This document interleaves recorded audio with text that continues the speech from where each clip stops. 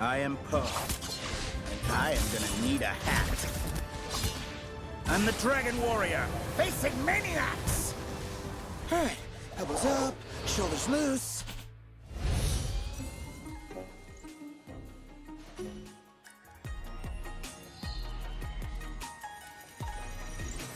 Okay, let's go.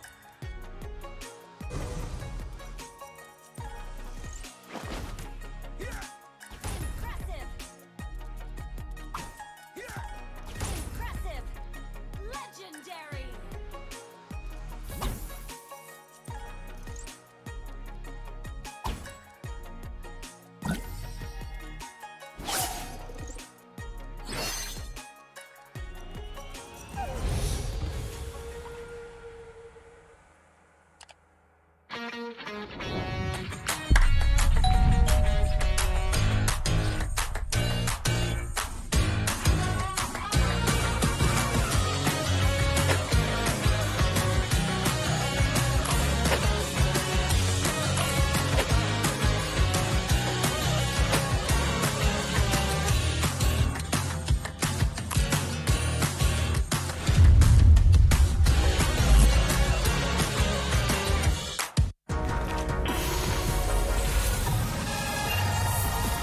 I must break the code.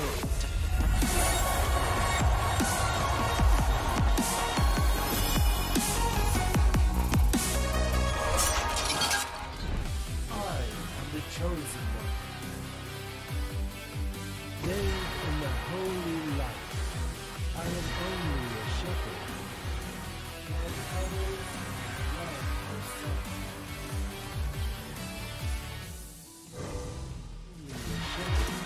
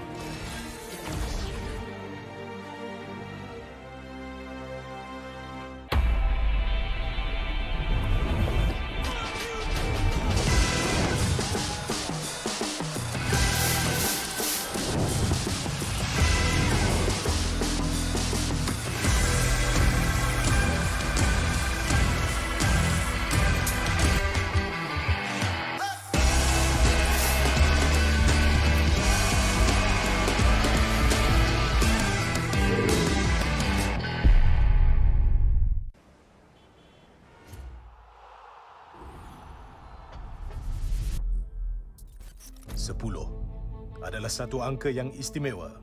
Ia sentiasa dianggap sebagai representasi kesempurnaan. Ya, MPL Malaysia sudah sampai musim ke-10. Sama seperti bilangan jari kita. MPL Malaysia atau MPL MYSG ketika itu bermula 5 tahun lalu. Pada Januari 2018, ia adalah kejohanan utama MLBB rasmi pertama yang dianjurkan oleh Munton untuk Malaysia dan Singapura.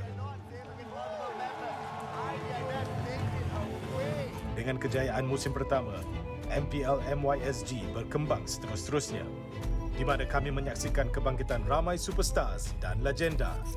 Mulai 18 Mac 2020, Tetapi pelaksanaan MPL bukan tanpa sebarang halangan. ditutup. Kejohanan MPL terpaksa diteruskan secara online. Dan dengan penubuhan, pasti ada perubahan. Musim ke-7 adalah musim pertama MPL MY berpisah dari Singapura. Lebih ramai bakat tempatan dapat menyinar di pentas kompetitif MLBB yang terutama di Malaysia. Sejak permulaan MPL MY, terdapat 9 piala kejohanan yang dimenangi oleh 8 pasukan. Lebih 200 pemain telah melangkah ke pentas MPL MY. Dengan musim yang akan datang ini, terdapat banyak kisah yang menanti untuk ditulis dalam sejarah MPL MY. Mampukah TODAK mempertahankan takhta mereka dan menjadi juara MPL MY untuk kali ketiga? Sementara mampukah RSG MY dan TEAM SMG meningkatkan jumlah piala MPL MY mereka kepada 2? Atau adakah akan ada juara baru untuk musim 10? Dan pasukan manakah yang akan mewakili Malaysia di M4? Inilah musim baru kita, musim ke-10. Ini gaya kita.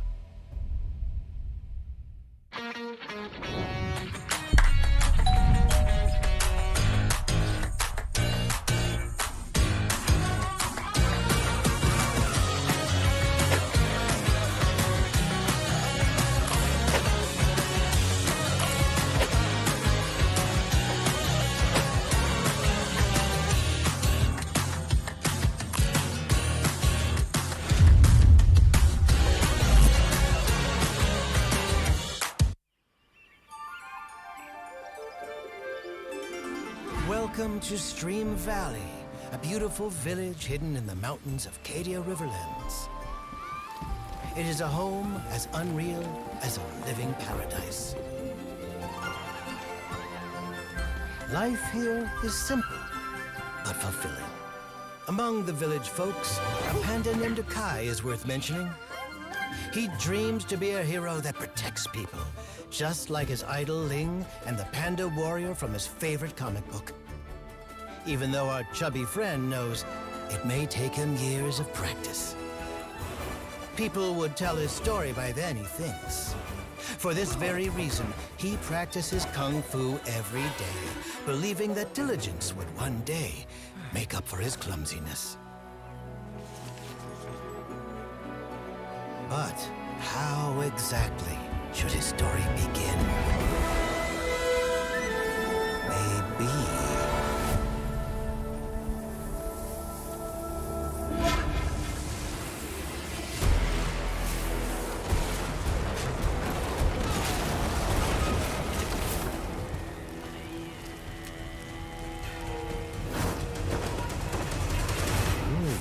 I wonder what happened to Ling.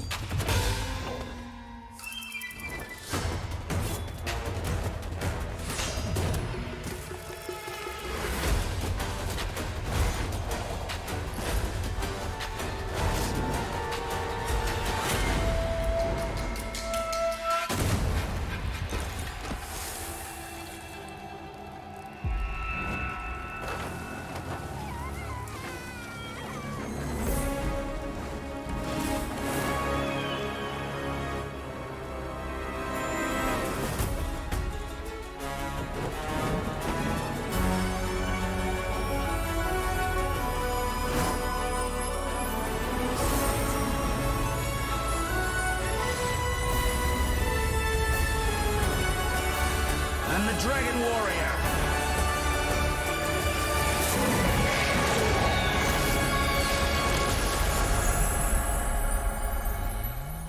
Maybe it all begins in a dream?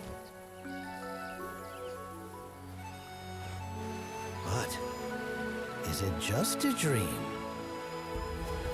Kai knows his story begins now, and it goes like this.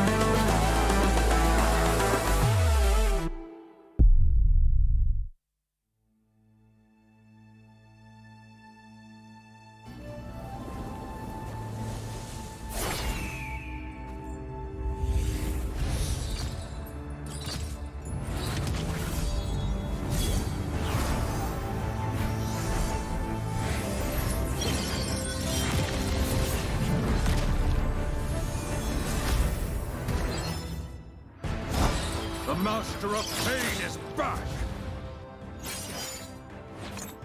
Let's end this! Tremble!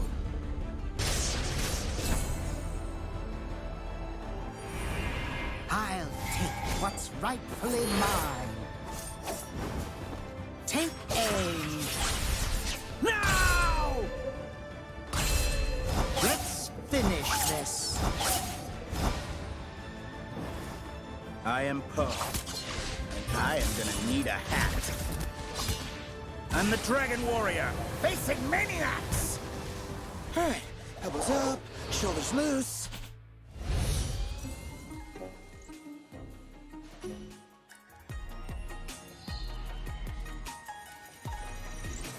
Okay, let's go.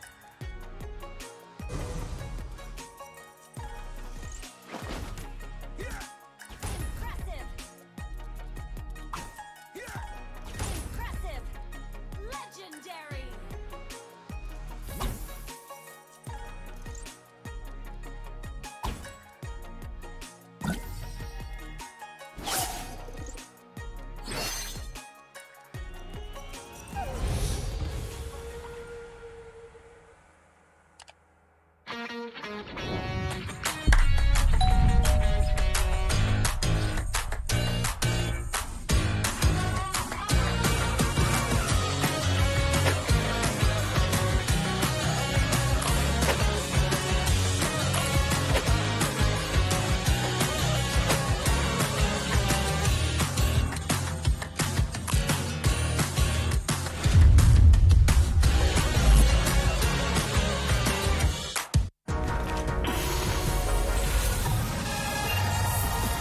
I must break the code.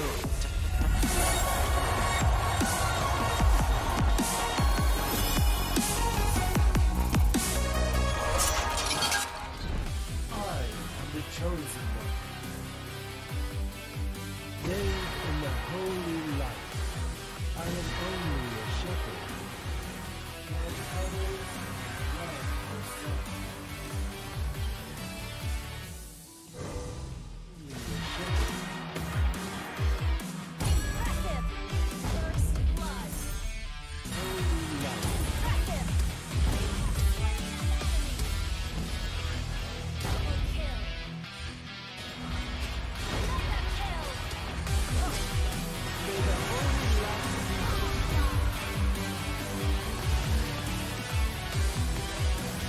darkness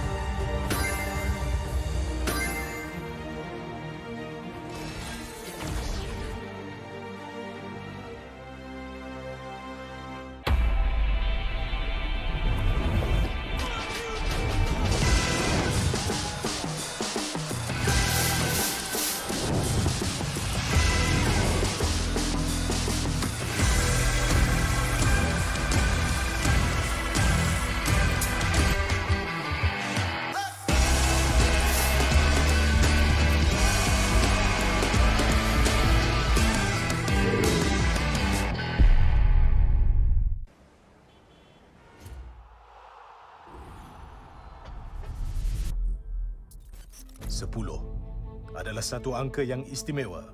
Ia sentiasa dianggap sebagai representasi kesempurnaan.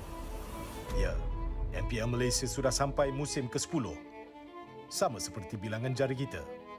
MPL Malaysia atau MPL MYSG ketika itu bermula 5 tahun lalu. Pada Januari 2018, ia adalah kejohanan utama MLBB rasmi pertama yang dianjurkan oleh Munton untuk Malaysia dan Singapura. Dengan kejayaan musim pertama, MPL MYSG berkembang seterus-terusnya, di mana kami menyaksikan kebangkitan ramai superstars dan legenda. Mulai 18 Mac 2020, Tetapi pelaksanaan MPL bukan tanpa sebarang halangan. ditutup. Kejohanan MPL terpaksa diteruskan secara online. Dan dengan penubuhan, pasti ada perubahan. Musim ke-7 adalah musim pertama MPL MY berpisah dari Singapura. Lebih ramai bakat tempatan dapat menyinar di pentas kompetitif MLBB yang terutama di Malaysia. Sejak permulaan MPL MY, terdapat 9 piala kejohanan yang dimenangi oleh 8 pasukan. Lebih 200 pemain telah melangkah ke pentas MPL MY. Dengan musim yang akan datang ini, terdapat banyak kisah yang menanti untuk ditulis dalam sejarah MPL MY. Mampukah TODAK mempertahankan takhta mereka dan menjadi juara MPL MY untuk kali ketiga? Sementara mampukah RSG MY dan TEAM SMG meningkatkan jumlah piala MPL MY mereka kepada 2? Atau adakah akan ada juara baru untuk musim 10? Dan pasukan manakah yang akan mewakili Malaysia di M4? Inilah musim baru kita, musim ke-10. Ini gaya kita.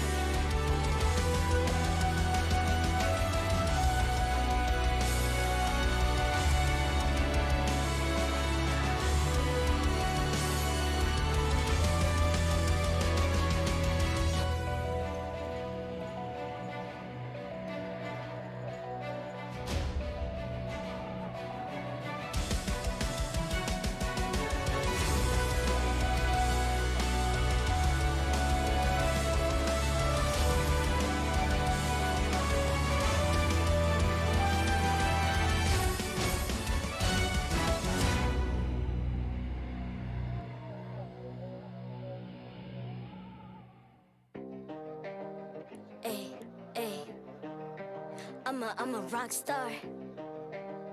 Yeah, rock star. Ay, ay, ay. I'm a rock star, baby. I'm a rock star. I'm a rock star. I'm a rock star. I'm a rock star. Panggil aku rock star. Ini kejohanan kita semua orang rock star. Kita rockstar, kita buat saja gaya kita. Makin panas apinya sudah membara. Macam mana pun kau menempuh segala. Demi negara kau buat semua bangga. Step into my world, you know I'm always in my zone. You know I got my team, no I'm never alone. Bring out my best, buat yang terbaik. Jadi juara perlahan kita naik. Aku nak push, naik-naik jadi lebih bagus. Jadi hero, ku ada skill. Berapa banyak musuh aku dah kill. Ramai cuba mencapai, cause they envy me. Tiap game aku pasti jadi MVP. Easy. I'm a rockstar, baby, I'm a rockstar. I'm a rockstar, I'm a rockstar. I'm a rockstar, panggil aku rockstar. Ini kejohanan kita semua orang rockstar. I'm a rockstar, baby, I'm a rockstar. I'm a rockstar, I'm a rockstar. I'm a rockstar, panggil aku rockstar. Ini kejohanan kita semua orang rockstar. Tengok nanti siapa yang juara. Ni peluang kita bawa pulang piala. This is my game, this is my time. Menang semua, everything will be mine. Kalau jatuh kau pasti kembali. Bangun balik ku tegak berdiri. Kuatkanlah tenaga. Ganja ganjaran diperoleh. Ni kejohanan kita, Malaysia memang boleh. Rise up to the top, kita buat bersama. Semangat kita kuat di bawah satu bendera. I'ma go hard for the win. On the battlefield till the end. I'm trying to beat the greatest anyone has ever seen. Stand by, I'm coming in for the win. I'm a rock star, baby, I'm a rock star. I'm a rock star, I'm a rock star. I'm a rock star, panggil aku rock star. Ini kejohanan kita semua orang rock star. I'm a rock star, baby, I'm a rock star. I'm a rock star, I'm a rock star. I'm a rock star, panggil aku rock star. Ini kejohanan kita semua orang rock star.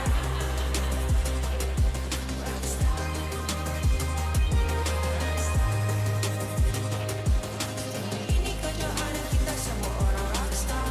I'm a rock star, baby, I'm a rock star. I'm a rock star, I'm a rock star. I'm a rock star, panggil aku rock star. Ini kejohanan kita semua orang rock star.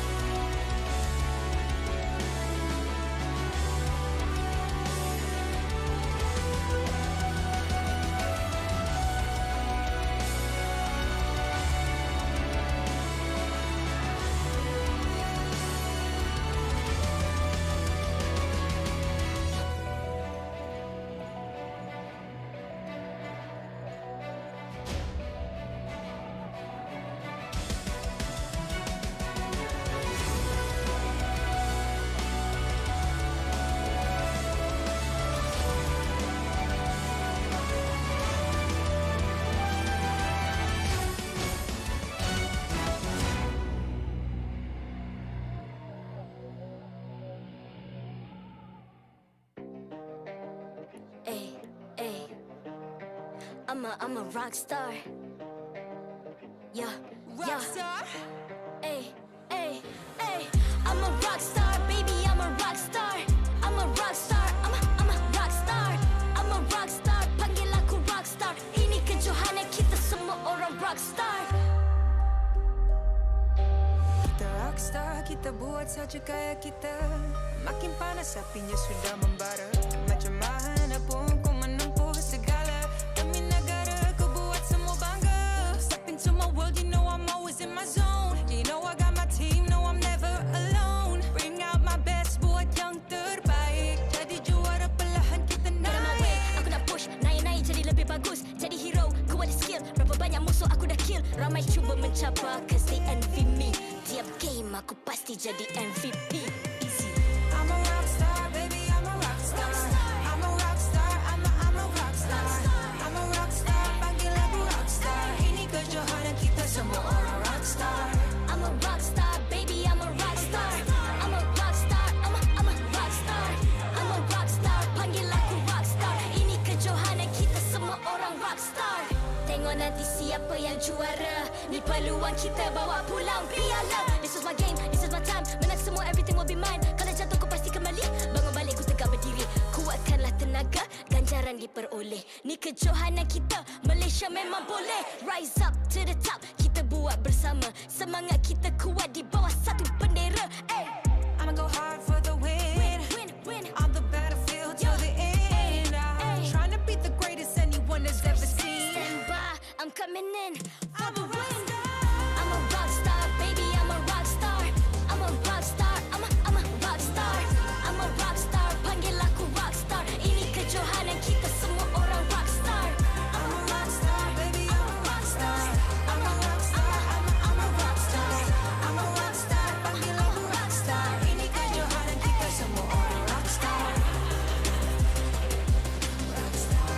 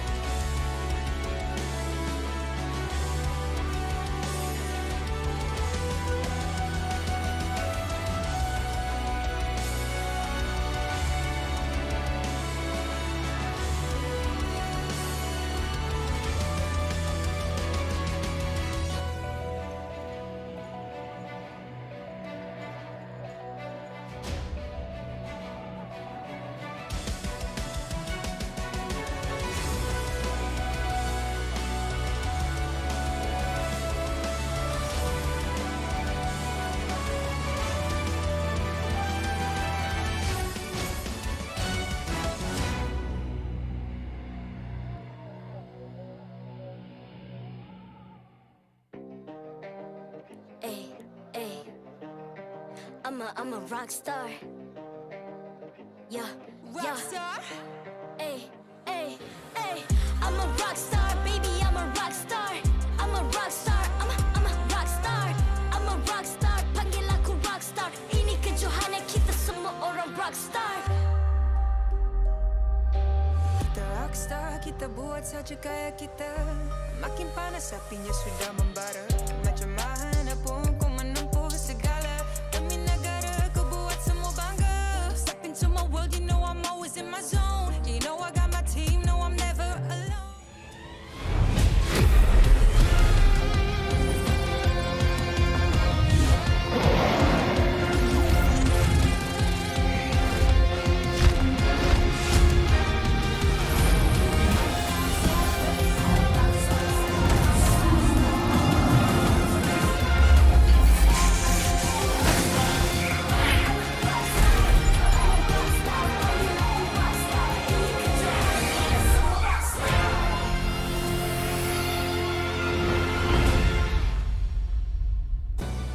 MPL Malaysia Season 10 is powered by Muntong, presented by McDelivery.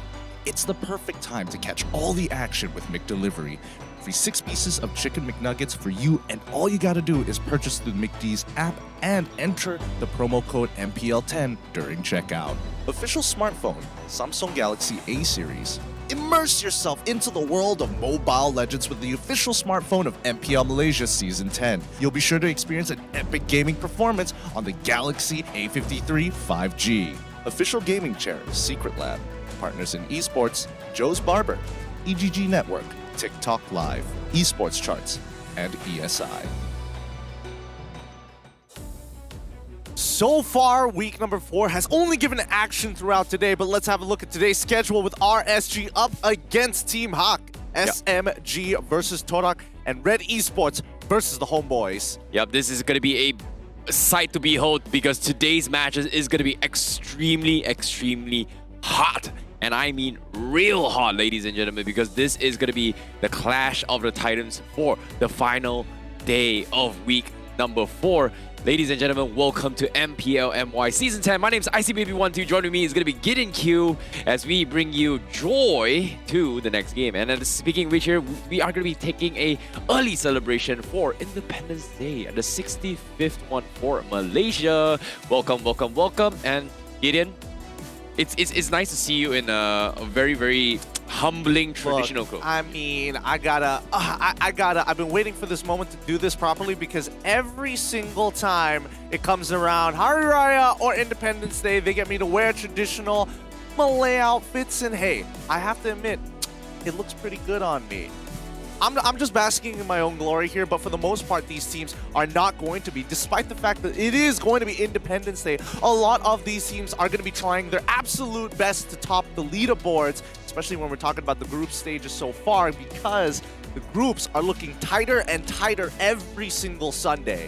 Exactly, and now to top things off as well, this is going to be a battle for Group A supremacy, especially between both Team HOMEBOIS as well as RSG, the best in the business from Group number A. And so far, both these teams, they have looked really, really strong ever since their debut here in season 10, and they look like they have made a lot of adjustments here and there, but I don't know. I'm looking forward to see whether or not who's the better team eventually, because I feel like it's tough to talk about these two teams because both have shown so much individual skill. They've shown so much strategy, especially for Team HOMEBOIS as well, because ever since they brought in Panda, they seemed like they're more refined, especially for Panda. Well, I mean, Panda's having his time to shine. When he was on Team SMG and also previously on GeekFam, he had to deal with a lot of teams who had a lot of star power to set things up for him. But now he's playing independently, just like our Independence Day. And just like these teams, it's time to bring them out onto stage. Team Hawk. To start things off, it's Team Hawk, recently defeated by Team SMG the last time. Now, they need to face with an upgraded team that has defeated SMG 2-0. Yeah, will they be able to repeat their victory against RSG? And I'm wondering what kind of preparations they have been making, considering that they have had a long journey. No one expected them to be at the top, and currently they are one of the strongest contenders here in MPL MY Season 10. Looking forward to see how they deal with RSG.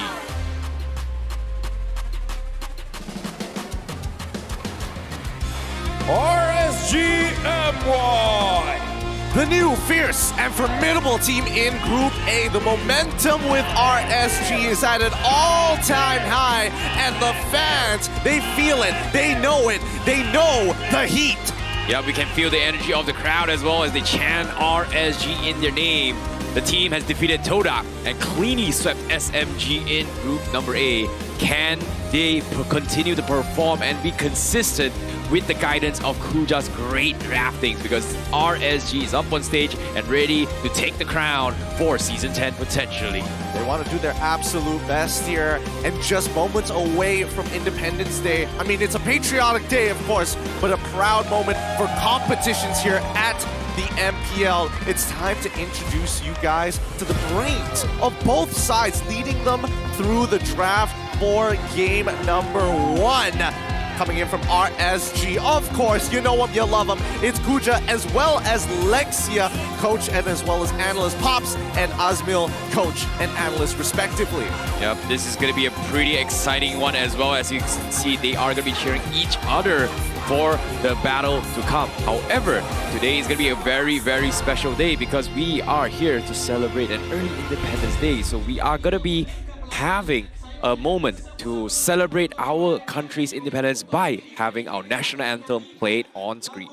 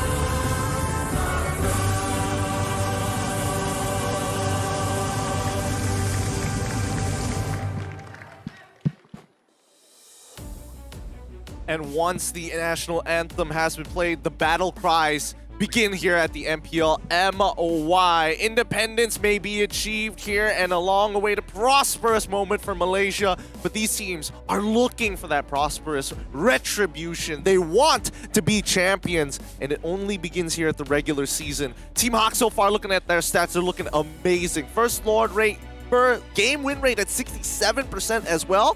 Coincidental it may seem, but their total damage dealt with their strong team fight compositions really set them apart. Yep, Team Hawk currently has one of the highest total damage dealt so far out of every single team here in the MPL MY Season 10 for week number 10. But based on this matchup history, Team Hawk was facing up against RSG, who started off a little bit sloppy. They haven't exactly found their mojo yet, and so far this past few performances coming from RSG, they look very, very reformed and refined. So I hope that maybe Team Hawk still has what it takes to take down RSG. Meanwhile, for RSG, it seems like they are, looking pretty good. So if they maintain their momentum after their win against SMG, I don't know, maybe they could actually take the top spot against Team Hawk. Personally, RSG is in a position where they can set themselves up for next week so that they can actually top the leaderboards down in Group A. So, I don't know. Personally, for me right now, beating some of the top teams in Group A is already looking good, but they need to keep that consistent performance. And ideally, if they 2-0 Team Hawk,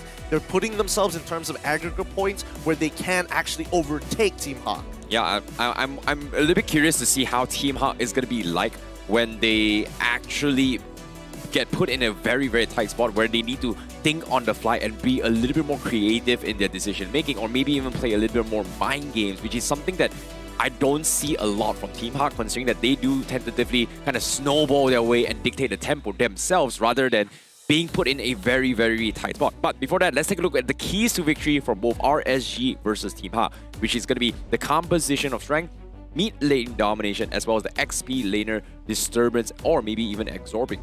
I mean, first of all, it starts off with the draft. Compositional strength has been extremely important for a lot of teams, and when you are at a high execution level, when 99% of the time your executions on the plays work out, then you have to start taking in other factors, and composition is going to be one of them. Next is going to be mid lane dominance, right? Because both of these teams, they play through the mid lane to get their side lanes ahead. It's really up to both Min and Mon to kind of set the tone for THQ. However, Hawk has been doing an especially good job for RSG. Let's not forget about EXP. Yep, and when it comes to EXP, I feel like Kuja, he has a lot of experience when it comes to drafting for HYHY, right? We know him for that flashy plays or playmaking capabilities like his Cho, which is known to actually raid terror coming from RSG. However, if he's not playing the traditional playmaking heroes, is he capable of just holding on his own, of just soaking up XP? This is something that it's very abnormal seeing as HYHY as a player, and it feels like it goes against his characteristics as a player. However, due to over time, we've seen that he has matured over time to kind of develop capabilities and maturity to actually play what team needs him to be playing. Well, personally, I do believe that HYHY, I wouldn't say he's the biggest playmaker in the world before this, but as you mentioned, he has matured, and let's see the audience's prediction so far, and it looks like, ooh, it's kind of split here on Facebook. It looks like RSG is supremely popular, but here on the live with the QR codes available right at the beginning of the show, RSG winning out by 7% overall, above 50. EHQ, they've got fans, of course, but this is the first time we're seeing them actually lose out on that vote. Yeah, normally we would see a full action-packed house, but it's still rather early. Over time, I think we're going to see everybody going better up, and we will finally feel the hot energy that everybody's been talking about, and it might actually mess up the momentum or this can get into the hits of RSG because the chants are so extremely loud. But before that, the draft is going to be on its way. I'm a little bit curious to see what Team Hawk is going to be bringing to the table, but I want to bring up a very interesting point about RSG's mid laner. Izanami is somebody that is so fearful when it comes to his mid lane dominance as a mage, right? He was crowned the Prince of Mages and is also respected by Moon himself in a discussion me and Lafel kind of had with him yesterday. I mean, let's see what he's going to get, first of all. I haven't seen him play too much crazy things like Julian, for an example, coming out of Izanami. We haven't seen none of that, so we'll see. Team Hawk starting things off, banning out the Pharmacist as well as Akai. RSG MY reply with Valentina. Let's see whether or not they're going to consider Fanny, the Wanwan, the Masha, all very high popular bans here. Yeah, and at the same time as well, when it comes to the Marsha, I feel like it's kind of like in the head of this situation. We've seen a lot of XP Marshas. We talked about flexibility of him playing on the roam role, but I don't think it's kind of suits RSG's playstyle, knowing that HY does have the secret Phoveus pickup, which was was actually picked up yesterday's game as a great counter pick to deal with the 1-1 as well as Cho. So I feel like they might save up HY's draft a little bit later to potentially go up in this matchup. While for Izanami, I agree that his Julian, we haven't seen too much. Yesterday it was games, we had so many Julians across the entire game. Even Team Orange as well, we had, I think, Stormy, who had like, what, more than 30, 40 kills, 0 deaths out of 2 games, which is insane. I mean, he's got some really good games overall, but based on how RSG likes the draft, it's either third pick is going to be the EXP laner, or I'm not entirely sure. We've seen it a couple of times where the EXP laner is picked up in the second phase. I'm waiting to see, because we haven't seen too much of this. Only during week 4, as well as one of the games in week number 3, this has occurred. I might be entirely wrong about this, but I'm waiting to see what the specific conditions that Kuja is looking for when he decides to draft for EXP in the second half of the picks and bans. Diggy gets banned out for the side of Team Hawk, while RSG MY looking for that final ban. Yeah, when it comes to this as well, I think Team Hawk, they do like to prioritize on the Franco pickup, but at the same time, I want to see how they deal with the 1-1, right? Like, we've seen a lot of teams in yesterday's game, they have found a solution to deal with the 1-1, which is going to be final picking the Lolita eventually to kind of block those crossbow tanks. And this is something that a lot of teams don't really play, but they have started to incorporate it here in Season 10. So I wouldn't be surprised that RGMY did decide to go for it later on. But Team Hawk, they get the first pick 1-1. They're okay with this. But will Izanami be showing his Julian this game? We talked about this. I don't think he's going to be showing Julian this game. A lot of good picks that revolve around the 1-1. Usually most teams go for the Beatrix into the 1-1 matchup because at least Beatrix is pretty good in the earlier stages of the game, especially when you have Wesker. You can basically just one-shot Wanwan, who doesn't build boots anyways and would prefer to just opt for all damage items or attack speed. So I think that's going to be it. Beatrix. Now, what's the follow-up? It could be Phoveus. Usually we see Eve being pretty popular, but instead it's going to be Paquito as the flex pick in this first round. This is most likely going to be a HY hero. I don't think they would go for a jungle based on this opening pickup, but I might be wrong. You are right on the mark for the flex pick, but I'm a little bit curious to see what Izanami is going to pick, right? Like, is he going to go for the Eve? You know, maybe even potentially bring up a Link Aza special, which is going to be the Aulus, which we didn't exactly see the entire season so far. And maybe even an Alucard as well, which was kind of cheesy.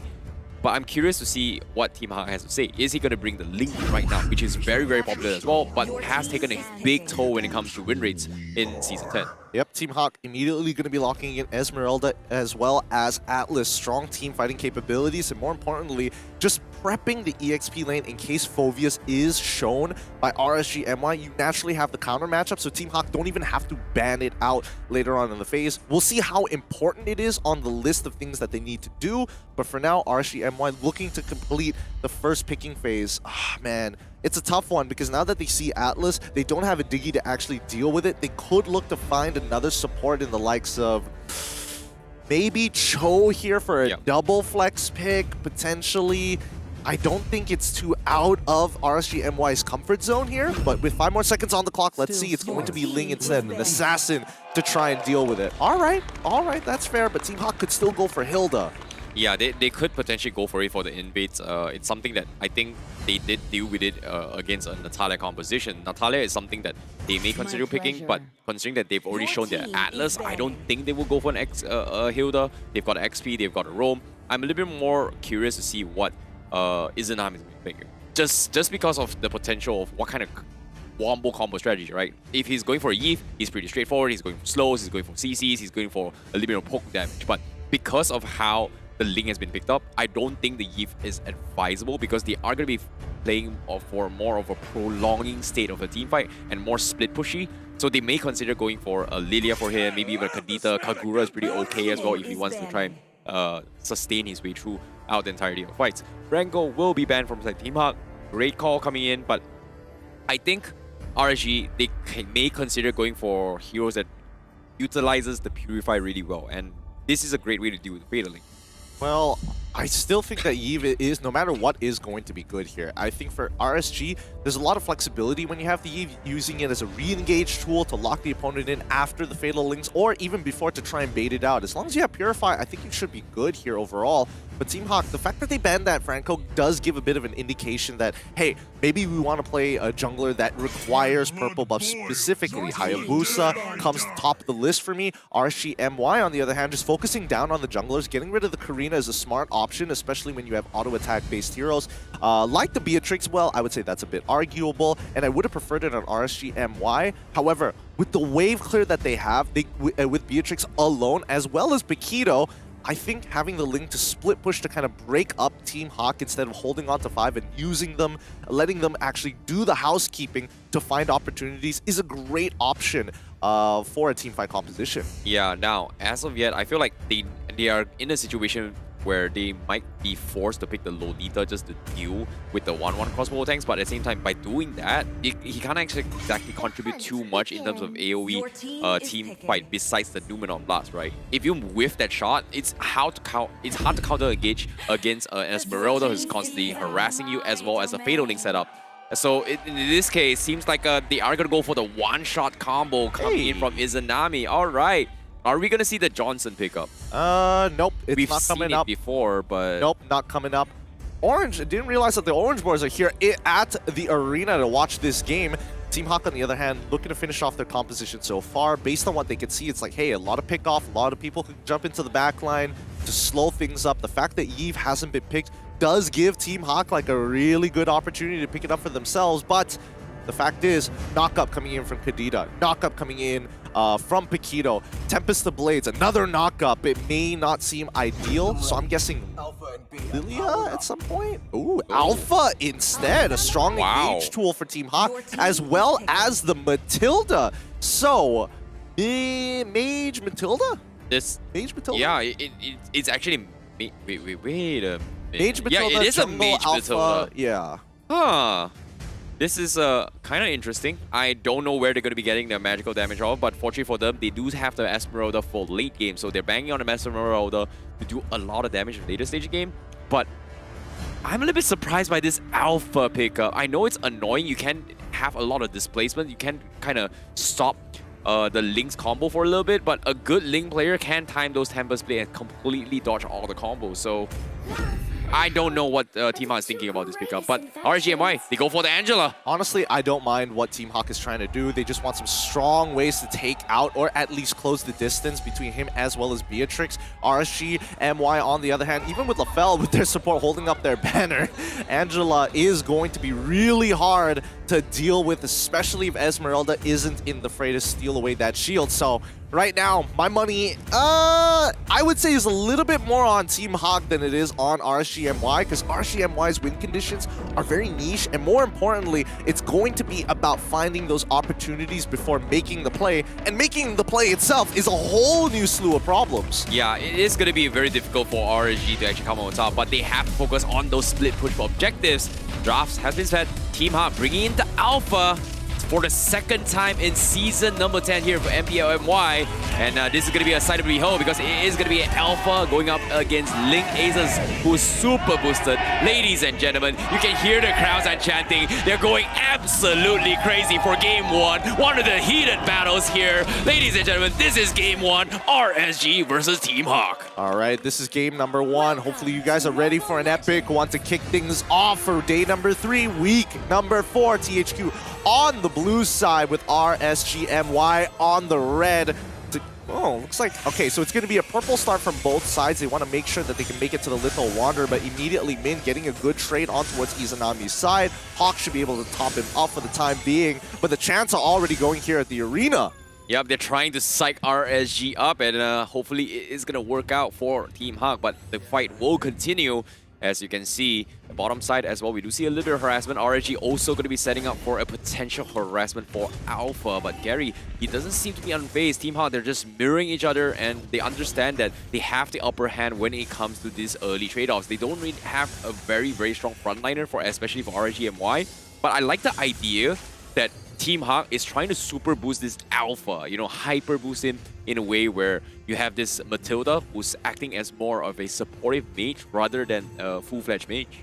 Well, I would say that Matilda, yes, she's got a good amount of damage, but when you have that circling eagle, you can really hone in on the targets that you want to take out. Panda, oh, he's losing out on this trade here. Lolios is playing this well. This could be a spell a dive as Linkeza jumps in. Tempest of Blades coming out. Panda's now in some trouble here. Divine Swords don't necessarily land correctly, but Hawk is able to secure this kill. Can he make it out before Min takes him alive? No, they walk away with a free kill. First blood achieved. RSG will now back away. Yeah, this is a huge pickoff coming from RSG. Great rotations, and that's the power of what Link brings to the table. You time your rotation well, you're always going to be one step faster than the enemy team. And because of this, this is actually going to put RGMY in a slight lead, but it's not over yet. But it does give Lolios a little bit upper hand to try and scale into the middle stage of the game. Team Hawk going to be starting off with Turtle. They do not mind losing their marksman up top. They don't even need him, and they've got perfect zone control. However, Linkeza waiting for the time to jump in. The Turtle's down towards 20%, and Izanami is going to try and go for the burst. He survives in the nick of hell. The Ocean Breath survives, but can they get the steal? I don't know who got it, and it is going to be Linkeza who actually steals the Turtle, and RSG in the midst of the confusion sneaks it up under the noses of Team Hawk. So far, 1-for-1 trades all across the board, and I think this is a bit of a win for RSGMY. They were able to get some important targets here, but more importantly, the fact that Izanami died, he doesn't mind falling too far behind, but Min does get the initial pull. Oh no, Panda wasn't ready to go for the setup, and Min is actually gonna get bombarded, but he was all by himself. The greed does not pay well because Min somehow survives with 1 HP, forced the marksman to get caught up, and Izanami tries to go for the one-shot, but Man is a little bit too quick for that. Nasty play coming out from Min. He understands how Wesker works, understanding that he's unable to singly target. He has to take that front first damage, so he dances around the River Crab to make sure that he doesn't get clipped anywhere. Unfortunately for RSGMY, they don't walk away with that kill, but Team Hawk, they put a strong response. The question is, where is Alpha going to attack on the map, right? He's just been power farming pretty much this entire game. Linkeza, same exact thing, but he feels more proactive with this hyper mobility. That's the difference between an Alpha as well as a Link, right? The power spike is slightly earlier up on Link just because of he only needs like 1 item to 2 items, and he's going to be very, very destructive. Whereas for Alpha, he needs to be a little bit more sustained. Look at this, Linkeza going to be hyper boosted by the Heartsguard, and he's going to try and make an attempt. However, Lolio's missing the runner, and that is going to be unfortunate for him. Linkeza is going to be focused down. Izanami tries to go for the tank. The crossbow tanks will be enough to finish him off, and RSG, they are going to be on retreat, and this is going to be the first mistake that RSG just made. A bad call coming in from RSGMY to re-engage for that dive. The initial dive was fine, but now Lolio's in trouble. Seems like this is going to be a little bit of harassment, but I do not think that RSG has the damage to continue this fight. If they do not win the initial burst, Team Hawk's going to completely run them over because of how much sustains their conversation has. And look at this, Gary, he's been power farming his way through, but at the same time, he is also going to be a very difficult one to kill, and it's going to be up to Izanami to burst his way through, but it seems like they know HYH is there. He's got to get out of this, but on the back lines, you see Izanami going for the attempt on Man. He survives, but at the same time, he needs to provide a little bit of assistance. The Fatal Link comes in, catches Linkeza, forces the Tempest Blade, and Linkeza is forced to retreat this. Gary, right in the midst of confusion, he's looking for the Turtle Snipe, and Linkeza getting zoned out by Lola is not going to help RSG for the contest at all. Nicely split by Team Hawk, taking their time, layering their damage, and making sure they don't have a full commitment, pulling them apart one by one, knowing that the team fight is stronger. Wait, Min, he might be in some trouble here. No, instead, they're trying to punish HY as they should be able to take tier 1. Yeah, and at the same time, you can see that RSG, they are really, really struggling to actually open up the map just because they don't have a very strong frontliner. It's up to HY to do so, but HY isn't exactly the dedicated roamer, and it's going to be the Angela, and every single time this happens, RSGMY, they have to rely on Linkeza setting the tempo routine and hopefully get an early pickup, and if that doesn't happen, Team Hawk is just going to completely roll over them. Well, I think RSGMY can still play the map. So far, the goal lead isn't too far away with a 1.8 lead for Team Hawk so far. It's not the biggest in the world as it envelops into 2K, but I think THQ now really need to take advantage of the situation. Look for these picks. Yep, Izanami going to be focused down. They know where he is. Faden comes in, but he still has Ultra Breath. He's getting chain stunned, but at the same time, he's got the sustain. He survives it all. Mistakes by Team Hawk. They thought they could burst him down. And that is going to be them losing out on Gary, then that's a costly one for Team Hawk. Yeah, with only 20% HP left, Loliel's now caught out in the mix against 3. This shouldn't be a kill here. No. Oh no, but instead, the Wanwan is going to be able to get that ult off just in a time. It's becoming even worse. 2-for-2 trade. It doesn't look great as the top side gets stopped by Lola.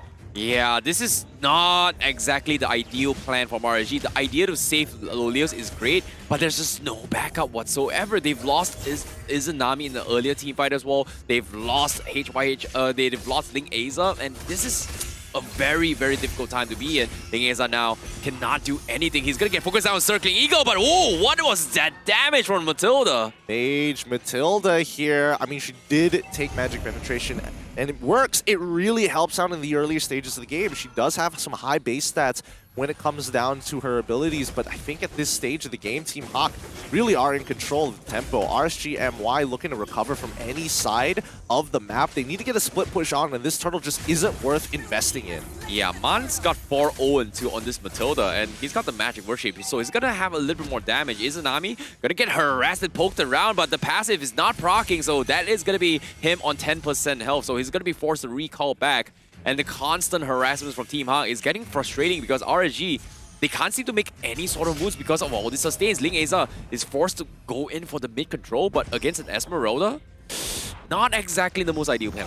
I mean, I like the plan that Team Hawk actually has. They're playing 4-1. They're allowing Alpha to power farm, and if Alpha gets into a situation where he has the 1v1, he generally is going to win it. He's going to be over-leveled compared to most of the EXP laners because of the jungle role. And more importantly, he's Alpha. That passive is designed for these strong 1v1s. Yeah, the sustains is just a little bit too annoying, and even if you go back, there is I would say a DOT effect from his beta, so that's going to be a little bit of an annoyance, but I don't think it's not much of a deal for Ling Aza to try and go in for the 1v1s, but I feel like the biggest threat right now is they do not get caught up by these Fatal Links, and it's something that RG just cannot afford to do so. If they get caught, it's pretty much a done deal, and there's pretty much very limited escapes and sustains to actually soak through whatever damage that Team Hawk is bringing to the table. Well, I mean, RSGMY, they're really hoping that Hawk's what do they call it? The heart guard, yes. Yep. Took me a while to get there, but I eventually got there. But the heart guard is going to be extremely important for either HY, or even Link Aza. If it needs to be used defensively for Loliels,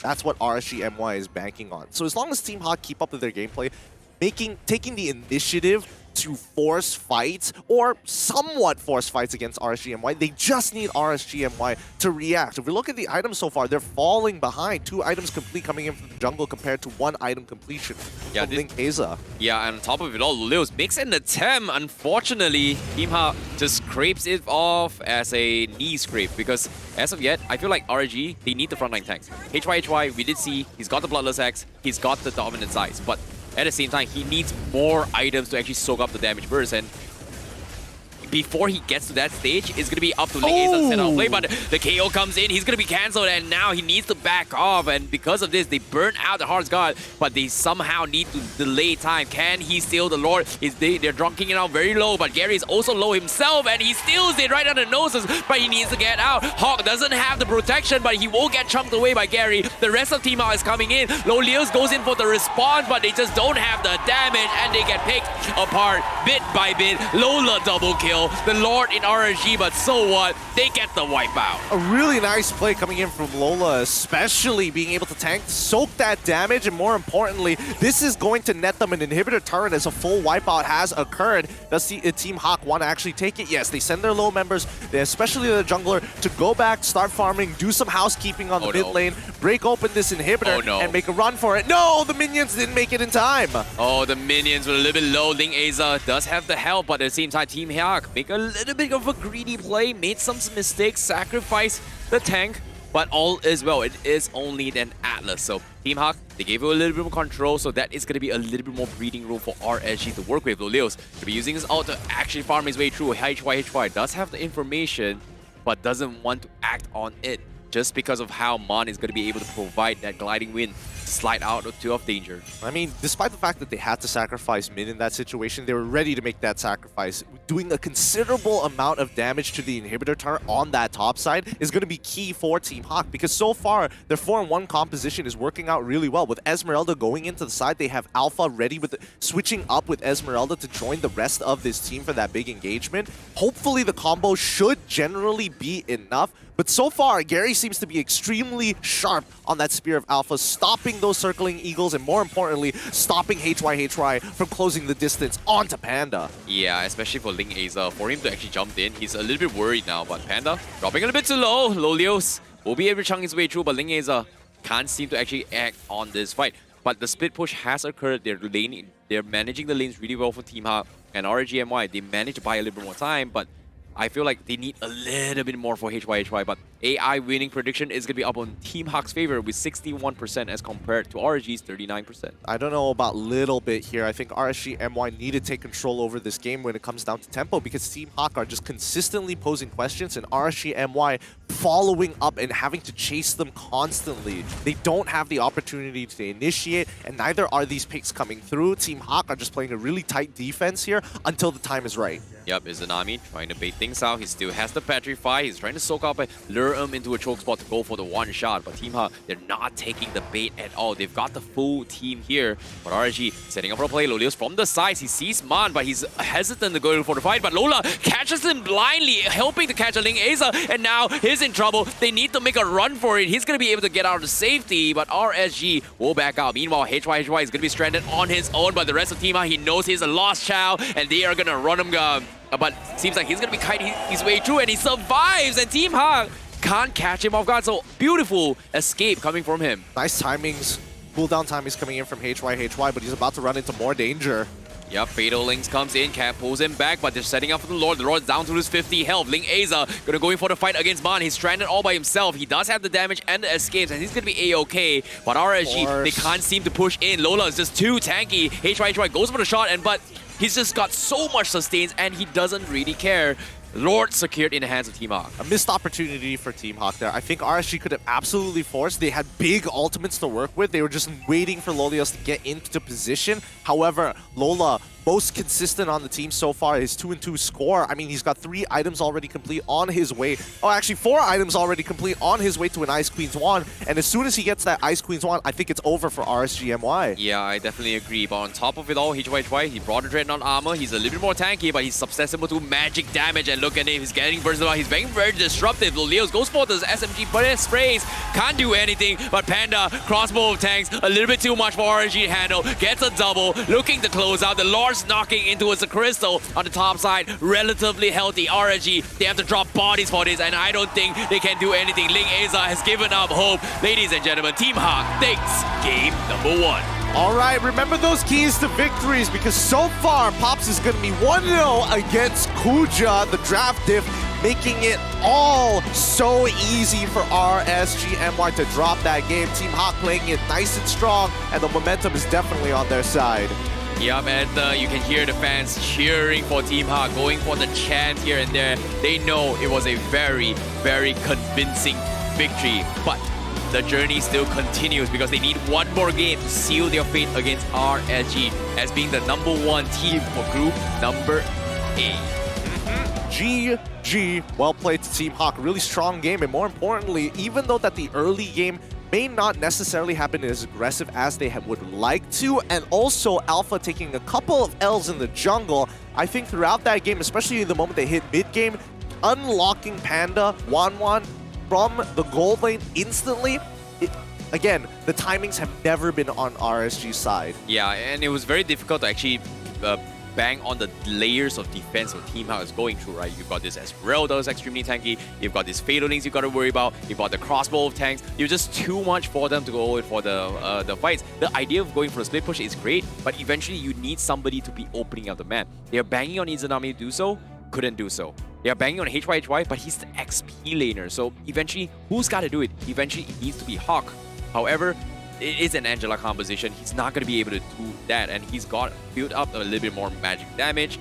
Not necessarily the best idea, but based on the current drafts, there's nothing much he could have done. HYHY force build his tanky build items could not even sustain against Lola. So I think that was I would say, a draft issue coming from RSG. Well, I think that RSG had the right idea, sending Ling in relatively early to take out Wanwan. I mean, the first initial dive, it worked out really nicely for RSG MY, and they needed to kind of keep up that momentum. However, they made one bad call on the second dive on topside. It ends up that Link Aza getting punished for it really set the tone for THQ because they get their first items, they have stronger teamfight ultimates, and immediately, hey, who's behind? Gary? Lola's getting ahead in his lane? That's perfect. Gary, go power farm. Go take your time to collect your items and also clean up the side lanes while you're at it. Lola, join the rest of us. We need your tankiness and we need that mini stun that you provide to allow Panda to get all the stacks he needs. Yeah, what was really interesting was that they took this alpha final pick as a very interesting choice just because of how he uses his ultimate, right? You can actually catch a Link midway, which was something that I never heard of and thought about, but they pulled it off because multiple times when Ning Aza tries to make a jump into it, he gets somehow caught mid-air, and because of that, he is forced to use up a lot of his energy to back off and force out potential hardguard to make sure he survives the initial burst. So this puts RSG in the spot where they can't exactly open up the map, and Link isn't necessarily the tankiest of heroes in this game. That's why I think Alpha is not too bad of a pick coming in from Team Hawk, right? I mean, initially it's about like, hey, can he 1v1? Can he look for these big engagements? Can he take out that Beatrix in the backline? And truth be told, he can absolutely do those things, but with the start that Gary had, I think the way that they optimize it and the way that they use their utility in a sense where they want to stop Link from actually getting in towards the pit. They're not looking to contest neutral objectives. They want to fight RSGMY at the end of the day. If the neutral objectives are a means to an end, then we have to take control. Yep. Let's take a look at the MVP for Team Hawk for game number 1. Ladies and gentlemen, it's going to be none other than Man, the Matilda, with a 100% kill participation. Mage Matilda, 5-0-8. What are your thoughts on this, Gideon? Honestly, very clean game coming in from Man. You would have expected him to be a lot squishier, but it never got to that point where the rest of RSGMY was going to get really, really tanky, allowing Man to deal some significant damage when you have the Genius Wand with the Enchanted Talisman so he can spam his abilities a little bit more, as well as the cooldown boots to speed up that process. I think the Athena Shield is a really good option because he knew his biggest contention was getting caught. Oh, Guiding Winds instantly getting bursted down by Izanami, so he had a backup plan to ensure that he doesn't get hit by that one shot and has that flicker instead of Purify to ensure that he can make bigger plays. Yep, the Circling Eagle just making sure that Link Aza doesn't have a good time. Every single time he tries to go in, he will be focused down and eventually gets his HP chunked down by the entire whiffs coming in from the Matilda itself. In most of these fights, you can see that in the earlier stage of the game, RSG, they had the better control, but after towards the mid-stage of the game where Team Hawk manages to punish this aggression. You can see Ling Aza was struggling to make his initial burst, and this is where pretty much everything kind of went south for RSGMY.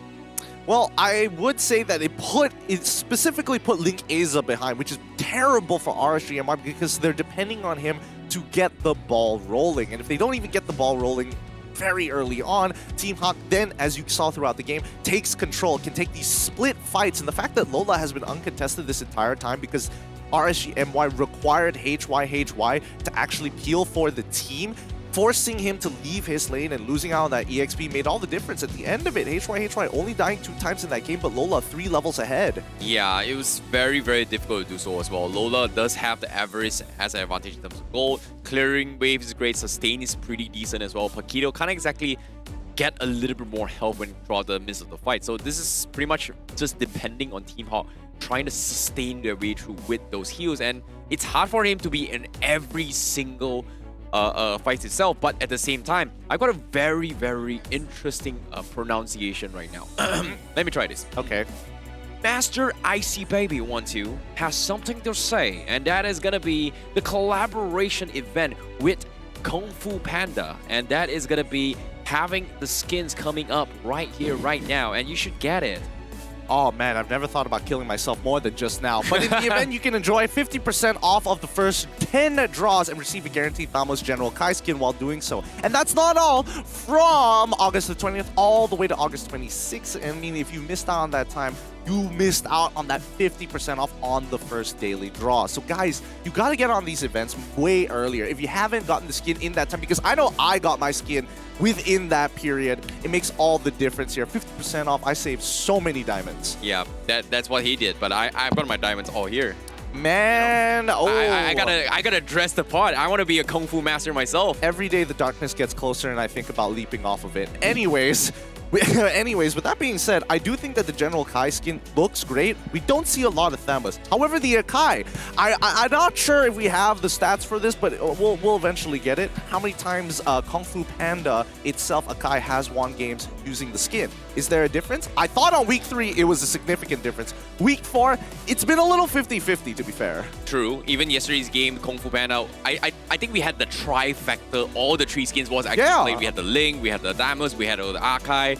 We had both the Masters going up against the Dragon Warrior, and Akai didn't exactly do too well. So hey man, it's 2v1. It took Kung Fu Panda 2 movies to beat each one individually, not at the same time. So hey, I can't blame you for the numbers advantage there. With RSG and THU, if you're just tuning in, this is the game recap with their particular draft. Alpha, still a big question mark for me in terms of Gary. Is this a way to actually deal with the Ling? Big yes, big no. Let us know your opinions down in chat. But Icy Baby, what about you? I think it isn't a very, very solid solution, but it was a smart idea because they want to try and sustain the initial burst. They know for a fact that no matter what they pick on the jungler, they are going to win just because of how the composition builds around the 1-1 with the Matilda as well as the Atlas. And RG, their idea was not taking team fights, and it was whenever they try to make an attempt, they can't exactly do too much. Izanami, every single time he tries to make an attempt, Matilda skips out. There is a Atlas is going to be able to tank things through and potentially catch him off guard. Likewise, coming from the Atlas, I feel like the Alpha is not necessarily the best, but it's still an answer regardless. I don't think it's that bad considering how well Lola did in this lane. I mean, Lola knew that he was going to have an alright time, and most of the times when we look into the, the micro mechanics of things, when it's Esmeralda up against Mikito, 9 out of 10 times, Esmeralda walks away without dying once in the lane. And Lola did a phenomenal job with the split pushing on the side, and as soon as he realized, hey, I'm already 1 level ahead, I might as well get my jungler back to the level that he needs to be and go further beyond. So, hey, switch with me. I can rotate towards that mid lane. I can make things happen. You go power farm, go clean up that side lanes when I leave it exposed, and we can make things happen. Yeah, I think that's going to be the situation. Hopefully, the adaptations will be made, but Team Hawk, they're 1 more game away from taking the clean 2-0 for Group A against RSG. And RSG being put in a very, very difficult spot. Do they still stick with the Ling composition, or they completely scrap the idea? Because in the past few days, Ling has taken a huge hit in his win rate, and so far almost every single region has started to adapt to deal with the Ling. However, let's talk about the average GPM rankings thus far, with Gary having the highest average GPM in MPL MY Season 10. Yep, so far he's having a great GPM so far, surprisingly coming in from a jungle. Emal actually not too far behind with 749, but if you look at the top 10 so far, I mean, people are catching up relatively quick. I'm surprised I don't see Stormy considering what his KDA is, and usually KDA translates into GPM at a certain point, but so far it's been looking really good for the gold laners as well as junglers here. Yeah, fun fact is Stormy is actually ranked 3rd for the highest DPM out of all the entire players. Yeah, but DPM doesn't translate into GPM. Against all the junglers. Yeah. Like the top 2 is junglers, 4th, 5th is also junglers, and he's like the only mage on number 3. Yeah, but I don't remember junglers playing Grok in the jungle lane. If Stormy is brave enough to do it in the mid lane, like, come on, people got to get on his level right now. But it's time for the drafting phase for game number 2, match point, coming in from Team Hawk. Let's see how RSG looks to adapt on the blue side of this draft. Yep. And RG, this time they will respect the Atlas. They know for a fact that it was extremely annoying to deal with. Without the Digi, it was extremely hard to deal with. And Team Hawk, they understand the bans. They ban off the Digi in first phase, and this is something that they know how to deal with. Faramis now still open 1-1 as well. I feel like a lot of teams has learned how to deal with a 1-1, but for RG MY's situation, based on their drafts, it wasn't a situation where they can actually kill off Panda really, really easily. They relied on Lingeza. It worked out once, it worked out twice. Eventually, when over time, when items are starting to be progressively, there was so much work that Ling Aza needed to do, and it was just so difficult to do so. I mean, I do think it is difficult. But 1-1 is just good in general. I think that's what it really boils down to at the end of the day, right? I mean, we saw RSGMY try a composition that's looking to punish 1-1 as much as possible, but Team Hawk's man-to-man defense, as Leo likes to call it for MPLPH, and I think this is a great example of what a man-to-man defense is going to look like. However, when you are trying to protect your Guardian, your Ring Guard, in this case is going to be that 1-1, I think Team Hawk just does it significantly better than most other teams. RSGMY, now, the fact that they ban out the Atlas, the 1-1, and as well as the Diggy, this leaves a lot to be questioned with for priority picks. Fanny, wide out in the open. We don't get to see Fanny too often, and Gary, he is the guy when we're talking about Fanny. Masha, another really prominent pick here in the MPL, also wide open. Yeah, Masha's been completely ignored in the previous game, but I feel like Fanny is a good shout as well because I do believe Ling Aza plays it really well, and first picking the Fanny from the get-go is gonna be a little bit risky because it's easy to be countered by a potential Kufra, maybe even a Saber jungle if they want to decide to go for it. So I don't think it's that smart of a call for RGMI to first pick it, considering that there is still the Diggy, sorry, not Diggy, I mean Saber, Julian for themselves, but looks like Team Hawk, they don't really want to take it. They don't want to risk it. Yep, I think Akai totally fine here for RSGMY, really powerful start. However, power picks. Let's see Gary's Fanny. Come on, Masha, Fanny right here. Or Fanny Beatrix. I'm totally fine with either or, well, I mean, they can wait for Fanny later on. Fanny's banned. Oh, that's sad. They've got That's the Archive. They've got the Archive. It was a pretty good call as well. But I felt like if they banned the Fanny, they banned the Archive, they had to use up a lot of their resources in the draft just to deal with one particular hero, and kind of puts them in a spot where they might be in a situation where how RG wasn't game number 1 based on the draft. So the layer of defense is going to be there, but Beatrix, are they going to open this up? Maybe even a Masha as well. I kind of like it, but seems like it is going to be Eve and Masha instead. They let RGMI decide. Give them the Beatrix, we'll play something else. Interesting. Eve is generally safe to play now that you know that the most that's going to happen is that your real world manipulation gets cancelled, not that you're in threat of a Ling. Knowing that RSGMY is almost guaranteed to play Akai into the jungle, you can see that Kuja, he's thinking about this, and I think, I don't know, even for me, the fact that they showed up Eve instead of picking the Beatrix does kind of give me an idea that Team Hawk has something up their sleeves. Yeah, they've got a little bit more options, but they may consider going for the invade strategy as well. I think Natalia isn't too bad if they decide to go for Team Hawk. But at the same time, I feel like RG, they might lean on the Ling again. But nope, I'm wrong. It's going to be the Julian pickup from Izanami and a Popo and Koopa. I like it. RSGMY, they've done this before. They played a composition where it's all about taking down towers. If they dive, they're basically looking to push the enemy away, pull back, take the neutral objective, take the tower or the neutral objective, and then just bang it out of there. Just don't even participate and let Team Hawk do what they want at that stage. Yeah, considering that RG MY now has so much CC control and there's no DK to do with, Team Hawk is in a predicament where, what do? We had the Atlas who can kind of ignore all these CCs because of the splits. Now they've got a Eve and Masha who kind of gets kited around by all these CCs from RGMY. So it's not exactly the most ideal situation. So they need to figure a way to deal with all the CCs or bring more CCs themselves. But seems like they are going to dodge a bullet by bringing in the Claude. 29% win rate thus far. Okay. Claude for the backline to potentially try and burst down the Popo and Koopa before anything happens. Some decent wave clear with the Blazing Duet as well. So decent tools. Is it the most optimal tools? I'm not 100% sure here. I do feel that Beatrix might have brought a little bit more to the table. However, it does look like Team Hawk wants to build a composition designed around team fighting compared to RSGMY, where it's like, so far, I think their team fighting is okay at best, not top tier just yet, but considering that Team Hawk does have, in combination with the real world manipulation, the Blazing Duet, that puts them just a point above. Now, second ban phase, they get rid of the Esmeralda, really good option for the side of Team Hawk. They don't want a pillow fight up on the EXP lane.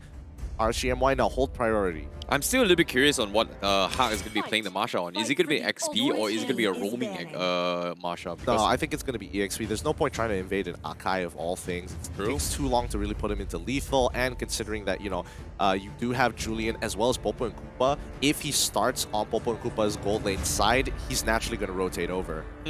RSG, banning off the Hilda. Huh, that's a little bit interesting, but there is still the Natalia in the pool, but Natalia doesn't exactly harass the Arkai really well. I feel like RGMY, they've got a little bit more room to work with when it comes to... Wait a minute, hold that thought for a while. Am I overthinking this a little bit here? Could this be a jungle Julian? No, I don't think it's going to be a jungle Julian. For the time being, Team Hawk going to be banning out the Sicilian this time, RSGMY. So it looks like Team Hawk wants to take away their scaling as much as they can, because so far Popo and Koopa, yes, he does do a lot of damage. However, single target damage compared to Beatrix, or arguably even and gets out damaged by Carry, as well as Wanwan, does put him not exactly the S tiers amongst S tiers of marksmen. But I don't think it's too bad, because I think RSGMY, if they really wanted to here, they could make it a brawl up on top side, get a Thamos, arguably even get a Yuzong as well. I think that Thamos isn't too bad. Yuzong is also pretty good, just because he can disrupt the real manipulation, he causes a lot of chaos. I think the Yuzong is actually pretty good, decent RGMY, unless Team Hawk reacts to this, but it depends on what Team Hawk looks to pick here. I think this is the important pick, because if we do see like a deadly support that looks to kind of affect the lanes a lot, maybe Yuzong might not be the best option, because they have plenty of ways to actually stop the real world manipulation. Doubling down on that plan isn't going to net them a win just yet. There's still other factors to consider. Yeah, split push potential is something that they also need to prioritize as well. I think Popo and Koopa can do it on its own, but when it comes to escaping, it's going to be very, very difficult. So I think that's going to be the idea. They want to just win out the team fights all the way through. And seems like Team Hawk, they are going to pick the link themselves. This time, they are going to be the ones that play reactively and go for the split push potential rather than forcing a fight. So it feels like a reversed Uno card coming from Team Hawk and RSG.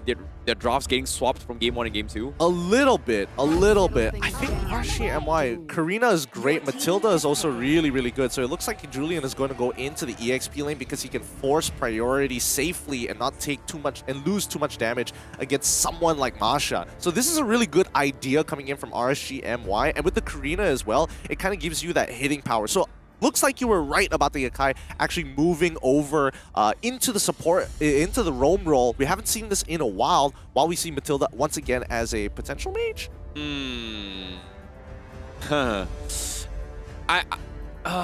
Wait, is this an XP XP Julian? It could be.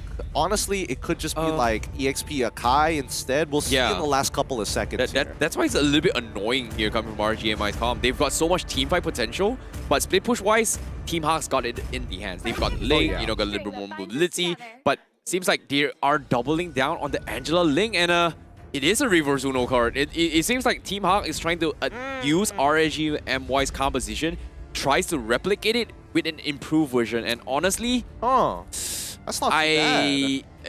It's not too bad, but I'm not really a fan of it. I'm not gonna lie, I'm not really a fan of it. I like where RSGMY's head is at currently, because they know that Masha is, no matter what, going to be a slow losing lane the longer it goes. So with the Akai, at the very least, it's like, oh, you're gonna punch through, Akai's just gonna be there to basically just body block you and sandbag you for as long as possible before rotating for those bigger fights. I mean, let's look at the composition one more time coming in from RSG. Strong team fight, high execution possibilities, and more importantly, they have so many ways to stop a real-world manipulation.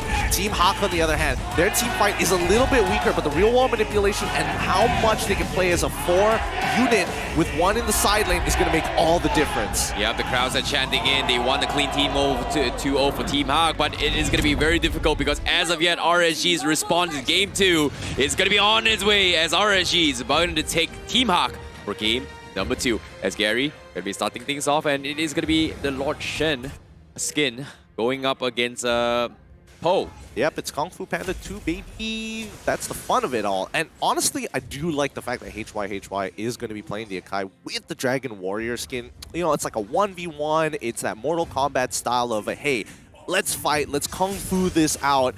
and figure out who's going to come up on top. Yeah, I'm a little bit curious here. Who would Masha be in Mortal Kombat, man? Tigress. Okay. Not even. I'll take it. If you I'll say anything else, okay, I'm gonna throw take it. hands. I'll take it. I'll take it. I'll take it. But at the same time, Hawk gonna be going for a harassment. Angela versus him, and it's gonna be a support Matilda. So no mage Matilda coming from RGMY. Izanami gonna be playing as Julian. We haven't seen too much about this, but after seeing Stormy's performance yesterday, he might be taking it out for himself as the Prince of Mage. Can he replicate what Stormy did yesterday? Interesting. It looks like HY is going to proxy the wave, and he was willing to actually sacrifice a little bit of EXP to get into this position and relay to the rest of his teammates. Hey, Ling is going to be on that top side. I don't see. He did a purple buff start. Lethal Wanderer probably was the biggest indication, but this does give a double confirmation, so you can tell RGMY, they're playing a little bit more safely. They don't want to do something too crazy as they try to make a play in towards the mid lane. Mon might punish HY. Oh no, HY, he knows his dead. There's nothing he could have done. He know he made a little bit mistake. And interesting enough, HY went for a very interesting build on his tag emblems, where he actually opted to go for cooldowns instead. So that was a little bit of a big question mark for me, but I guess he wants to have his heavy spin always up online a little bit earlier compared to before. But I don't know, getting first blood in the hands of Team Out, not exactly the most ideal situation RG wants to be in as of yet. I mean, you don't want... Wait, do you not take cooldowns when you're in the EXP lane as Akai? I mean, I saw you playing jungle Akai earlier, but wait, hold on. Let's see whether or not this is going to be a good situation for Team Hawk. It looks like they're backing off here, so that guarantees that RSGMY gets this turtle. Well, jungle Akai plays jungle emblem. I still play Demon Slayer. So fair enough. I don't really have cooldowns on it, so... Hyper penetration, question mark? Real world manipulation is out, though. Yep, at the same time here, they do catch off Mon, and we're talking about the heavy spin. It is going to disrupt Team Hawk, and Team Hawk now with Lola forced to sprint out of safety. So that's going to be another kill in the hands of RSG, but it is going to be a 1-for-1. So as of yet, Gary is farming his way through, but he's going to get caught out by Ling Aza. He's dropping a little bit too low, but Hard Guards preemptively tries to keep him out alive, and he steals the purple buff away from RSG. Nicely played coming in from Team Hawk. So far, so good here. And I mean, the fact that it's 1-to-1 and the fact that RSG hasn't been able to harass his topside as much is a big win for RSGMY. I mean, slowly but surely, a big win for Team Hawk. If they get this dive off, however, that's a different story. Yeah, I think it's a little bit too risky to actually take the risk, as considering that Mon is still alive. They don't exactly have an indicator on whether or not his real world manipulation is up or not. So they don't exactly want to take the risk yet.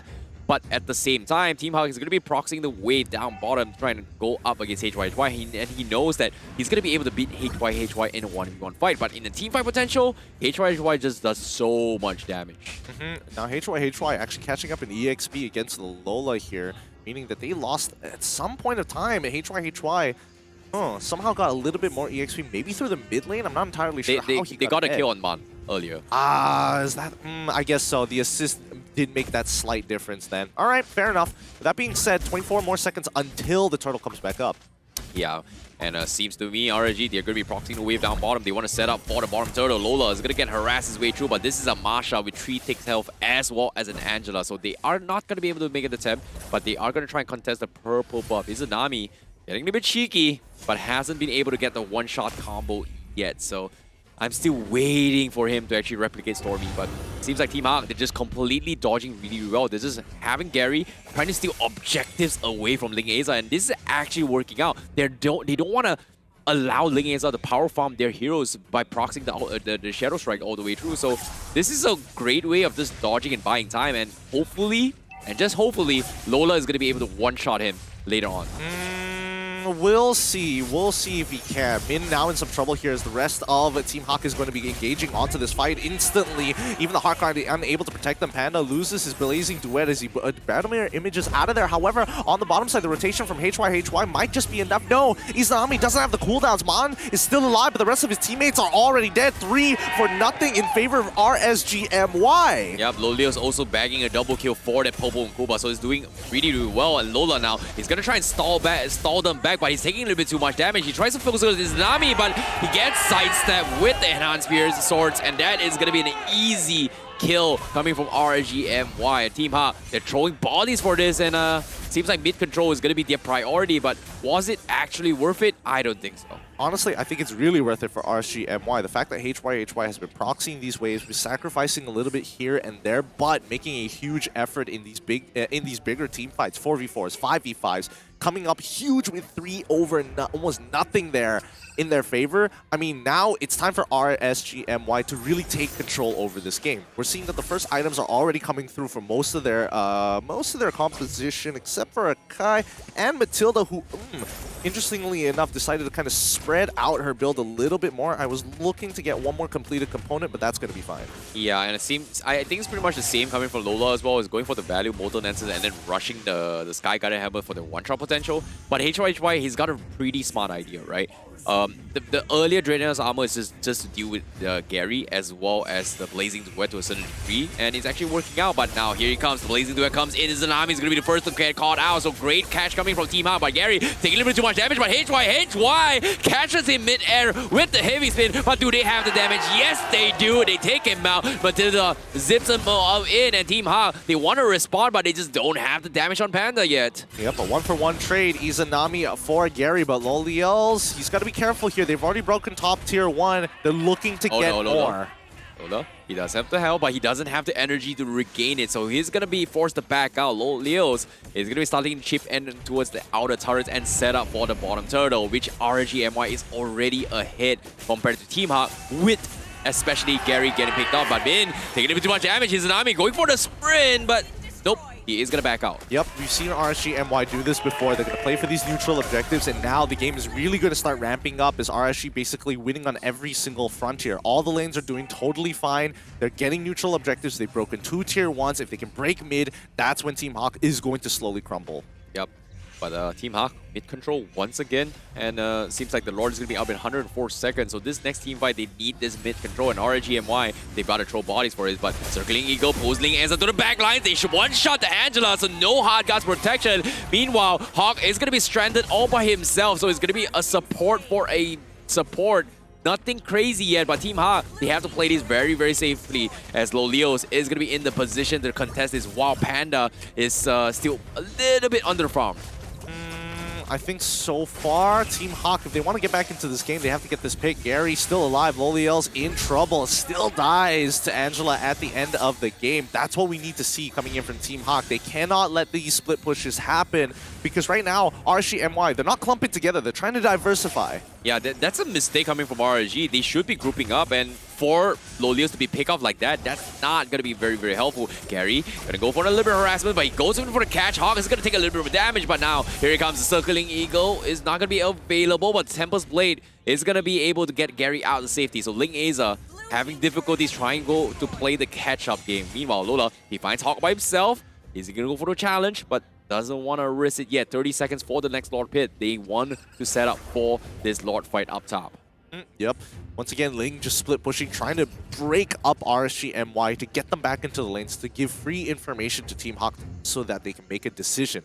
But bot side, I mean, it's not going anywhere right now. I would have imagined that at some point, Team Hawk would have gotten a push down there.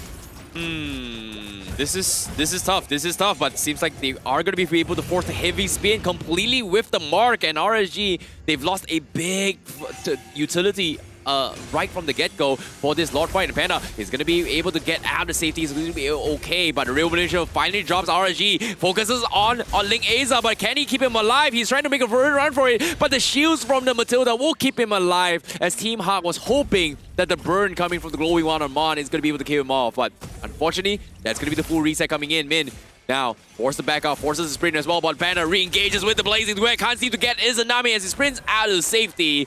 And another huge skirmish has begun, but no one has died. Team Hawk now making the risky attempt, tries to force the Lord. Is this advisable? It seems like it is a good one, because RGMY is in no position to fight this, and they might need to throw bodies for this right now. Yep, Ling Haza, he's going to try for a steal. Oh, Hawk, he walks up for it. Now he ends up losing his life as well. Looks like there wasn't a clean call out there. Team Hawk going to walk away with this Lord. Yeah, nicely done coming from Team Hawk, baiting things out. RGMY getting a little bit more panicky with those real-world manipulation. Doesn't exactly know what to do. Ling Aza going to be the prime focus for Man. And this Ice Queen's one up on this Eve is starting to annoy the heck out of RGMY. And this is not helping RGMY, even though they've got the stronger teamfight potential. They're just getting baited out throughout the entirety of the fight. Yeah, I mean, these baits are looking real nice and juicy as well, but Team Hawk now turning that gold lead over into their favor is going to be great, because now Team Hawk can fight on even footing against RSGMY, and if it does happen to be a bigger team fight, they've got a really good opportunity now that Mon has 2 items. Yeah, but it's going to be a lot of weight on towards HYGY shoulders to actually get the perfect heavy speed. Now, Ice Queens are up on Min as well, so that's going to be a lot of slows across the entirety of Teamfight for Team Hawk, while Team Hawk continues with their split push aggression, and it's actually working out in their favor because they've got so much objectives, and RGMY, they're always scrambling, and because of this, they can't always group up as far, and that's actually hurting RGMY's composition rather than helping.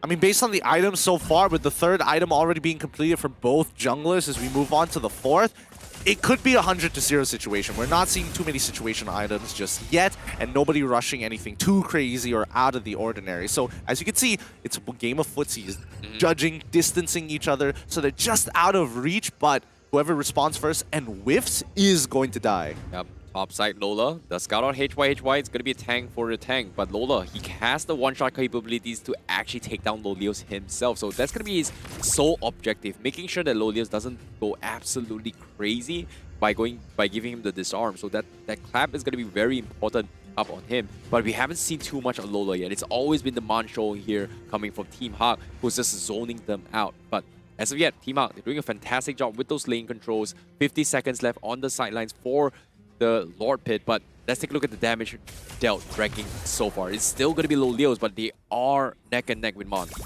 Yeah, this honestly looks right. You would expect Lolios to be on top considering how much he is dealing so early on into the game and how far he actually got ahead, but Mon and Panda are catching up very quickly with their strong AoE. So right now, it's about juggling the ultimates. What can RSGMY actually get and force out of Team Hawk? If they can get real-world manipulation, that would be the most ideal, because everything else could either be stopped, interrupted, and more importantly, just chunked away. I like the positionings of Min as well. He's not too far off as well. He may consider go for a little bit more split push progression himself, just because he can get into the fights immediately with the hot guard. So they're utilizing the Angela a little bit better from RG from game 1, and now with the Lord coming up, it seems like they're in position to try and bait this out, and Team Hawk looks like they want to fight this. As an RG, they're still lane controlling their way through this fight, and Lolios a little bit too far off the bushes here, as Team Hawk is trying to reel in for this fight. HYHY looking for the heavy spin, but Lola is just harassing his health down low. Link Aza also going to be focused down as he soaks up most of the combos. Real Malaysia finally drops, zones him up, but from the back lines, HYHY is going to be focusing on Mon. Mon gets taken out. The Fright breaks down, and Gary going to be almost taken out by Link Aza. The hard guard protects him, but he's a little bit too low. Panda now needs to run for his life as Lolios chunks his way through. But can he survive this? No, he cannot. HYHY was waiting at the battle mirror image. Nicely played coming in from Panda. Walks up, uses the Winds of Nature early to ensure that he doesn't take any more damage, and then immediately looks to try and turn that around. He still dies at the end of the day, but hey, Lolios, he played that really, really well. Yeah, this was very hard fight for Team Hawk, considering how annoying the heavy speed is. But at the same time, Gary is going to get caught up. In the brief of the moment, he gets the Templar's Blade off, and he's going to be able to escape that.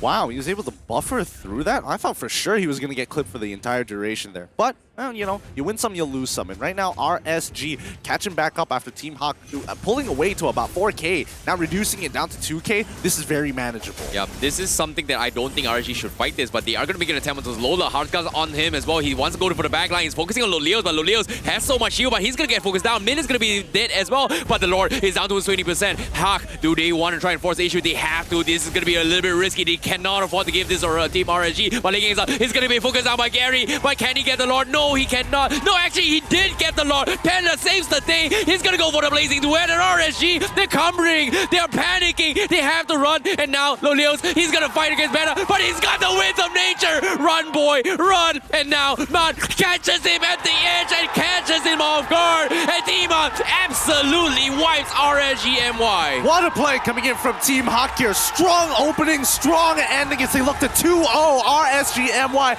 and end the game off of a single punish. punishment. HYHY won't make it in time. GG, well played to Team Hawk. Good communication. Oh my goodness, Team Hawk the fans are going absolutely crazy. You can hear them just shouting, screaming, and seeing how things go because that was a sick outplay coming in by Panda, coming in from Team Hawk, throwing their bodies, securing their objectives, and coming up on top with their trade-off. Yep, honestly, well played to Team Hawk there. It really came down to whether you had winds of nature or not. You kill me once, don't worry. This was all planned from the beginning. RSGMY unable to actually get a single win. Team Hawk continues to be extra developed and a step above the rest. Yep, Team Hawk just doing a fantastic performance. Now they can be called the kings of Group A because I'm looking forward to see what they have to say with Sif going to be interviewing them. Kemenangan 2-0 terhadap pasukan RLG.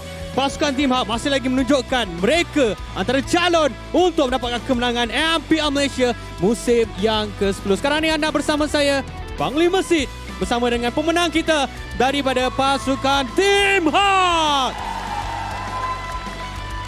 Alright, saya akan diri dekat tengah-tengah sebab itu yang saya disuruhkan. Jadi yang kedua ni boleh? Alright, sekarang ni saya nak interview siapa? Okay, Gary lah. Alright. Gary. First of all, tahniah diucapkan berjaya menewaskan pasukan RSG dengan kemenangan 2-0. Alhamdulillah. Okay. Apakah penyebab pasukan Team Hawk boleh konsisten daripada minggu pertama sehingga minggu yang keempat? Syarat nak konsisten dengan cakap coach. Dengan cakap Paps lah. Okay. Lepas tu kena disiplin lah waktu main. Disiplin waktu bermain. Alright, dan sebentar tadi berjaya untuk menggunakan satu komposisi yang baik di game yang pertama. Adakah itu semua memang idea daripada Paps ataupun korang dah berbincang untuk menggunakan Alpha bersama-sama dengan Maltida untuk game yang pertama sebelum tadi? Sebenarnya kita orang bincang macam adalah, tapi lebih kepada Paps lah yang draft semua. Alright, adakah kita akan menjangkakan pemilihan hero yang pelik selepas ini daripada pasukan Team Hawk? Yang tu korang kena tunggu lah. Alright, jadi kalau nak tunggu jangan lupa untuk saksikan dekat Quill City Mall. Jadi kata-kata terakhir kepada peminat-peminat pasukan Team Hawk yang menonton baik secara langsung di Quill City Mall ataupun di rumah. Terima kasih sebab sanggup datang. Altras macam biasa. Terima kasih juga kat fan RSG sebab sanggup support tiga orang. Alright, terima kasih diucapkan kepada Giri dan ke semua pemain-pemain pasukan Team Hawk yang berjaya menewaskan RSG sebentar tadi dengan kemenangan yang cukup baik. Jadi kita akan terus pergi kepada mic check untuk melihat apakah yang mereka bualkan sebentar tadi.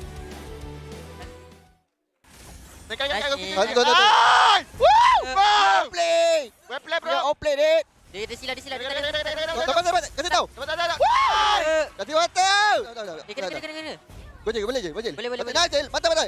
Bantai. Mari kita bantai. Mari kita bantai. Okeylah. Lah. Kata. Nice. Dongkan. Lepas bantai. Ratain. Rata dek. Alhamdulillah. Kena. Alhamdulillah. Nice. Ini makan. Nice. Suaranya guys. Mana suaranya? Suara dia. Apa latihan? Mati dulu. Nice. Lajin. Nice.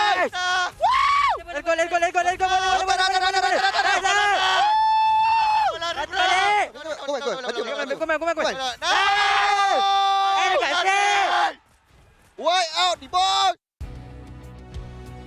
Well, with that already being said, that mic check, Team Hawk, they're feeling it. They still haven't changed from their days at Orange eSports, but now they get to be themselves more than ever. Dude, I can feel the vibrations of their screams right behind us. Like I was like, oh my goodness, the screams when they got the final wipe against RSG with the Panda plays.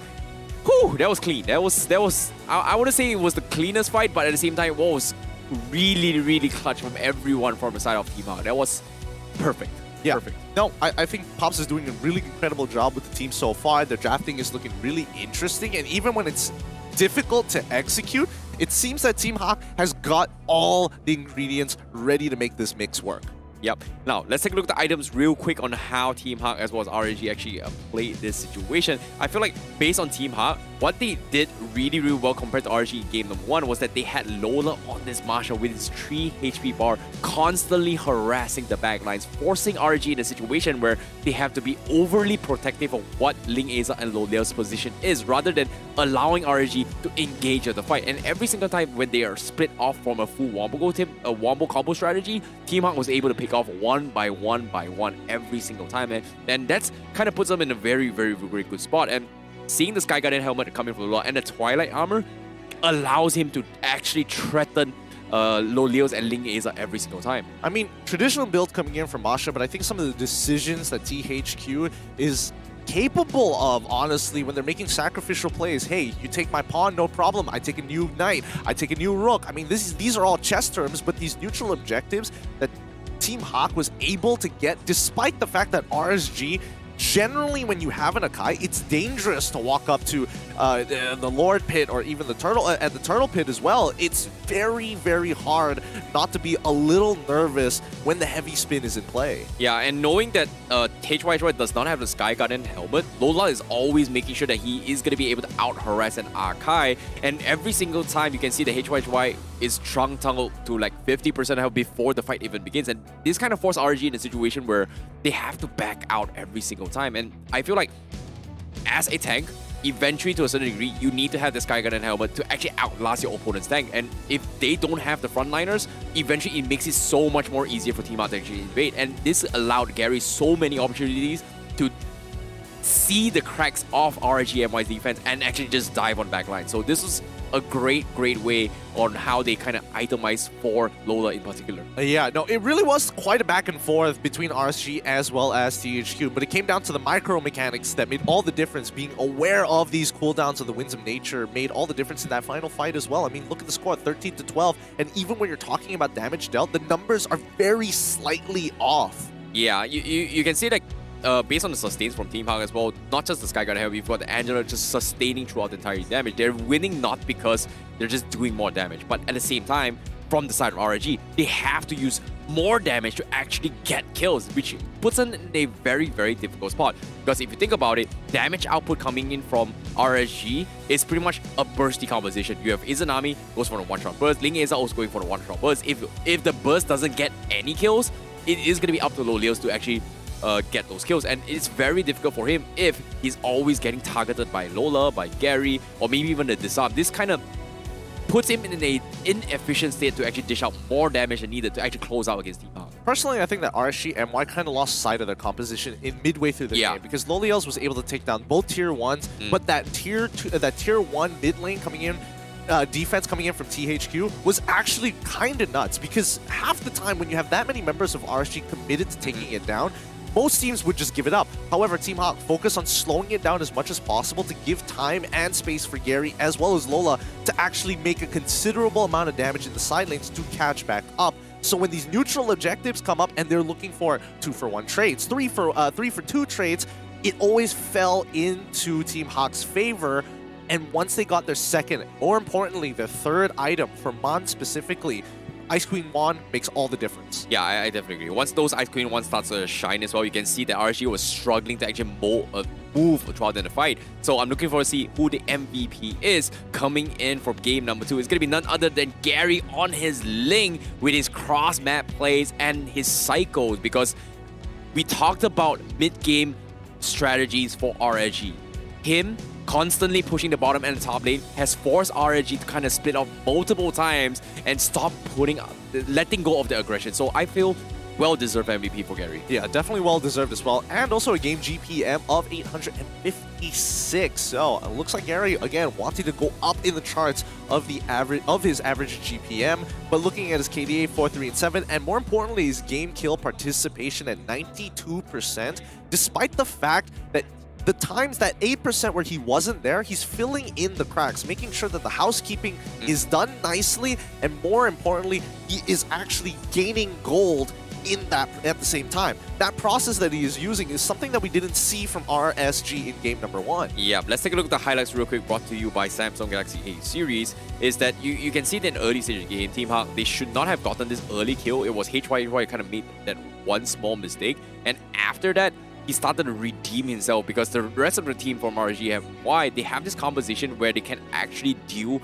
with the real-world manipulation, and they started to realize like the biggest threat from Team Hawk is none other than the real manipulation. And once they start focusing down, Team Hawk kind of lost a lot of their fights, even in this dive as well. And Man was forced to actually play so defensively most of the time.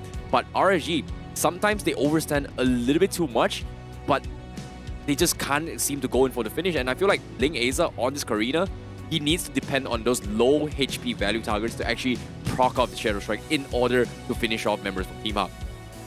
I mean, it's true he needs to get the execution, but it's still a little tough here because with the amount of damage that Team Hawk has and also the way they choose to pick these fights, the only time you see Team Hawk actually taking a lot of damage is when RSG kind of set the tempo, right? When Team Hawk are playing more responsively, that's when RSG takes a lot of damage. Yeah, so it's just beautiful executions coming from Team Hawk, and with that victory, they will continue to solidify their spots as the #1 team of Group A with a total of 16 points. And putting TODAK in second place is going to be 11 points. Team Hawk looking to guarantee their spots in the upper brackets for playoffs. Yeah, honestly, this was an opportunity for RSG to actually overtake TODAK and sit behind Team Hawk at 12 points if they had won that 2-0. But nah, Team Hawk still above and beyond the rest so far, leading the charge, leading the pack, even overtaking Orange Esports, who still are at 100% win rate. It just shows you the value of these 2-0s. Ooh, this is going to be an interesting one because if you think about it, Team Hawk was formerly from Orange Esports as well. They had members Min and Man, and both Orange Esports and Team Hawk currently in the #1 spot. Who would have thought this is happening? Imagine, kind of crazy. It looks like, I mean, people who are playing in the MPL MY, the level of which they are playing at is just higher, and every day we are seeing improvement from these players. RSG may not be on top form this time, but who knows for next week? Yep, who knows? I'm looking forward to see how it goes. There's still going to be 4 more weeks to come. But for Group A, Team Hawk is guaranteed #1 as of yet. And the journey will continue for some of the teams, but that pretty much concludes for this matchup with Team Hawk taking 2-0 against RSG. Well, I mean, that doesn't necessarily conclude everything because #1, I think we have to kind of keep in mind what these compositions are trying to do and not to lose sight during that moment. And despite the fact that we have people really interested in the English broadcast, like both Adine and LaFell, who are, taking their time in the back, cheering in the back here, yeah, we have to keep in mind that these compositions and the draft in particular has been by far the #1 rule when it comes to winning and losing these games, or the biggest factor in this case. I think it's more like playing to your strengths and not play to your weakness, right? I make that sense. I think we've outgrown that. I think we've outgrown like, hey, playing to your strengths, and now looking at these top teams, they can kind of play anything at this point. It really depends on your compositional strength, because the more advantages you're able to kind of create with them, in terms of just the way you apply pressure, yes, some teams are better at split pushing compared to others, and other teams are better at, playing sieges or going for 5v5 fights or skirmishes. I think in this case, THQ is the prime example of, hey, you want to play split push? We can do that. Hey, you want to play for that team fight? We can do that. It really depends on just the small things, the heroes. Yeah, I like how our keys to victory, especially for Team Hawk as well, is going to be the composition with more advantages to execute guerrilla warfare. And I feel like this is a great term to actually imply on what happened for game #2 in particular, because that's exactly what Team Hawk did. They weren't focusing in a full 5v5 fight. They're getting small little skirmishes on the back, small skirmishes in the front. They're just picking off bits by bits, and I feel like that's the perfect term to describe how Team Hawk was able to bid against RSG and why in those kind of fights. You look for a team fight that's so strong, wombo combo, don't challenge them head on. Pick them off up, scrape them up bit by bit and just take them out. I mean, let's not forget about the mid laners here. I mean, Mon in particular, game number 1, he was doing a lot of work and well-deserved MVP. But if we're looking at the overall DPM and as well as KDAs of both games, as a matter of fact, he's still averaging about 3,000 of DPM. His KDA is almost perfect, except for game number 2, where it was a little bit harder and a couple of mistakes being made in the early game.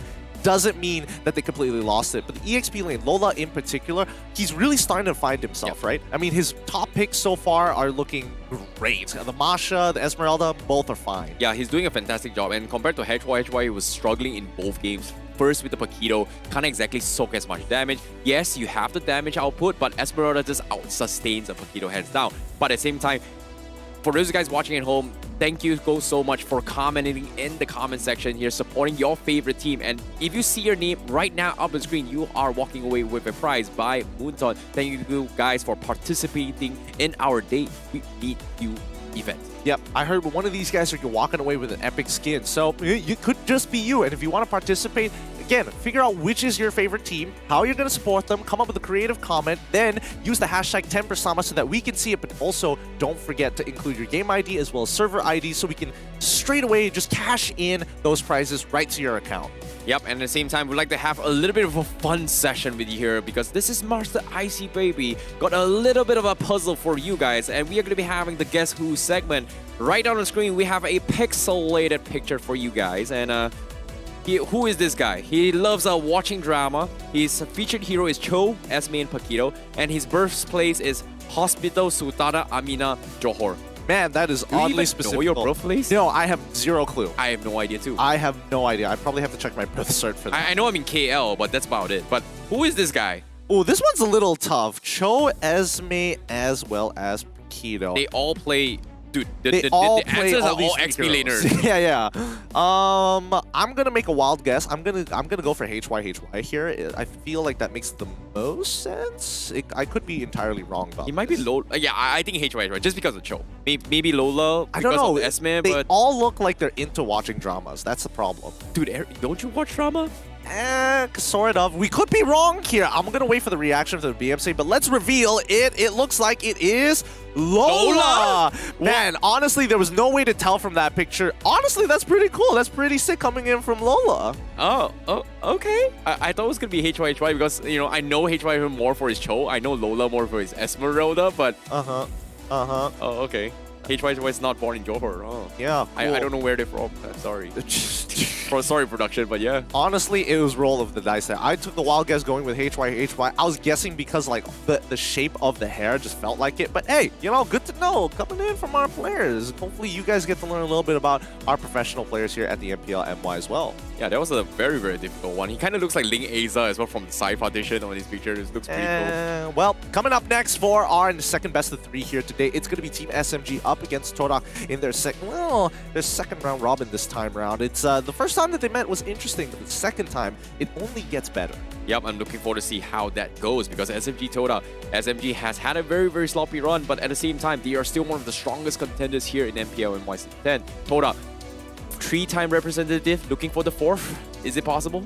I do think it is possible. I think Team SMG, they're still mixing around their roster so far. TODAK, they've had a little bit of an off day the last time they were up against Suhas, but this time around, I don't think they're going to be messing around too much against Team SMG. Yeah, yesterday's game a little bit shaky, but they were still experimenting with the farm's composition. Hopefully this time, they will not let it slide again, or they will try it against SMG. So as of yet, this pretty much concludes the first series. There's still going to be more games here for the final day of week number 4. So be sure to stick around, but we are going to be closing things off and going to be taking a very, very short break. And right after this break, we are going to be back with SMG as well as TODAK. Any final words, Guiden? Well, honestly, hopefully you guys are enjoying the show as much as we are. With that being said, we're going to throw on to a quick break. We'll see you back then.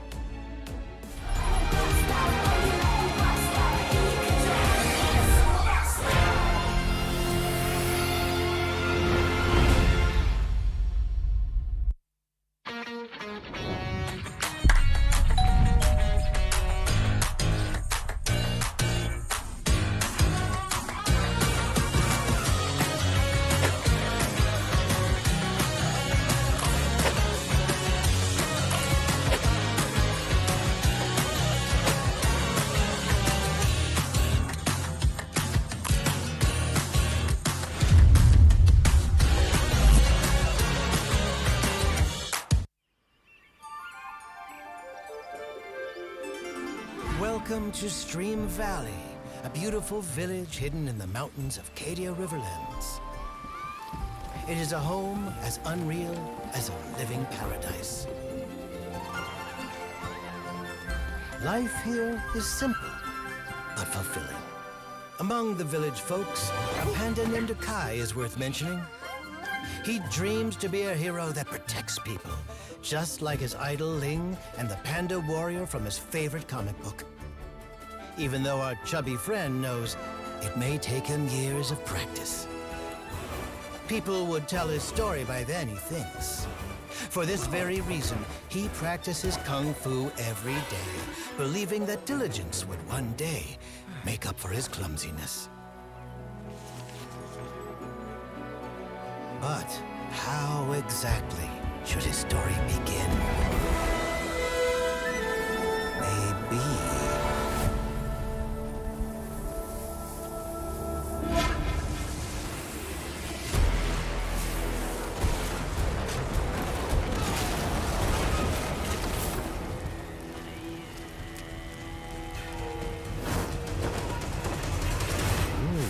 I wonder what happened to Ling.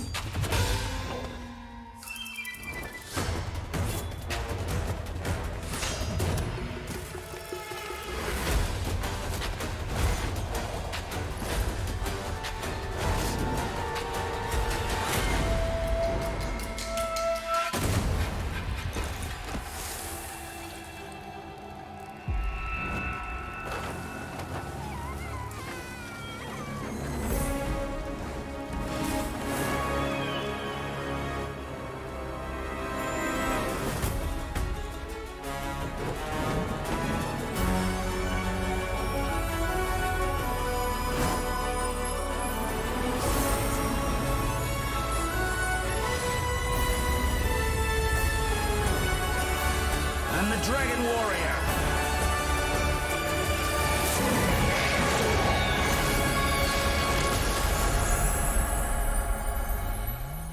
Maybe it all begins in a dream? But is it just a dream? Kai knows his story begins now, and it goes like this.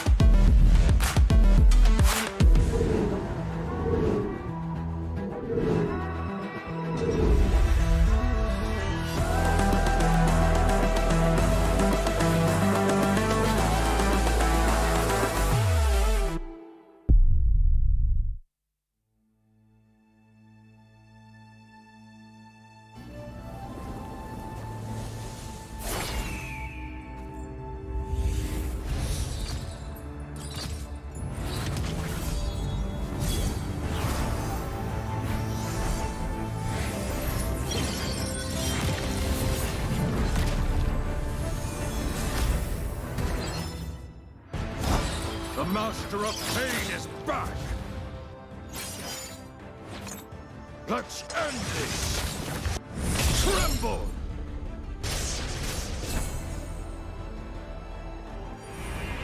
I'll take what's rightfully mine. Take aim. Now! Let's finish this.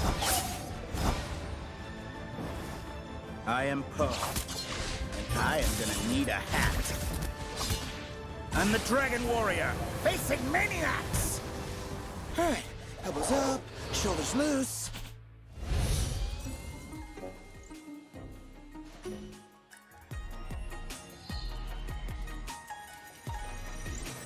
Okay, let's go.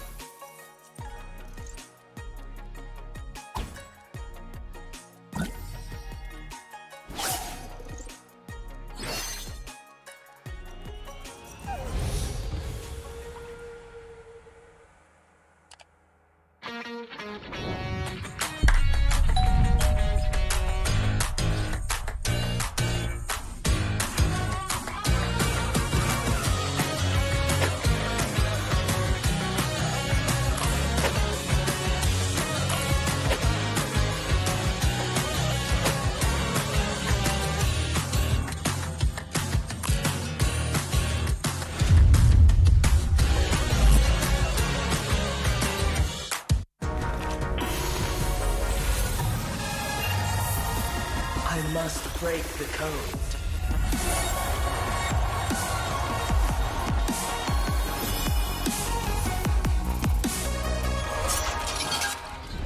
I am the chosen one. Bathed in the holy light, I am only a shepherd. And others love the sun. Only a shepherd. First blood.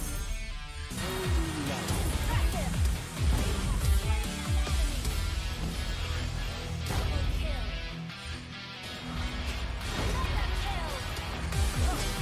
May the holy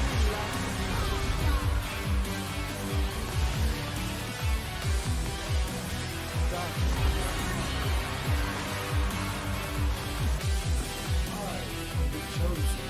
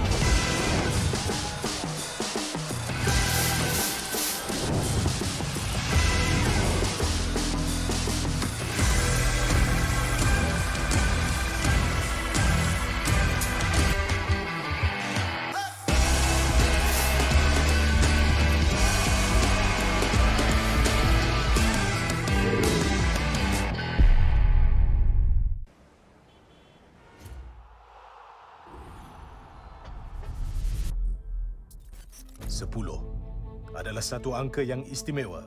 Ia sentiasa dianggap sebagai representasi kesempurnaan. Ya, MPL Malaysia sudah sampai musim ke-10. Sama seperti bilangan jari kita. MPL Malaysia atau MPL MYSG ketika itu bermula 5 tahun lalu. Pada Januari 2018, ia adalah kejohanan utama MLBB rasmi pertama yang dianjurkan oleh Munton untuk Malaysia dan Singapura.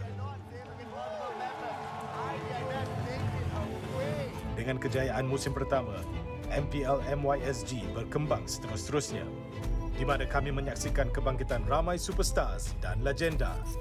Mulai 18 Mac 2020, Tetapi pelaksanaan MPL bukan tanpa sebarang halangan. ditutup. Kejohanan MPL terpaksa diteruskan secara online. Dan dengan penubuhan, pasti ada perubahan. Musim ke-7 adalah musim pertama MPL MY berpisah dari Singapura. Lebih ramai bakat tempatan dapat menyinar di pentas kompetitif MLBB yang terutama di Malaysia. Sejak permulaan MPL MY, terdapat 9 piala kejohanan yang dimenangi oleh 8 pasukan. Lebih 200 pemain telah melangkah ke pentas MPL MY. Dengan musim yang akan datang ini, terdapat banyak kisah yang menanti untuk ditulis dalam sejarah MPL MY. Mampukah TODAK mempertahankan takhta mereka dan menjadi juara MPL MY untuk kali ketiga? Sementara, mampukah RSG MY dan TEAM SMG meningkatkan jumlah piala MPL MY mereka kepada 2? Atau adakah akan ada juara baru untuk musim 10? Dan pasukan manakah yang akan mewakili Malaysia di M4? Inilah musim baru kita, musim ke-10. Ini gaya kita.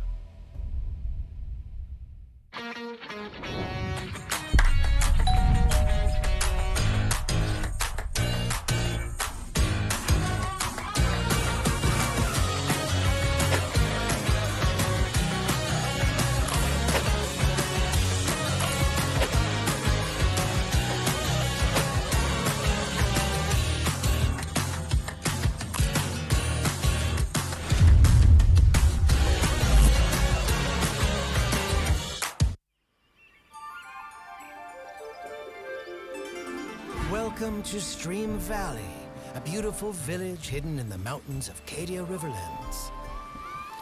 It is a home as unreal as a living paradise. Life here is simple, but fulfilling. Among the village folks, a panda named Kai is worth mentioning. He dreams to be a hero that protects people, just like his idol Ling and the panda warrior from his favorite comic book. Even though our chubby friend knows it may take him years of practice.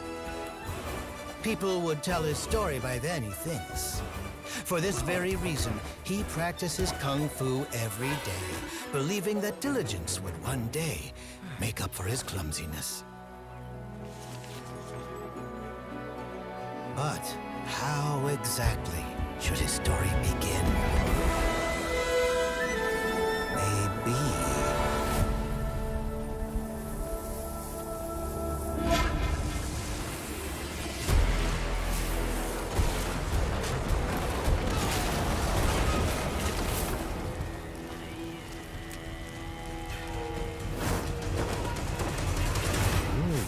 I wonder what happened to Ling.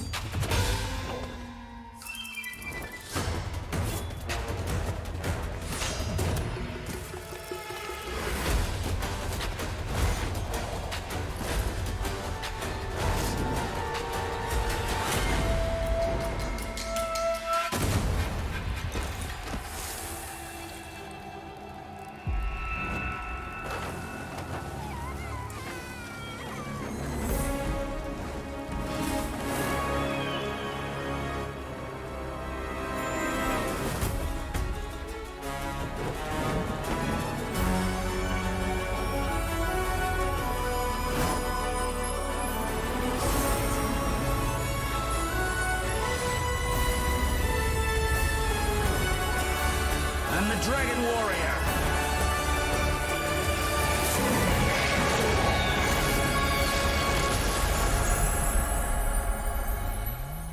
Maybe it all begins in a dream? But is it just a dream? Kai knows his story begins now, and it goes like this.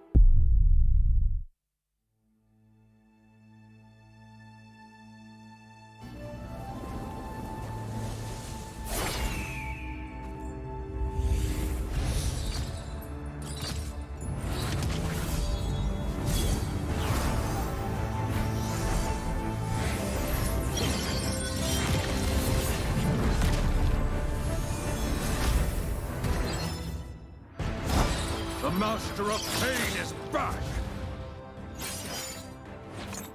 Let's end this! Tremble!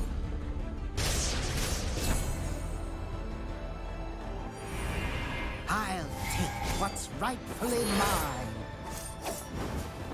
Take aim. Now! Let's finish this. I am Poe, and I am gonna need a hat. I'm the Dragon Warrior, facing maniacs! Alright, elbows up, shoulders loose.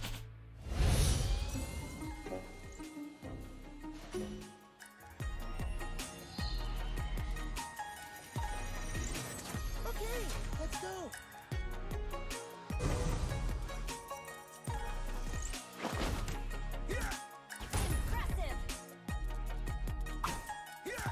Impressive!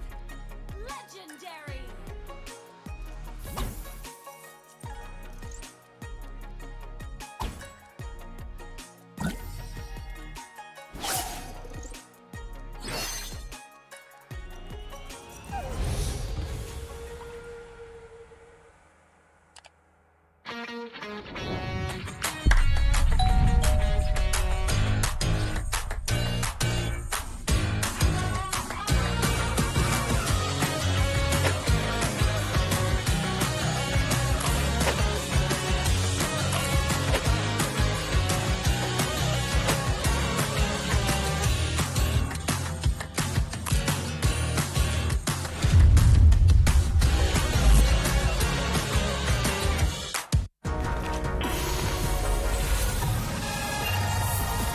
I must break the code.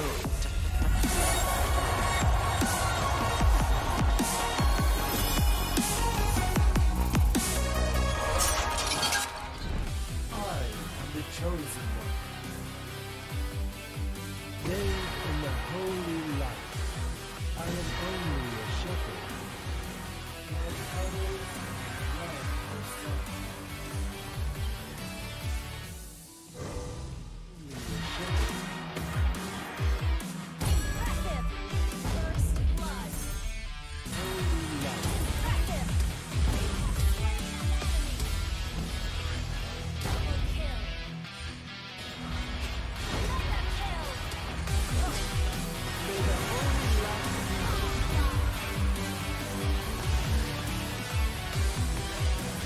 darkness. I am the chosen one.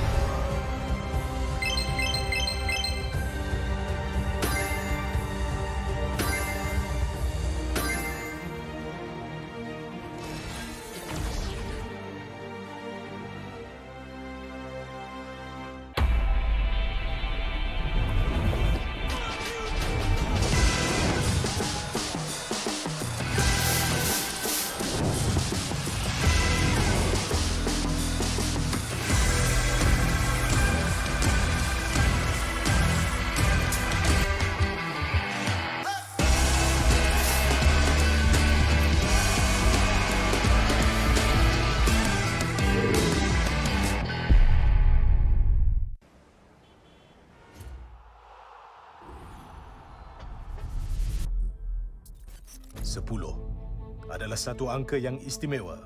Ia sentiasa dianggap sebagai representasi kesempurnaan. Ya, MPL Malaysia sudah sampai musim ke-10.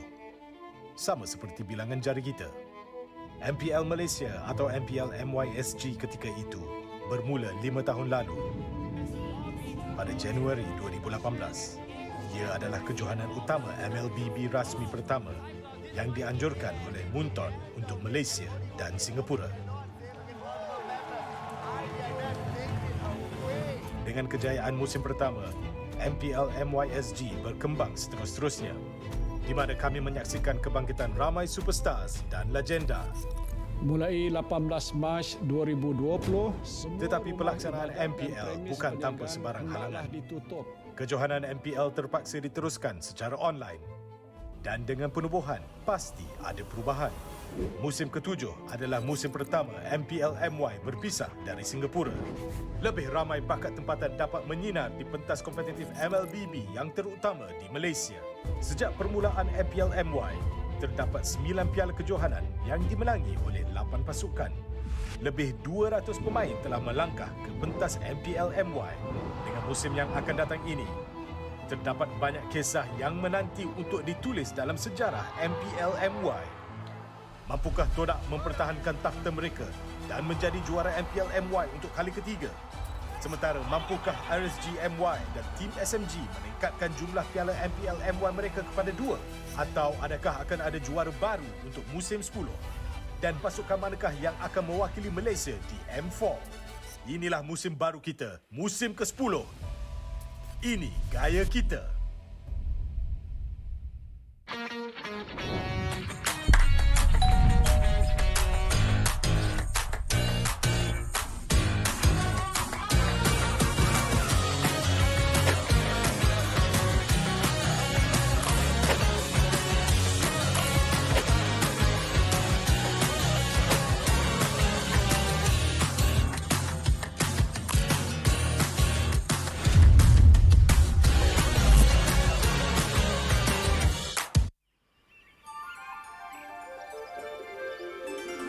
Welcome to Stream Valley, a beautiful village hidden in the mountains of Cadia Riverlands. It is a home as unreal as a living paradise. Life here is simple, but fulfilling. Among the village folks, a panda named Kai is worth mentioning.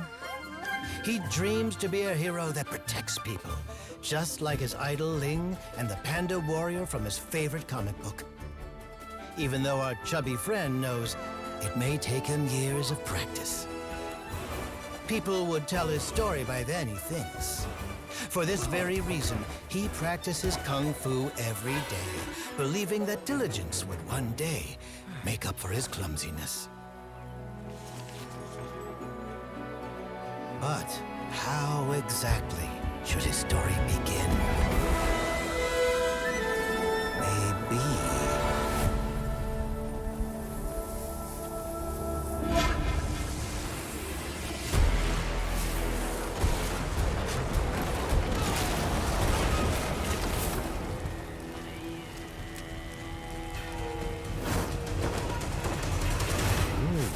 I wonder what happened to Ling.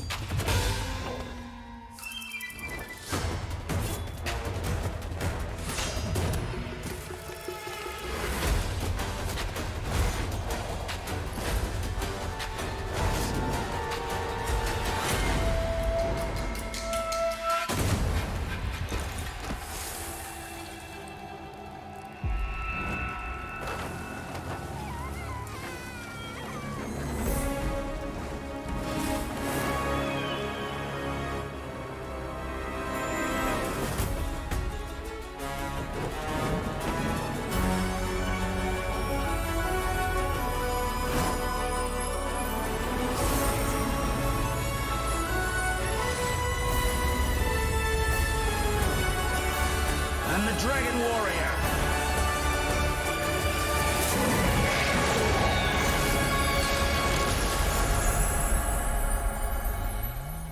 Maybe it all begins in a dream?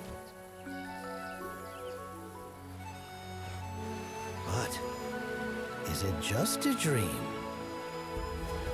Kai knows his story begins now, and it goes like this.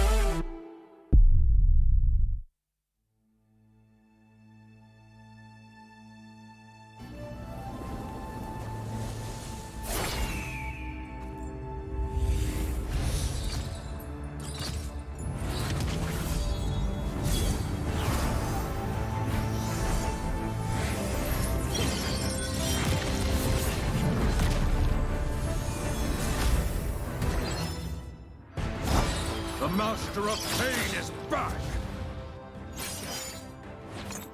Let's end this! Tremble!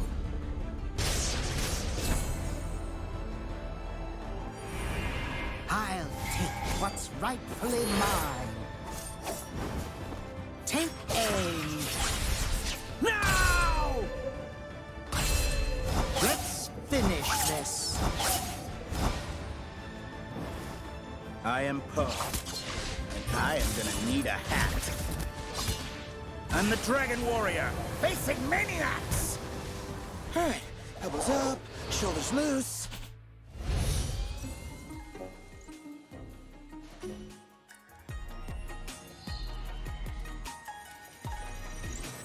Okay, let's go.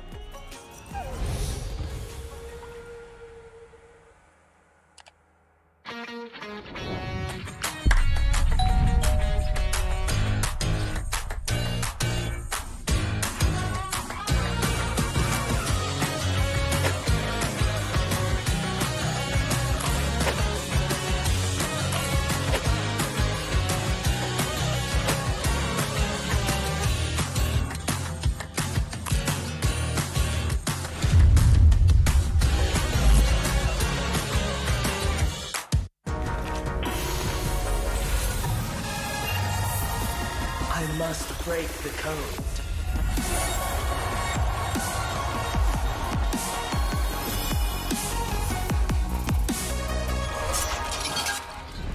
I am the chosen one.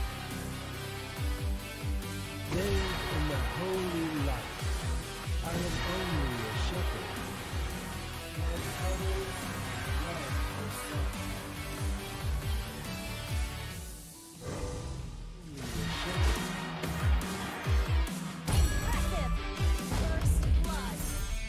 Holy light.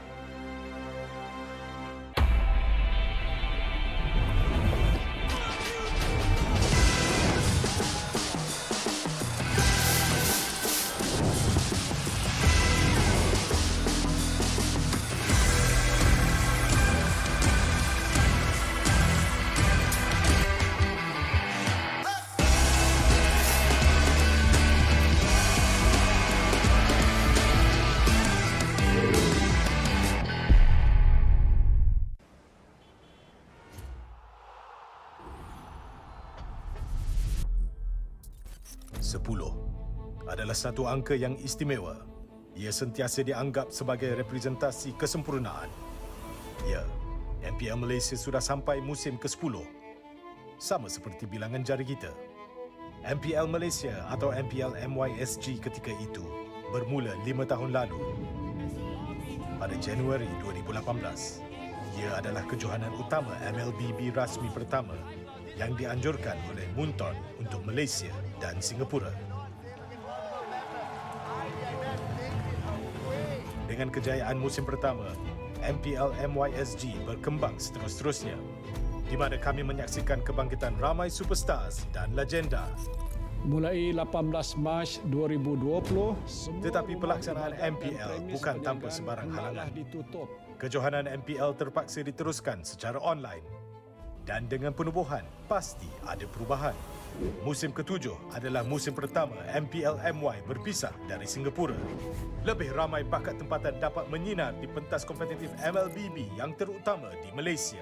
Sejak permulaan MPL MY, terdapat 9 piala kejohanan yang dimenangi oleh 8 pasukan. Lebih 200 pemain telah melangkah ke pentas MPL MY. Dengan musim yang akan datang ini, terdapat banyak kisah yang menanti untuk ditulis dalam sejarah MPL MY. Mampukah TODAK mempertahankan takhta mereka dan menjadi juara MPL MY untuk kali ketiga? Sementara mampukah RSG MY dan TEAM SMG meningkatkan jumlah piala MPL MY mereka kepada 2? Atau adakah akan ada juara baru untuk musim 10? Dan pasukan manakah yang akan mewakili Malaysia di M4? Inilah musim baru kita, musim ke-10. Ini gaya kita.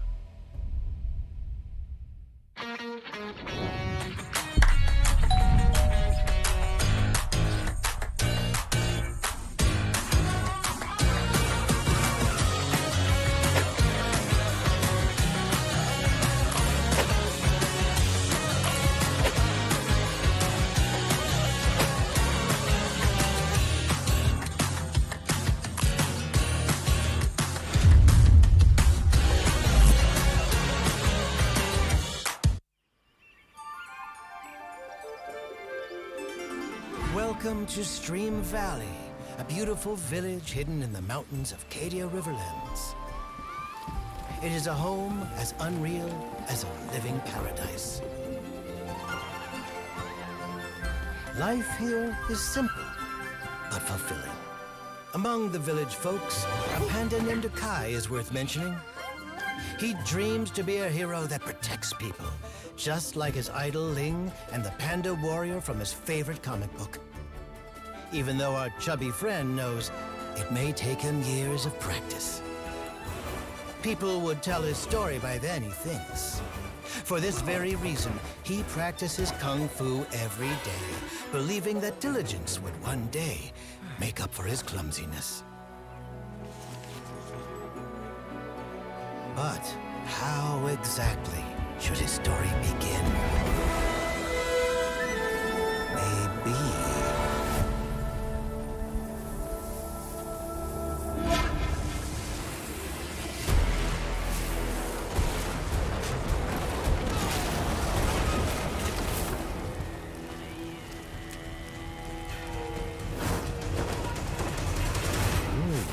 I wonder what happened to Ling.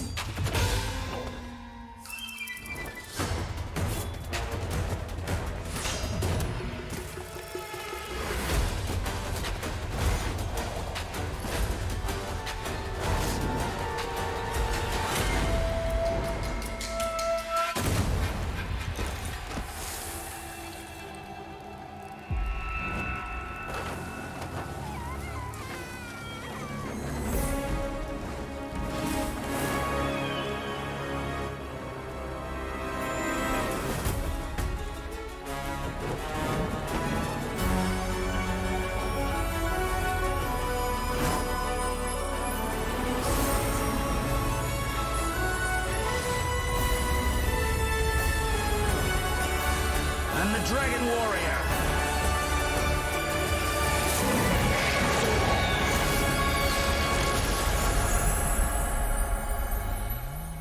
Maybe it all begins in a dream?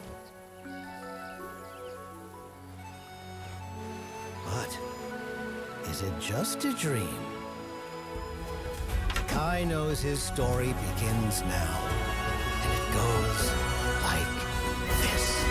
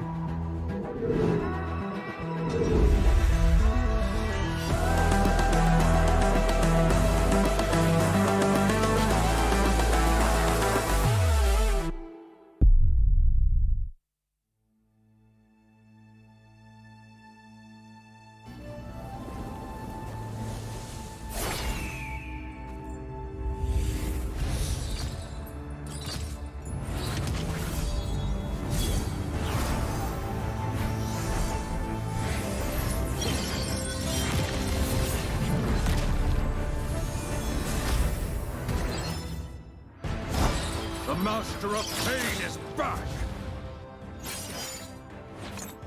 Let's end this! Tremble!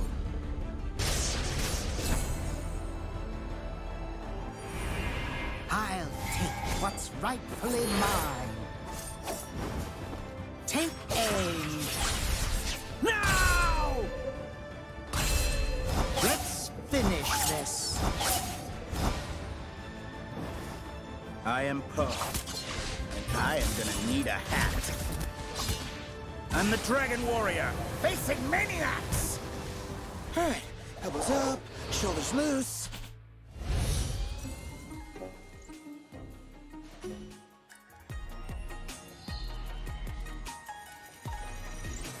Okay, let's go.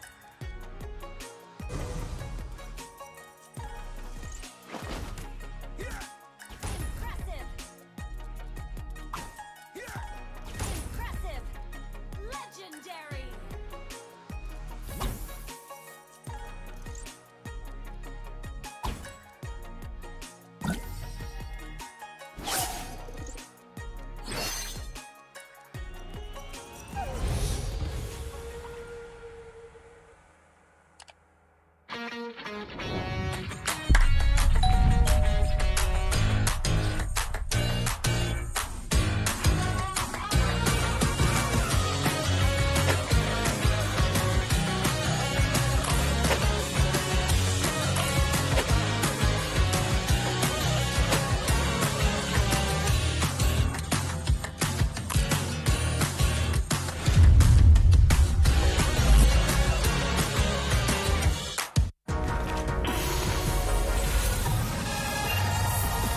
I must break the code.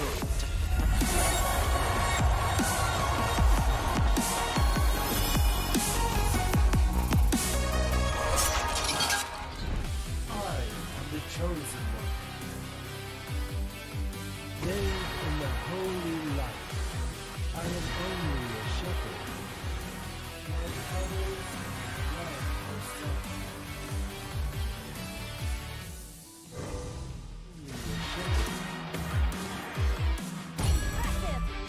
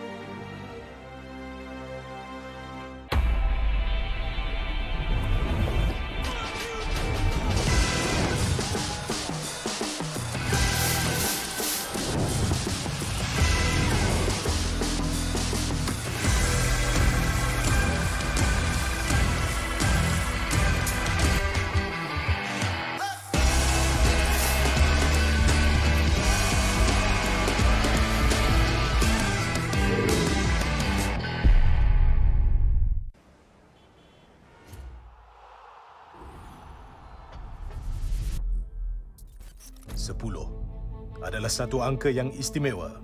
Ia sentiasa dianggap sebagai representasi kesempurnaan. Ya, MPL Malaysia sudah sampai musim ke-10. Sama seperti bilangan jari kita.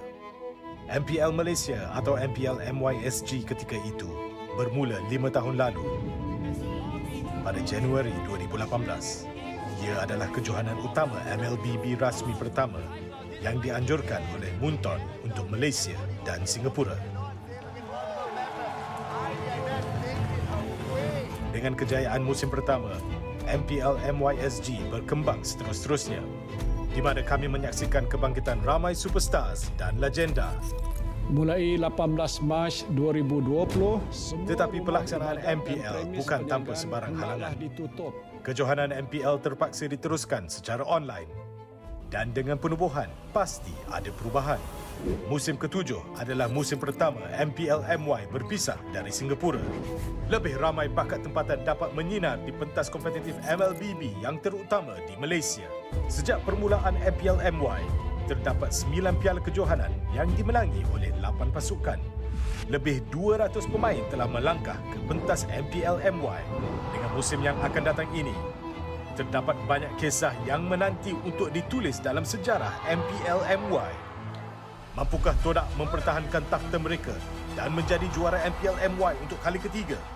Sementara mampukah RSG MY dan TEAM SMG meningkatkan jumlah piala MPL MY mereka kepada 2? Atau adakah akan ada juara baru untuk musim 10? Dan pasukan manakah yang akan mewakili Malaysia di M4? Inilah musim baru kita, musim ke-10. Ini gaya kita.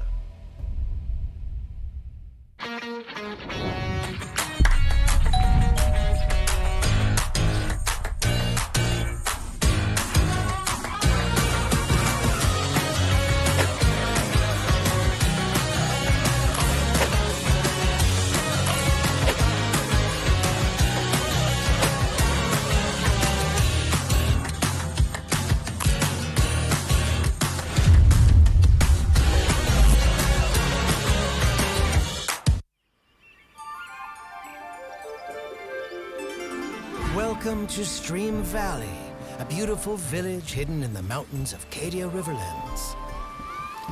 It is a home as unreal as a living paradise. Life here is simple, but fulfilling. Among the village folks, a panda named Kai is worth mentioning.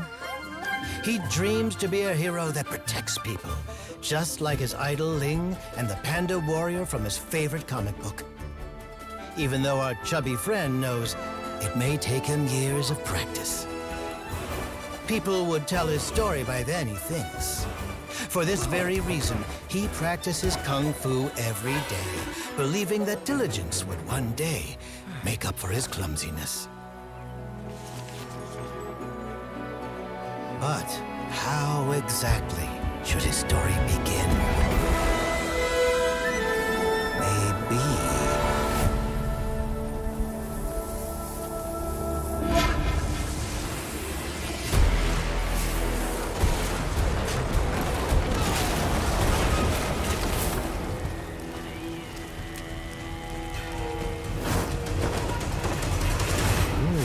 I wonder what happened to Ling.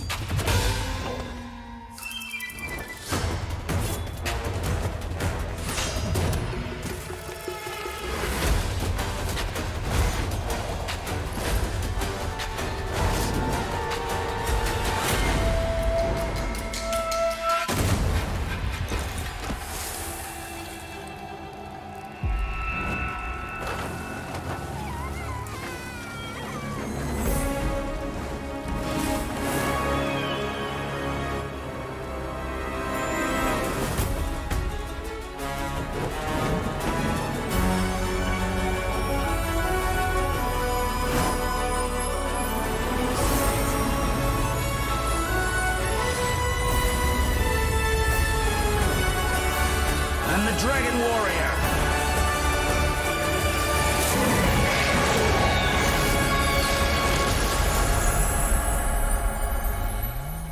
Maybe it all begins in a dream?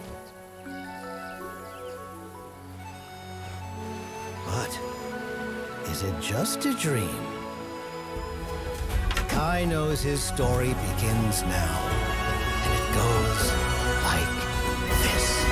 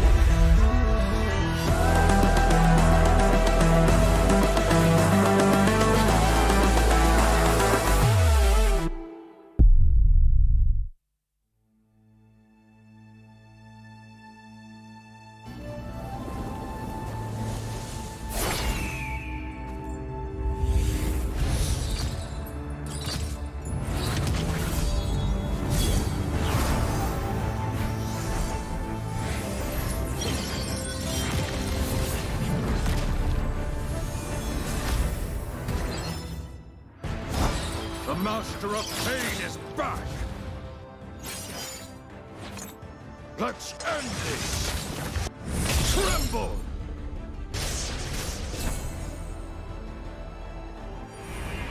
I'll take what's rightfully mine. Take aim. Now! Let's finish this. I am Poe, and I am gonna need a hat. I'm the Dragon Warrior, facing maniacs! Alright, elbows up, shoulders loose.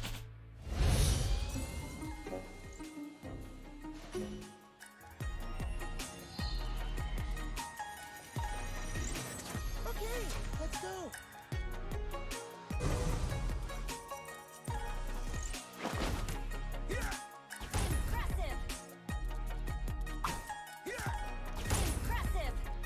Legendary!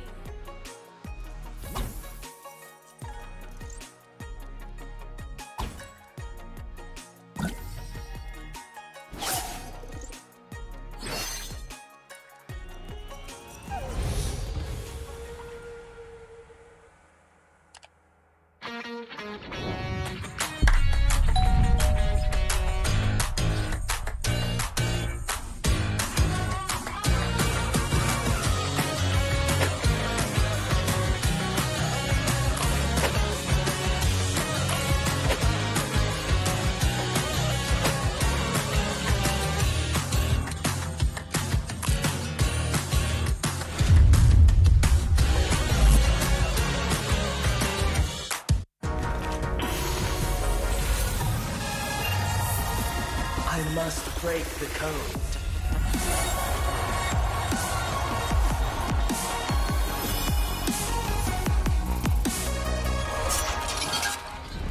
I am the chosen one. Bathed in the holy light, I am only a shepherd. And others love the sun. Only a shepherd.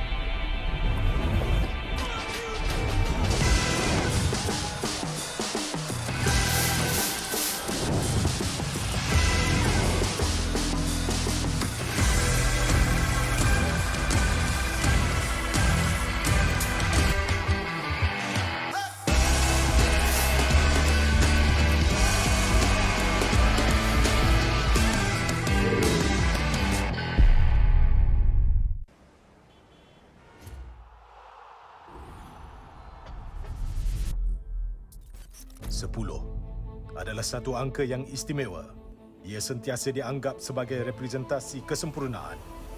Ya, MPL Malaysia sudah sampai musim ke-10. Sama seperti bilangan jari kita. MPL Malaysia atau MPL MYSG ketika itu bermula 5 tahun lalu. Pada Januari 2018, ia adalah kejohanan utama MLBB rasmi pertama yang dianjurkan oleh Munton untuk Malaysia dan Singapura. Dengan kejayaan musim pertama, MPL MYSG berkembang seterus-terusnya, di mana kami menyaksikan kebangkitan ramai superstars dan legenda. Mulai 18 Mac 2020, Tetapi pelaksanaan MPL bukan tanpa sebarang halangan. ditutup. Kejohanan MPL terpaksa diteruskan secara online. Dan dengan penubuhan, pasti ada perubahan. Musim ke-7 adalah musim pertama MPL MY berpisah dari Singapura. Lebih ramai bakat tempatan dapat menyinar di pentas kompetitif MLBB yang terutama di Malaysia. Sejak permulaan MPL MY, terdapat 9 piala kejohanan yang dimenangi oleh 8 pasukan. Lebih 200 pemain telah melangkah ke pentas MPL MY.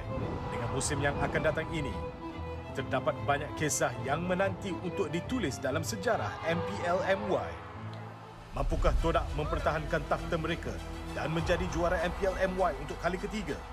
Sementara mampukah RSG MY dan TEAM SMG meningkatkan jumlah piala MPL MY mereka kepada 2? Atau adakah akan ada juara baru untuk musim 10? Dan pasukan manakah yang akan mewakili Malaysia di M4? Inilah musim baru kita, musim ke-10. Ini gaya kita.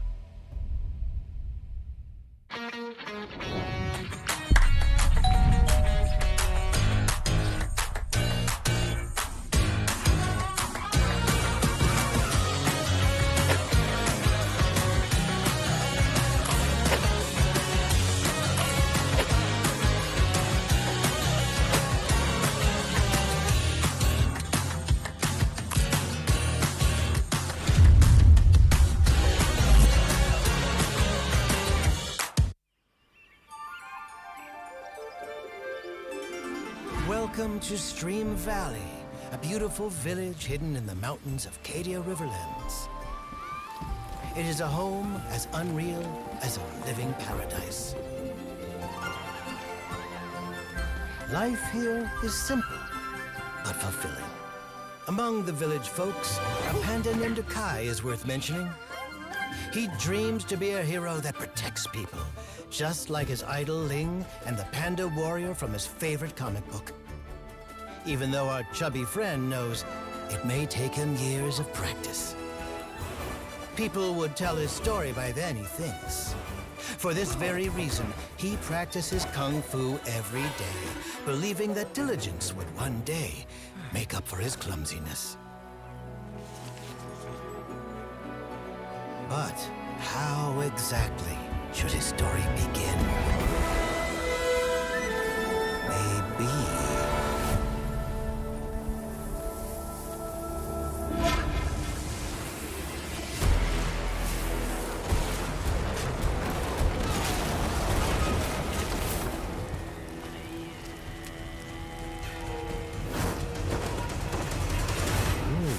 I wonder what happened to Ling.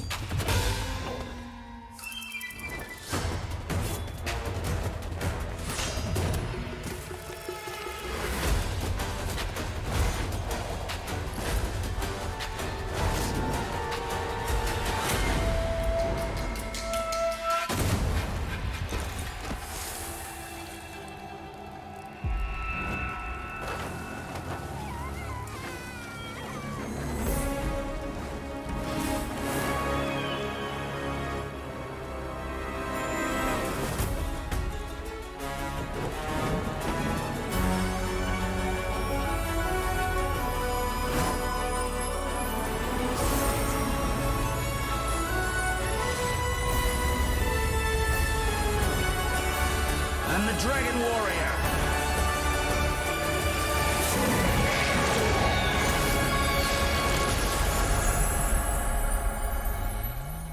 Maybe it all begins in a dream?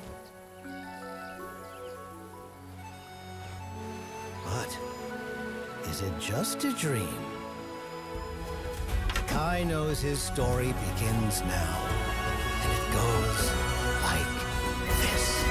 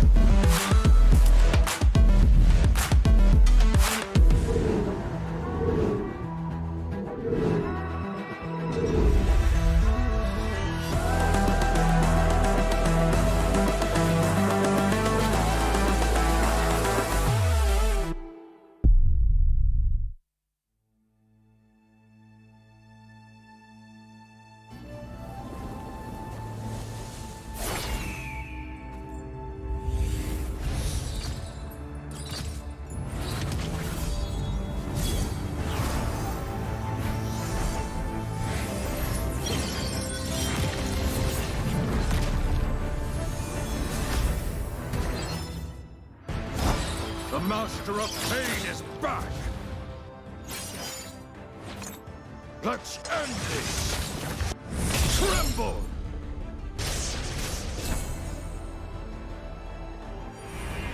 I'll take what's rightfully mine. Take aim. Now! Let's finish this. I am Poe, and I am gonna need a hat. I'm the Dragon Warrior, facing maniacs! Alright, elbows up, shoulders loose.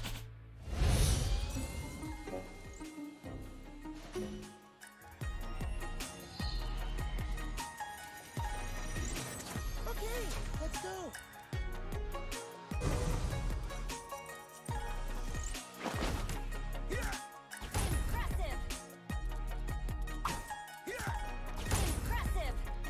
Legendary!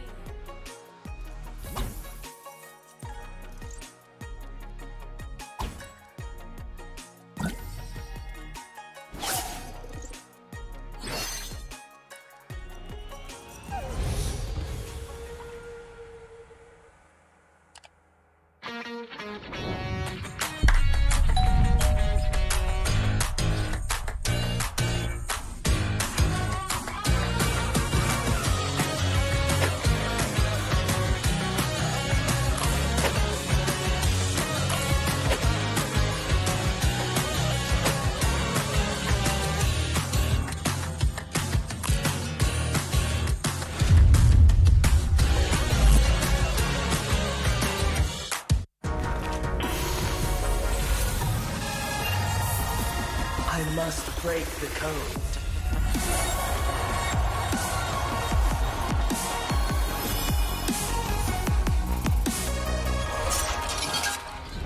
I am the chosen one. Bathed in the holy light, I am only a shepherd. And others love the sun. Only a shepherd.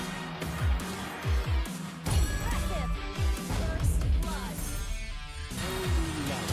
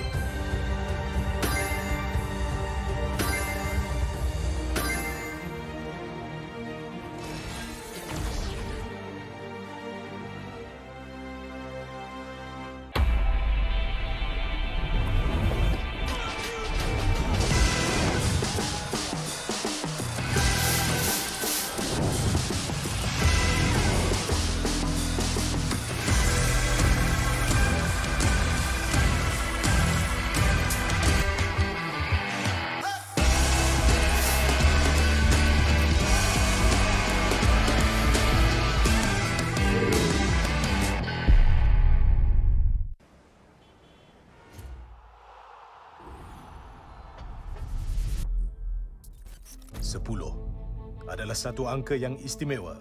Ia sentiasa dianggap sebagai representasi kesempurnaan. Ya, MPL Malaysia sudah sampai musim ke-10.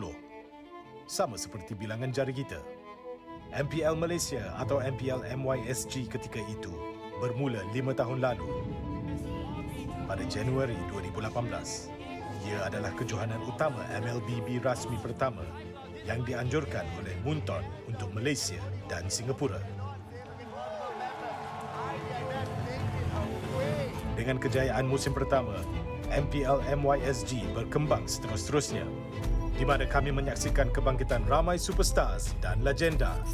Mulai 18 Mac 2020, Tetapi pelaksanaan MPL bukan tanpa sebarang halangan. ditutup. Kejohanan MPL terpaksa diteruskan secara online. Dan dengan penubuhan, pasti ada perubahan. Musim ke-7 adalah musim pertama MPL MY berpisah dari Singapura. Lebih ramai bakat tempatan dapat menyinar di pentas kompetitif MLBB yang terutama di Malaysia. Sejak permulaan MPL MY, terdapat 9 piala kejohanan yang dimenangi oleh 8 pasukan. Lebih 200 pemain telah melangkah ke pentas MPL MY. Dengan musim yang akan datang ini, terdapat banyak kisah yang menanti untuk ditulis dalam sejarah MPL MY. Mampukah TODAK mempertahankan takhta mereka dan menjadi juara MPL MY untuk kali ketiga? Sementara mampukah RSG MY dan TEAM SMG meningkatkan jumlah piala MPL MY mereka kepada 2? Atau adakah akan ada juara baru untuk musim 10? Dan pasukan manakah yang akan mewakili Malaysia di M4?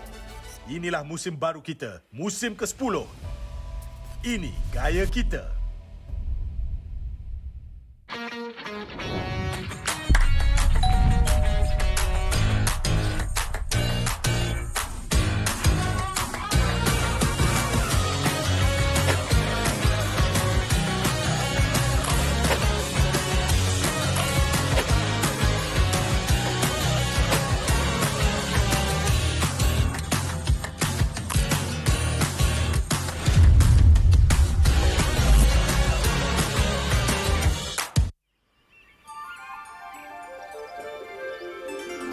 Welcome to Stream Valley, a beautiful village hidden in the mountains of Cadia Riverlands.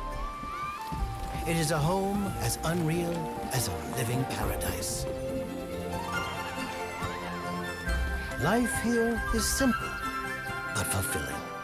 Among the village folks, a panda named Kai is worth mentioning. He dreams to be a hero that protects people, just like his idol Ling and the panda warrior from his favorite comic book. Even though our chubby friend knows it may take him years of practice. People would tell his story by then, he thinks. For this very reason, he practices kung fu every day, believing that diligence would one day make up for his clumsiness. But how exactly should his story begin? Maybe...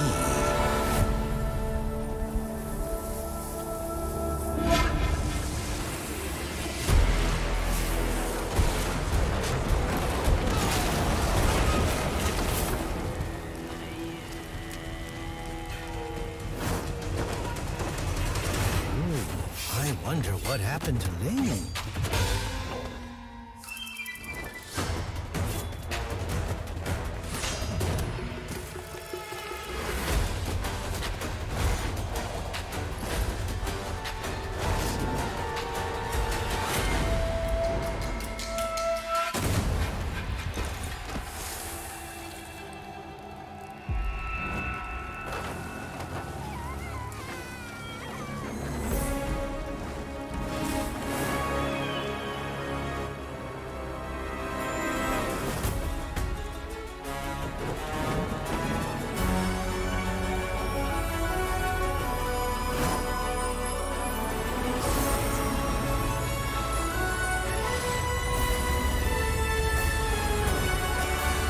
I'm the Dragon Warrior.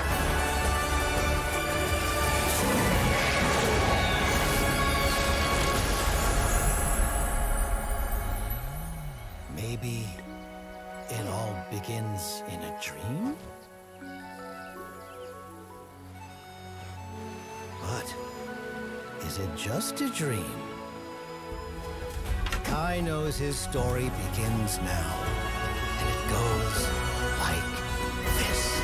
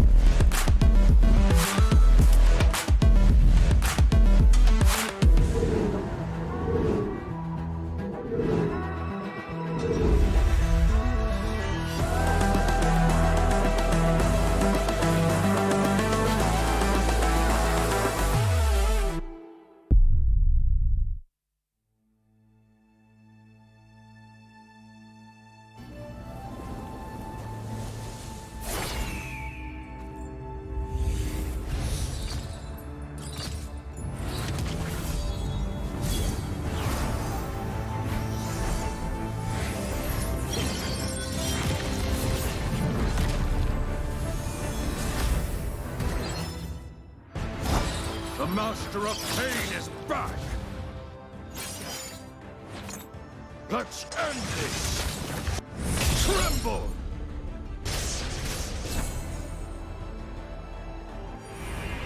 I'll take what's rightfully mine. Take aim. Now! Let's finish this. I am Poe, and I am gonna need a hat. I'm the Dragon Warrior, facing maniacs! Alright, elbows up, shoulders loose.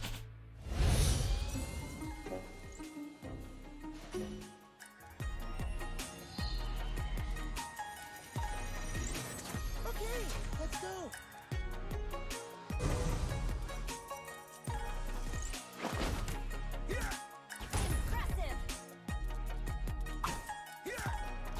Impressive!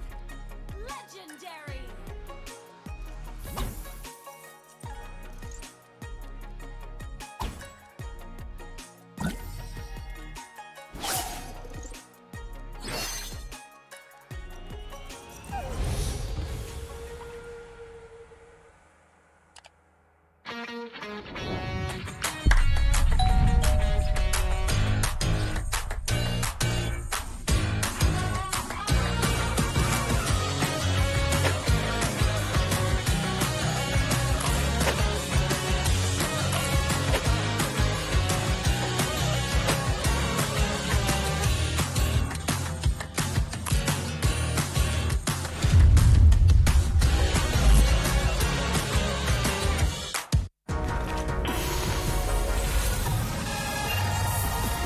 I must break the code.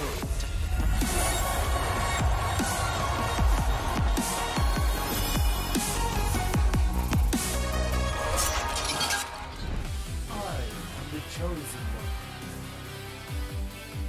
Bathed in the holy light, I am only a shepherd. And others love the sun.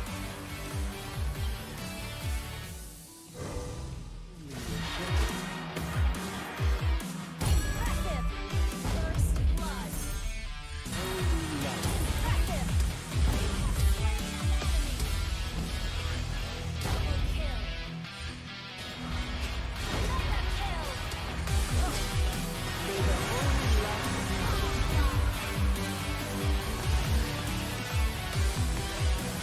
darkness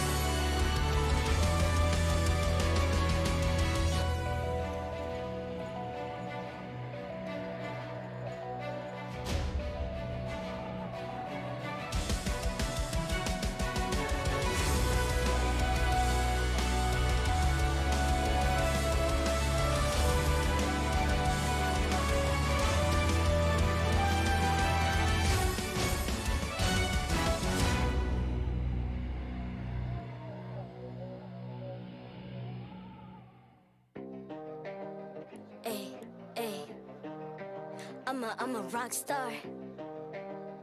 Yeah, rock star. Ay. I'm a rock star, baby. I'm a rock star. I'm a rock star. I'm a rock star. I'm a rock star. Panggil aku rock star. Ini kejohanan kita semua orang rock star. Kita rockstar, kita buat saja gaya kita. Makin panas apinya sudah membara. Macam mana pun kau menempuh segala.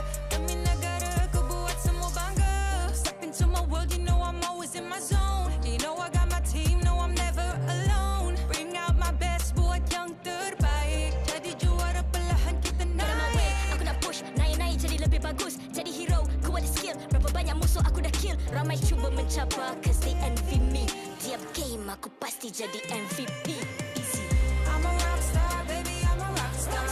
I'm a rockstar, I'm a rockstar. I'm a rockstar, panggil aku rockstar. Ini kejohanan kita semua orang rockstar. I'm a rockstar, baby, I'm a rockstar. I'm a rockstar, I'm a rockstar. I'm a rockstar, panggil aku rockstar. Ini kejohanan kita semua orang rockstar. Tengok nanti siapa yang juara. Ni peluang kita bawa pulang piala. This is my game, this is my time. Menang semua, everything will be mine. Kalau jatuh kau pasti kembali.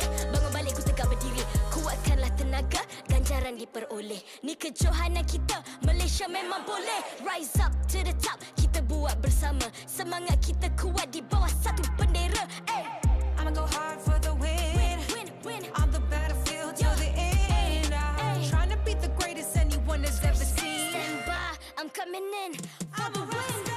I'm a rock star, baby, I'm a rock star. I'm a rock star, I'm a rock star. I'm a rock star, panggil aku rock star. Ini kejohanan kita semua orang rock star. I'm a rockstar, baby, I'm a rockstar. I'm a rockstar, I'm a rockstar. I'm a rockstar, panggil aku rockstar. Ini kejohanan kita semua orang rockstar.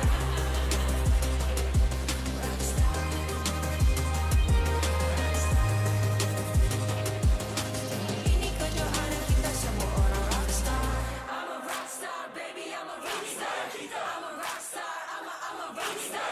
I'm a rockstar, panggil aku rockstar. Ini kejohanan kita semua orang rockstar.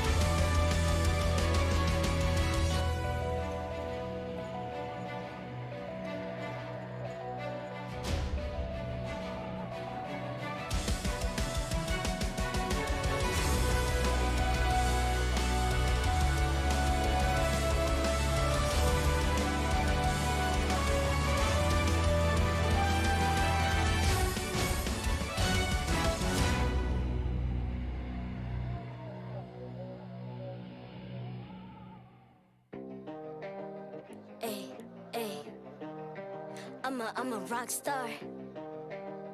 Yeah, Rock star. I'm a rock star, baby, I'm a rock star. I'm a rock star, I'm a rock star. I'm a rock star, panggil aku rock star. Ini kejohanan kita semua orang rock star. Kita rockstar, kita buat saja gaya kita. Makin panas apinya sudah membara. Macam mana pun kau menempuh segala. Demi negara kau buat semua bangga. Step into my world, you know I'm always in my zone. You know I got my team, no I'm never alone. Bring out my best, buat yang terbaik. Jadi juara perlahan kita naik. Aku nak push, naik-naik jadi lebih bagus. Jadi hero, ku ada skill. Berapa banyak still ramai cuba mencabar cause they envy me. Tiap game aku pasti jadi MVP. Easy. I'm a rock star, baby, I'm a rock star. I'm a rock star, I'm a rock star. I'm a rock star, panggil aku rock star. Ini kejohanan kita semua orang rock star. I'm a rock star, baby, I'm a rock star. I'm a rock star, I'm a rock star. I'm a rock star, panggil aku rock star. Ini kejohanan kita semua orang rock star. Tengok nanti siapa yang juara. Ni peluang kita bawa pulang piala. This is my game, this is my time. Menang semua, everything will be mine. Kalau jatuh kau pasti kembali. Bangun balik ku tegak berdiri. Kuatkanlah tenaga, ganjaran diperoleh. Ni kejohanan kita, Malaysia memang boleh. Rise up to the top, kita buat bersama. Semangat kita kuat di bawah satu bendera. I'ma go hard for the win. On the battlefield till the end. I'm trying to beat the greatest anyone has ever seen. Stand by, I'm coming in for the win. I'm a rock star, baby, I'm a rock star. I'm a rock star, I'm a rock star. I'm a rock star, panggil aku rock star. Ini kejohanan kita semua orang rock star. I'm a rock star, baby, I'm a rock star. I'm a rock star, I'm a rock star. I'm a rock star, panggil aku rock star. Ini kejohanan kita semua orang rock star.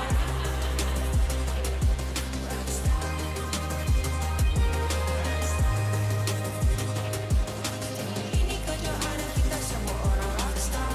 I'm a rock star, baby, I'm a rock star. I'm a rock star, I'm a rock star. I'm a rock star, panggil aku rock star. Ini kejohanan kita semua orang rock star.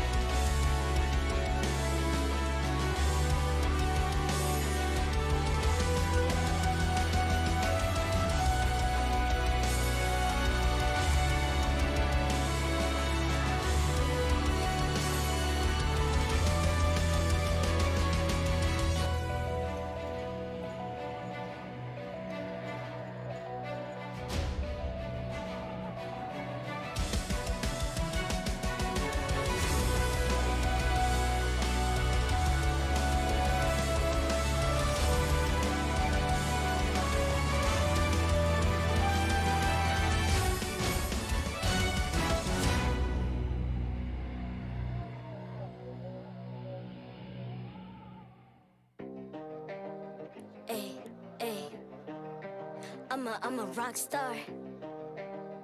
Yeah, rock star. Hey, hey.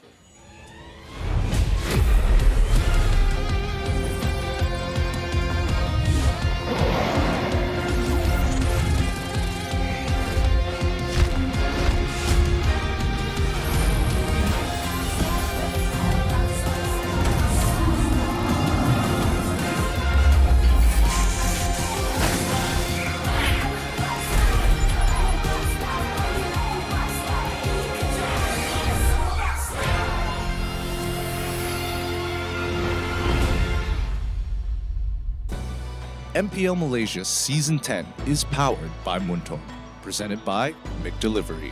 It's the perfect time to catch all the action with McDelivery. Free 6 pieces of chicken McNuggets for you, and all you gotta do is purchase through the McD's app and enter the promo code MPL10 during checkout. Official smartphone, Samsung Galaxy A series. Immerse yourself into the world of Mobile Legends with the official smartphone of MPL Malaysia Season 10. You'll be sure to experience an epic gaming performance on the Galaxy A53 5G. Official gaming chair, Secret Lab. Partners in eSports, Joe's Barber, EGG Network, TikTok Live, eSports Charts, and ESI. Welcome back, everybody, to the MPL MY Season 10. Our second best of 3 is about to begin, and so far things are going well for a lot of these teams in week number 4. But before we get into that, my name is Guinea Q. This is Icy Baby 12 here at the desk. Yep, thank you guys for watching again as well. And we're here to also celebrate our early Independence Day for Malaysia, our 65th one in the country for all the Malaysian citizens. So that's why we're all dressed up in traditional clothes. He's looking good in his baju Melayu, and me, I'm looking in my really good Chinese traditional costume. I get that you didn't want to just say Malaysia because that sounds a lot weirder compared to baju Melayu, but for those who know, you know. For our international viewers, very culturally appropriate. Don't worry, we're not stepping on anybody's toes. Anyways, with this second best of 3 coming right up here, Team SMG up against TODAK. It's a little bit interesting for SMG's position. Currently, they've been having, I mean, the last time we saw them this week, didn't exactly seem too great. They've tried many different types of compositions, all of which just didn't jive together. Yeah, I kind of agree as well. And it comes down to their roster selection, right? Hate hasn't been able to fit the role alongside with XORN ever since XORN's integration over the week. Last week when they brought in XORN, it looks pretty solid. Same can be said for TODAK as well, especially in yesterday's shaky performance against Suhas. Yeah, I don't know. I think it came down to the draft for that one, but touching back on Team SMG, I think communication really is going to be the biggest issue for them, for Hate to really integrate with the rest of the team. It feels like between him and the team, they're both struggling. But with that being said, let's bring out both of these teams up onto the stage.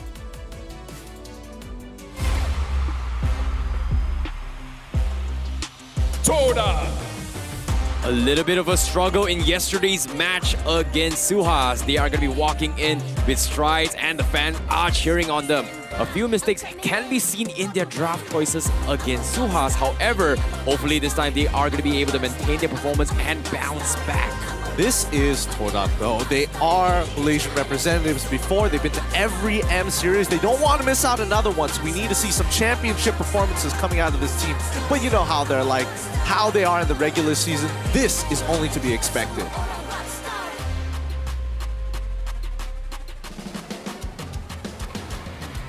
Team SMG. A pretty decent performance coming from SMG, not the best of their performances yet. However, they're still in for the running. But however, when it comes to the drafts as well, they cannot afford to lose out on those Valentina picks, which is one of the biggest problems that they have faced. Hopefully, they have overcome their match, and this time they are going up against the Titans themselves, TODAK. And I'm looking forward to see what kind of adaptations will be made from SMG. The lineup this time, it's going to be the full Malaysian roster. They're not going to be fielding Hate this time around. So this looks like it's a pretty important match for Team SMG as a proving ground against the Malaysian representatives in TODAK. I keep calling them that, but honestly, as we're getting closer to Independence Day, they're just looking for their own place to call home, have that identity. And speaking of which, the coaches of SMG as well as TODAK is going to be coming up to support team, the brains of the entire draft and strategy. And it seems like SMG is going to be bringing in James as well as Long to prove the table. Likewise, coming from TODAK, we have Ajim and Chiku, guys, the best in the business. This is going to be the battle of the brains, and I'm looking forward to what kind of drafts are going to be coming out of this guy. Yep, both have their notebooks up ready to go.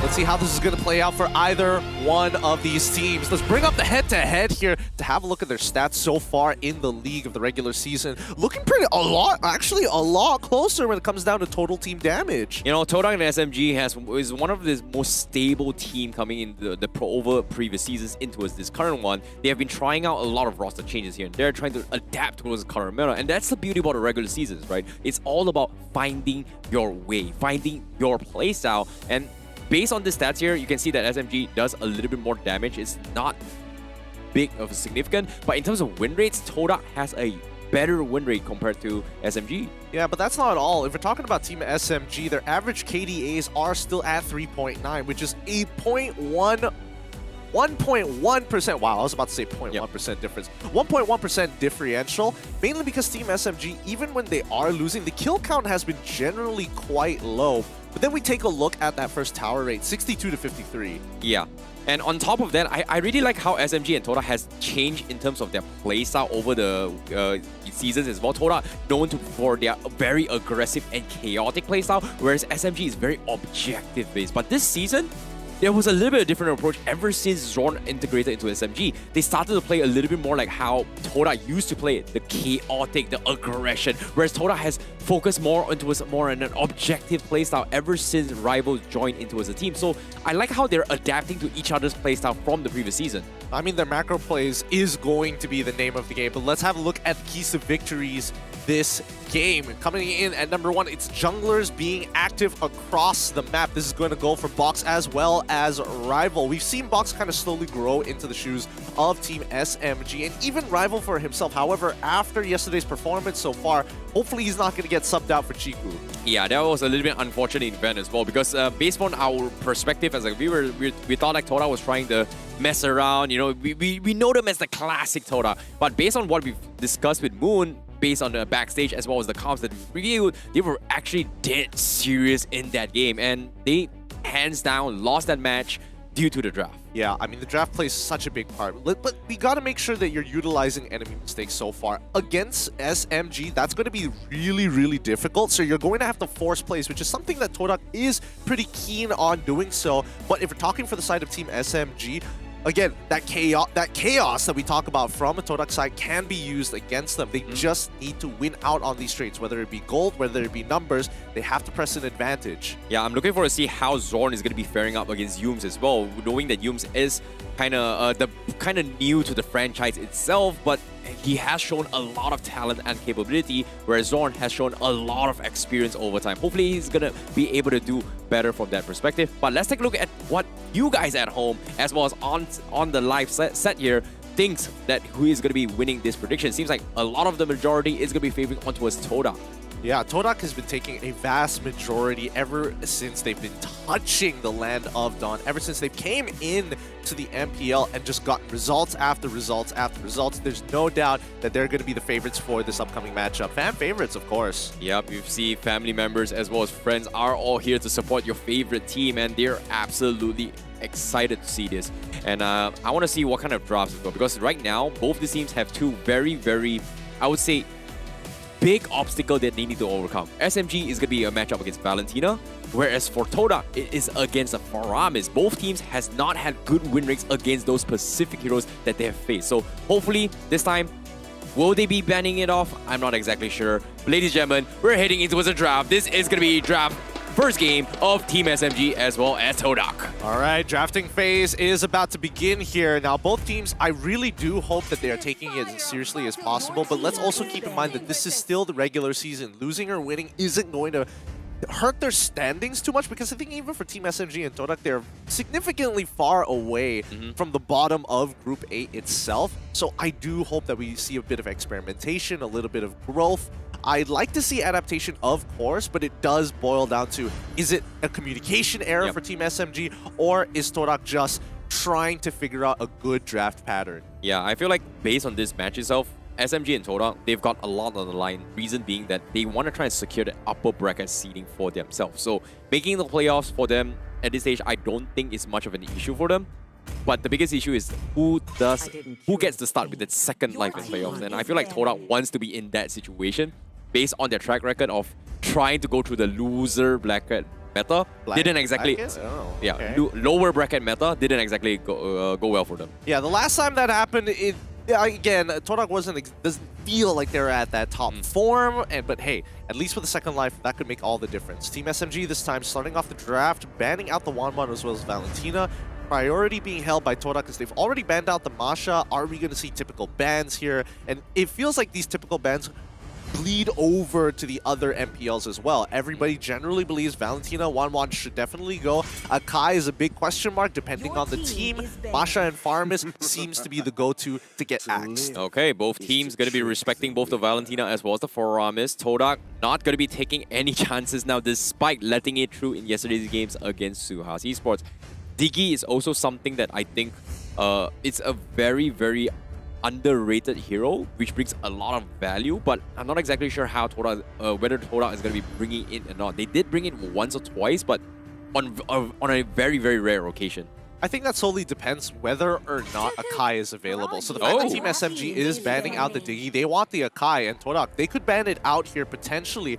I'd be excited to see, well, I mean, if Fanny gets let through, hopefully Box has a better performance. Yeah, I like how, based on this Archive signature as well, TODAK might actually let it through and potentially let through the the Julian, not Justin, Julian on top of it. And SMG, they may also have the possibility to actually flex the Archive. XORN does play a pretty decent Archive himself, and seems like they do take the read and they will ban it off. Julian is going to be out for grabs. Yves as well, something that both SMG as well as TODAK love picking it up for themselves. Yep, very typical ban opening here. Now, Fanny is available. Both sides are capable of using it. I'm wondering whether Rival is capable of doing it, because I do have an itch or a lurking feeling that Team SMG might skim over it. Good call on that as well, but XORN does play a pretty mean Kufra, so they might be leaving up the Fanny for a potential, third phase pick, maybe even a final pick before it happens. But Team SMG, right from the get-go, they first pick the Fanny. Julian's gonna be out for grabs for TODAK, and do they force pick the Kufra right here, right now? I mean, there's a number of ways they can deal with this Fanny. Kufra being an easy way. As soon as you're on top of that, on top of Fanny, bouncing ball, hold her there for as long as possible, lock her against the wall if she tries to steal cable away. There's so many things that you can do with Kufra to make sure Fanny does not have a good time, unless TODAK has a creative plan to get around it. So far, based on what we've seen from TODAK, yes, their drafts have been a little funky here and there, but nothing too outlandish or like crazy to the point of questioning it. Yeah, I agree. But so far, the Lunox pickup hasn't been doing too well on Moon. I'm not gonna lie. He tried his best in yesterday's games, but today, I feel like the Kufra opening pick, it's a pretty decent one. Do they not? No, they don't. They go for the Brody and Paquito instead. Ignoring the Beatrix, ignoring maybe even an Irito. Okay, I totally did not expect this. SMG, are they gonna pick the Kufra? Just deny it. I don't mind if they pick the Kufra, but there needs to be a better reasoning for it, right? I think that... I feel like Paquito alone may not necessarily call for it, and I think James wants to get a little bit more value. However, if we look at what TODAK has so far, the fact that they picked Brody instead of going for the Beatrix does indicate that they want to be able to kind of lock down Fanny if she jumps too deep into the backline, right? And again, we could assume that this Paquito is going to go be in that flex pick. Yep. So Team SMG, they're just being wary about it. I think the Paquito jungle is actually a pretty decent matchup against Fanny. It's not the end of the world, but SMG, they show their hands. Atlas will be picked off, and the Kufra will be completely ignored. They don't really want to pick it now. TODAK is in a situation, do they pick it now, or risk being banned from SMG right from the get-go? I mean, yes, Kufra is a good way to deal with the Fanny, but it's not the only way. And I think TODAK, if they decide not to pick up Kufra here, what else would they go for? They could technically go for their mid. I mean, they have Saber, but I doubt it's going to get banned in the second phase. Yeah, so it's obviously about what's the priority pick instead of Kufra. I'm guessing maybe Cho. I would argue that Olivia pick from Boone. Yeah, Lillian is bad. I think Kagura is okay, decent as well, but just because of the Fatal Links. But as for their biggest threat is how do they solve this Fatal Links combo? We've seen how the Esmeralda as well as Atlas zone control can bring to the table. Forcing the Kufra means that it is going to be a pretty bad matchup against Atlas as well as Esmeralda. So as of yet, they don't want to focus on Kufra. They don't mind it being banned. They will prioritize the link. They will go for the split push potential. And this is something that Rivals is very comfortable at playing. Yeah, so this does reveal that it's going to be Paquito going into the EXP lane. Gold lane already being decided by Brody. TODAK most likely going to start banning out some big gold laners. I wouldn't doubt that Beatrix is probably going to get banned at some point of time. Then again, it is Ling, so Assassin into Marksman's typical matchup. On top of it all, TODAK seems to be, in this current season, they kind of lean on towards the final picks for Yumski as well as Moon, just to kind of clutch things out. And I feel like this is a different TODAK. They prioritize on the XP laners and Marksman rather than prioritizing on Moon or maybe even Rivals hero pool, which is a little bit weird, but well, hopefully it works out for them. But SMG, they respond. They take out the Kufra. Maybe the Saber, not exactly sure, but let's see. Oh, I don't think Saber is going to get banned here for the side of Team SMG. I do think that's it would be a little bit of a mistake, but TODAK taking full advantage of that red side, banning out the Kadita at first. My guess is another mid lane mage, and then look to lock in Moon's hero early on before passing it over to Team SMG. Yeah, I think the Kadita is just a pretty no-brainer to ban. The Fatal Links into a Kadita Wombo combo is just a little bit too much to handle to their taste, considering that now they're playing for a very similar mirror slash split push composition. If you want to put it with a jungler matchup, I would say Fanny and Ling has one of the highest mobility. They can mirror each other when it comes to split push. It's not at the end of the world. However, late game wise, Fanny is going to fall off. So all TODAK has got to do right now is just to out-sustain or outlast the aggression that the Fanny is going to be bringing to the table. And that should be it. And for SMG side, they want to try and snowball as hard as they can. Yeah, Yves getting banned out for the side of TODAK. Good option here. Lilia seems high in priority at the very least for me. If TODAK is going to get that first, since TODAK is going to get that first pick, for all we know, it could be another Lunox game as long as you have an ultimate that protects you from getting caught. An iframe of some sort. I mean, honestly, Purify should be the go-to, but hey, you know TODAK. They like to play dangerous. True. I like Purify Lilia for sure. Kagura isn't too bad for Moon. I don't think it's a big issue for Moon in terms of his selection, but I'm more concerned on what Yumski is going to be playing as a tank because he doesn't have a lot of options in terms of tank that does really well against an Atlas. Maybe force picking the Franco is going to be the only solution left. I think personally right here is where you see Lunox or Cho, one or the the Lilia got banned out. Kagura is not too bad, don't get me wrong. Ruby, an even better answer. I keep forgetting. When Slava's not here, Ruby just doesn't exist in my mind without Slava. I don't like the Ruby. I'm sorry, I don't like the Ruby matchup. Maybe against... Ruby is good against a Fanny? Yeah, as soon as she uses that cutthroat, she is not going to be able to move. She's going to get taunted time and time again, and if she tries to go away, and if Yums can time it just right, he can actually just pluck Fanny out of the air with the I'm offended. Hopefully it's going to work out in TODAK's favor, but as of yet, SMG, what is going to be the response? They need a mid lane mage. Eve has been banned. Kagura's still in the pool, Lunox as well, but I don't think they would go for the Kagura themselves. Beatrix is going to be a standard coming in from SMG, but they bring in the Sicilian. They want to go for the wombo combo, and I like it. I think it's really smart. They could have gone for Julian this time around for Team SMG, but the fact is, Ruby is such a big deterrent. Then you would have a lot, like, again, you would have 4 melee heroes to deal with a Ruby who's really good at that front-to-front. So, generally, I think Team SMG has got a little bit of an upper hand in the draft. TODAK, however, could look to respond. What is Moon going to play? If he goes into Lunox, at the very least, he will have the Darkening to take out somebody as big as Esmeralda in the later stages of the game. Yeah, I think the Darkening is pretty good to actually deal with late game potential. Brody doesn't do too well against tanky compositions. Beatrix as well. Carry is the best for me, but based on this composition, Carry doesn't fit the role. But seems like, is he going to go for Lunox? No, they bring in the Julian. Okay. Interesting. So, okay, against a Fanny, I'd say yes, but against an Esmeralda and Atlas, ooh, that's risky.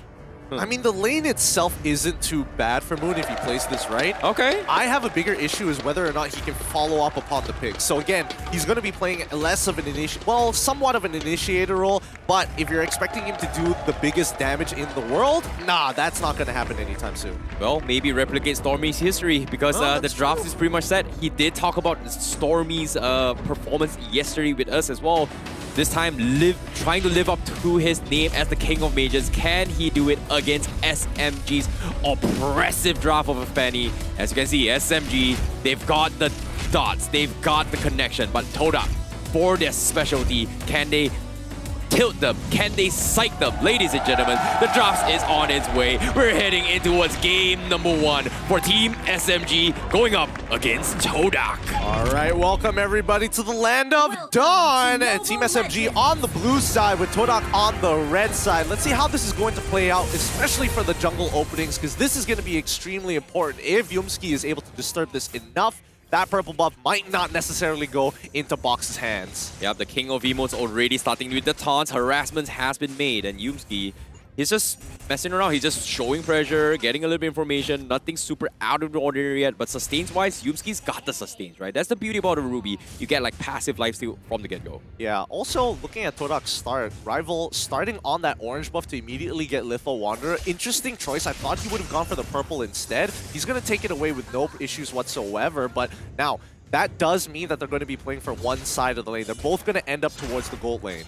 Yeah, that's going to be playing a little bit slow as well. But I think when it comes to the marksman department here as well, it's pretty clear that SMG and TODAK is going to be relying on the late game potential, right? Brody is going to cause a lot of problems. As long as Brody survives the initial burst from Fanny, he's going to do some serious poking damage. Whereas for Beatrix, if they do not get those Blade of Despairs, maybe even sword there, Blade of Heptases is not going to be able to chunk through 4 mains very quickly. But here comes the snipe as well. 4 mains taking a lot of damage from the cables. Yeah, honestly, if I was in 4 Maze's position, I'd be pretty surprised that Fanny is up on this side of the map. Instead of going for the default play of down towards Beetle's side, for Fanny, instead looking to evade the enemy jungle on that top side to play for turtle priority. This does mean that TODAK will take full advantage of their default route and look to try and punish Sasa. Yeah, Sasa's doing an okay job at just playing it safe. No, not taking any unnecessary risks, and TODAK is going to be forced to rotate for absolutely nothing. But map control-wise, you can see zoning has been made up the top side as well. And SMG tried to go for an ambush with Box, but he doesn't have the purple buff, so he's going to be forced to back out. And this is going to be TODAK forcing to say, hey, this is going to be my turtle. You've got no cables. I don't think you're going to get it. And they will take it for free. 4 mains, however, getting threatened a little bit, and then he will be taken down, but no way. The Fatal Links combo coming in from SMG catches TODAK, and they're in a skirmish, and they're all down to 1 HP. Oh gosh, Team SMG, I feel like they could have gotten one more there, but they didn't want to press their advantage any further than that. They lost the neutral objective. 4Maze basically shouldn't have joined that fight. TODAK got the turtle, but 4Maze, unfortunately, wanting to try and extend the lead, ends up dying in return. This could have been significantly worse for TODAK, but I think Team SMG, now they have to be on the offensive. They have priority over the enemy's purple buff, because Fanny is already rotating faster. She's got the purple buff. They should immediately make their way to contest this. Yep, Yumski now going to be caught up. Here comes the Sanguine Claw. He's going to get caught up. Forces the flicker, but Box doesn't go for the chase. Doesn't have the energy to chase him through. So that's going to be a little bit unfortunate attempt, but they do have map control in terms in favor of SMG. Unfortunate. I do think that Box could have gotten that kill. I'm surprised he went for the cutthroat so early on to zone him off, but let's see what this results into, right? The roamer is forced to recall, comes back into position, looks to play towards that golden lane. Nothing's really going to happen, right? So at the end of that day, had Box positioned his steel cables a little bit better, that could have netted him a kill. Yep, that's going to be a little bit unfortunate for him. However, that means that is a good sign for TODAK. That's exactly what TODAK wants. Just buy time, and eventually they will be able to sustain this once one of those members get those early Dreadnought armor, maybe even Antikyras to deal with this burst. However, SMG, once again, setting up a couple ambush, and TODAK, they know they're already prepared for this as well, and SMG not getting any bites at all. Yeah, that was a really good read. They understood that, hey, technically Yumski should have died. He had to rotate, he had to recall, rotate down, and expect to see that dive happen. Box now looking for an engagement onto Moon. Oh, Moon goes for the sprint, and Box, he doesn't have the energy. He can re-engage, and Box just barely in the nick of time, just lost his purple buff, and he might actually continue. But once again, timings from TODAK is really, really spot on, and they know that he doesn't have the purple buff, and you can see Rival is going to start to make things work towards them. And SMG, do they want to force this? Do they see Zorn? Zorn finally shows himself. He wants to go for the Fatal Link. He catches one, but do they get it? And here comes the combo. And SMG, they're taking a little bit too much damage. TODAK, they lose Yumski, but here comes TODAK with the retaliation, and they will wipe the floor with Zorn. Man, it still surprises me that after all this time, Sasa still has the reaction time to flicker out of the way before Rival is able to pick him up for that kill. Zorn does eventually die, but I think the idea from Team SMG was to chunk out the mid lane, look to fight, but Box took way too much damage, so he backs away, and Team SMG, wanting to give up the turtle, just looks for kills, but instead gets punished. Yeah, Moon doing a fantastic job playing with the timings as well as gathering information. Box, as long as they know that Box doesn't have the problem buff and he needs to get it, they know that they've got the upper hand, because if they make it quick enough and if Box rushes to the fight, he's going to use at least half his energy to try and join the fight before he can do some serious work. Moon, however, is going to be caught out as well, but he's not going to be able to dodge his iframes as Zorn pulls him back and takes him out. It looks like his sword was on cooldown. No enhanced sword either, but looking at top side, it's very clear that Smooth has full control over this lane against 4Maze, and that's kind of bad, but so far the spawns for the turtle on that gold side is really helping out TODAK. Yep, and TODAK playing it safe. They're going to make sure this time shifting their focus and defending up for Momo in case SMG tries to react. Same time, likewise coming from SMG as they focuses on Sasa's health pool. But TODAK setting up an ambush, hoping that the Fanny is going to be lurking behind, but it seems like they are going to try and make an attempt up top. So there's going to be a 3-man down bottom, and TODAK might look to actually pressure the bottom turret instead. Yeah, they need to just defend the bottom side right now, because as we see, this dive, it might just actually happen. No, the defense is coming through. Yeah, beautiful defense coming from Sasa. The turret still survives, but Momo eventually takes in. But however, the Fatal Link pulls back Yumski, and they will burst him down. Smooth tries to re-engage, but TODAK a little bit too fast. Box also looking to force for fight, but gathering information is going to be the way to go. TODAK doesn't seem comfortable to fight a 5v5 against SMG as of yet. Yeah, honestly, this is some really nice setup coming in from the side of Team SMG, but TODAK's response is even smarter here, where they get Rival to actually clear the mid wave, so they have Julian on top side to maybe help out the push and clear out that tier 1. Bot tier 1 is about to fall right now, but look at top side. Yep, top side is going to be fighting as well. Momo is going to be farming his way through. Smooth is doing pretty decently, hanging on his own. There's nothing much Formase and Moon can actually do. And it seems like it's all been trades after trades after trades. This is by far the most disciplined game I've seen coming from both SMG and TODAK. They're just trading equally and mirroring each other. Honestly, this is some very clear play coming in from TODAK's side. They're playing, again, if a situation is bad, let's look to press an advantage somewhere else on the map. However, Team SMG, there's a lot of setup in a lot of their plays, a lot of commitment to fights, forcing people to recall so they miss the timer on either a neutral objective or a position on the map. Yep, 80 seconds before the Lord comes in, TODAK already setting up for ambush to try and catch Box off, and Box is not taking those kind of neutral objective baits at all. They're just trying to go in for the split push potential and mirror this aggression on TODAK. And finally, Box shows himself. He's going to go for a fight against Momo, but Momo will be able to get the stun in, and that's going to be the disengage. But it seems like the pull comes in. Smooth is going to get caught out. He tries to sprint away, but he can't change long. But down towards the last health. Can he survive? Ooh. Yes, he can. Formase comes to save the day, but no! The smite steps coming from Smooth. It's going to dodge, but Rival will be there to seal the deal, and TODAK finally gets a kill. They're so out of position. TODAK unfortunately don't get punished for this. Nobody was ready for that. And unfortunately for Smooth, he played it as best as he could, getting a lot of commitment from TODAK to take that away. And TODAK now stealing resources from Team SMG. No orange buff, take away the golems as well. They push back and get ready for this 30 seconds for Lord. They cannot die right now. No. Speaking of that, Yumski gets a pull. He goes for the flicker, but here comes the snipe. He misses. The conceal blaze is there, but finally Box catches him off guard, but he made a mistake. Momo caught him, and he's down. And now with the purple buff available, XORN doesn't have the skill. Julian will be caught up from the sides. Sasa blows him up to smithereens. Oh, that's great. Formase, he tries to make a play. It's not over yet, but seems like Rivals will try to make a 10 with Sasa's life. Does he have the crit? Yes, he do. But the second clock catches him. He sidesteps, but eventually gets taken down by Smooth. But the fight is not over as well. Formase is left all alone. He wants to try and finish on Simon, and he gets it. He's so tanky, but now he's left all on his own. But at the same time, SMG can do absolutely nothing about it. Meanwhile, Momo focusing on the turret, and he needs to back off. Box is here, but he's taking a little bit too low damage. Oh, no, the Tornado Bot Memories gets him off in the last tick, and that's going to be TODAK that comes up on top. Huge coming in from TODAK's side, Team SMG. They managed to get a lot of resources, but TODAK come out the victors at the end, able to net themselves 2 extra kills on top of the fact that they're going to get Lord and a tier 1 mid turret. TODAK are not wasting any time. Woo-wee, Formase has been pushing them to the limit. SMG is so respectful that they punish every single mistakes, and now with this play coming in, they need to secure the purple buff for Box, while at TODAK they want to try and challenge this, and oh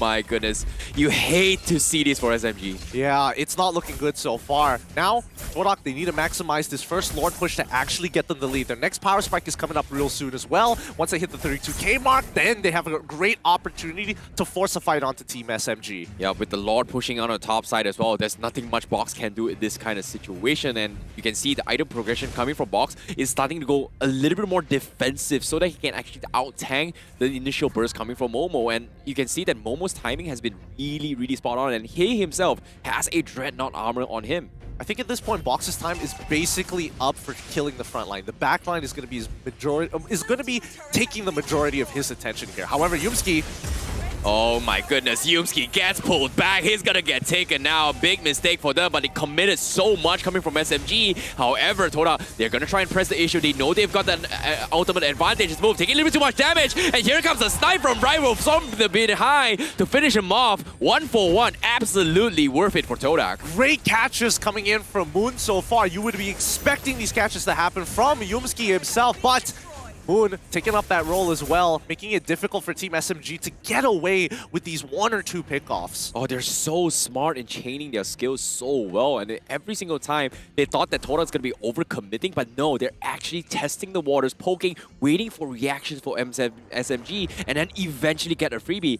SMG did absolutely nothing to save Smooth, and that's a pretty unfortunate event. And who could blame him, considering that the moment SMG commits, it's pretty much all in or nothing. I think at this stage of the game, both Smooth and Sasa are going to be the main carries of these upcoming fights. I mean, Smooth has been having a good time in his lane. He may have died 2 times already, but that Avarice is keeping him in check. Look at the damage dealt by just Smooth alone. He knows he can take a hit.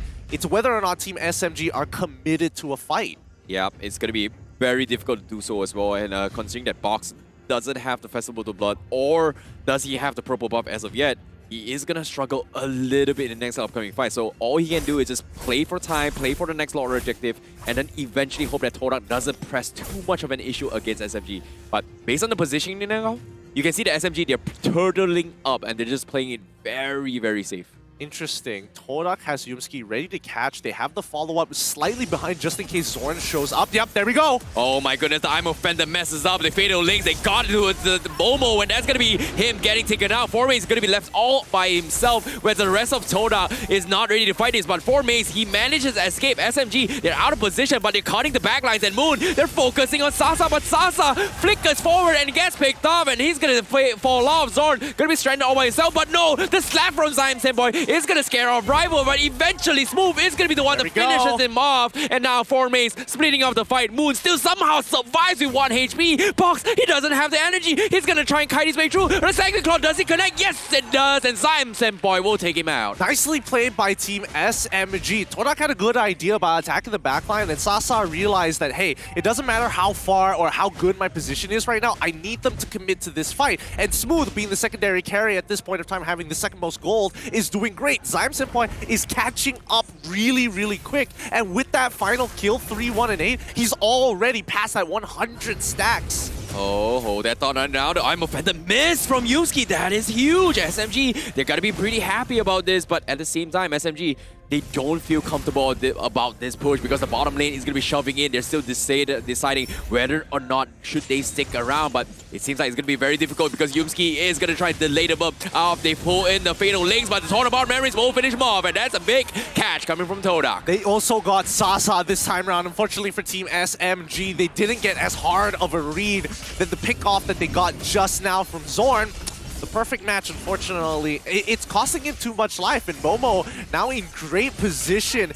With his Malefic Roar, he is chunking him out so very fast, and when you think you're about to run away, Torn Apart Memories secures the kill almost every single time. Box now unable to deal with 4Maze, who's been power farming this entire game. Yeah, he's starting to build out some serious damage on top of it all, but the Blade of Despair finally purchases on Rival. He will finally have enough damage to go in for the finisher, and based on the current itemization, you can see that Rivals is just so far ahead compared to Box, who's forced to play defensive instead of full damage. Yeah, and that's the problem with Fanny, right? She falls off really quick. So the fact that Box isn't getting that much gold is actually better for Team SMG to be investing in people like TEAM SMG, who is very close. He's already got the Ice Queen's wand. Wouldn't be too surprised if he opts to go for a...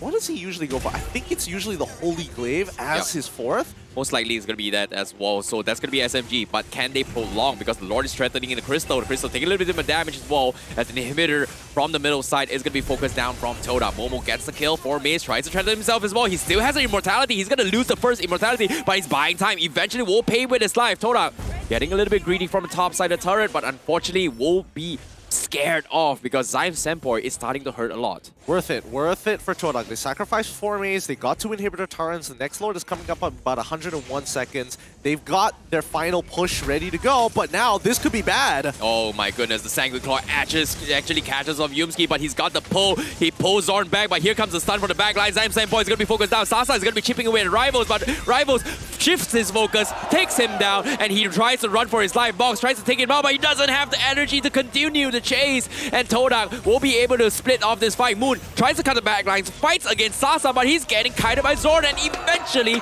gets picked off. Oh, what a mess coming from TODAK. 1-for-1 trade. Both mid laners getting punished here. And I don't know, Zyme Senpai, he got threatened really fast by Rival using his Winter Truncheon super early on into the fight and then trying to flicker away as Yumsiki gets on top of him. Nicely done and great coordination from TODAK's side, but I think at this stage of the game, when we pull up the item list, I think Zyme Senpai has to go for the Divine Glaive instead of the Holy Crystal this time around if he wants to maximize his damage, because this upcoming Luminous Lord fight is going to mean everything. Exactly. On top of it all, Sasa just got his Haas Claw, so it's going to be a little bit difficult to actually focus him down. He's got 42,000 damage dealt in terms of wrecking. Likewise from Smooth as well, Zyme Senpai. So SMG, they're doing some serious damage now. Even though they are losing the power spike on Fanny, they can still rely on Zyme Senpai. They can still rely on Sasa. Meanwhile, for TODAK's side, they're making a lot of mistakes and a lot of attempts onto Sasa or even Zyme Senpai's life. I don't think it's a mistake. I think it's a very good attempt, in a matter of fact. I think TODAK at this stage of the game, they have to take out the big damage dealers, which is Zyme Senpai and Sasa, because Smooth has come to a point where he is too big to handle without more commitment from members, and they just don't have... This isn't like a 10-man game. There's only 5 of them. They have to delegate the resources properly as they position themselves early on into the enemy orange buff. Yep, seems like they are going to try and commit to a Smooth. He's got the sprint zone. Finder shows himself, but no, the stun coming from Yumsiki did not allow him for the fatal links, but they are going to get focused down. Momo goes in for the Winter Truncheon side, but eventually gets taken down. Box gets the kill. SMG, they're picking off all of TODAK, and now here comes the cavalry. TODAK wants to try and jab this, but SMG immediately scots out free as Smooth is going to be able to hold out on his own. He's getting information for the Lord Pit, but Rival a little bit too low, and he will back off. Smooth should have saved that Falling Star Moon for maybe getting on top of Momo, but and maybe force him out to flicker. I mean, Momo still died at the end of the day, which is great for Team SMG. However, notice the position of the rest of the TODAK members. Formace in the middle of that fight, but notice Julian hiding by the enemy purple buff. Oh my goodness, Formace, he tried to make a play. He could not do it, but he bought enough time. But on the top side as well, the Moon tried to make an attempt with those box, and they want to deny the purple buff away, and this is huge for them because without the purple buff, Box is going to be kept in check, and Team SMG wasn't able to respond towards the Lord take, and now with the top side pushing in, this is go time for TODAK. Great thinking from TODAK's side. They split up their forces. They know that Team SMG will not go and contest for this Luminous Lord without their jungler, and if their jungler is at a disadvantage, it's great for TODAK. So now comes the big question. When does TODAK want to go for a full 5v5 fight? What are some of the conditions that we're looking to be met? Number one, figuring out where XORN is and as well as Sasa. Zyme Senpai is generally going to be in the middle of it all. Now that he has that full build, no Holy Crystal, by the way, as a majority of the members from TODAK's side have the magic resist to protect themselves. Well, gotta hold that thought for now because SMG, they're making an attempt. Fatal links onto his Yumsiki, but seems like it is going to be a failed attempt. So that's going to be the flicker burned out from the side of Yumsiki. So no I am offended combo yet.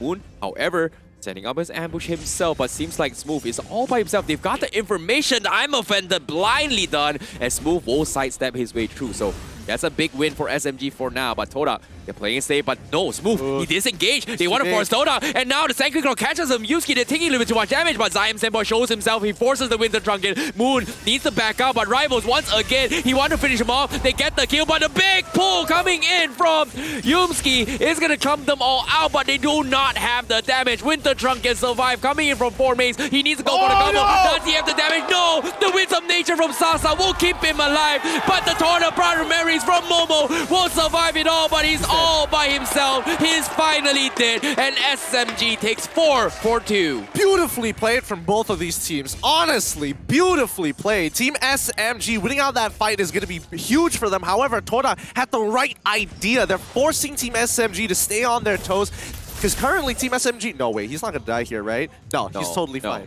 Currently, Team SMG down by 2 inhibitor turns puts them at a 2-lane disadvantage. So TODAK is posing that question, hey, you got to keep your lanes clean. If not, Rival is going to backdoor. And that threat alone is keeping Team SMG from taking this Lord. You know, I'm not going to lie. You have to give props to a Zyme Senpai because he dodged and bought so much time and for so much commitment from TODAK just for him to die. And because of that, they just didn't have enough utilities to finish off the rest. And this is actually working out in SMG's favor. As the game progresses, Zyme Senpai is going to be the biggest threat from the side of SMG, while TODAK, their scaling will eventually reach a ceiling cap. Yeah, personally, I do think that in that fight, that last fight, Sasa could have definitely survived had he preemptively used his Winds of Nature. He needs to stay really topped off here. If he gets too low, Momo is going to take him out with a single auto attack and immediately torn apart memories. Because so far, the way Sasa dies is always because of that. But Box in trouble. He's dead. Oh my god. Goodness. The Rivals, he stalked him to the beat. He knew he did not have energy, but at the same time, Formaze is going to get pulled back. Rivals waiting for the right moment. He wants to focus on Zyme Senpai, but the damage from Zyme Senpai a little too much. He needs the Templar's Blade out of there, and they will sacrifice Formaze for the cause. Meanwhile, TODAK, they're still waiting for the right moment. They finished off one kill, and that's going to be Smooth taken out. So there is a split decision coming from TODAK as well as SMG. I'm surprised Smooth ended up dying through his immortality. I didn't think Momo would have enough there. However, top inhibitor falling down is huge for Team SMG because they're trying to even up that score. But now with this Luminous Lord, again, there's not much of a contention since Box is dead. There is no retribution to help secure this or contest it. Exactly, but SMG, they still want to try and force the issue. Zyme Senpai going for a couple pulls. He's down towards half HP, but oh, the flicker from XORN messes it up, and Moon with some quick fingers with the enhanced sword dodges it. Nicely done. Nicely done coming in from TODAK's side. Now, this is a do-or-die situation from Team SMG. This Luminous Lord is kind of strong. Sasa has got some wave clear. Same goes for Zyme Senpai. Smooth and Box need to start doing some early housekeeping here. And if TODAK could maybe get a pick on one of them when they go out of their base, this could be the end. Yeah, this could be the end indeed, but SMG, I feel like it's not over yet. As long as Box doesn't die and XORN gets the perfect catch, all is well. But like you said as well, TODAK, they know they're going to be setting their targets up on Zyme Senpai, but SMG, they've got to hold the line because TODAK, they have two decisions. Do they force a fight or do they focus on the critical? And they're stalking their opponents, they're taking objectives, but from the side, they pick up Box. This is huge. This is going to be a 4v5. TODAK is looking to go for a big fight, but Rival taking a little bit too much damage. It's going to be forced to back out and try and regain some health. So TODAK will respect this and back out. Moon, however, goes in for the side, and the Winter Trunk campaign coming in from him. As SMG, they do not have the utilities. They get pulled back, and TODAK wants the party. But a big, fat ultimate from Sasa will take them all low. TODAK needs to bail out of this fight, and Sasa gets a shutdown. Momo needs to run away, and the triple kill for him. Smooth, are gonna chase him. Momo's looking for the snipe, and Sasa looking for the quad. Can he get the Maniac? Momo needs to run for his life. SMG keep on chasing. Will he survive? He's thinking about it, and yes, he will. A big win for SMG. Beautifully played coming out from Sasa. I was waiting for the moment he was going to switch his weapons. It was so very risky to hold on to Bennett any longer than he could, but with the Bureau alone, turning that fight around for TODAK, now they're looking to crack open that inhibitor, and Momo is gone. Oh my goodness, what a catch. What a ton of events. SMG made things so hard for TODAK. They finally made the comeback. They took game one against TODAK. Oh, what a brawl. What a brawl this has been. Road to M4, you're absolutely right. Team SMG come up huge in that very last fight to turn things around. TODAK playing as good as it can get. Some high-level gameplay coming out from both sides. Oh my goodness, what a game from both TODAK and SMG. But my, oh my, I gotta talk about this one particular man. Zyme Senpai. He juked every single burst assault coming in from TODAK. I mean, they tried, they failed, unfortunately. Can you blame them for the attempt? Absolutely not, but you can thank the man who's got some, I don't know what his settings are, but I gotta find out how the size of his analog. I don't know, he feels like he's playing on a different level. Exactly. Smooth and Zyme Senpai has been on point with all those side stats. They tried to find every single second as much as possible to survive, to buy time for the team, and it eventually worked out in their favor. Likewise, coming from TODAK, but you can start to see the draft kind of fall off into the later stage of the game for TODAK because they cannot outmatch the damage burst coming from Zyme Senpai. Well, I mean, that's the thing. Sicilion scales really powerfully, but if you look at the item bill, I think we'll get a better idea of this. Like, instantly, we're not seeing the traditional Holy Crystal Holy Crystal into Divine Glaive coming in from Zyme Senpai. He eventually sells off his item to create the slot as soon as that Winter Truncheon is down to maximize that damage, and that's where Mystery Shop gets a lot of value.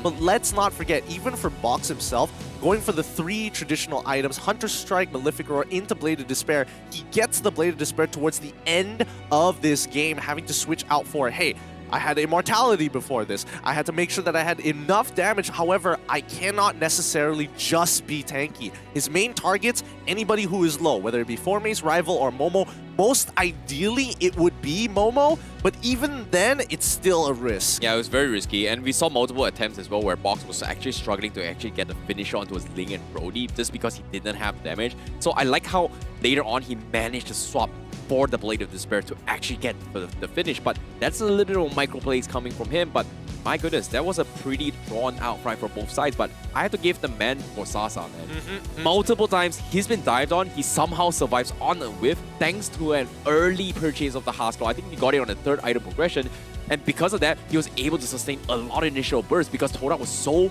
hard dead on focus on towards Box as well as Zyme's hit point. Yeah, I think Sasa played this, he's on form today, there's really no question about it. He's playing it as perfectly as he possibly can, getting some really high value ultimates, and then really getting to a huge climax right at the very end. And he patiently played it, right? At any point of time, he could have just swapped out his weapons, gone for a Wesker, and then maybe looked for something more interesting. Instead, going for Nibiru's Passion, holding on to it to that very end, and then switching over to Bennett just to make sure that he could clear waves. If the fight initiated, maybe Bennett's Rage might be up to do it all over again in combination with Atlas's Fatal Links. Yep. And I'm looking for to see who the MVP is for that particular match for SMG. Ladies and gentlemen, here, your MVP for Game 1 is going to be none other than Smooth on that Esmeralda. Okay. Deserved. Honestly, I think he played a solid game as well, even forgoing the Ice Queen's wand, knowing that he just needs to be tanky more than anything else. He scaled so fast this game. Yep. By the 8th minute mark, you could see he was already kicking into effect. 16 assists at the end of it with a 72 game KP. He was there for every one of those important fights. Yeah, agreed. And he was able to buy so much time for the team multiple times. Splitting off the fight for TODAK was one of the biggest factor. And I would say he was one of the core pillars in the front lines to just kind of annoy the heck out of TODAK. And you can see multiple times they had to overcome this big, fat, I would say, obstacle in front of them, which is Esmeralda, and then driving to the backline. So all in all, I feel like everyone from SMG played to their best. I think, again, it's just the thickest front line you could possibly get. A fully scaled up Esmeralda, really deadly to deal with, really difficult to get through, and unfortunately for TODAK, scaling may not have been on their side, but they were trying to play around it as much as they could, and eventually it just didn't make that last point. Let's go into the highlights here, brought to you by Samsung Galaxy A series, because the early game was very much dependent on how Team SMG wanted to attack the map, but TODAK still was able to kind of press their advantages in different areas. Yeah, TODAK, they understood that from the side of SMG, they're relying on this wombo combo strategy, right? So what they did was they focused on a little bit more of guerrilla warfare, but every single time they tried to make an attempt with Yumski gets picked off first instead of him starting the fight. And that's the downside between Atlas as well as Ruby, right? Atlas, at least if you get caught out, you can still somehow find a way to get out. Whereas a Ruby, once you get caught up and you do not counter-engage, you're pretty much dead. Yeah, pretty much. And I think Yumski, I'm not sure whether he had his flicker in that very last fight to stop Sasa, but he was doing, again, getting caught first. I don't think he minds. He wants to get caught. He wants to be the only person that XORN gets value out of, because at the end of the day, the rest of his team is the one doing the heavy lifting. Yeah, you can see multiple times as well, Smooth was actually providing a lot of backup and saving grace as well. And you can see every single time he's there, he always finds a way to delay the retreat from TODAK. And because of that, it allows SMG to kind of catch up because of that Ice Queen one pickup. Yeah, right at the very end here, we didn't get to see whether or not what the setup was for this for that upcoming fight. But Sasa coming up huge with Nibiru's Passion. At the end of the day, it really does come down to scaling once you've gone past that 50k mark, where the gold basically doesn't matter. Yeah, and all in all, eventually it came down towards both teams playing towards their strengths of the draft, both trying to drag towards the later stage of the game. So we're talking about end game timing as well as late game timing, right? I feel like late game timing would favor TODAK a little bit more. But we're significantly, yeah. And we're talking about end game timing means where everything is at the same level. I feel like SMG hits their power spikes there the best because of that Sicilian. Well, it's kind of even there. It's honestly a dice roll for the most part. But if you guys have been enjoying these games as much as we have, thank you so much. Please take the code. You've already helped us hit our first milestone. Let's move on to that next one, and you guys get rewarded even more with more codes. Yep, be sure to keep on sharing and supporting your favorite team, because this is a match that you got to be watching as well. This is going to be the final day of this week number 4 of the regular seasons, and we promised a pretty insane game. And this series, delivering it. I don't know what Toda's gonna be thinking about this, but I'm hoping to see a full 3 game. I'm sorry, Gideon, but at the same time, this is good enough to watch a full 3 game. It's high quality. I really do think that both teams are playing at their absolute best right now. It does come down to a couple of just like, oh, I didn't land it. Oh, I didn't get as much value as I wanted from an ult. Those are, again, really tough positions to pull off from, and especially the way that TODAK actually takes these fights where they communicate, hey, I may be getting hit right now, but I got Flicker. I might be able to help you secure that kill, which is a big difference maker for the backlane. Like Sasa and as well as I'm Senpoi both had moments of like, yeah, we had some fancy footwork, but as soon as Yums flickers on top of them and gets that taunt or gets that initial pull, the fight's basically over. Yep, it all comes down towards their coordination within bursting down, but you can see that TODAK, they're not thinking of putting all their eggs into one basket. They're always trying and prolong the fight, and that's the difference in terms of ideology between them and SMG. SMG, they have the power spikes to actually go in for the consistent wombo combos because of how powerful the Sicilian's first skill is. The bad impact just keeps on going throughout the entirety of the fight, and I don't know. It all comes down to drafts. I feel like both sides, they just misplayed in terms of timings. That's pretty much it. Well, I mean, some of the team fights could have been a little bit better here, and I think even for Team SMG, they understood like, yeah, we did drop the ball when it came down to these neutral objective fights. Then again, they're tough calls to make here. I don't know, for Zyme Senpai or XORN being the shot caller for the team, even I wouldn't be very confident in my own call. Do we commit to this neutral objective? Do we look to clean up that side lanes? It's, again, that TODAK factor. They force you into these 50-50s. Yeah, and I'm looking forward to see how Game 2 is going to adapt as well, because I'm pretty sure TODAK is not happy with their performance, even though it looked like a very winnable game for TODAK. And SMG were making a lot of mistakes here and there. They were definitely thrown off guard by this split push potential, but we are starting to see that Ling is kind of falling apart in towards the current meta, even in Malaysia region. I'm sorry to say, Ling does not have a good win rate so far. I mean, if we're going based off of stats, yes, Ling doesn't have the best win rate in the world, but the utility is there. The kit is too good to let go of. Let's look at the draft one more time, right? Because in the bans alone, there was a very clear idea for Team SMG saying, hey, we want to be able to get that Fanny. If you ban out that Akai, that's great for us as that final first phase ban. They lock in the Fanny, and they wanted to play for that early game. They want the box to kind of control that momentum. Did that go through? No. Phase 1 of the plan immediately failed, right? Then we look at TODAK. How are they controlling that momentum? A lot of this is because of Yumski. Yeah. I like how Yumski is always getting those information, right? He's always trying to stall and annoy and give information for the team to mark onto its box. And you can see that everyone from TODAK, they're always making sure that box does not have that purple buff, which puts Moon in a situation where he did his job correctly. But towards the later stage of the game, you can see that if you compare a Julian versus a Sicilian, the Julian does not have the range to outrange the Sicilian, while it takes a little bit of time for him to go for those kind of commitments, which we did see one of the highlights earlier on as well, where Moon came down for the bottom right side of the bush, trying to catch up to go in for the setup. And the moment he goes for the setup, he's pretty much going to be unarmed all the way through, because that's all his skills. That's all. That's it. What do? I need time to escape. And he takes advantage of it with the sprint, whereas Zyme Senpoi, if I don't have a sprint, I still have an ultimate that keeps me alive. Well, for a little bit here, I think, again, both sides were playing generally the same idea, but Moon having to play more of a utility-based hero, and yes, he is dishing out a good amount of damage, stopping the charge second next to Momo, and he's either an initiation tool or he follows up upon the catches done by either Formaze or Yumski. Ideally, if Momo catches out box, is as we saw in the early to mid game, then Moon has just an easy way to burst somebody down with the chains, arguably even the scythe almost. Hey, more orange players. Hey, orange player. I wouldn't be surprised they're here, right? They want to watch one of the best games here in the regular season, and they would be supporting this. And AIM and, of course, Balance is going to be stalking them. And I know Balance is very camera shy. He is camera shy, and he was just like adjusting his hair there. So quite a moment. But let's jump into the second draft here in this best of 3. Currently, Team SMG at match point. TODAK looking to reply on the blue side with Team SMG on the red. Yep, seems like they are going to be sticking to their comfort bans. They are going to be banning off the Marsha. Faramis is going to be first pick material, and it's something they do not want to ban. And most likely, they are going to be banning off the Atlas, I guess, against SMG. Maybe even the Fanny to a certain degree, and just let either the 1-1 or the Faramis through. But SMG says, nope, I know what you're thinking. Honestly, I don't mind too much. I think TODAK played it really well against the Fanny specifically. However, when it came down to the shape of that team fight, maybe Brody wasn't exactly the best pick in the world. I don't think they were expecting to actually snowball from the early game into the mid game.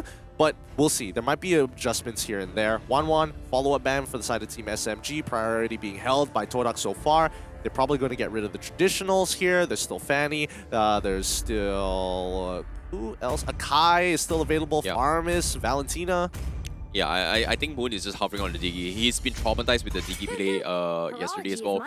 I think just now before he came out, he actually talked about it again. Yesterday also, when they lost their match against Suhas, what he was talking about, whether or not should they ban the Diggy, and it's been sticking in his mind all the way through. And this is real talk, and I feel like them now focusing on banning Diggy in first phase is just puts them in a very difficult spot. Well, I don't think so, because now the question is what is going to get let through. Very similarly to Team SMG, they didn't get the Akai, of course, but instead they did get the Fanny. TODAK, I think they're not playing for Fanny specifically. They're playing for either Valentina at this stage of the game. I was going to say Faramis, but Team SMG takes out one option. So right now, it is going to be Valentina or Akai that is going to get let through.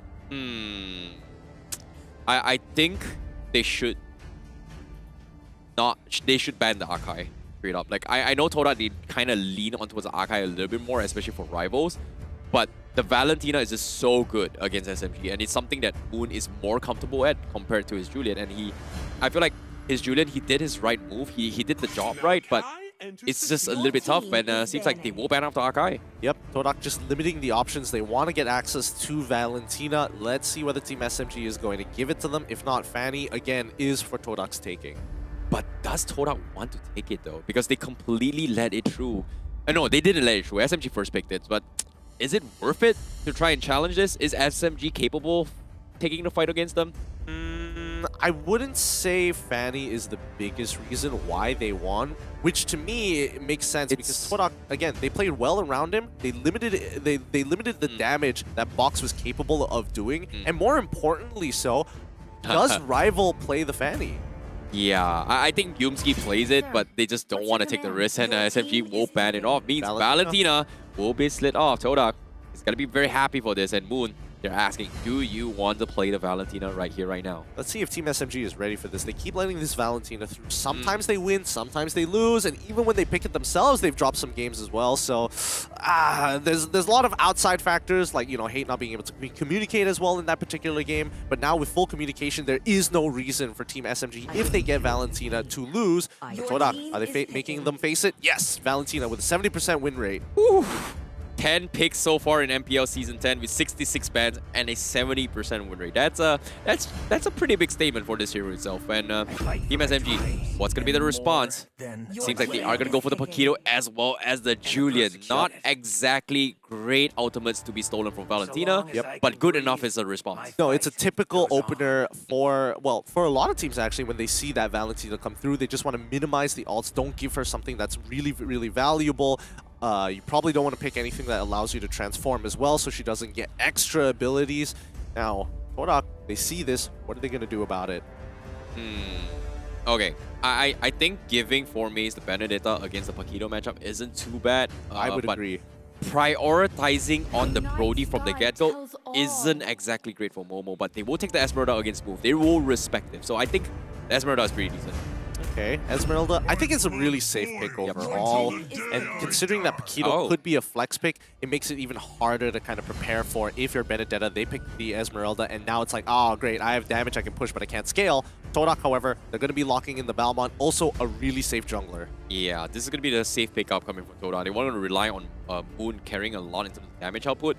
But in terms of frontline potential, they've got a pretty decent one compared to SMG, whereas SMG, they don't exactly have the tankiest frontliners yet, but Yep, rough matchups. So this is a jungle Paquito? Jungle Paquito, Julian goes into the mid lane. So this is why having that double flex gives you a lot of opportunity, right? Because whatever solo laner you choose is going to get counterpicked naturally if it falls into one of those lanes. So nicely played by Team SMG. This is the one advantage that they do have. However, at the end of the day, Balmond is going to get every single objective if he gets close to the Turtle/Lord pit. But this is a very, I would say I'm surprised that SMG did not try to mirror the match in terms of tankiness, right? But instead, they're doubling down on just full damage. And if you take them out before they can do anything, there's no point of them sustaining. So I like the idea, but I'm still curious, right? You talked about maybe this could be a jungle Paquito. In my mind, this could be either a jungle Julian, jungle Paquito, or even a jungle Derov. So there's a lot of possibilities here coming from SMG. I don't think so, because that would compromise the mid lane no matter what, right? Because if you're talking about, hey, EXP has already been selected, then what are you going to be looking for in your jungle matchup, right? I think Balmond against Paquito is totally fine, because again, Paquito is going to be trying to threaten the marksman more than he is trying to secure objectives and peel for the rest of the team, right? And if you decide, hey, let's switch out, let's switch things out, let's play like a mid laner, it honestly doesn't matter. Most mid lane matchups are pretty 50-50. There isn't like a hard losing matchup. True. But TODAK, they are going to be banning Franco. They're keeping XORN's hero pool out in the open. And now both sides going to be banning off each other's junglers. And I feel like Yumski's got a little bit of in terms of upper hand when it comes to right now. They can still go for the Lolita, which is something that they do play a lot. But both sides has not selected their marksman yet. And I feel like after Sasa's performance game number 1, the Lolita, just to deal with the Beatrix, isn't too bad coming from TODAK. Well, they're just banning off all of XORN's comfort heroes right here. Sure, yeah, I think that's fine to ban out XORN's comfort heroes. If they ban out Cho as well, I think that's fine, honestly. If they get, I think Atlas... they're doing it. They're doing it. Yeah, okay, ban out the Cho, that's totally fine. I personally think that the fact that Team SMG has shown off that they want to ban out the Popo and Koopa does give me an idea that Team SMG is going to play a very strong dive composition, right? Because the one thing you don't want to deal with is trying to dive a Popo and Koopa. Oh, Alpha Wolf, pull the Wolf back into me, you get knocked up, you fall into the trap, you're stuck under that turret taking aggro for longer than you should, like 3 to 4 seconds. Agreed, but at the same time, do they go for the Natalia? No, they don't. They are going to pick the Ruby and stay for a little bit more sustains for XORN. Meanwhile, TODAK, they have all the options in the world. They flex up Sasa's hero pool a little bit more. Now, TODAK, they have to show their hands. Do they pick the Lolita right here, right now, to deal for a potential Renner coming in for a Bennett coming in from Sasa? Or do they just stick to their comforts? And I feel like right now, for Momo, he's got to decide. Does he stick with his Brody? Does he go for Irritel? I think Irritel isn't too bad in this kind of situation, but based on how divey the composition from SMG... Honestly, just take Beatrix. I mean, it's 4 melee heroes, all of which can dive on top of you, but if you don't get locked down and you have a Winsome Nature with Wesker, they basically are non-existent. They will die. So Matilda gets picked up for extra kiting. Instead, they're going to go with Carry. That's a rather interesting option. And, I like the Matilda. Gives you a little bit more defensive. It helps the Esmeralda here and there. But the carry, I'm a little bit questionable on this because SMG doesn't have the tankiest composition, and SMG, they're going to go for the Irritel for themselves. Very, very nice. All right, really strong dive composition for the side of Team SMG. It reminds me so much of like Season 2 and 3, where it's just big daddy comps all the time. Get a bunch of fighters, put them together, have some fighter-style mages that are willing to brawl, and you've got a composition that just rolls opponents. TODAK, they're trying to play that front-to-front.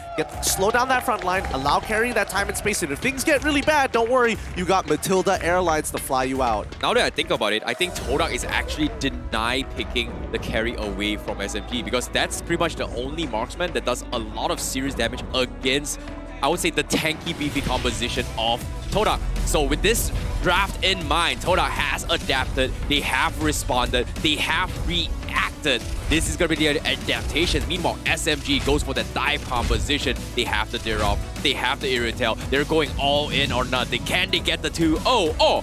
Will TODAK bring it in towards game number 3? Ladies and gentlemen, stick around. We are heading in towards game number 2. TODAK versus SMG. Currently, Team SMG at match point. It's going to be TODAK on the blue side, Team SMG on the red side. The gold laners are going to matter a lot this time, so keep an eye out for those supports hovering around this lane.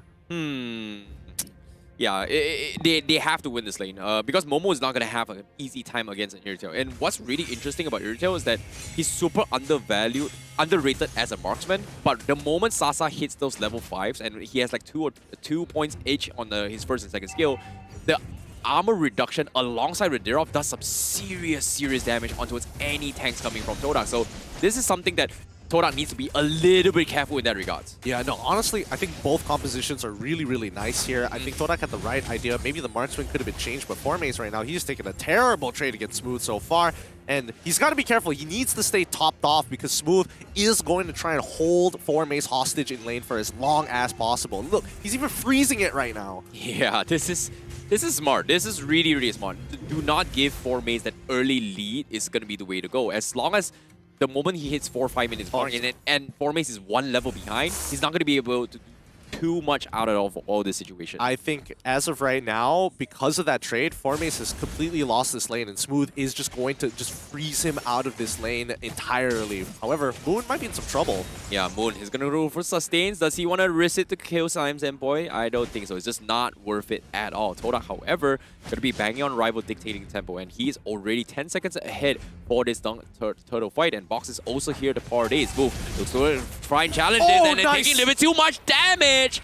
Underestimated the debuffs coming from Radirov. That is a punishable mistake. Great movement coming in for Smooth. It looks like he was about to trade against Formace, and he might actually get the solo kill onto Formace here. He has the ult to commit to it. Oh no, he used it early. Turtle will fall into the hands of Team SMG, but the dive, this should be a clean dive. This is so much armor shredding for Mace. He doesn't have the falling star moon. He's gonna get picked off. SMG building their lead. This XP lane is a lost cause for TODAK. But on the bottom side, is there gonna be any reactions? Absolutely not. Sasa is here to say hello himself. TEAM SMG catching on Moon. No. There's nothing Moon can do. And SMG just doing a little bit too much damage rather early into this game. He knew he was gonna die here. He opted to die instead of giving the kill over towards someone like Box, and more importantly, he had Flicker. So I don't know. If he really wanted to try and extend that fight, he could have. But I think it was a smarter decision just to let him have it. No point trying to force a bigger fight. Oh, this is a huge early lead coming from SMG, and TEAM SMG now, he finally gets okay. He's gonna get out of it with the enhanced sword, so he's gonna be A-okay. I thought he was gonna get picked off, but seems like TODAK has to play this safe once again. And this is a spot that I don't really like how TODAK is in, but we've seen them come back before. But Momo is gonna get a little bit pressured. Sasa gonna farm off a couple gold platings here and there, but Momo playing as safe as he can. Yep, I think this is honestly really great for Team SMG. Like, as of yet, Smooth is playing a perfect game up on that EXP. Oh, the catch! Oh my goodness, Moon just got deleted from the game. What was that damage? Yumski tries going for Circling Eagle, cannot tank the damage at all. Gets completely shredded to pieces. Absolutely could not do anything at all. Nicely played by XORN. Nicely played by XORN. They've knocked TODAK off balance, and they're falling even further behind. 3 minutes into this game with a 2.8k lead, it's looking good. Oh my goodness, this is difficult. Again, the drafts coming from SMG just so good, but oh my goodness, I'm offended. Oh, just a pixel off, and he might, if he was a little bit closer, he might have been able to reset it, but at the same time, TODAK, they're calling it for Maze. They need more help, and this time Moon does have the I'm offended. He's looking to try and engage the fight for the team. How long is he going to do that for? Because Team SMG is wrapping around. Smooth attacking Yums, and they're going to have to pull back out. Moon's in trouble too. Yeah, this is going to be a tough one as well. SMG focusing on the turtle as of yet. TODAK, they need to find a way to try and counter-engage, and Rivals is stalking his way through, but XORN shows his face, but he goes for the flicker, and he takes Rival out along with the rest of the team. This is just how strong the armor-shredding team is coming from SMG. Oh, that was such a good play from XORN. He saw the enhanced change. He flickers forwards to get the I'm offended to pull him back into the chains. Oh, this is difficult as well because Box has got the sustains, but at the same time, he's gonna buy a little bit more time. TODAK can't seem to re-engage at all. TEAM SMG looking for the catch, misses the mark, but for Maze will get bursted down by Box, and that's a huge punch. KO. 90 seconds until this next neutral objective comes out, and TODAK cannot run their game plan. Like, Rival has not been able to walk up into the enemy jungle, has not been able to secure, only be able to secure one, but now the fight's going to commence, and Yumski's in trouble! Oh, Yumski goes for a circling eagle, tries to sidestep his way through, but he's taking a little bit too much damage move as well, but at the same time, TEAM SMG gets a good catch. Momo finally joins the phrase, likewise coming for Sasa. Moon tries to go for the pull, but Sasa is still relatively healthy. He's going to try and run him gun, but no, it's not worth it. Momo wants to try and force the fight while the sides as well. TEAM SMG actually survives while 4Maze could not get the kill just because he was one level down. I don't know whether Sasa used this ult earlier in the lane to get priority, but that definitely should have been a lot more kills for him. Sasa, unfortunately, unable to clean that up. Had they done that, this would be an easy 4K lead and sending TEAM SMG for basically the first Lord of the game without much contention. Yep, as of yet, it's going to be a beautiful defense coming from TODAK, but you can see that Momo needs a little bit more items because his damage is not showing as of yet. And SMG, they realize that they need to somehow figure a way to punish Momo at least once before they take another engagement. Yumski stalking his way through, he's going to get pulled back. Here comes the focus fire, and Yumski will be able to escape this as the rest of SMG is not ready to respond to this. Yep, TEAM SMG just holding position right now, playing that 4-1 beautifully. But TODAK, they're pushing and pulling, right? Because right now they're waiting for Momo to hit that item power spike, and he is really taking his time down on bot side, not even revealing himself. He needs to get a little closer to get the EXP and gold, and as soon as he gets that, he pulls back. Yeah, 4Maze is trying to cut his creep wave, but as soon as he sees Smooth, he's a little bit afraid. He's got the War Axe. Momo, however, will be protected in Yumski. They might have to concede this tier 1 down bottom to SMG, as the bottom side Lord is going to be the objective, so they really want this mid or bottom turret. But meanwhile, middle side, they will try to make an attempt. Rival will be focused down by both Smooth and Box. 4Maze going to be shredded his way through, and he does have the sustains, but I don't think he can kill Smooth. He doesn't want to challenge this. He knows he's going to lose out the trade, but bottom side, the hook comes in. They get on towards Moon. How unfortunate. What a great catch from XORN. Yeah, that's, ooh, that is a big rough here. However, TEAM SMG really starting to ramp up the pace. They're stealing away jungle objectives. They're stealing away these neutral mobs as well. Now making their way towards top side. They've already cracked the code. Tier 1 already gone. From the mid lane, TODAK just falling further and further behind. 1-10 is the scoreline. Yeah, this is very difficult for TODAK now. They're just losing so much map pressure because of all these inhibitors. And while SMG's got full control, Sasa's level 10 is starting to hit a little bit harder now, whereas Momo is going to struggle to try and force fight just because of how annoying XORN is in all this fight. They're calling in 4Maze coming for TODAK, but he gets pulled back, and here comes the wombo combo. They take him out, and immediately purple buff also stolen in the hands of SMG. Wow, I can't believe they actually lost that. I mean, Rival didn't even need to commit to the retribution or even to the fatal counter. It's...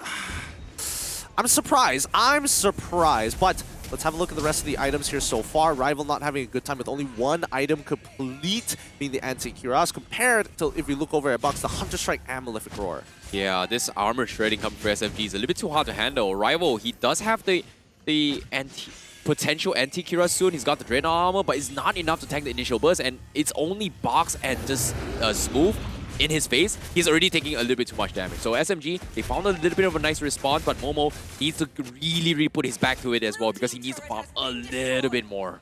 But Divine Glaive as well as the Scarlet Phantom is up on Sasa and TEAM SMG. I mean, it's looking good for the time being, right? The Scarlet Phantom is going to help out, dishing out a little bit more damage. Smooth, again, just mirroring wherever 4Maze goes. You're expected to see Smooth there right next to him to say, no, you don't get to play the game for the time being. As TEAM SMG will get the first Lord of this game, you can tell that TODAK, they're playing a more passive role compared to what they did in game number 1. Yeah, 4Maze taking a lot of damage from Smooth. And here, they go for the jump, and Sasa drops by armor penetration, immediately bursts him down. He doesn't have the armor to tank through this armor shredding, and it's crazy.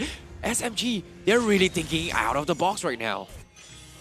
Oh boy, here we go. Yumski might be in some trouble. He manages to get on out of there. No, none of these side waves are in TEAM SMG's favor, except for bot side, but even then, TODAK can first respond to it. Oh my goodness, Box just got a Blade of Despair up on this Paquito. So that is even more damage. They're just going for this glass cannon bit of SMG, and TODAK, I'm not gonna lie, they cannot respond to this burst. This amount of physical burst is just unheard of, and Rival, even though he's the jungler tank, He can't even open a map properly without being caught off. XORN gonna force him out, and Rival is a little bit too afraid to challenge this as of yet. So far, with the Lord slowly pushing in, they're trying to synchronize the... Well, not really synchronize, but layer these waves. They want bot side to respond first so they can take mid-tier 2, and by the time they're done with mid-tier 2, the next wave should be on its way before topside collides. Now, they make their way to topside. Yes, delayed escalation here coming in from Team SMG. Nicely done. Yep, SMG now going to be knocking on the doors on the top side. Yumski's going to be the first one to fall. But meanwhile, Moon and 4Mains, they're going to cut the creep wave, so they would actually concede a top inhibitor against from SMG. But look at this, Conceal plays XORN, getting a little bit aggressive, while the rest of his teammates are already trying to rotate down bottom. But at the same time, it did kind of scare TODAK a little bit, maybe even his teammates, for his aggressive nature. But SMG, they're known for their objectives, they're playing it safe, but they're respecting TODAK's boundaries. They're just not overcommitting yet. Yep. I'm really surprised by this. Yep, great discipline coming out from Team SMG. They managed to get one inhibitor down, but oh, XORN makes a play! Oh my goodness, what was that pull? When you least expected it, going for the brawl, 4v5. They're diving on the towers, but XORN, he's gonna get chunked away from Momo, but he somehow survives. He's got the immortality, but I am set boy. He gets a big enhanced chain. 4Mains is there to kind him out, but they're taking a little bit too much damage. But they have to run for it as well, and TODAK is not gonna be able to respond to this. And SMG, they really took a leap of faith with that play. My goodness. So far, I'm looking at the timers. 42 seconds until this next upcoming fight. And for now, TODAK fans, they just have to hold their breath. I mean, when we're looking at the Lord push advantage, tower damage is looking high, but in terms of the gold earned, there's nothing much they can really do. I mean, they're 12k ahead. Team SMG gets to do whatever they want. They can be a dictator of the land of Dawn. Where to fight, how to fight, where you choose to fight, that TODAK has no control over. Yeah, I definitely agree. But as of yet, it's all about patient games. And what's the win condition coming from TODAK? Because if you think about it, they have to figure out a way to shut down Sasa as well as Box, and it's going to be very difficult to do so because they don't exactly have the damage to do so. All they got to do are just all they have is just meat shields after meat shields, while all the heavy lifting is going to be coming from Momo, and even then, he's now purchasing the Winds of Nature. It's not exactly the biggest damage item, power spike, compared to the rest. It's a defensive maneuver, and I like how SMG is just going full spearhead offense, whereas TODAK is just going full turtle defense. Yep. Now, this Lord should fall into the hands of Team SMG. Very disciplined of TODAK to not take that fight and just focus on those few resources that they have. And again, I've mentioned this a multitude of times. If your team is again, above 10k, you basically win every single fight. Look at the item difference right now. 3 items to currently 1, arguably even 2, depending on which hero you are. If you're Momo, you're looking like you're on top of the world, right? But then you compare it to Sasa, 4 items. He is still technically behind. Yeah, for sure. But the thing about Irritel is that you have that running gun strategy, while the carry is going to be proccing second skill a little bit more, but they do force the fight as of yet, and XORN, they catch one. Moon is down. They've lost the mage. This might be over. 4Mains running for his dear life, but SMG's move. He goes in for the back lines. He takes the Moon. He takes out 4Mains. They take down the Crystal, and SMG gets the clean 2-0 against TODAK. What a turn of events here in the final day of Week 4. Yeah, nice game here. GG, well played to Team SMG. Very huge for them this time round, coming out strong, and 3 aggro points shall be their reward. Oh my goodness, that was a draft that I did not anticipate it, and it actually worked out. TODAK is going to be back towards the drawing board as they try and figure out what to fix next, because that was a very one-sided match in game number 2. Yeah, it was so rough for TODAK, and I don't even think their draft was even that bad. It just came down to some early mistakes. But with that being said, let's throw it over to our host to talk to our winners up on stage. Satu lagi kemenangan, 2 berbalas kosong. Kali ini pasukan SMG berjaya untuk membalas dendam akibat kekalahan mereka kepada series yang pertama berhadapan dengan pasukan TODAK. Anda sekarang ni bersama saya, Sid selaku host, dan juara kita untuk series yang kedua, pasukan SMG. Suara sikit. Alright. Smooth. Okay, alright. Korang kena... seorang lagi, Box. Tolong kat sini. Jangan bagi saya seorang dengan smooth. Alright, Sasa. Okay, alright. Tahniah. Saya nak interview awak lah, Box. Manakah awak dekat belah kiri saya. Alright. First of all, tahniah diucapkan. Apa perasaan selepas berjaya membalas dendam kemenangan terhadap pasukan TODAK? Alhamdulillah, Happy lah. Happy? Happy. Wow, nampak awaknya happy. Okay, alright. Di game yang kedua, pasukan Todak langsung tidak boleh membuat apa-apa dan saya perasan 3 daripada drafting hero adalah hero yang digunakan oleh pasukan Todak di game yang pertama. Adakah itu merupakan rancangan ataupun korang tahu bagaimana cara untuk menggunakan hero tersebut? Saya tak tahu pun. Alright, mungkin terlalu happy. Saya nak tanya kepada Zaim Sempoy lah. Alright. Sebelum ni bermain di bahagian Roma. Kali ni bermain di bahagian mid lane. Secara peribadi, role mana yang lebih selesa digunakan oleh awak? Sebenarnya saya lagi selesa goal lane. Tapi ada sasan, so saya isi role je lah. Oh, bukan Roma. Oh, okay. Saya isi role. Okay, alright. Okay. Soalan terakhir, mungkin kata-kata kepada peminat-peminat pasukan SMG yang hadir pada hari ini memberikan sokongan kepada pasukan SMG berjaya menewaskan pasukan Todak, satu kemenangan yang cukup manis. Mungkin ada kata-kata kepada peminat-peminat pasukan SMG. Kepada peminat TEAM SMG dan Todak juga, terima kasih kerana datang hari ini dan support, dan insyaAllah kita akan bagi next game yang terbaik. InsyaAllah. Tahniah sekali lagi diucapkan kepada pasukan SMG. Satu perlawanan yang cukup baik menewaskan pasukan Todak 2 berbalas kosong. Tetapi kita akan saksikan terlebih dahulu mic check daripada pasukan yang bertanding. Back. Brody flicker. Ulti Link. Link tak ada ulti Nice. Boleh tetel. Dapat bro. Dapat Brody. Brody, aku stand Brody. Nice. Santai. Boleh. No flicker left. Aku dah. Nice. Wow. Link. Sasa. Tengok tahu. Nice. End tu. Boleh end tu. Boleh end. Kejar tu. So, baik. Baik. Gol. Woi, sorry dong. Santai. All good. Wait. Oh, nice bird. Nice yang mana? Ingat tak aku main di road. Ni lahanan ni tak ada skill Wow! Yes, sial. Let's go. Mana ni tu? Maida je tu. Maida tu mana ni, woi? Apa ajar kau main Maida macam tu? Ni depan ni. Depan ni. Hei. Nice, kiting. Babiro, dapat. Aku dapat. Abang dapat. Dah. Santai. Top dulu. Tahu. Disiplin. Goreng. Nice! One of the more vibrant mic checks we've ever seen. We have awards for people with the worst interviews. We have awards for the most interesting mic check. Again, they've earned both. Team SMG, well done with their 2-0 against Team TODAK. I like how SMG, we've got like Zaim Servoy going extremely aggressive. Yeah. While XORN is like, I'm trolling, but I want to keep things fun. You know, it's like it's a balance between both the evil and the good. Truly. They have fun during their mic checks, but as soon as you get them on an interview, they're just like, Yeah, good. Like on an interview, Zaim Servoy is like the most humblest person. But when he right? games, it's like he's the most violent person. Again, we need to have like these side awards to have on top of the MVP Rookie of the Season, the highest KDA and all of that. Worst interviews, best mic checks. We need to have awards for these. Like, come on. So far, so good for Team SMG. They're looking much better right now. But let's have a look at the item build and talk about it a little bit more, because I think this game heavily one-sided. Team SMG did not give TODAK any outs. I think one of the biggest issues coming from TODAK was that they actually underestimate the armor shredding coming from SMG, right? You've got armor shredding from the Derov, you've got armor shredding coming from Irithel, which kind of allows Box to do his own thing. There's a reason why he's 8-0-3, he's got the high and dry. He's looking for this kind of one-shot potential, and even his first item was pretty much Malefic Rob.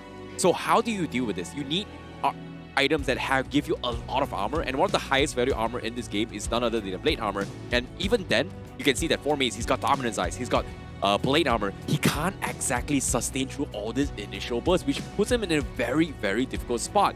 Same goes for Yumski. He's got the Dreadnought armor. It's not enough to tank his way through. Rivals, unfortunately, didn't exactly build towards the physical defense route. He went one anti-Cuirass, but he focused a little bit more on magic because he's more afraid onto the Julian. Didn't exactly help him out because you saw multiple instances where he just got immediately one-shotted with just one combo coming from Smooth and Bounce. No, I absolutely agree. I think Team SMG completely... I didn't realize how powerful this draft actually was. I was leaning more like, I would say that this was like, you know, in a 7 out of 10 coming in from SMG in their favor.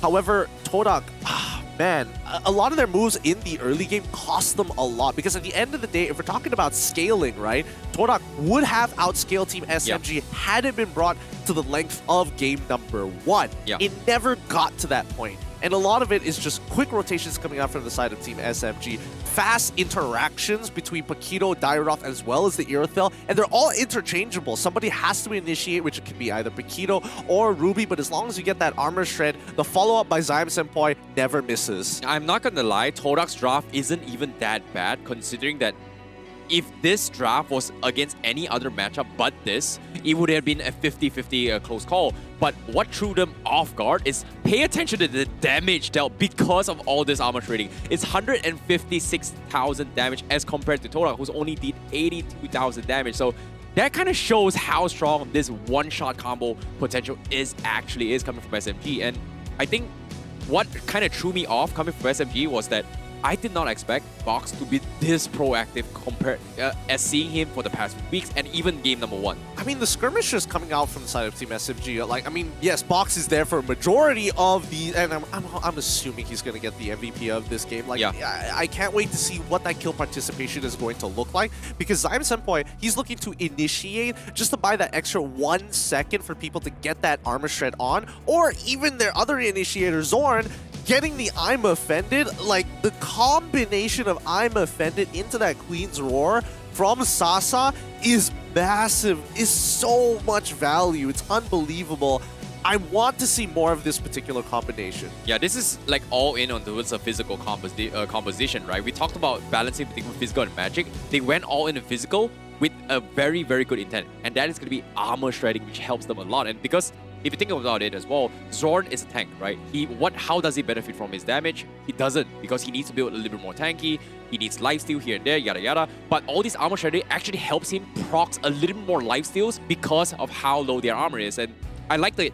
It's really, really very surprising for me that this actually won. But now, the MVP for game number 2 is going to be none other than Box. His, nice. Well, your answer, 69% kill participation. That's nice. Right there. I mean, he had a perfect game so far with a match GPM of 868. These small skirmishes really made a difference for Team SMG. Rival dying on that top side because Dairoth was able to get on top of him with a Spectre Step, and immediately with the double jab came out from Box, putting him in his place. Wow. And especially with the high and dry, he's getting like an extra bit of damage each and every engagement, plus starting off with that Hunter Strike to get the snowball effect and the added bit of armor penetration. All of these small things really stack up, and you can tell that Rival was not having a good time. Exactly, but that's the thing, right? I would normally go for a Festival of Blood because of the spell bam, but in this instances, he needed the penetration stats from the high and dry emblem itself, as well as the potential damage power spike from the emblem to actually get the finish. So I really like it. Honestly, I would make an argument for Killing Spree, but I think Box for sure wanted to win that early game hard, so he had to go for the high and dry. I love the idea that came out of Team SMG. This is really great draft overall. Let's look at the highlights brought to you by Samsung Galaxy A series. This was that first engagement, right? And Box instantly takes him out so fast and sets up the dive that Smooth won. And here's another issue that I had. Formace, unfortunately, having a really rough matchup, Smooth making the best of the situation, but notice that every single pickoff that we've had has all happened within 3 minutes. By the 4th minute, you get to see how strong Team SMG and how far ahead they're going to be against TODAK. Yeah, and it's just so annoying to deal with, right? And normally we would expect Wood to do a lot in this kind of situations, but every single time SMG starts a fight, they always try to figure a way to actually shut down Moon. And even here, I think there was a little bit of misplay coming from Sasa. His targeting was a little bit off, but it's hard to say. But at the same time, you can see that every single fight happens, TODAK had no response to this amount of damage this early into his game. Yep, and just nice plays upon nice plays coming out from Team SMG. And these last couple of fights, when you have built such a huge lead, it's just impossible to really take them on. Like, even when you're seeing XORN sitting under the turret catching like multiple people, he should instantly be bursted down by the rest of the TODAK members. He still stood tall. Now, let's have a look at the current standings so far for Group A. That does mean that Team SMG now ties up with aggregate points against TODAK. Still in 3rd place, TODAK still maintaining that 2nd place position. Yeah, this is a very difficult spot to be in. Like, TODAK needed this 2-0 if they want to try to solidify the top 2 spot, but Now, seeing that they've just lost 2-0 against SMG means that RGMY, SMG, and TODAK are in the running for the number 2 spot in the following weeks to come. So this is gonna be close. Yeah, it's getting closer and closer, and the intergroups are just around the corner here. So, I mean, this is going to be the standing amongst Group A, but once we start intertwining Group B, things might shake up for all of the teams. Yeah, next week is going to be the start of an interchange as well. So this is going to be pretty much a done deal, more likely coming from Group A as well as Group B until the final match, which is going to be later on. That is something that I'm also going to be looking forward to.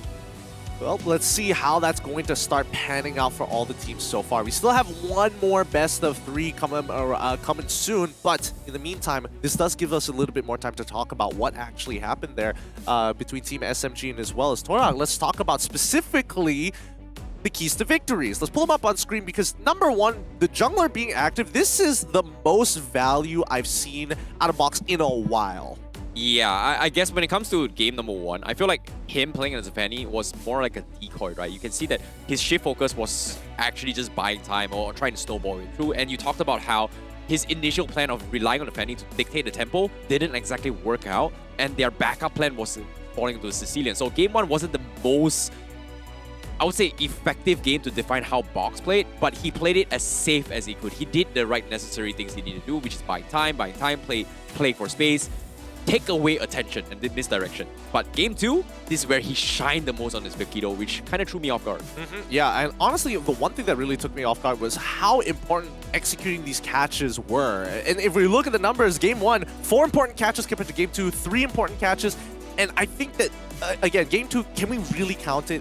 3 catches, yeah, they were all huge, but they had such a huge lead that getting more than one person was enough. Game 1, 4 catches, that could have been higher had that game dragged on a little bit further. Yeah, I think that's going to be the case for game 1 for sure. But I feel like based on game number 2 itself, the biggest catch was actually punishing the Esmeralda, the jungler, and also Moon in less than 4 minutes in the mark because of how the armor shredding wave. And Box was able to dictate the tempo once he get that first catch, which is, I think it was the Esmeralda up top. No, sorry, it was the Moon first, and then the Esmeralda up top gave them such a big lead because these are high value targets that gives you a little bit more value than your traditional roamers or your I would say low target, low income heroes that gives you lesser gold. So it immediately once he got killed, he gets his level, he immediately trying to snowball his wave. All right, I think that's fair. That's fair. No, that is fair because we talk about like that early game, right? Utilizing enemy mistakes here, right under the second point, TODAK drafting push for that early game advantage didn't exactly go that well because again, it's not about how strong you are in the early game. It's about how you slowly start to scale to get to that point, right? Yep. And I think that if TODAK didn't get into that many skirmishes and more so just stick to the game plan, play for those neutral objectives to get ahead rather than skirmishing, it could have been a different story. But hey, you know, Team SMG, at the end of the day, they forced the situation, they pushed TODAK to that limit, and they got the win for it. Yep, and as of yet, I'm looking forward to see, you know, I know everybody's got their fantasy team, right? I'm a little bit curious to see what you guys think about our dream team for up on the screen for what do we think who are the best teams and players for each particular role to form up as the best team. So this is going to be mine. It's going to be Smooth, Stormy, Valence, Chibi, Yumski. And for Gideon, it's going to be Formay, Stormy, Momo, Gary, and Min.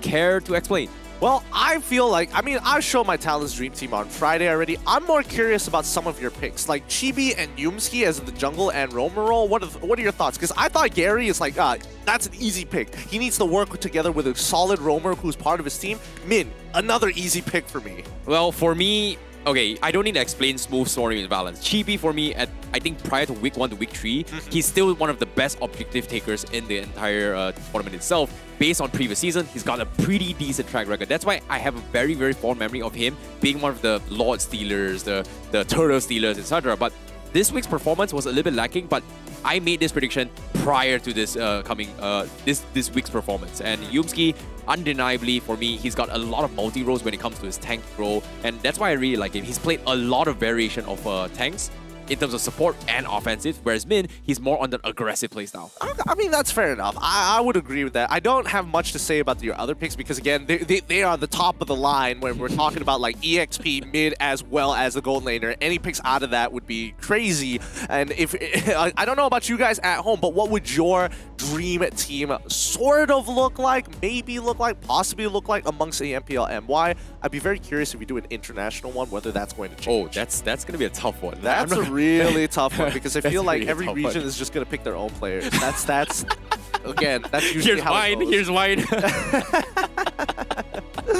Oh, but with that being said, that has been quite the game, and I think everybody, and especially the crowd, enjoyed it quite a bit. Yeah, I can hear all the energy as well. Regardless of who won or lost, we felt so much energy because that was not just losing or winning. That was actually a good game. Even though TODAK lost, it's all good. But, ladies and gentlemen, thank you guys so much for tuning in and sharing and helping us achieve our milestone because that is 800 shares for MPLMY week number 4, final day 3 here. Here's a code for you guys. Yes, don't worry, there are still more prizes to be given out, more codes and more free things for you guys to get in the game. All you gotta do is hit that share button. The next milestone is going to be at 1,000, so 200 shares more, and you already achieve it. But once again, thank you to everybody on the English broadcast who actually contributed to the share milestone. Hopefully, we keep it up so we can get to that tier S right before the day ends. Yep, and at the same time here, we would like to announce our They Need You winners is going to be up as well. Remember, if you guys have been supporting your teams, you guys have been hashtagging TanPrisama and putting your game ID, server IDs, etc. to support your teams, if you see your name right here down below, you are going to be walking away with exclusive goodies by Moonton. Yep, and basically what you're going to get is a lot of cool things, but one of them already has an epic skin, so I don't know who exactly has got it. Maybe let us know. Let us know. Find us on our Instagram or even TikTok. Message us. Can I give you a little bit of a snippet as well? Because I heard rumors, on site, somebody got some 899 diamond skins here and there. Ooh. There was a little bit of rumor here. You weren't here yesterday, but yeah, that actually happened. So didn't ask. Who knows? Don't you want an 899 nope. skin, bro? Nope, didn't ask. Generally don't care. But with that being said, it's time for our favorite segment here at the desk. It's Guess Who once more. Oh boy. Oh boy, I cannot tell from that picture. All right, let's look at it. Gender female, role fighter / tank, occupation leader of the Sarmi tribe, weapon wild fist. Okay, that's kind of clear, right? Like, there's only one guy that uses a fist here.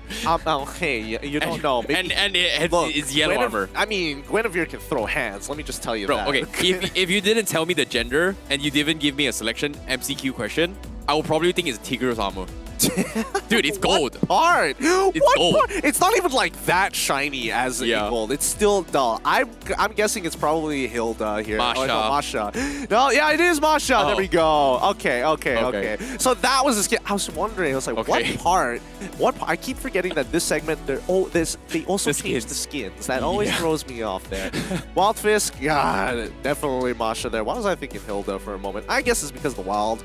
Wild just kind of gives me the idea. Like, no, the Wild fist. Hilda. The fist kind of gave me there. Oh yeah, because Hilda uses can also throws his hand. Yeah, Hilda also throws hands. Might I forget? I can't forget that. She doesn't need an axe to have that passive active. With that being said, it's time for what's coming up next. We're gonna be going on a short break, but before then, we need to inform you about the upcoming matchup between Red Esports as well as the Homeboys. Both teams having a bit of a shaky start this week. One of them is going to be walking away with a scoreline of 1-1. They're going to need those 2 aggregate points, maybe even 3 by the end of this week. Exactly. If they want to maintain their spots in their respective groups, that is going to be the match to watch as well, because both Red and Homeboys wants that points if they want to try and challenge for the upper brackets by the playoffs. So this is going to be an important one. We talked about it for TODAK for SMG. Unfortunately, it is going to be tight for the next few coming weeks, but for Red and Homeboys, it is going to be the same crossing for themselves. So far, today is going on really fast. 2-0s all the way. Whether or not the last one is going to be all 3 games is going to be a big question mark here. Yep, I'm looking forward to see how it all goes down. But all things considered, thank you guys so much for watching and tuning in and share as well, because we are going to be taking a very, very short break soon. And right after that break, we are going to be going in towards the next match for you guys. So be sure to share and stay tuned. My name's ICBaby12, he is Gidit, and you guys are currently watching MPL MY Season 10. See you guys right after this break.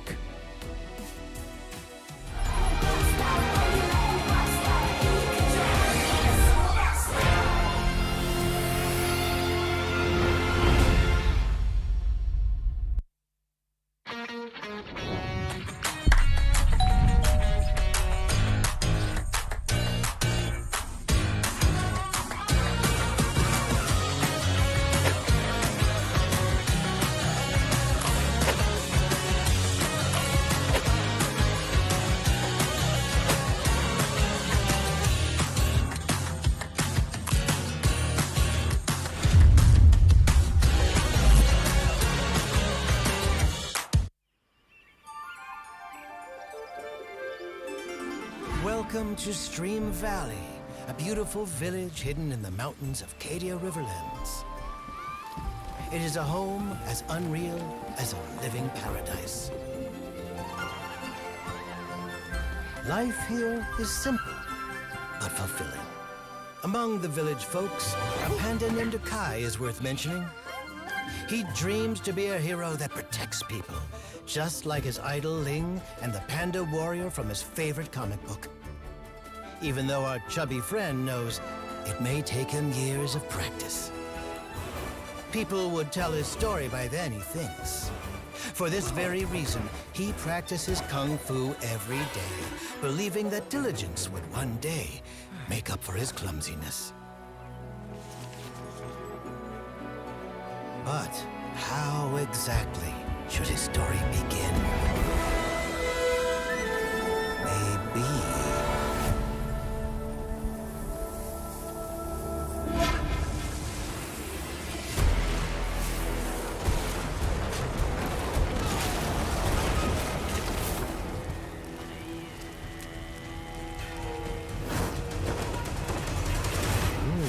I wonder what happened to Ling.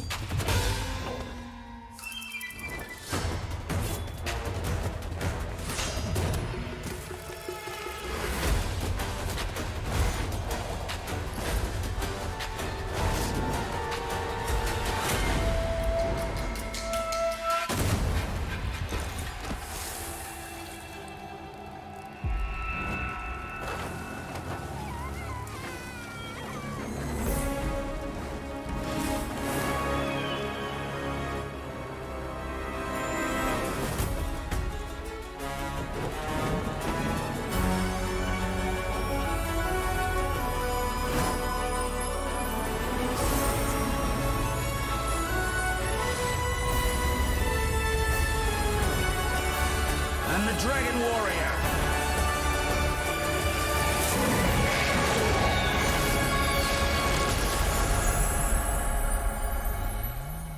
Maybe it all begins in a dream? But is it just a dream? Kai knows his story begins now, and it goes like this.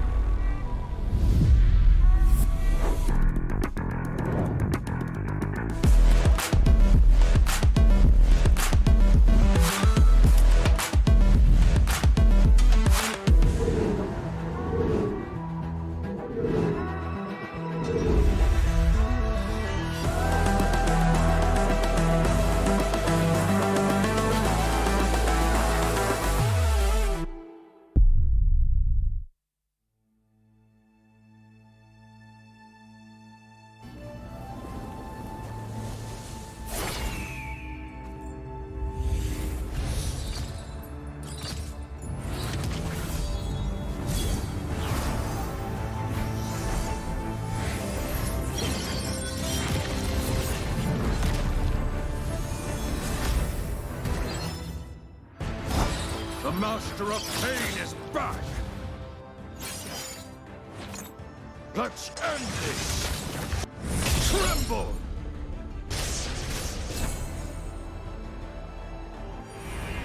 I'll take what's rightfully mine.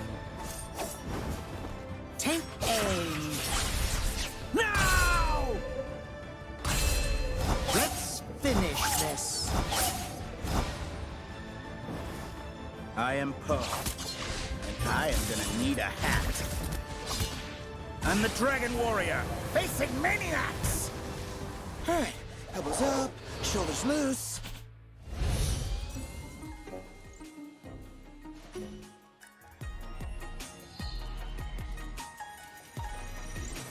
Okay, let's go.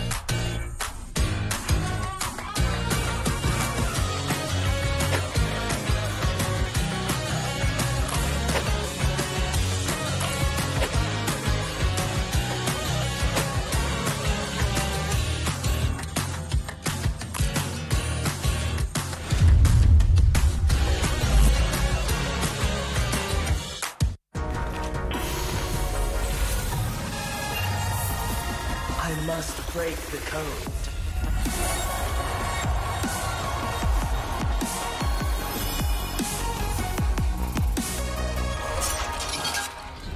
I am the chosen one. Bathed in the holy light, I am only a shepherd. And others love the sun. Only a shepherd.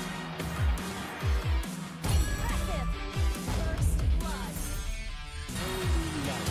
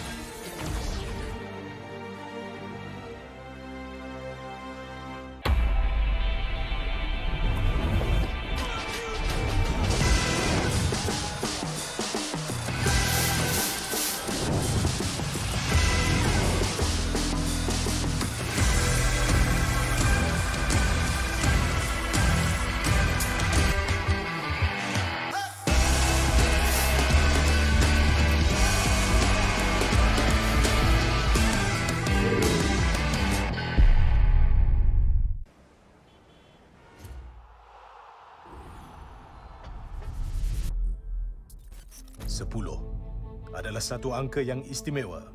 Ia sentiasa dianggap sebagai representasi kesempurnaan. Ya, MPL Malaysia sudah sampai musim ke-10. Sama seperti bilangan jari kita.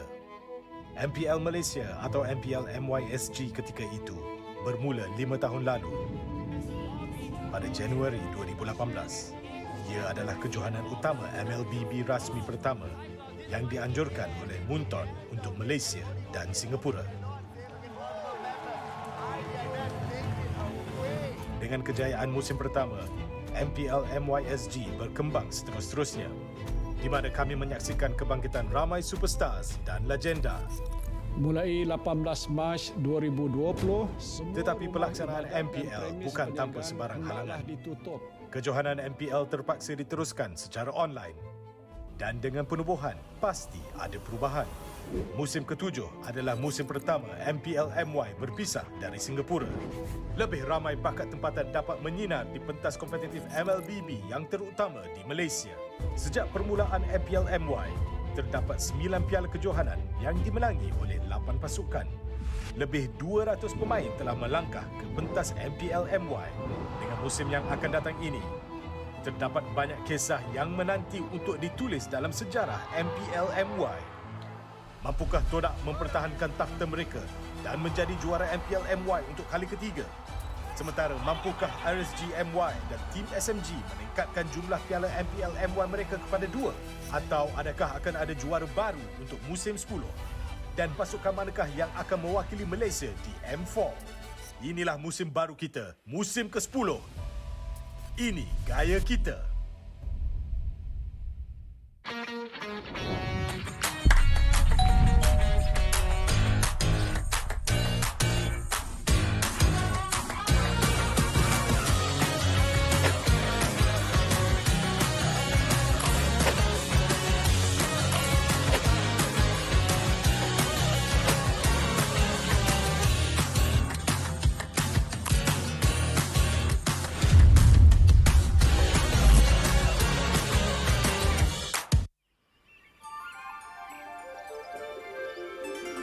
Welcome to Stream Valley, a beautiful village hidden in the mountains of Cadia Riverlands. It is a home as unreal as a living paradise. Life here is simple, but fulfilling. Among the village folks, a panda named Kai is worth mentioning. He dreams to be a hero that protects people, just like his idol Ling and the panda warrior from his favorite comic book. Even though our chubby friend knows it may take him years of practice. People would tell his story by then, he thinks. For this very reason, he practices kung fu every day, believing that diligence would one day make up for his clumsiness. But how exactly should his story begin? Maybe...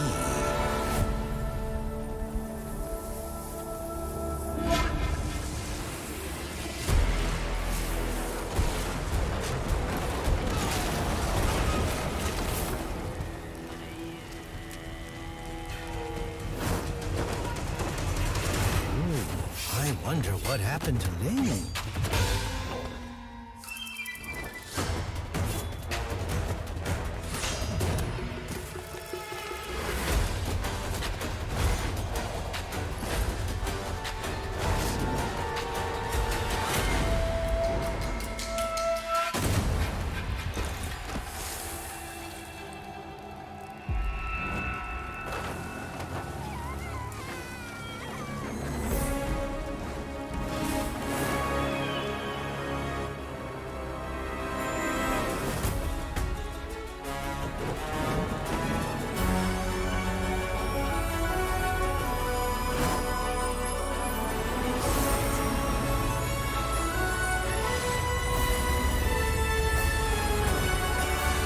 I'm the Dragon Warrior.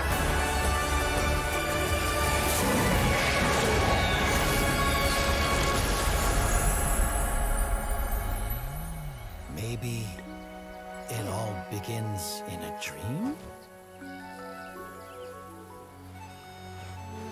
But is it just a dream? Kai knows his story begins now, and it goes like this.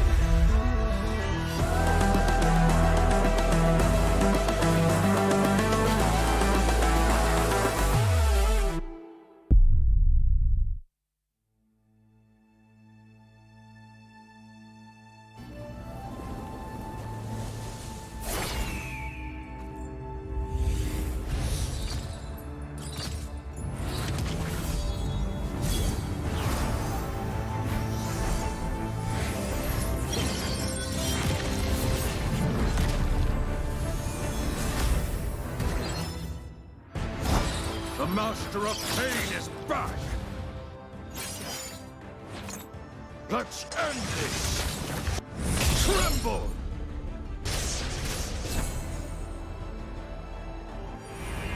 I'll take what's rightfully mine. Take aim. Now! Let's finish this. I am Poe, and I am gonna need a hat. I'm the Dragon Warrior, facing maniacs! Alright, elbows up, shoulders loose.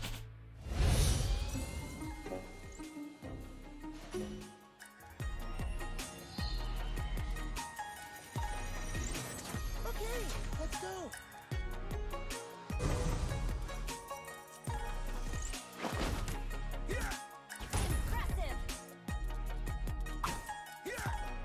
Impressive! Legendary!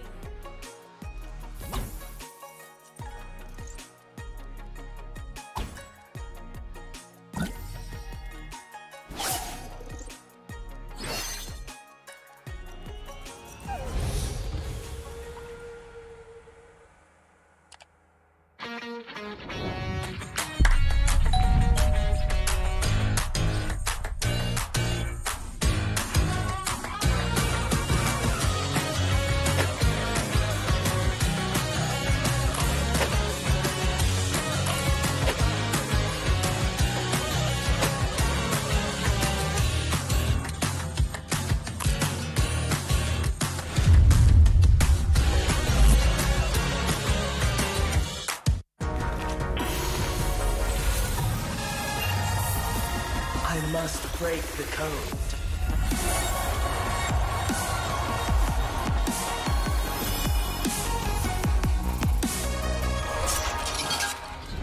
I am the chosen one.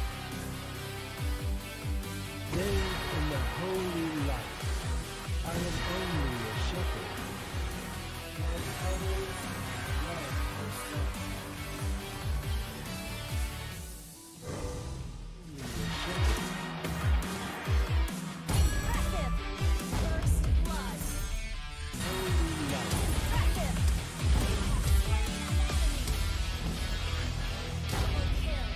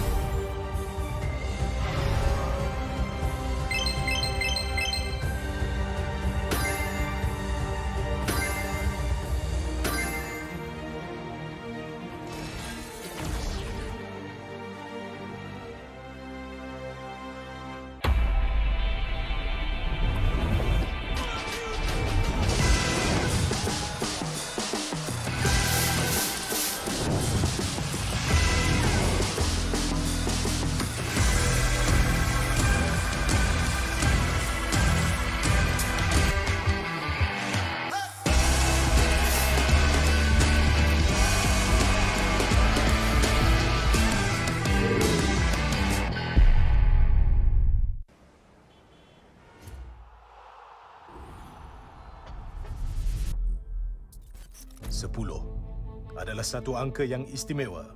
Ia sentiasa dianggap sebagai representasi kesempurnaan. Ya, MPL Malaysia sudah sampai musim ke-10. Sama seperti bilangan jari kita. MPL Malaysia atau MPL MYSG ketika itu bermula 5 tahun lalu. Pada Januari 2018, ia adalah kejohanan utama MLBB rasmi pertama yang dianjurkan oleh Munton untuk Malaysia dan Singapura. Dengan kejayaan musim pertama, MPL MYSG berkembang seterus-terusnya, di mana kami menyaksikan kebangkitan ramai superstars dan legenda. Mulai 18 Mac 2020, Tetapi pelaksanaan MPL bukan tanpa sebarang halangan. ditutup. Kejohanan MPL terpaksa diteruskan secara online. Dan dengan penubuhan, pasti ada perubahan. Musim ke-7 adalah musim pertama MPL MY berpisah dari Singapura. Lebih ramai bakat tempatan dapat menyinar di pentas kompetitif MLBB yang terutama di Malaysia. Sejak permulaan MPL MY, terdapat 9 piala kejohanan yang dimenangi oleh 8 pasukan. Lebih 200 pemain telah melangkah ke pentas MPL MY. Dengan musim yang akan datang ini, terdapat banyak kisah yang menanti untuk ditulis dalam sejarah MPL MY. Mampukah TODAK mempertahankan takhta mereka dan menjadi juara MPL MY untuk kali ketiga? Sementara mampukah RSG MY dan TEAM SMG meningkatkan jumlah piala MPL MY mereka kepada 2? Atau adakah akan ada juara baru untuk musim 10? Dan pasukan manakah yang akan mewakili Malaysia di M4? Inilah musim baru kita, musim ke-10. Ini gaya kita.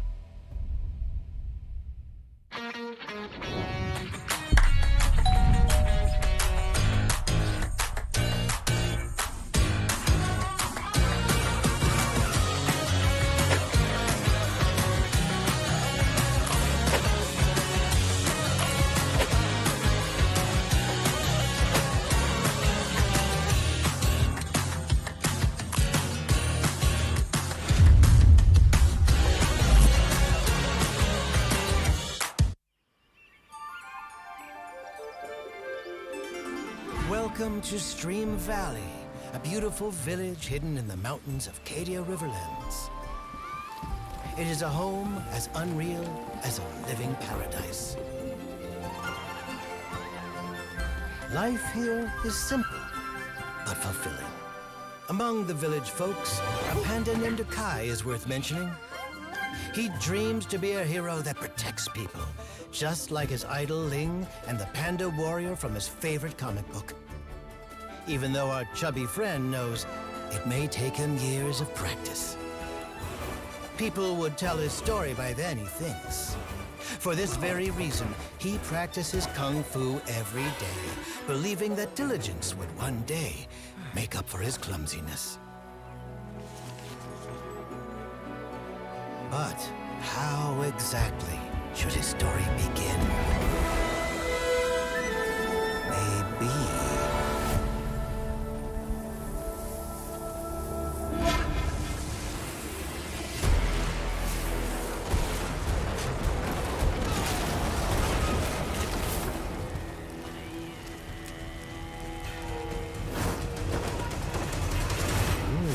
I wonder what happened to Ling.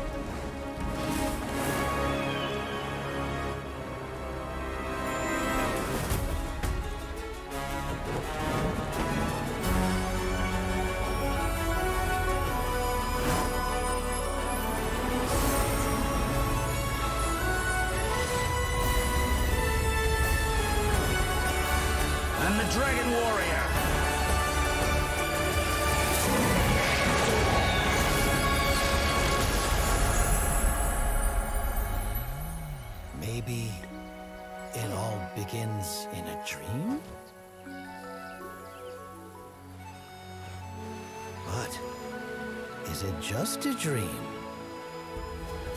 Kai knows his story begins now, and it goes like this.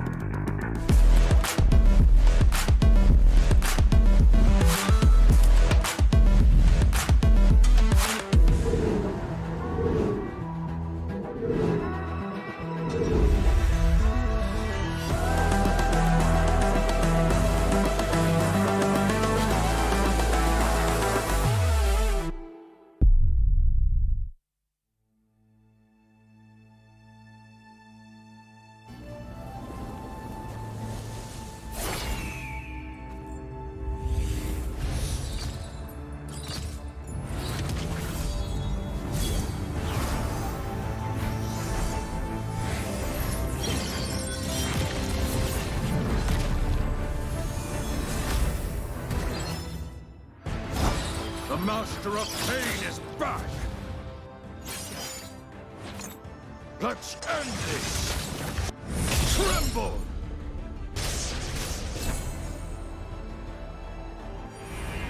I'll take what's rightfully mine. Take aim. Now! Let's finish this. I am Poe, and I am gonna need a hat. I'm the Dragon Warrior, facing maniacs! Alright, elbows up, shoulders loose.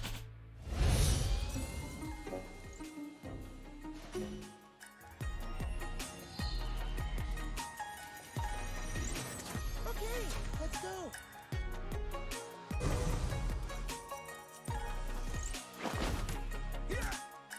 Impressive! Legendary!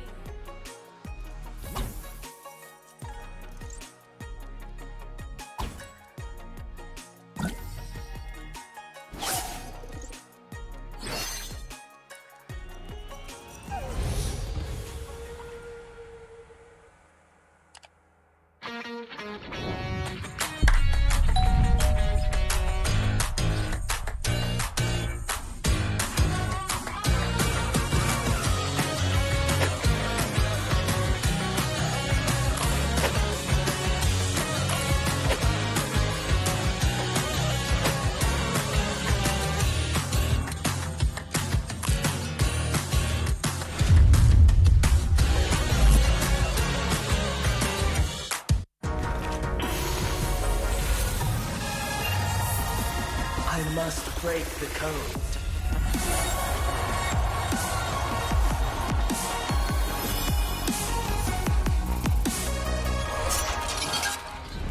I am the chosen one. Bathed in the holy light, I am only a shepherd. And others love the sun. Only a shepherd.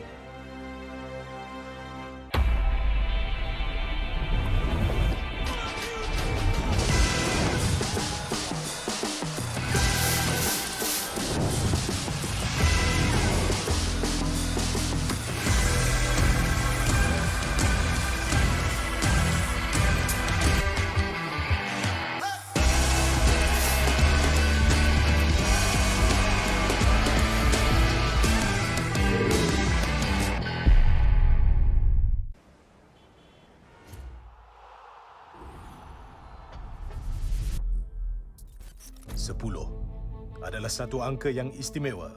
Ia sentiasa dianggap sebagai representasi kesempurnaan. Ya, MPL Malaysia sudah sampai musim ke-10. Sama seperti bilangan jari kita. MPL Malaysia atau MPL MYSG ketika itu bermula 5 tahun lalu. Pada Januari 2018, ia adalah kejohanan utama MLBB rasmi pertama yang dianjurkan oleh Munton untuk Malaysia dan Singapura. Dengan kejayaan musim pertama, MPL MYSG berkembang seterus-terusnya, di mana kami menyaksikan kebangkitan ramai superstars dan legenda. Mulai 18 Mac 2020, Tetapi pelaksanaan MPL bukan tanpa sebarang halangan. ditutup. Kejohanan MPL terpaksa diteruskan secara online. Dan dengan penubuhan, pasti ada perubahan. Musim ke-7 adalah musim pertama MPL MY berpisah dari Singapura. Lebih ramai bakat tempatan dapat menyinar di pentas kompetitif MLBB yang terutama di Malaysia. Sejak permulaan MPL MY, terdapat 9 piala kejohanan yang dimenangi oleh 8 pasukan. Lebih 200 pemain telah melangkah ke pentas MPL MY. Dengan musim yang akan datang ini, terdapat banyak kisah yang menanti untuk ditulis dalam sejarah MPL MY. Mampukah TODAK mempertahankan takhta mereka dan menjadi juara MPL MY untuk kali ketiga? Sementara mampukah RSG MY dan TEAM SMG meningkatkan jumlah piala MPL MY mereka kepada 2? Atau adakah akan ada juara baru untuk musim 10? Dan pasukan manakah yang akan mewakili Malaysia di M4? Inilah musim baru kita, musim ke-10. Ini gaya kita.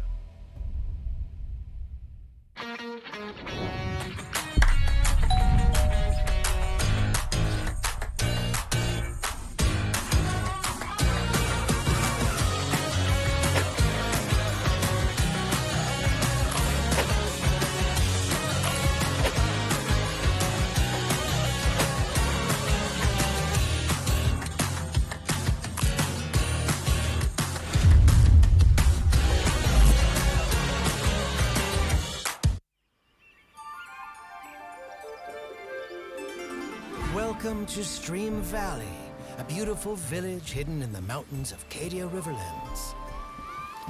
It is a home as unreal as a living paradise. Life here is simple, but fulfilling. Among the village folks, a panda named Kai is worth mentioning. He dreams to be a hero that protects people, just like his idol Ling and the panda warrior from his favorite comic book. Even though our chubby friend knows it may take him years of practice. People would tell his story by then, he thinks. For this very reason, he practices kung fu every day, believing that diligence would one day make up for his clumsiness. But how exactly should his story begin? Maybe...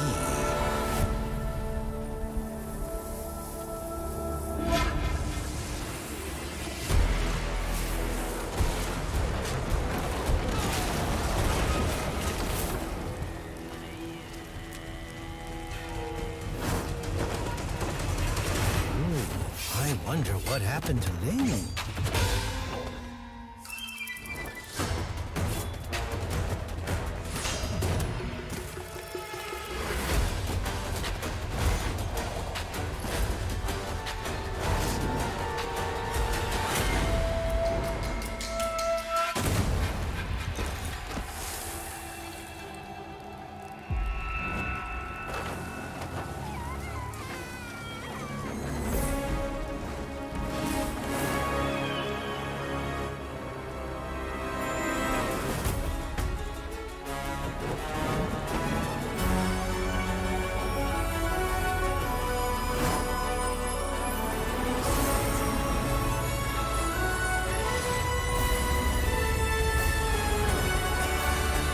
Dragon Warrior.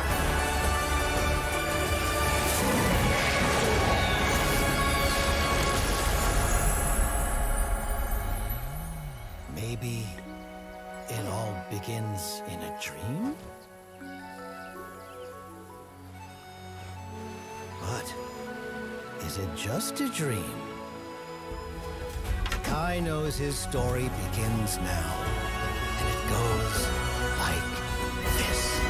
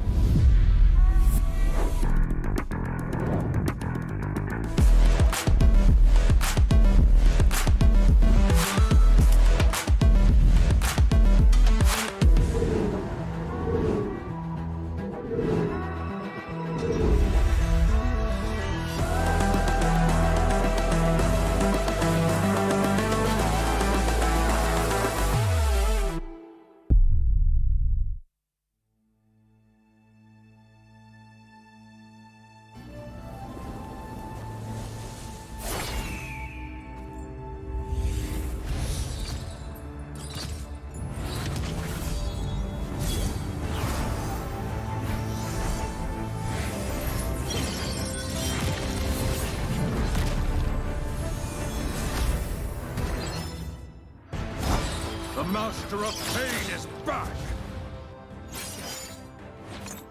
Let's end this! Tremble!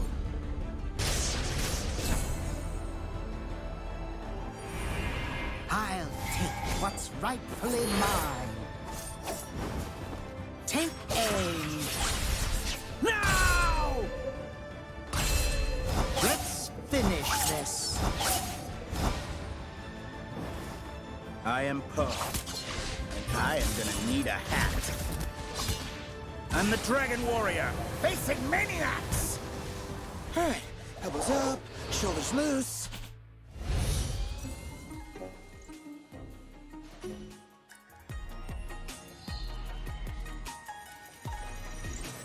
Okay, let's go.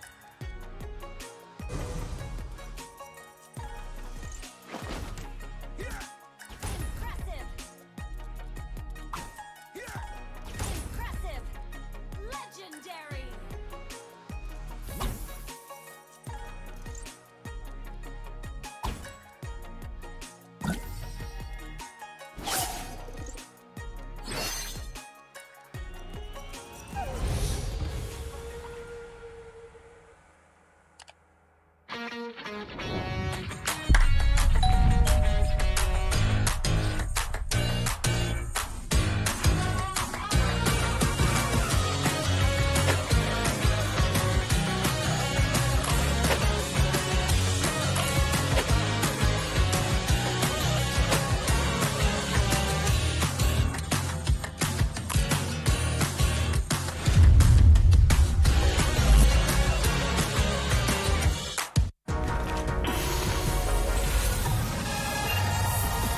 I must break the code.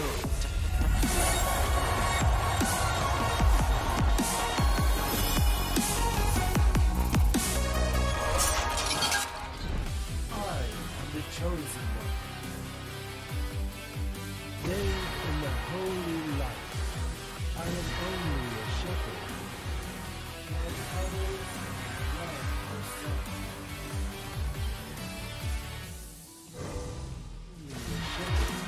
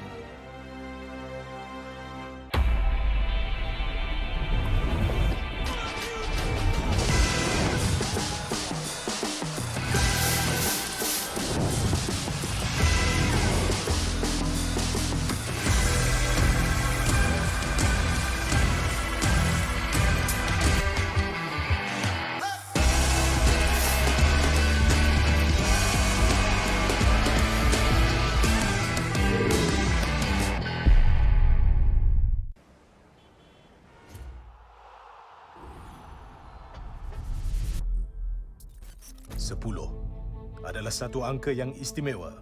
Ia sentiasa dianggap sebagai representasi kesempurnaan. Ya, MPL Malaysia sudah sampai musim ke-10. Sama seperti bilangan jari kita. MPL Malaysia atau MPL MYSG ketika itu bermula 5 tahun lalu. Pada Januari 2018, ia adalah kejohanan utama MLBB rasmi pertama yang dianjurkan oleh Munton untuk Malaysia dan Singapura. Dengan kejayaan musim pertama, MPL MYSG berkembang seterus-terusnya, di mana kami menyaksikan kebangkitan ramai superstars dan legenda. Mulai 18 Mac 2020, tetapi pelaksanaan MPL bukan tanpa sebarang halangan. Kejohanan MPL terpaksa diteruskan secara online dan dengan penubuhan pasti ada perubahan. Musim ke-7 adalah musim pertama MPL MY berpisah dari Singapura. Lebih ramai bakat tempatan dapat menyinar di pentas kompetitif MLBB yang terutama di Malaysia. Sejak permulaan MPL MY, terdapat 9 piala kejohanan yang dimenangi oleh 8 pasukan. Lebih 200 pemain telah melangkah ke pentas MPL MY.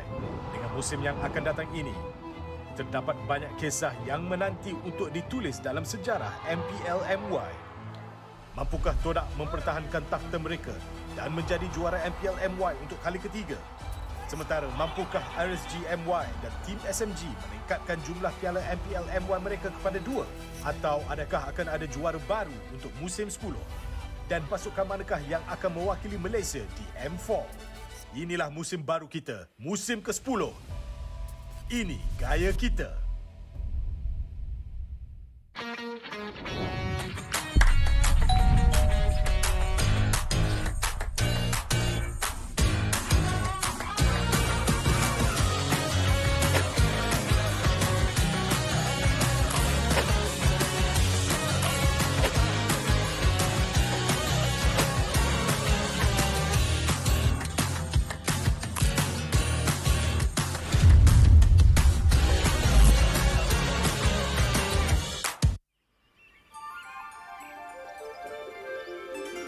Welcome to Stream Valley, a beautiful village hidden in the mountains of Cadia Riverlands.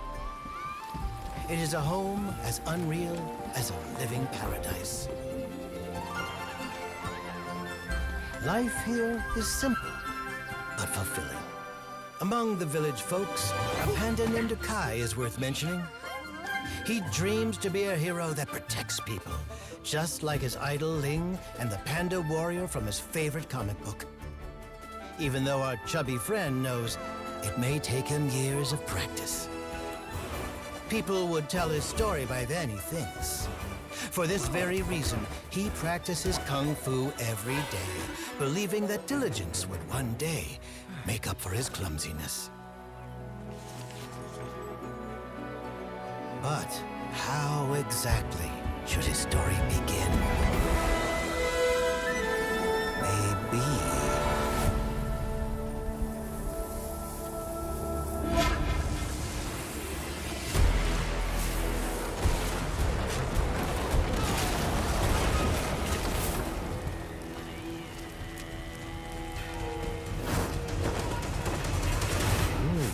I wonder what happened to Ling.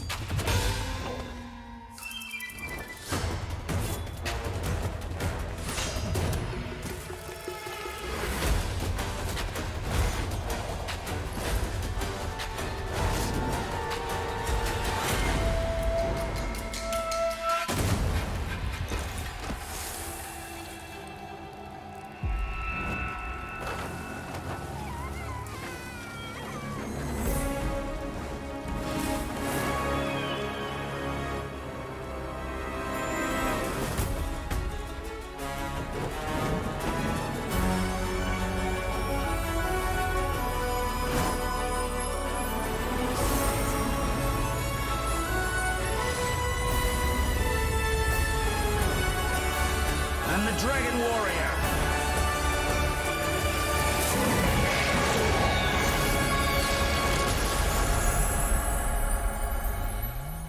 Maybe it all begins in a dream?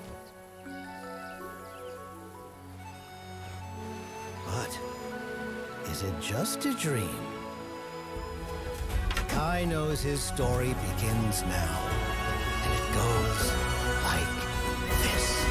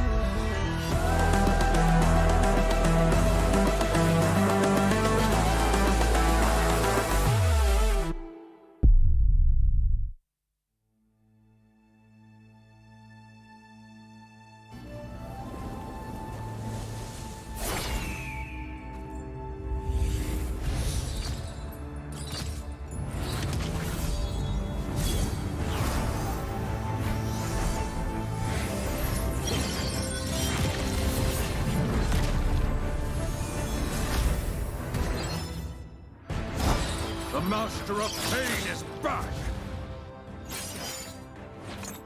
Let's end this! Tremble!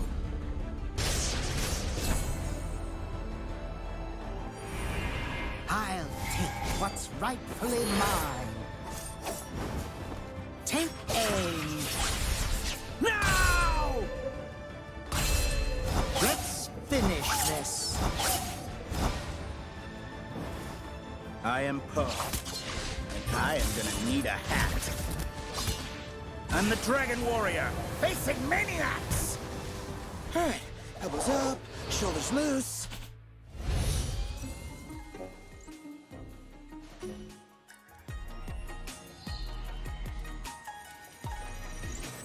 Okay, let's go.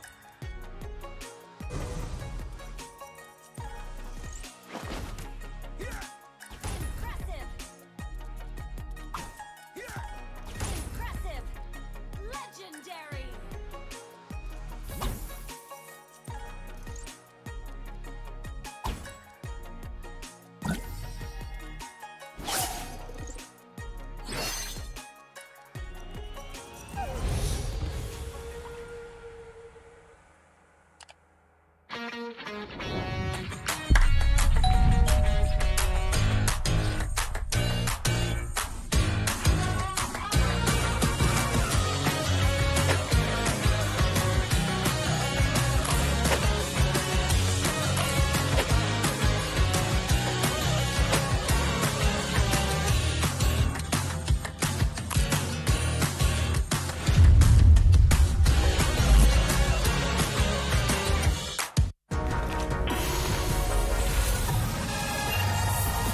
I must break the code.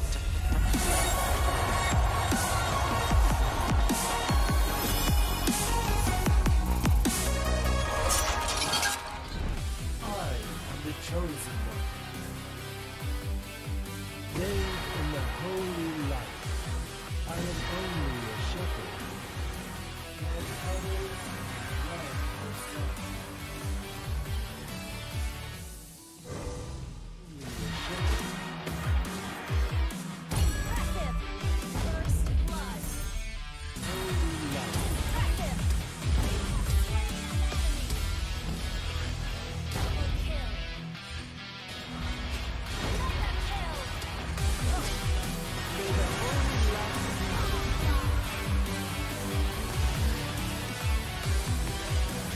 darkness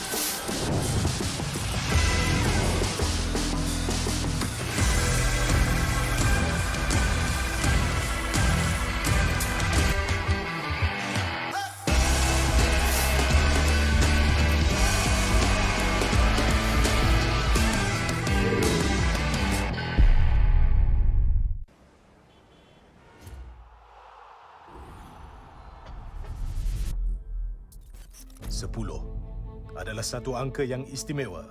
Ia sentiasa dianggap sebagai representasi kesempurnaan. Ya, MPL Malaysia sudah sampai musim ke-10. Sama seperti bilangan jari kita. MPL Malaysia atau MPL MYSG ketika itu bermula 5 tahun lalu. Pada Januari 2018, ia adalah kejohanan utama MLBB rasmi pertama yang dianjurkan oleh Munton untuk Malaysia dan Singapura. Dengan kejayaan musim pertama, MPL MYSG berkembang seterus-terusnya, di mana kami menyaksikan kebangkitan ramai superstars dan legenda. Mulai 18 Mac 2020, tetapi pelaksanaan MPL bukan tanpa sebarang halangan. Ditutup. Kejohanan MPL terpaksa diteruskan secara online. Dan dengan penubuhan, pasti ada perubahan. Musim ke-7 adalah musim pertama MPL MY berpisah dari Singapura. Lebih ramai bakat tempatan dapat menyinar di pentas kompetitif MLBB yang terutama di Malaysia. Sejak permulaan MPL MY, terdapat 9 piala kejohanan yang dimenangi oleh 8 pasukan. Lebih 200 pemain telah melangkah ke pentas MPL MY. Dengan musim yang akan datang ini, terdapat banyak kisah yang menanti untuk ditulis dalam sejarah MPL MY. Mampukah TODAK mempertahankan takhta mereka dan menjadi juara MPL MY untuk kali ketiga? Sementara mampukah RSG MY dan TEAM SMG meningkatkan jumlah piala MPL MY mereka kepada 2? Atau adakah akan ada juara baru untuk musim 10? Dan pasukan manakah yang akan mewakili Malaysia di M4? Inilah musim baru kita, musim ke-10. Ini gaya kita.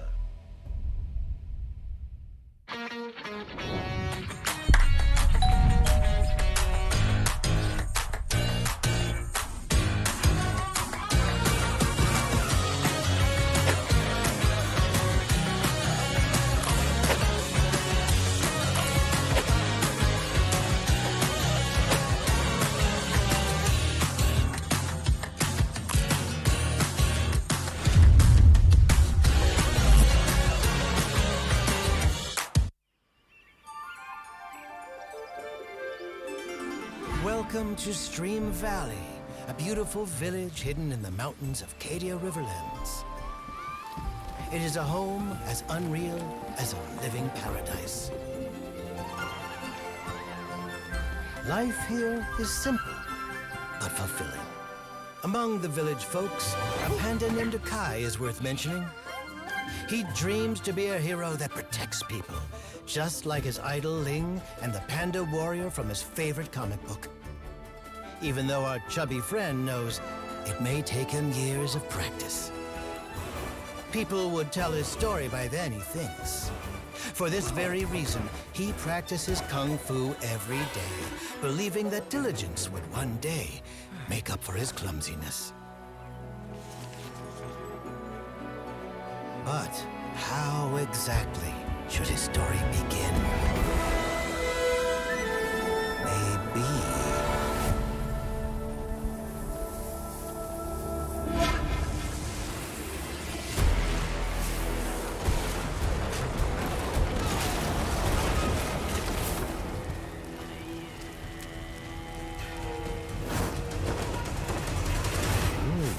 I wonder what happened to Ling.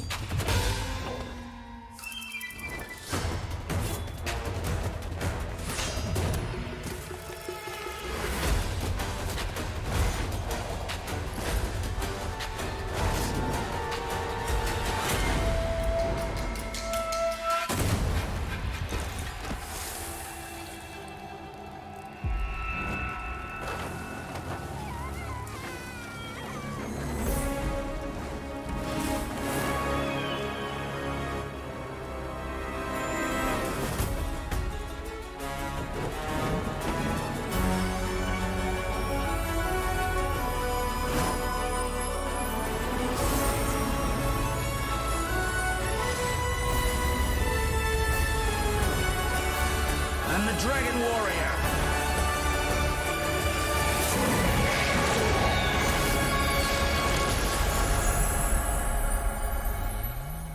Maybe it all begins in a dream?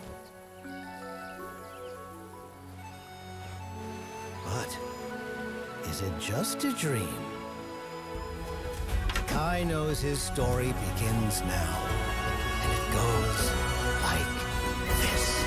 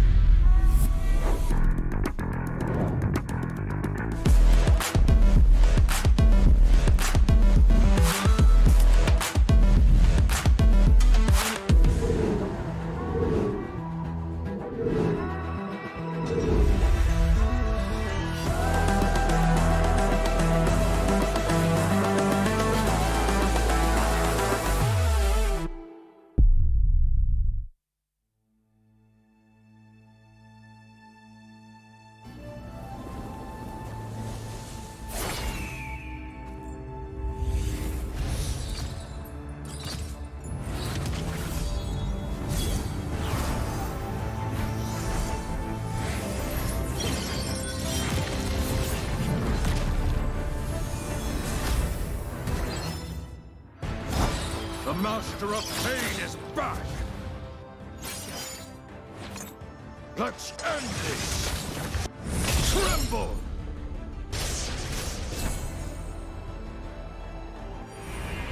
I'll take what's rightfully mine. Take aim. Now! Let's finish this. I am Poe, and I am gonna need a hat. I'm the Dragon Warrior, facing maniacs! Alright, elbows up, shoulders loose.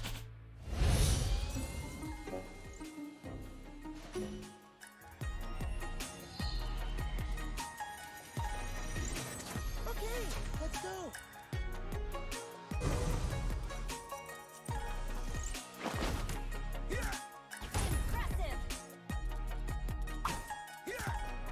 Impressive! Legendary!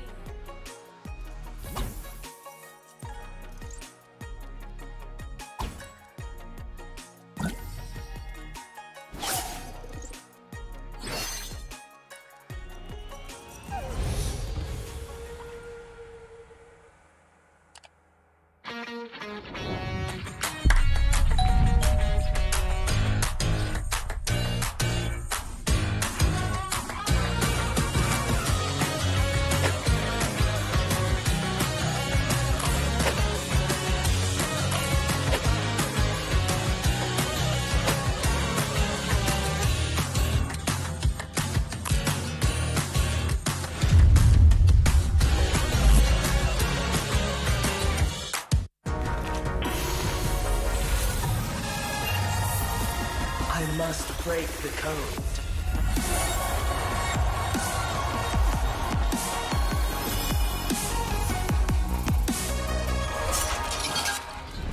I am the chosen one. Bathed in the holy light, I am only a shepherd. And others love the sun. Only a shepherd. Impressive!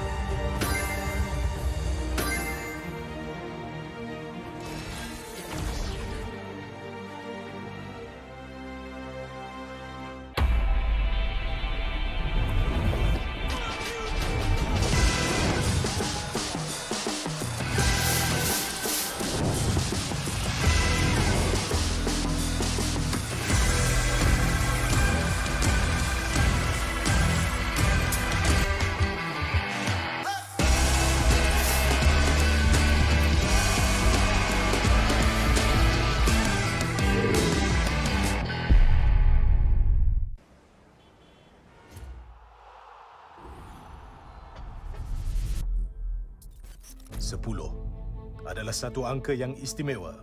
Ia sentiasa dianggap sebagai representasi kesempurnaan. Ya, MPL Malaysia sudah sampai musim ke-10. Sama seperti bilangan jari kita. MPL Malaysia atau MPL MYSG ketika itu bermula 5 tahun lalu. Pada Januari 2018, ia adalah kejohanan utama MLBB rasmi pertama yang dianjurkan oleh Munton untuk Malaysia dan Singapura. Dengan kejayaan musim pertama, MPL MYSG berkembang seterus-terusnya, di mana kami menyaksikan kebangkitan ramai superstars dan legenda. Mulai 18 Mac 2020, tetapi pelaksanaan MPL bukan tanpa sebarang halangan. Kejohanan MPL terpaksa diteruskan secara online. Dan dengan penubuhan, pasti ada perubahan. Musim ke-7 adalah musim pertama MPL MY berpisah dari Singapura.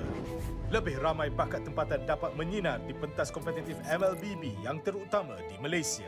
Sejak permulaan MPL MY, terdapat 9 piala kejohanan yang dimenangi oleh 8 pasukan.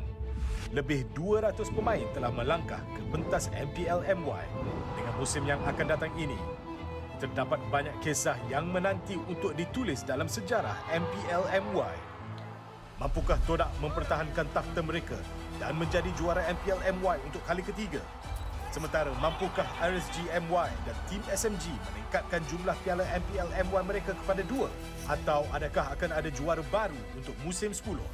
Dan pasukan manakah yang akan mewakili Malaysia di M4? Inilah musim baru kita, musim ke-10. Ini gaya kita.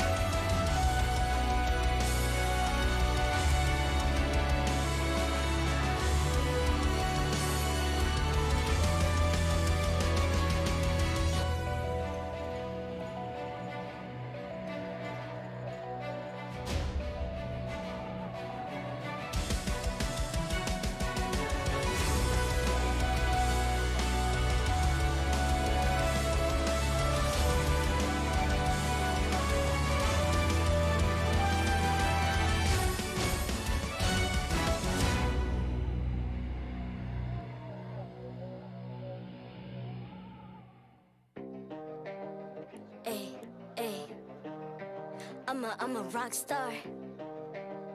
Yeah, Rockstar? Ay, ay, ay. I'm a rock star, baby. I'm a rock star.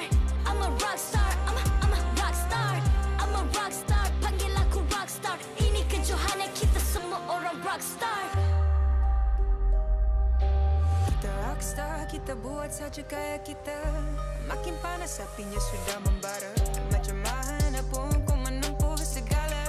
Demi negara ku buat semua bangga. Step into my world, you know I'm always in my zone. You know I got my team, no I'm never alone. Bring out my best, buat yang terbaik. Jadi juara perlahan kita naik. Get on my way, aku nak push. Naik-naik jadi lebih bagus. Jadi hero, ku ada skill. Berapa banyak musuh aku dah kill. Ramai cuba mencapai, cause they envy me.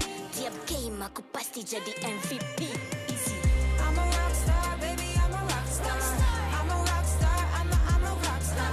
I'm a rockstar, panggil aku rockstar. Ini kejohanan kita semua orang rockstar. I'm a rockstar, baby, I'm a rockstar. I'm a rockstar, I'm a rockstar. I'm a rockstar, panggil aku rockstar. Ini kejohanan kita semua orang rockstar.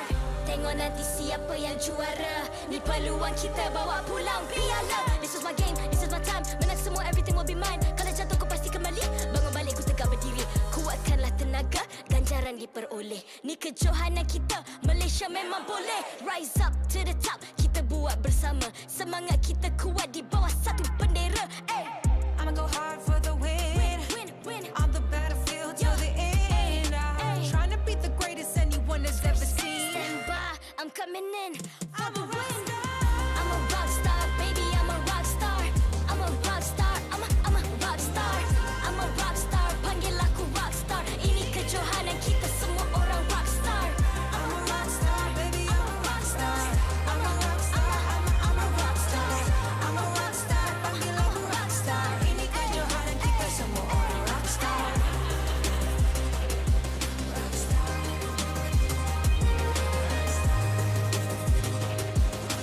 Ini kejohanan kita semua orang rock star. I'm a rock star, baby, I'm a rock star. I'm a rock star, I'm a rock star. I'm a rock star, panggil aku rock star. Ini kejohanan kita semua orang rock star.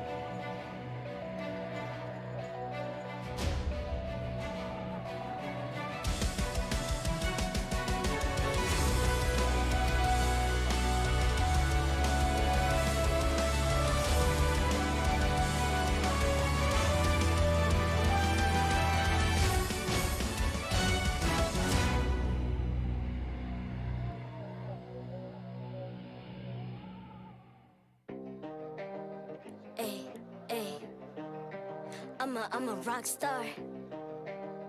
Yeah, Rock star? Ay. I'm a rock star, baby, I'm a rock star. I'm a rock star, I'm a rock star. I'm a rock star, panggil aku rock star. Ini kejohanan kita semua orang rock star. Kita rockstar, kita buat saja gaya kita. Makin panas apinya sudah membara. Macam mana pun ku menempuh segala.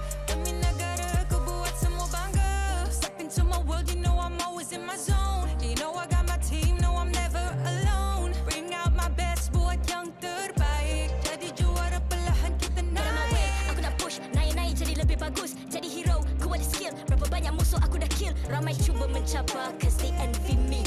Tiap game aku pasti jadi MVP. Easy. I'm a rockstar, baby, I'm a rockstar. I'm a rockstar, I'm a rockstar. I'm a rockstar, panggil aku rockstar. Ini kejohanan kita semua orang rockstar.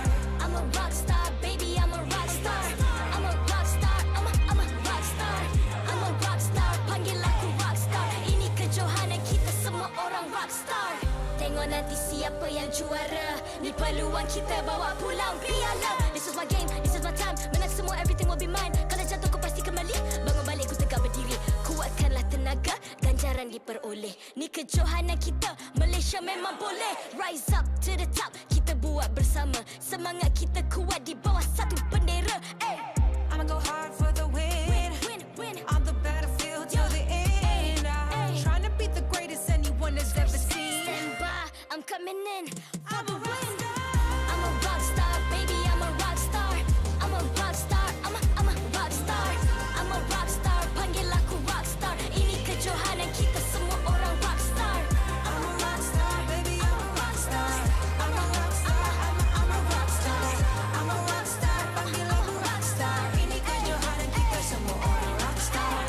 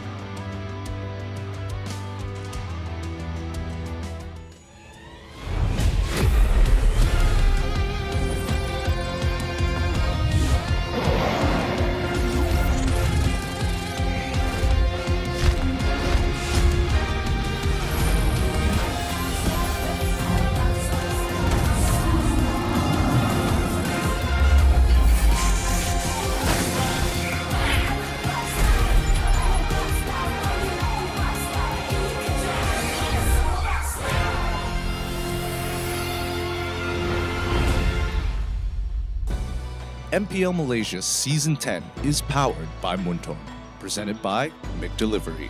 It's the perfect time to catch all the action with McDelivery.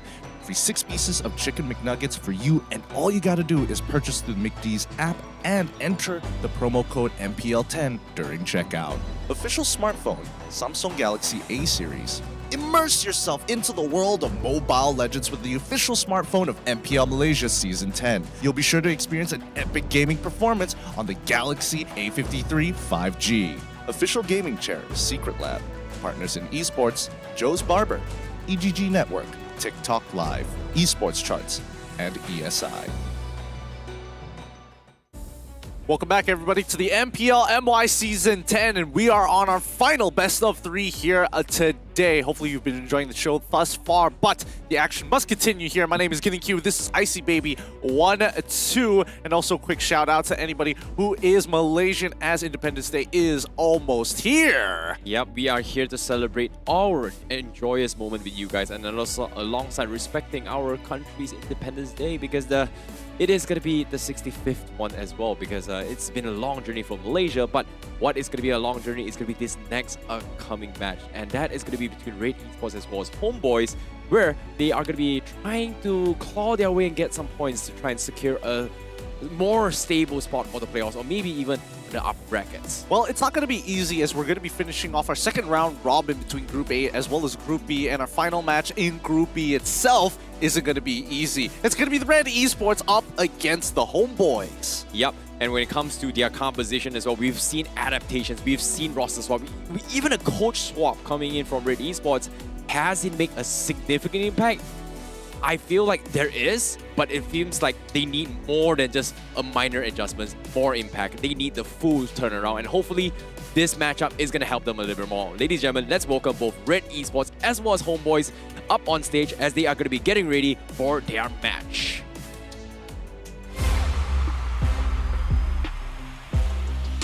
HOMEBOIS! It's the HOMEBOIS walking here up on stage, proudly holding the Malaysian flag. It's going to be Chibi.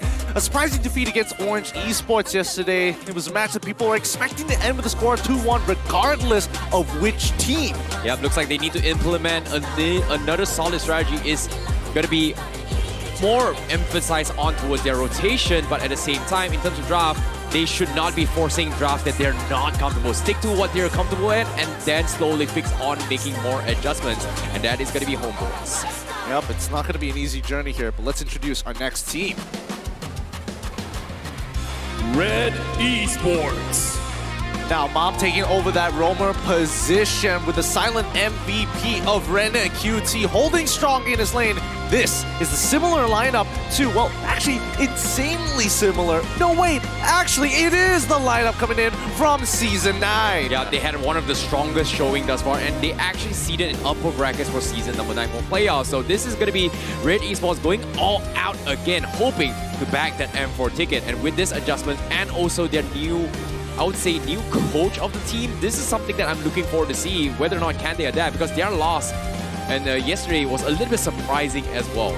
Yeah, I don't think either one of these teams would want to end this week 2-0, but hopefully we'll see one of them being able to go 1-1 before this week ends. It's time to introduce the brains of either side. Coming up onto towards the stage for the HOMEBOIS, it is going to be Seifel with the help of Red eSports on his left. Dragon, now newly nominated head coach of Red eSports, and Expedia as well as Miral as their analysts. Yep, this is going to be experience across the playing fields as well. I really want to see how Expedia is going to be bringing value to the team for HOMEBOIS. Yesterday's games for them was a little bit rocky, considering that we were expecting a pretty close matchup between HOMEBOIS as well as Orange eSports. Some may say that it could have been a match to reach towards 2-1, but hopefully things will be for the better, because this is going to be the head-to-head stats between Red eSports as well as HOMEBOIS. Yep, let's have a look at it. So far, Red eSports total damage dealt higher than the HOMEBOIS, but the average game win rate goes to the HOMEBOIS with 53% compared to Red eSports' 47%. Yeah, this is a little bit surprising me, but at the same time, you can see that HOMEBOIS has started to shift more on towards an objective playstyle. Whereas for Red eSports, they still want to try and prioritize on making sure that Mao is hyper-carrying the team. But that's kind of very similar to like how we kind of babysit one particular player. And back then, it was all about the junglers, etc. But Red Esports, they have been focusing on Mao a little bit too much in early weeks, and that actually didn't help them too much. And recently, they have adopted a little bit change here and there, but hopefully, it is going to be fixed out in this upcoming match. Well, this is wishful thinking here. So far, their stats look great. I mean, average KDA already top in the HOMEBOIS. First tower rate as well as first Lord rate 2 also top in the HOMEBOIS, who are averaging out 40% in each of those categories. Yep, and as of yet, the matchup history is going to be Red Esports coming up on top against HOMEBOIS. So hopefully, HOMEBOIS is going to be able to bounce back and get a revenge matchup. However, this is going to be a very difficult one. We talked about Zayed being one of the rookie for previous season. We know that he's got the capabilities in the jungle to actually carry the team. So when it comes to the keys to victory, I feel like he's got to be the important one. But at the same time, it seems like both teams' win condition is going to be focusing on discipline, XP laner disturbance, as well as keeping the momentum and snowballing the fight by leading keeping the lead. Yep, I mean, I think it's really important for both teams as they've experienced losses where they actually had significant leads, sometimes even wrestling for it in their previous matchups. Discipline seems to be extremely key and extremely related to keeping that lead at the same time. Yeah, it's all about not going for an overextension, right? And sometimes we do have the heat, right? In the heat of the moment, you do make aggressive plays that may lose you the fights, especially tower diving, which we did see, especially in today's games. But hopefully that doesn't exactly happen. So maintaining the lead is going to be great. Getting a 10k, 15k lead and tower dive is good. But if you lose, you are going to be giving away a huge comeback swing to the economy. So this is something that both teams has done this before. Hopefully they will be able to fix things a little bit more. Red Esports, especially with Mam in the pool, he does have the tendency to be very, very aggressive. Maybe for him to actually go in for a babysitting role to actually make sure that Mao is going to be hyper farm, is going to be the key secret sauce for Red Esports. Let's look at the fan and audience predictions here on who's going to win this game. It's going to be HOMEBOIS taking a majority of these votes. However, the QR code is leaning more towards Red Esports. Yeah, it seems a little bit split off as well, but HOMEBOIS, you know them. They've always got a strong, loyal fans, and we've seen them progress throughout the previous season and even last season as well. None of us would have expected HOMEBOIS to qualify despite the deficit of points. And now here they are. They logically should be, in the top seeding, but seems like they're still struggling. Hopefully they're going to be A-okay. Hey man, I mean, they did lose their addition of Saiful this time around. He is going to be their, coach overall. Even Red Esports shouting out to their members still, and even Uncle Chickenhawk. God bless him. God bless him. Yeah, our fellow caster from the previous season, and I kind of miss Uncle Chicken, I'm not going to lie. It's been a while. It's been a while. But coming back towards this game, I do think that HOMEBOIS, they had a bigger momentum swing during Week 3. Coming into Week 4, it has been a little bit rough, which is surprising. And I don't know. I think one of the main factors is going to be whether or not what strategy they're going with. I feel like they're trying to expand their pool. I feel like they're trying to evolve, and I think the regular season is a good time to do that. Exactly. Ladies and gentlemen, we're heading into the drafting phase, and this is going to be game 1 between Red Esports as well as HOMEBOIS. And likelihood, we are going to be seeing standard bans across for today as well, coming from both teams. But what I want to bring up to the table, especially coming from Mom, is that his Franco is something that you have to be taking a lot into account when it comes to drafting phase. Because if he pulls it out, most likely you are going to be always pressured by the Iron Hook. And it's not likely going to be well, I don't know about Zakos, man. Yeah, I'm just going to leave it at there. I'm just going to leave it there. I think Zakos does have his moments, and it's similar to RSG when he was on his time and during RSG. There is a little bit of inconsistency here and there. There are strategies he's more comfortable with, and there are heroes he is more comfortable with. And I think HOMEBOIS together need to grow. Now, let's keep in mind that the lineup this time is going to be Bang on the roster instead of Vins, and we're looking at the bans next. So far, priority picks only that are getting banned out, nothing too out of the ordinary. I don't think they have enough space to actually fit in that Franco here. Masha's still available, but instead of Franco, they're going to be banning out that Kufra. Oh, this is a clear indicator, but at the same time, is HOMEBOIS intentionally banning the Kufra for the sake of just saying that, hey, we're not picking a Fanny, we just want you to just waste your ban and ban a Fanny and hope to get potentially a Valentina in their favor. Maybe even Beatrix is a priority for themselves. Julian as well is a pretty good shout, but at the same time, I feel like, I don't know, is Chibi's Fanny really, really ban-worthy? What do you think? Well, I think it's a little tough to say, and I think Red Esports wants to take into consideration that they might let Fanny through Yeah. instead of first picking it. So they ban out the Julian to open up the draft even more. So they pose the question of whether they want that Masha or that Fanny. And it looks like Fanny is going to get locked in here for Chibi. Coming in from the Homeboys. Not bad start here. Looks like it's a lot of high assassin mechanics this time around, but Red Esports, Masha is still available. Oh, I know for a fact that Zide plays a pretty decent Fanny, but I'm surprised by this first picking. Because this is going to put a lot of emphasis coming in for them. But Red Esports, they open things up. Balmon and Paquito. So this is most likely going to be a jungle Balmon. They are going to be going for the objective gains as well. We did see a very similar draft in the earlier games today, especially with TODAK, and they got completely destroyed by that armor shredding composition. So I wouldn't be surprised if Homeboys bring it up. But at the same time, is it worth risking trying it out after just seeing it once just now by SMG? Probably not, and I think more importantly so, this particular, there is a different variation of it because they're trying to minimize the value of Valentina in that previous game, but this time around, Homeboys coming up with standard picks, Lillian as well as Beatrix, all very, very good options here. Denial for Mal's comfort. More importantly so, let's see where Red Esports is going to go with this, because the fact that they have that Paquito as well as that Balmon kind of tells you that, hey, EXP and jungle sort of taken out here. Locking in that Ruby isn't too bad, but nobody wants to get Masha. Yeah, Masha's just completely being ignored, which is kind of surprising. But at the same time, Red Esports, the ban of the Phobias, means that they might consider bringing in the Cho for Bomb as the tank. Maybe. No, actually no. They've got the Ruby, they've got the Picard. I'm going to back it out a little bit. But what are the chances of us seeing an Harith XP lane for NQT? Nope, I don't see that happening. I don't think that Harith is designed for the EXP lane, and as much as you want to win hard into it, you're better off putting him in the mid lane or arguably even gold, because he is extremely item dependent. Esmeralda going to be the follow-up ban for the side of Red Esports. I think that is a very good option in banning.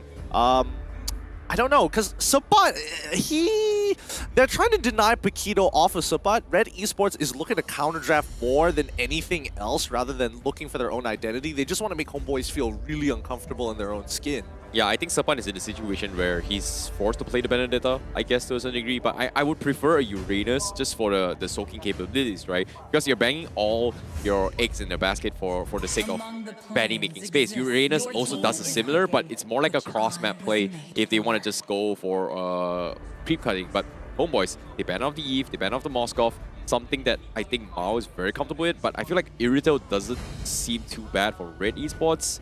But at the same time, they are going for a triple physical composition. So I think a Natan wouldn't be too bad if they decide to go for it. They could possibly go for it. I don't know. I have the strangest feeling that maybe Mal wants to play carry regardless of the situation again, but we'll see right here. I think first of all, we'll have to wait for that matchup to come on through. Sicilian gets locked in for Ashe. He's been doing relatively well on it. Homeboys now looking to finish off their comp. I hate that I'm gonna be saying this, but I feel like there's a weird chance that it might be a Melissa pickup from Red Esports. Melissa pickup? It's an okay way to deal with the Fanny dive. It's not the best, but it's an okay way. Just for the bubble, just stop the I suppose that's one way of doing it here. However, that does kind of put you at a disadvantage with what we're seeing so far. Yuzong gets locked in for the side of Homeboys, which gives even more reason not to be looking to pick up Melissa in this round. But that's interesting. I'm surprised they decided to go with Yuzong here. They could have easily gone for Benedetta. They could easily could have gotten themselves Thamos, which I honestly think is a better pick in this case. Matilda gets picked up by Homeboys. That's a lot of mobility, but who's going to be the front line? Is this a tankish Fanny?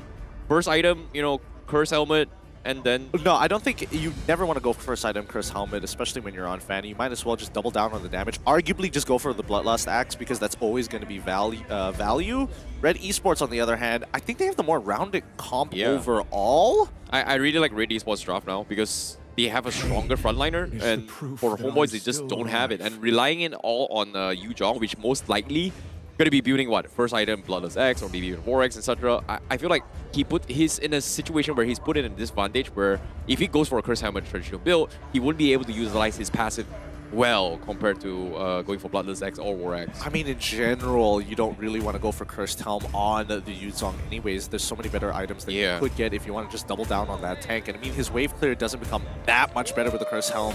So, I don't know. Personally, I do think that Red Esports has a much better draft so far based on what we're looking at compared to the Homeboys.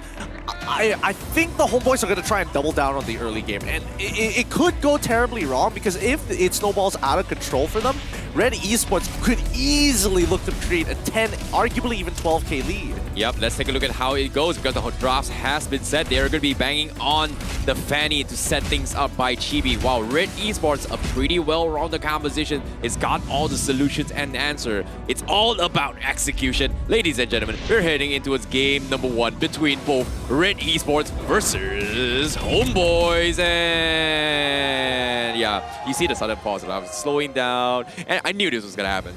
Unfortunate. Unfortunate indeed. Bit of a mood killer there, but all wells. It happens. It happens. We want to make sure that competitive integrity is kept throughout the tournament. So if something is wrong with their phones, if they have come into a bug of some sort, it will be handled. But so far, in-game pause, it's only 11 seconds. So pretty much when they're walking towards the wave, that's about it. Yeah, that's pretty quick, I guess. But at the same time, we are going to be seeing a little bit of fan signs here. Uncle Chickenaut, the best caster. Oh, a lot of Red Esports here going to be supporting Uncle Chickenaut, and they really do miss him. Uncle, when are you coming back? He's got all of his supporters ready to go. They're all ready to give him. I wish I've got signs like that for us. Yeah. Well, let's see. We'll see about that one. But looks like the pause coming in from HOMEBOIS. Something must be up. We'll see what exactly is going on, and we'll get it sorted out as soon as possible. But in the meantime, it does give us a little bit of time to talk about the draft, and I think that...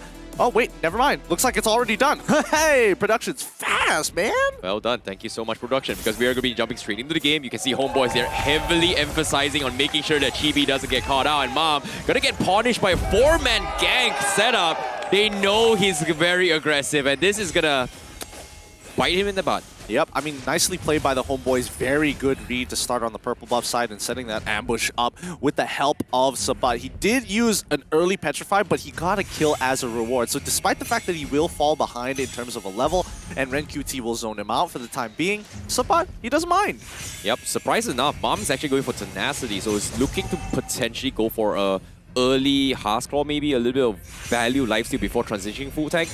I suppose. I guess that's the only way to make Ruby feel like she's a lot tankier than she's supposed to be. But for the time being, HOMEBOIS will remain in the lead by 1 kill. As they rotate across the map, they want to leave Sabat kind of on his own, make sure that he doesn't die to RenQT, so they can really start getting aggressive. Yeah, Chibi is going to force a swipe as well. Zayed is forced out of the jungles for now, but they're both almost reaching to his level 4. Zayed, he's thinking about going for the lethal counter steal for the crab, but hesitates as soon as Zacchus shows his face. So Mom is going to be all himself, but Chibi says it's not worth it trying to challenge a Ruby. Wow, Chibi looking for the wall spams. Oh, he might actually punish him, but Mom, he has a good spidey sense on the macro map, and if you pay attention bottom left as well, he's completely dodged Chibi. Yeah, he took a very extremely safe route, didn't want to kind of walk through the river, and I think Chibi probably would have been able to chunk him off and force a recall out of him, but for the time being, oh, RenQT did spot out Chibi on the top side of the map with 3 more seconds on the clock. Turtle is going to spawn, and Zayed already having priority with the help of Mom. It's going to be contention for the mid lane right now. Yep, Red Esports, they have the upper hand. Chibi doesn't have the purple buff. He's a little bit risky, but he's going to try and save out his cable, but he's going to go for the spam. Doesn't have the energy, got to back out. Black Dragon comes in. Red Esports is going to be backed out as well, but look at this. Zayed is getting chained under with the Petrify. He finally gets the kill, but Sabat will gladly lose his life for the cause, as the Turtle will be focused by Chibi. Yep, Chibi's got that. Oh, Anip's in trouble here. Ma walks up. He did get a flicker out of him. That might be a little bad, but Chibi still managing to get the Turtle in time. Red looking to punish RenQT very deep in the fight. Yep, the flickers backward, pulls it into his Mom, but there's just no follow-up damage coming from Red Esports to fight this fight. So HOMEBOIS will be able to somehow escape the rafts, and as long as Chibi doesn't die, all is well.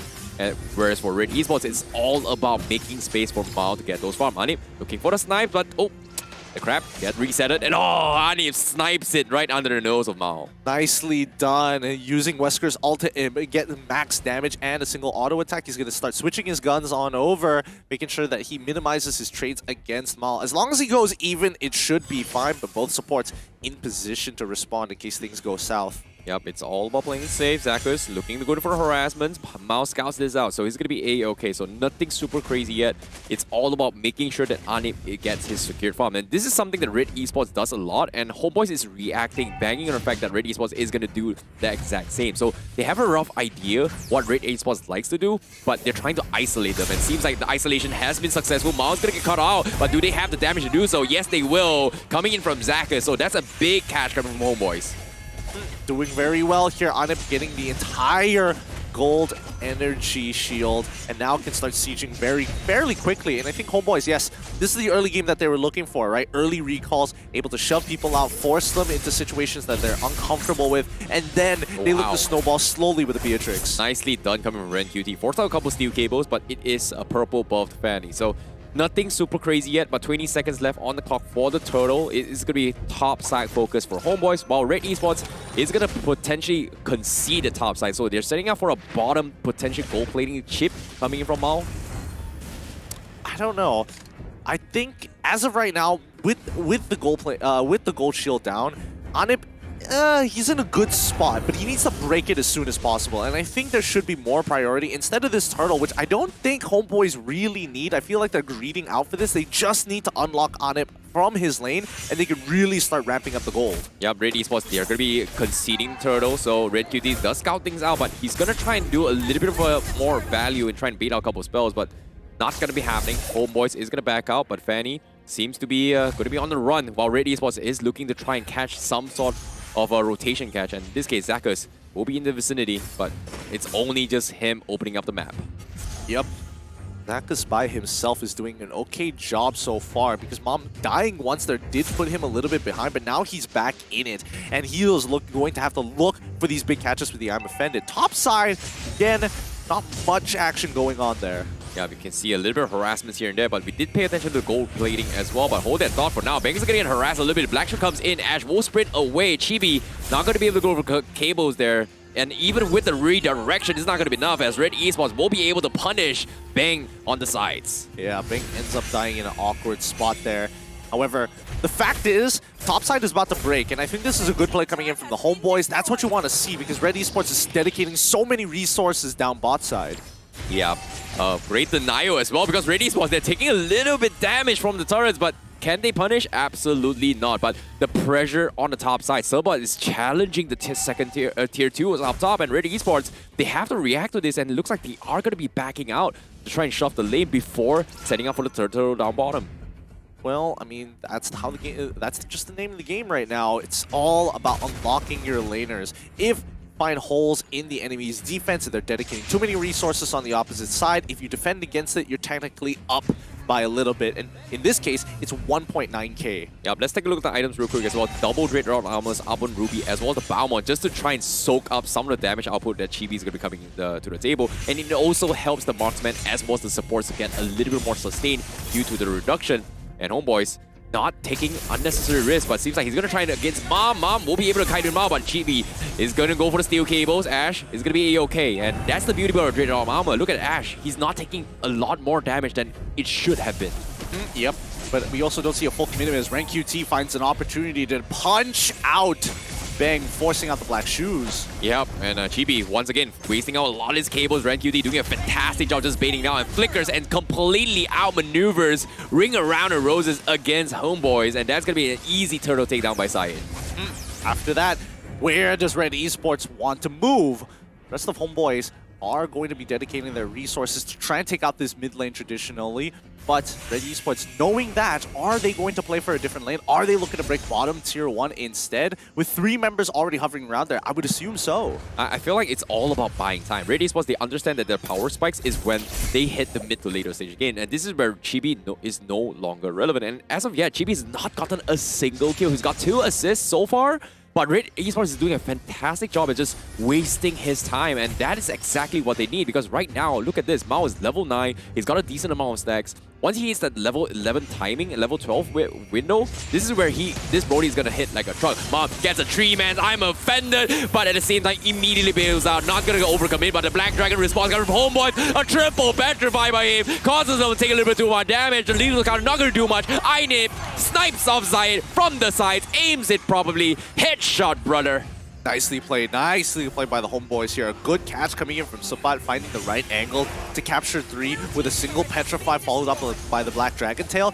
Nicely done. I think Red Esports need to be extremely careful with the way they kind of clump together, especially if they are keeping track of the Petrify timer on Sabat. Oh, that was so risky coming from Mom as well. Like, he wanted to try to go for the I'm Offender pool 3-man, but it didn't exactly work out. Maybe that could have been a better play, but it was so risky going into that flight blind. And the rest of Red Esports wasn't able to respond in time, and homeboys, quick reactions to that. But speaking of which, 14 seconds left on the clock. The Lord is going to be up, and seems like homeboys, they don't want to take a risk yet, knowing that Red Esports is already prepared for this, and I don't think Red Esports should even try to contest this as of yet.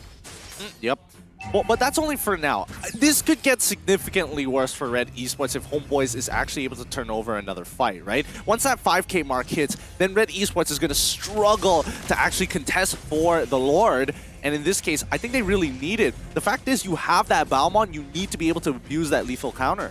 Exactly. Sabat is in position to try and cut Zayed as well. So if Red Esports tries to make a pull right now, Zayed's going to be the point of interest. Look at this. They know where he is, and here he comes. They are going to go for the Petrify. Zayed takes a little bit of damage, but Red Esports, they cut the back lines in half. So homeboys, they need to regroup and reposition before they take a fight. While Chibi is going to be focused on cutting the creep base and focus on taking the purple buff. So Red Esports has a little bit more room to force a fight. Zach is now popping, circling Eagle. He needs to make a run for it, but he's going to be A-okay. Red Esports still afraid of that potential Fanny, even though he's gone to take the purple buff. Yeah, I don't think Red Esports is keeping a timer on that purple buff as of right now. It's been a good amount of time since their last invade, so they're not 100% sure. But they should be able to take the Lord here, unless homeboys... Well, homeboys, they're going to be forcing a fight potentially. They try to make it for a reaction, but look at this. Discipline plays. Red is just so afraid of challenging this, and they know for a fact that homeboys will not take this unnecessary risk, but seems like it is about to break down. Circling Eagle comes into Zakas. They catch us on Mom. Sapa tries to go for the connection, but it doesn't seem to connect. Chibi finally shows himself, and the Black Dragon comes in. Red Esports is on full retreat, and that might be a wasted as well, and Red QT flickers out of there, so the Black Dragon is going to be baited out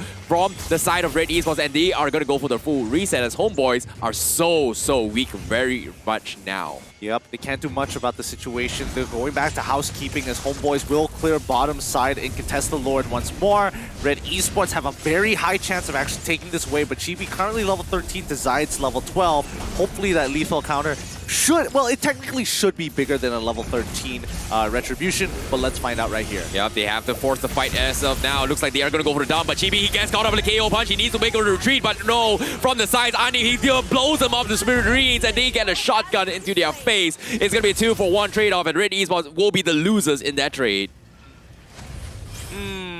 Now to a 3.7k lead. The homeboys are taking just slow and steady. I haven't seen Red Esports really force an agenda on the homeboys, but so far, homeboys are kiting it out perfectly, making it tough for these melee heroes to close that gap. Yep, and as of yet, I think they have the right idea coming from Red Esports. They know for a fact that Chibi is a big threat, but what they didn't realize that Anip has gotten to a stage where his damage does hurt a lot more. Mao is going to try and chip away in Zaka Zayed. He's going to be caught in the middle of a confusion. Bang, looking to finish him off. Can he get the Magic Draw Shadow Ball? No, he cannot. So he's going to be backing out of that fight. So overall, Lord will be secured by homeboys.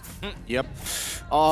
It's starting to get really rough for Red Esports. Got to still have a little bit of faith. Right now, the AI is predicting 70% to 30% currently, but with the glowing wand being purchased by Bang, he's going to be even stronger right now. And I think that Red Esports really need to start thinking about going for some side lane gold. Yep, and it seems like Mom is going to scout out Zakas. He's going to be A-okay. The snipes coming in. Whoo, that is gotta hurt. That is gotta hurt. Anip, level 13. And Red Esports, they have to respect this. Mao is only level 12, just only barely hit level 12. So he's almost nearly a full item down behind Anip. Whereas Chibi finally shows himself. He wants to fight against Ren QT, but I don't think he can kill him. Maybe he can, maybe he cannot. Nope, it's just not worth the risk. Can't seem to get any further than this, but now with the Lord already crashing into inhibitor turrets, Red Esports has some big spring cleaning to actually do. The outer turrets will all naturally fall. No, wait, don't tell me they get an inhibitor. It's one hit away, so they basically have got that in the bag, especially with a Beatrix who could just walk on over and take it out. Yep, middle turret is going to be contested as well as homeboys chips it away and taking away a little bit more map control. Ambush has been set up coming from Ani, but the snipes, oh my goodness, off the screen, off the cam. Ash does not want to take a shot from that.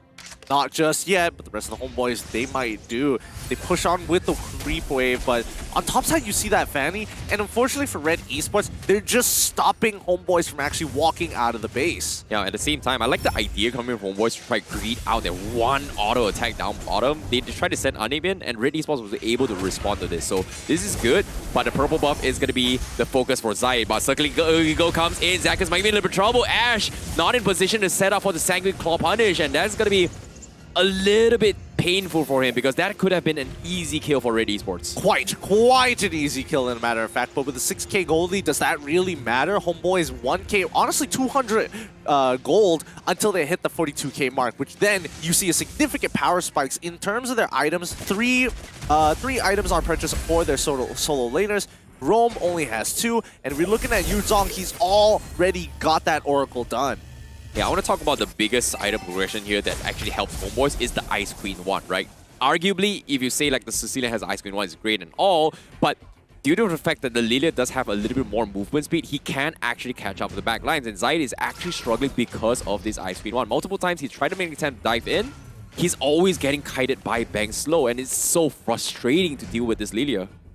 Yeah, it is hard to deal with. Honestly, it feels like if you do want to deal with a Lilia, you probably are looking for some burst. So somehow Zayed needs to land that lethal counter while Bang is low before he hits that Black Shoes, which is a very short timer. But now that Luminous Lord is out, Red Esports, what are they going to do? Are they going to let this go, or are they going to force a fight? Yeah, seems like once again homeboys is looking to try and bait the reactions, and you can see Sapat is already in position, and little they didn't know it's going to be a 5-man down bottom, but at the same time, a little bit of information gathering from the top side. They see 2 Fannies, and Red Esports, they're getting desperate. They're going for 3v4 situation. Do they get in the fight? No, a big knockout comes in. Do they get the Lord? Yes, they do. Great steal coming from Zayed, and Red Esports will gladly sacrifice Zayed for that cause. A 3v4 in the hands of Red Esports, and Chibi finally shows his fang. He wants to retaliate, and seems like he doesn't have the energy to do so. Bang tries to back off and survive this, and homeboys needs to retreat. They're setting it up for Chibi, but Chibi can't see the finish on Mao. He doesn't have the energy. He gets kited, but the glowing one comes in, but Second Claw is going to be there, but eventually Chibi still gets the steel cable through,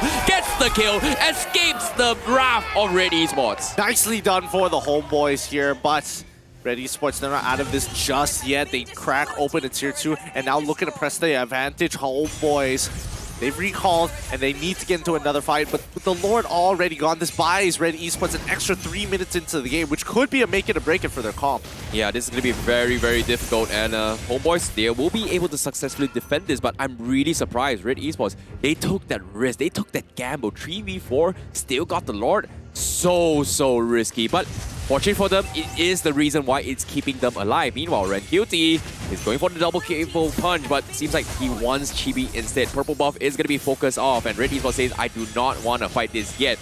Well, Ash looking to provide a little bit of assistance, but it's just not worth it yet. Yep, so far, so good for the side of the homeboys who've developed a 3.2k lead, but Red Esports, on the other hand, catching up ever so slowly. They've hit the 3rd item power spike. Now, this is where gold is going to play a bit of a factor, but not too much as the Lethal Wanderer gets taken by... Oh, it's going to be unnamed. That damage boost is just a little bit too much. But now, Conceal Play comes in. Great, they want to fortify, but no, they jump the back line. They got Mao, he's dead. And Red Esports, they're trapped, they're surrounded, they have nowhere to run. Subpod going to give chase. Ash is going to be the last one standing. He doesn't have the sprint, and he's going to be taken out as well as Red Esports make the biggest mistake. Oh, Mao. He just got caught just like that. Homeboys found the best opportunity of their life, and now they even take the inhibitor down bottom. They're looking to close out the game. 3 men down on the sides, 15 seconds on the sides for Mao. Can they force the issue? They're forcing bodies over this as well, but they've got the damage. Like, he cannot afford to die, but looks like homeboys, they don't really care. They're focusing on the crystal. They want to close it out, and they have the damage to do so. Very convincing win from homeboys for game number 1. Nicely done by the homeboys. Strong objective gameplay. Mid lane had some good synergy, making sure that they could punish wherever they could, and 1 single kill, making sure that Red is completely out of it. They lost off of literally just 1 person in the early game. Yeah, it's just so unfortunate, but the Fanny was just so annoying, but at the same time, teamwork is what makes the dream work. You can see the disciplined plays coming from homeboys was spot on, and to my surprise, Anip should not been able to get away with so many opportunities of a shotgun punch. Agreed. Totally agreed there. I think the front to fronts looked a little awkward. I do think that Red eSports weren't able to make a decision about where exactly and when exactly they want to jump in at the same time to take this fight. But so far, so good for the Homeboys, and I think it could have been even better, but I'll see. Maybe I'll get to see it during draft number 2. Yeah, hopefully it's going to be a little bit more adaptations, but we're talking about burst potential, right? It feels like Red eSports, they were struggling to find that, and it all came down to whether or not Ash had the ability to do so, and they didn't even get to that stage of the game to actually go in for the one-shot combo. Yes, the IMO Fender is great, the Sengu Claw setup is good and all, but eventually, if you do not have the catch potential to catch off the Fanny, you are going to be throwing a lot of unnecessary skills, and when that happens, Anim is going to be able to walk in and just completely shut them all out. But now, let's take a little bit of items real quick here. Seems like Chibi did go for the damage item build and then went for the Brute Force Breastplate, nothing out of the ordinary, and Tikira's full purchase from Zayt as well as Ash just to sustain the burst coming from the Fanny. I think overall, just looking at the items, nothing is out of the ordinary, but more importantly so, just how they want to actually play this with the draft that they have, because it's generally quite a squishy lineup in comparison to Red eSports, and unfortunately for Mom, that early game of him dying once, trying to invade the opponent and actually getting some good value out of it, Homeboys looking to jump all across the map. If you're looking to punish Ren QT, they rotate alongside. It's all based on these jungle rotations from Chibi that Homeboys look to move in the same direction. Yeah, I'm really surprised that Homeboys was able to walk away with so much value. When we're talking about tanky composition, right? Technically, Red eSports has the tankier composition in the early stage of the game, but eventually, somehow, Zakos was able to get in the heads of Mom and everyone else, and they're just respecting too much the boundaries of Homeboys, and because of that, it allowed you, Sapat, to kind of get, what, a War X, Bloodless X, and then transition to his tanky role. And this is kind of allows him to completely throw off Red eSports composition. So, nevertheless, let's take a look at the MVP for that match. It is going to be none other than Chibi on his Fanny. With a game kill participation of 75% and a perfect KDA of 2-0-7, Chibi, I felt like his work was cut out for him. It was very straightforward with what he needed to do. He didn't need to do anything super fancy. Get the damage in, look to chunk out one target, back away, and let the team clean up the rest. Yeah, on top of it all, despite him struggling to get kills throughout the match, he was able to find opportunities to shut down Mao. So that was the biggest win condition for Red eSports to actually come back. And for him to finally get kills, and we would expect more kills coming from his Fanny, but he did his job well because he made Red eSports run around the map, following and paying attention to him while taking away attention from Chibi. So that's pretty much a big win of what he did to this game. All right, let's see these highlights one more time, brought to you by the Samsung Galaxy A series. And I think you make a good point here because half the time it's about efficiency of the movement. And Red eSports, yes, they had some good punishes on the Homeboys and some good reads. However, I would say most were coming in a little inaccurate when you see Homeboys quickly adapt to the information when they see multiple people, arguably 2 or 3. That's when you see them take a step back, hold up, let's think about what we're doing here, and choose a fight that is ideal for us. Yeah, and time again, Ani was able to get out scot-free. He was like, what, 20% health most of the time. They just didn't have the finisher because they were so afraid of making sure that Mao doesn't die rather than just taking a fight on towards them. And even here, Mao was so close to actually getting a kill on Chibi, and somehow the Rose Gold meter saved his life. Yep.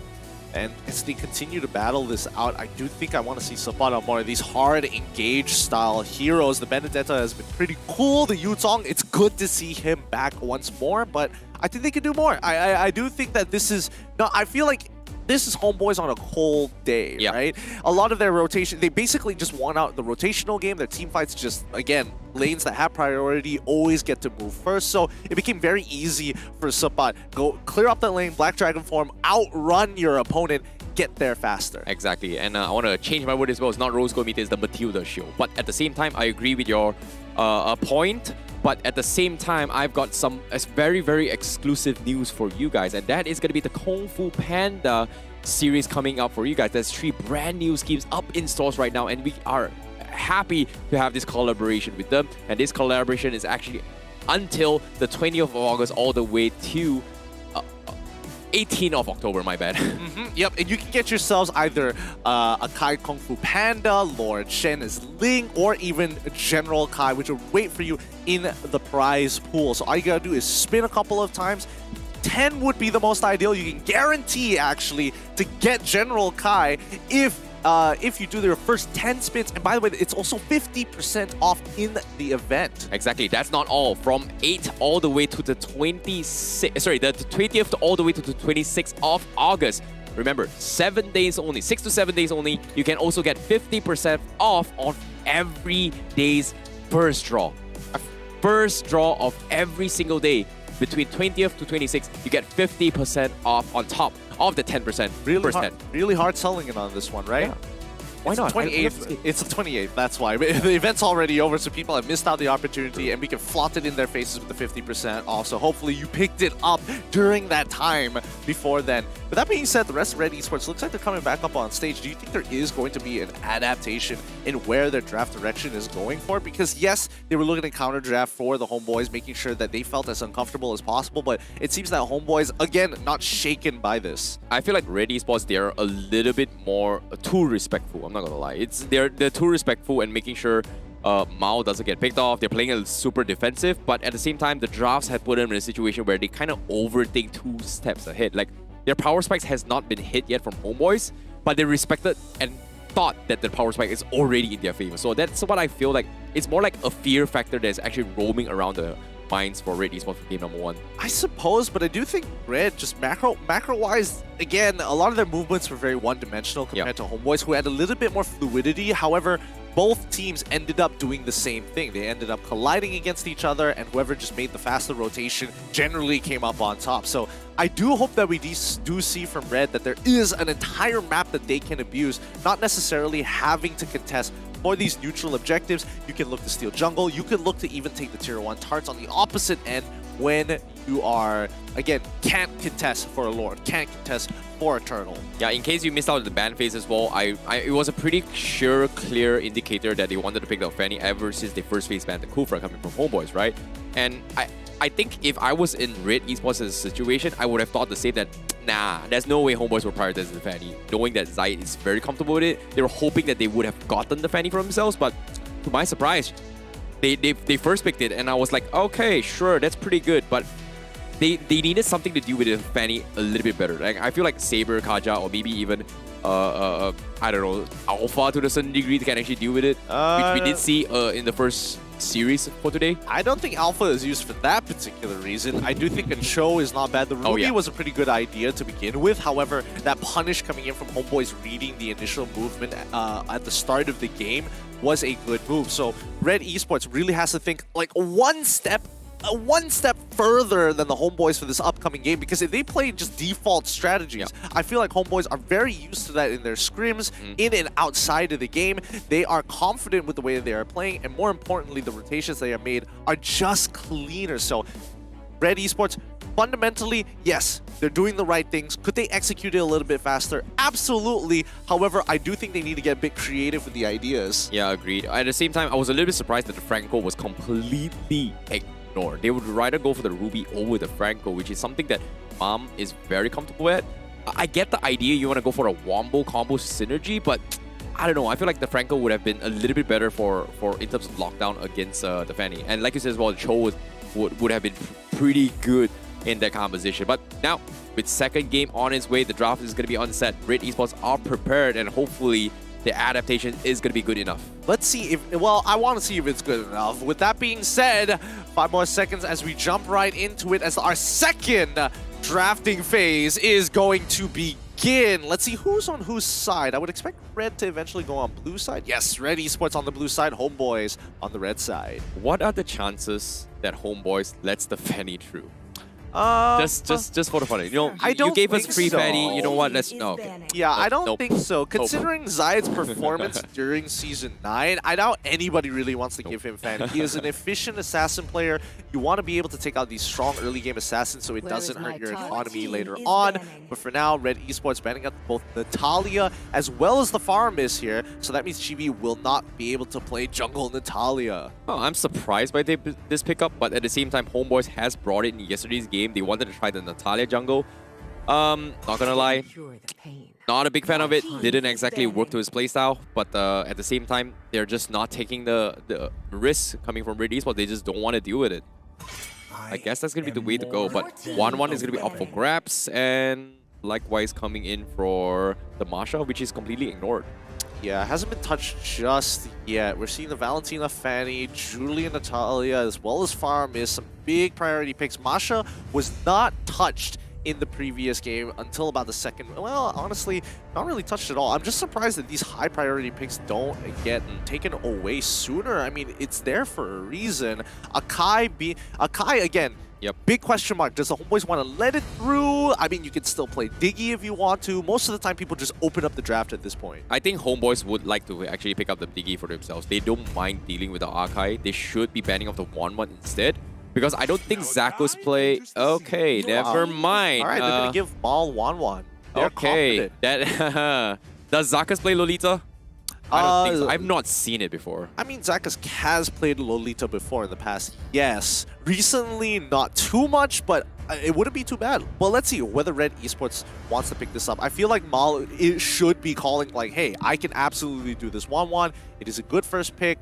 I don't think Homeboys has anything else up their sleeves other than Masha, but even then, we'll see how it goes. I think Iritel isn't too bad against a 1-1 matchup. Like just for the reason of that 1-1 needs the conditions to actually proc the crossbow tanks, whereas the Iritel, if you go to head towards the later stage again, 2-3 crits is enough to one-shot the 1-1 before he actually procs the full crossbow tanks. I mean, to yes. a certain degree. Yeah, no, that is absolutely true. That was very prominent during MSC. Homeboys, after seeing that 1-1, I do want to see, I don't know, Beatrix Irithel. That's not, sorry, not Beatrix Irithel. That'd be a little troll. I want to see Dirov Irithel again. Dirov, I don't think the conditions are right for it just yet. I think Red Esports needs to show a little bit more skin before they make that call. So that means it's going to be Irithel. Comfort picks for on it, maybe. Most likely going to be comfort pickups, but nope, they are going to be picking up Paquito for Sapat. It was denied in game number 1, so nothing out of ordinary, but the second pick is going to be the Yi for Bang. Okay, so somebody to chase the 1-1 and another to lock her in the real-world manipulation and get some good damage. Just a long artillery mage.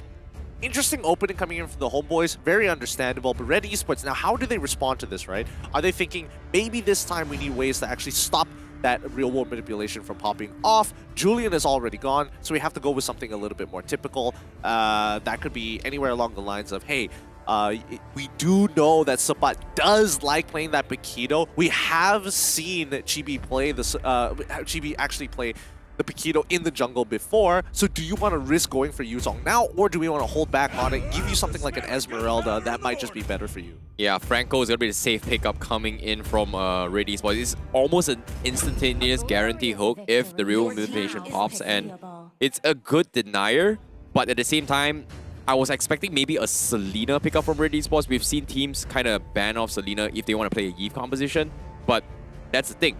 They haven't shown their Diggy yet. So Homeboys has shown before, so I think that's at the back of the minds of Red Esports, and they don't want to go all in with the Selena Franco combo yet. I mean, considering everything, Selena hasn't been that popular in this meta. I think we've only seen him like once or twice throughout the season in this regular season so far. So I don't know. It could be a preference thing. It could be just like Selena isn't as good as before. It's a little hard to say. Yeah, it's all about map control. But now, Homeboys, how would they respond? Are they going to bring the Dirov? Because no, actually, absolutely not. The Paquito's there.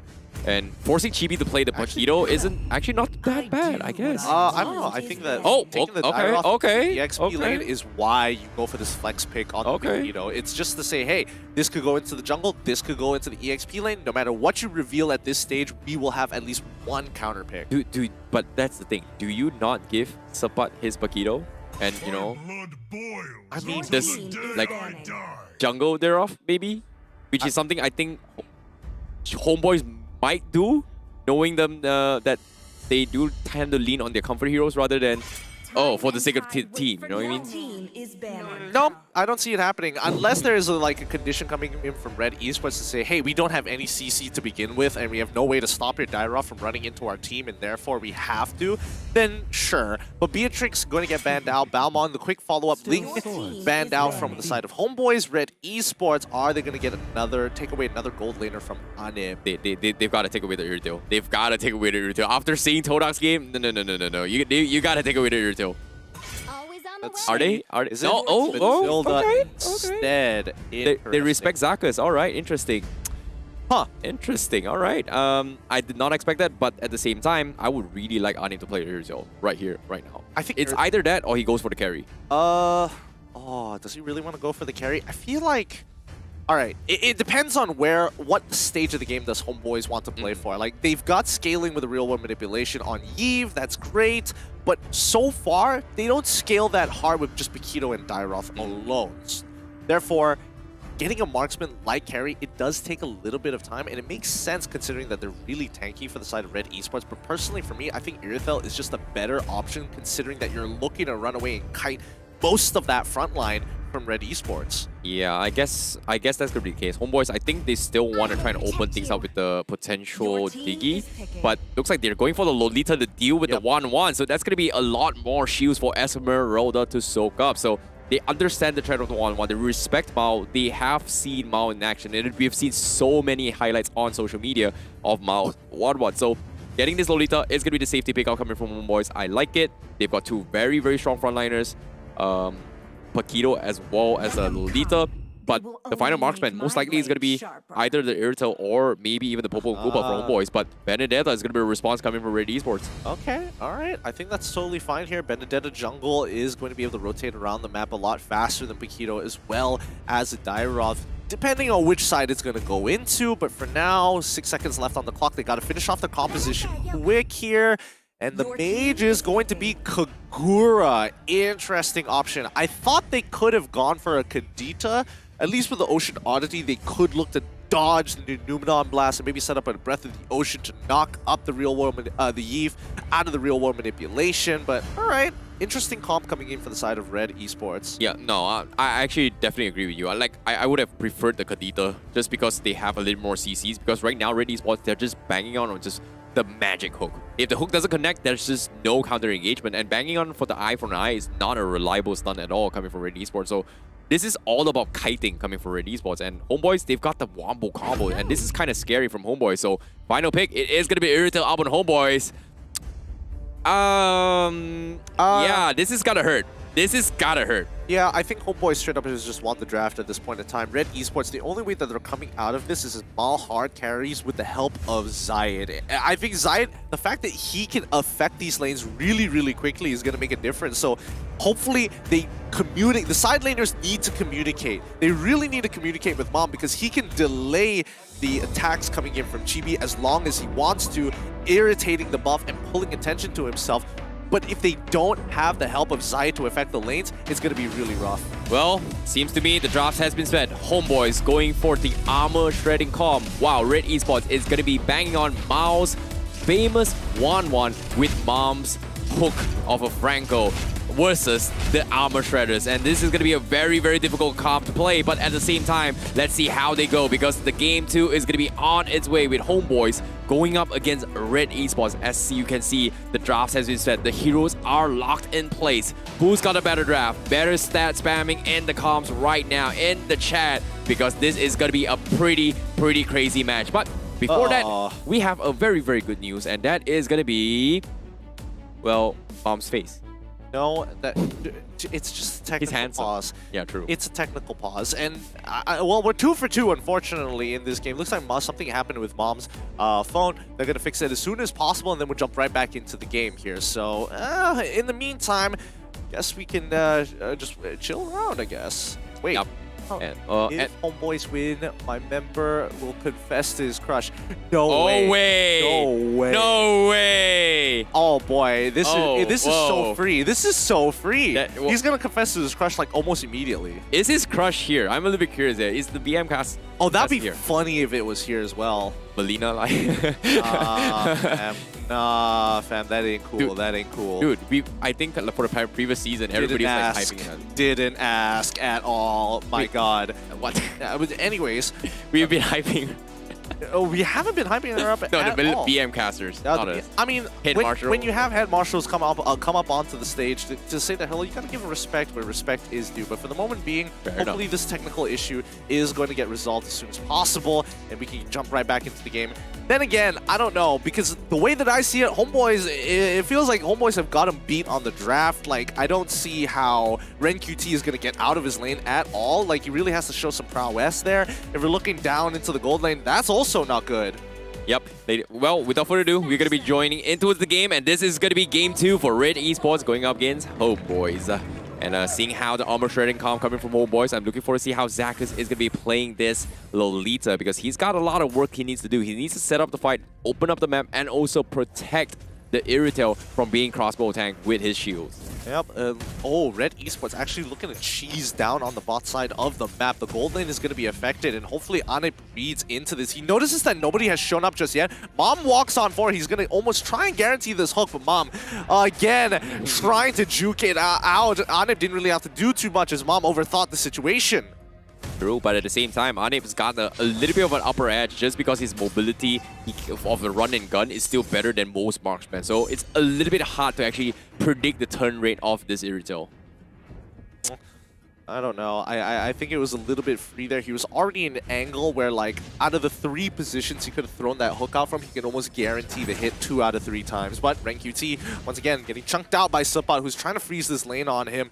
RenQT forcing an engagement so that it can actually break that freeze so you can claim that EXP and regen back up to full. Nicely done by RenQT. Yep. At the same time, on the emblems as well, we do see penetrations up on Paquito as well as the Derov. So that's going to be a lot of armor shredding. Meanwhile, Suppat, he's going to get caught out. Can he escape this? But Red Esports, they just don't have the damage to challenge him. And on the contrary, we debated whether or not if the Paquito should be playing the high and dry or not. And this time, Chibi, he's going for the killing spree instead. I actually respect it. Killing spree is going to help a lot, especially with the composition that Red Esports currently has, but Anip actually making a terrible trade there, and now he's going to be forced to actually recall, but nobody's in position for the side of Red Esports to actually go down to complete that dive. Yep, at the same time, middle lane as well. Zakus is going to get caught out. Here he comes. Red Esports will isolate the fight and get the pick off. Real Nation drops by, but Red Esports, they just have the mobility to get out of it. So that is going to be them leaving out the fight. But Mom, he wants to re-engage. Somebody's going to be there, but he's left all by himself, and he needs to flicker out of there, and they go in for the chase. That is going to be the win coming for Red Esports. Meanwhile, Zaid will pay with his price. So that's going to be HOMEBOIS coming up on top. They trade 1 for 1 so far. A lot of big battle spells already being blown out here, but coming back to what happened during the bot side, Mal, the only way he gets ahead is getting this river crab. Anip manages to actually absorb the wave before actually getting his recall, and now they're going to force the situation once again for the side of Red Esports to try to make him lose some EXP. Yeah, and at the same time as well, Turtle was secure in hand of HOMEBOIS, and that is something that actually helps them, because this is exactly what Chibi needs to actually go in for the skill. And right now, he's just got his shoe. He's looking for the fight. When Numinum Blast comes in, they know exactly where Mom is. They are going to try and focus him out, and he's going to get taken out of the game. Instantly, Mom getting punished. Really nice play coming in from the HOMEBOIS. Again, they're looking more like a unit this time round. Right now, Red Esports seem a little too fixated on their own plans. Yeah, seems like bottom side is going to be taking some pressure as well, because they're calling in Zakus to protect Anip to get some gold plating value.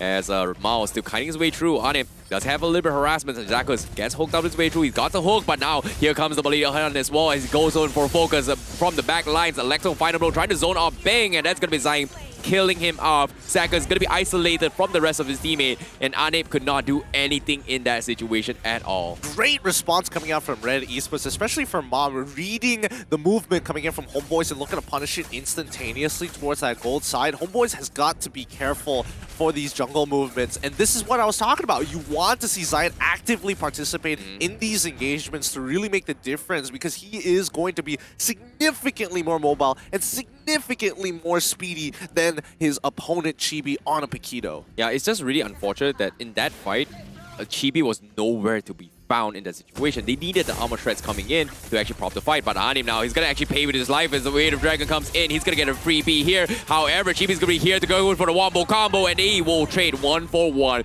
A win for Red Esports, but HOMEBOIS, they will try and secure the turtle because the rest of Red Esports is not prepared to fight this. Zaid is in the vicinity, but HOMEBOIS, they still have the Numinum Blast up on Zakus. He's going to try and isolate the bait and the umbrella off Ash. Numinum Blast flicker a little bit too short, but it's enough to zone off for the turtle. turtle. So that's going to be HOMEBOIS winning with the trade.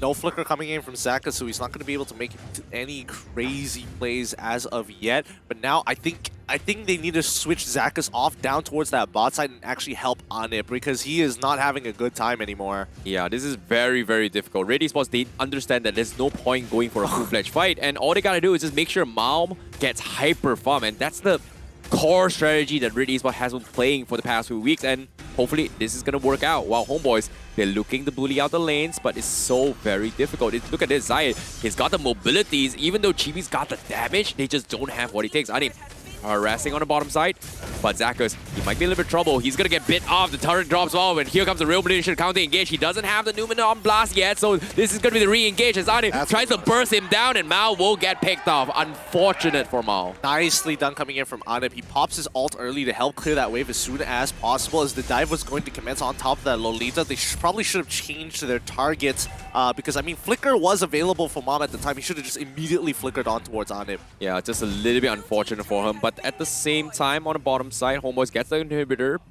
in the tower, but Ren QT looking for a fight against Chibi, but is this the right call? He's got the damage from Chibi, and he's got the mobility on top of it all, so Red eSports not going to be able to set up for the ganks. They need more CCs, and the hook comes in from Mom, doesn't connect. HOMEBOIS playing slow, mid control seems to be the way to go, and they are going to go focus on housekeeping, I guess. Well, I'm surprised that Sapat actually going even against Ren QT so far. I mean, slightly, but this should be a significant advantage coming in for Sapat at the very least. And he is bullying out Ren QT for the majority of this game. Despite the fact that he's died once and Ren QT is able to get one kill, he still has not recovered from the EXP deficit. Yeah, this is a little bit difficult, but at the same time, here comes the burst from Chibi. Oh, Ash, he goes for the side step and forces the flicker. This is huge for HOMEBOIS. Meanwhile, the top side, Anip trying to get some sort of farm, and they know for a fact that Red eSports wants to secure it for them. Numenon block comes in, Zakas preemptively goes for it, but Mom wasn't even there, but it is going to be enough to shunk him down, as Anip will have the damage to mow him now. Great dodge, but still was caught out of position. Nicely played coming in from the HOMEBOIS. Unfortunately, missing that Iron Hook, you lose a lot of your deterrent power, right? Because that's your biggest threat. The fact that you have the hook off of cooldown, it can be thrown out at any time, and you can start playing some mind games with your opponent. And I think Mom, unfortunately, whiffing that kind of threw his cards on the table, and HOMEBOIS was like, I got you beat. Yep, Anip now going to be chunking his way through. Let's take a look at the items on Anip. He's got the Windtalker, he's got the Berserker's Fury, so that's going to be some serious crits, while Mao's only got the Corrosion Scythe, as well as the Demon Hunter Sword. So, I don't know. I feel like Anip is just so quick at this stage of the game, while Mao needs a little bit more attack speed. Well, in terms of raw power, yes, Anip does have more raw power if he crits more.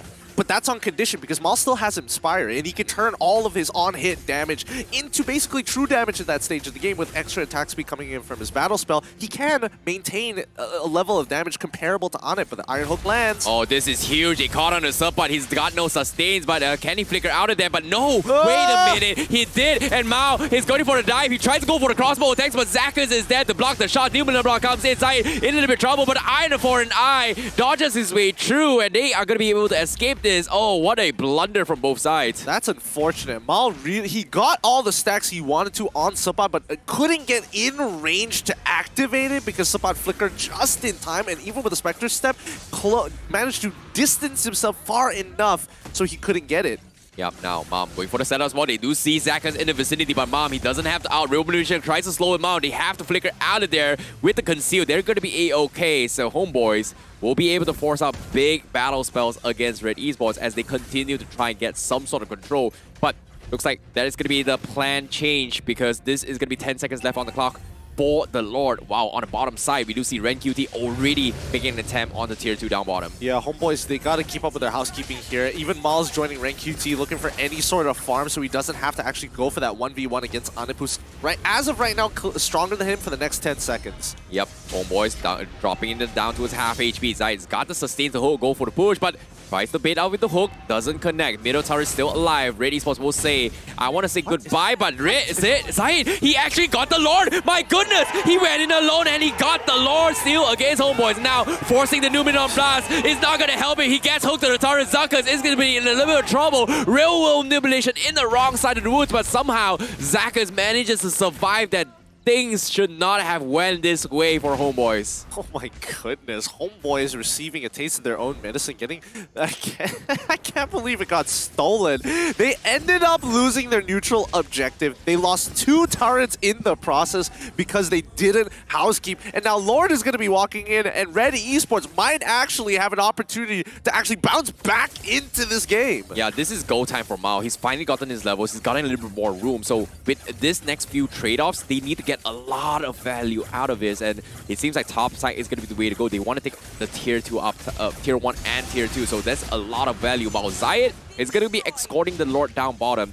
He's getting a lot of information, but HOMEBOIS, they are responding to this bomb. Looking for the hook. Oh, a little bit close. Almost connecting. Almost connecting. Again, they need to clear up these Lord-empowered minions. 1-1, unfortunately, is going to have Dairoth beat, but the rest of the team will take out this Lord first. Hopefully, they don't lose an inhibitor here. Yeah, this is going to be tough, but fortunately for them, it is going to be A-okay for HOMEBOIS. But this tier 2 is definitely going to fall off from the side of HOMEBOIS, unless they go for the overcommitment. Do they? Yes? No? Seems like, yep, it's going to be gone. Top side is going to be housekeeped as well. HOMEBOIS doing a fantastic defense against Red Esports. It's not a big margin of a value for Red Esports in this fight. I honestly don't think Red Esports cares too much. As long as it's not Luminous, then it doesn't really matter to them. They still have their mid-tier 1 in about 75 more seconds. That's where the big question is going to happen again, if they can steal it. But I think that HOMEBOIS have lost a significant amount here. They lost all their outer turrets because of a simple mistake. They didn't clean up their lanes. They still lost the Lord, and now look at that gold swing. From what used to be about 3,000, Red Esports bounced back from it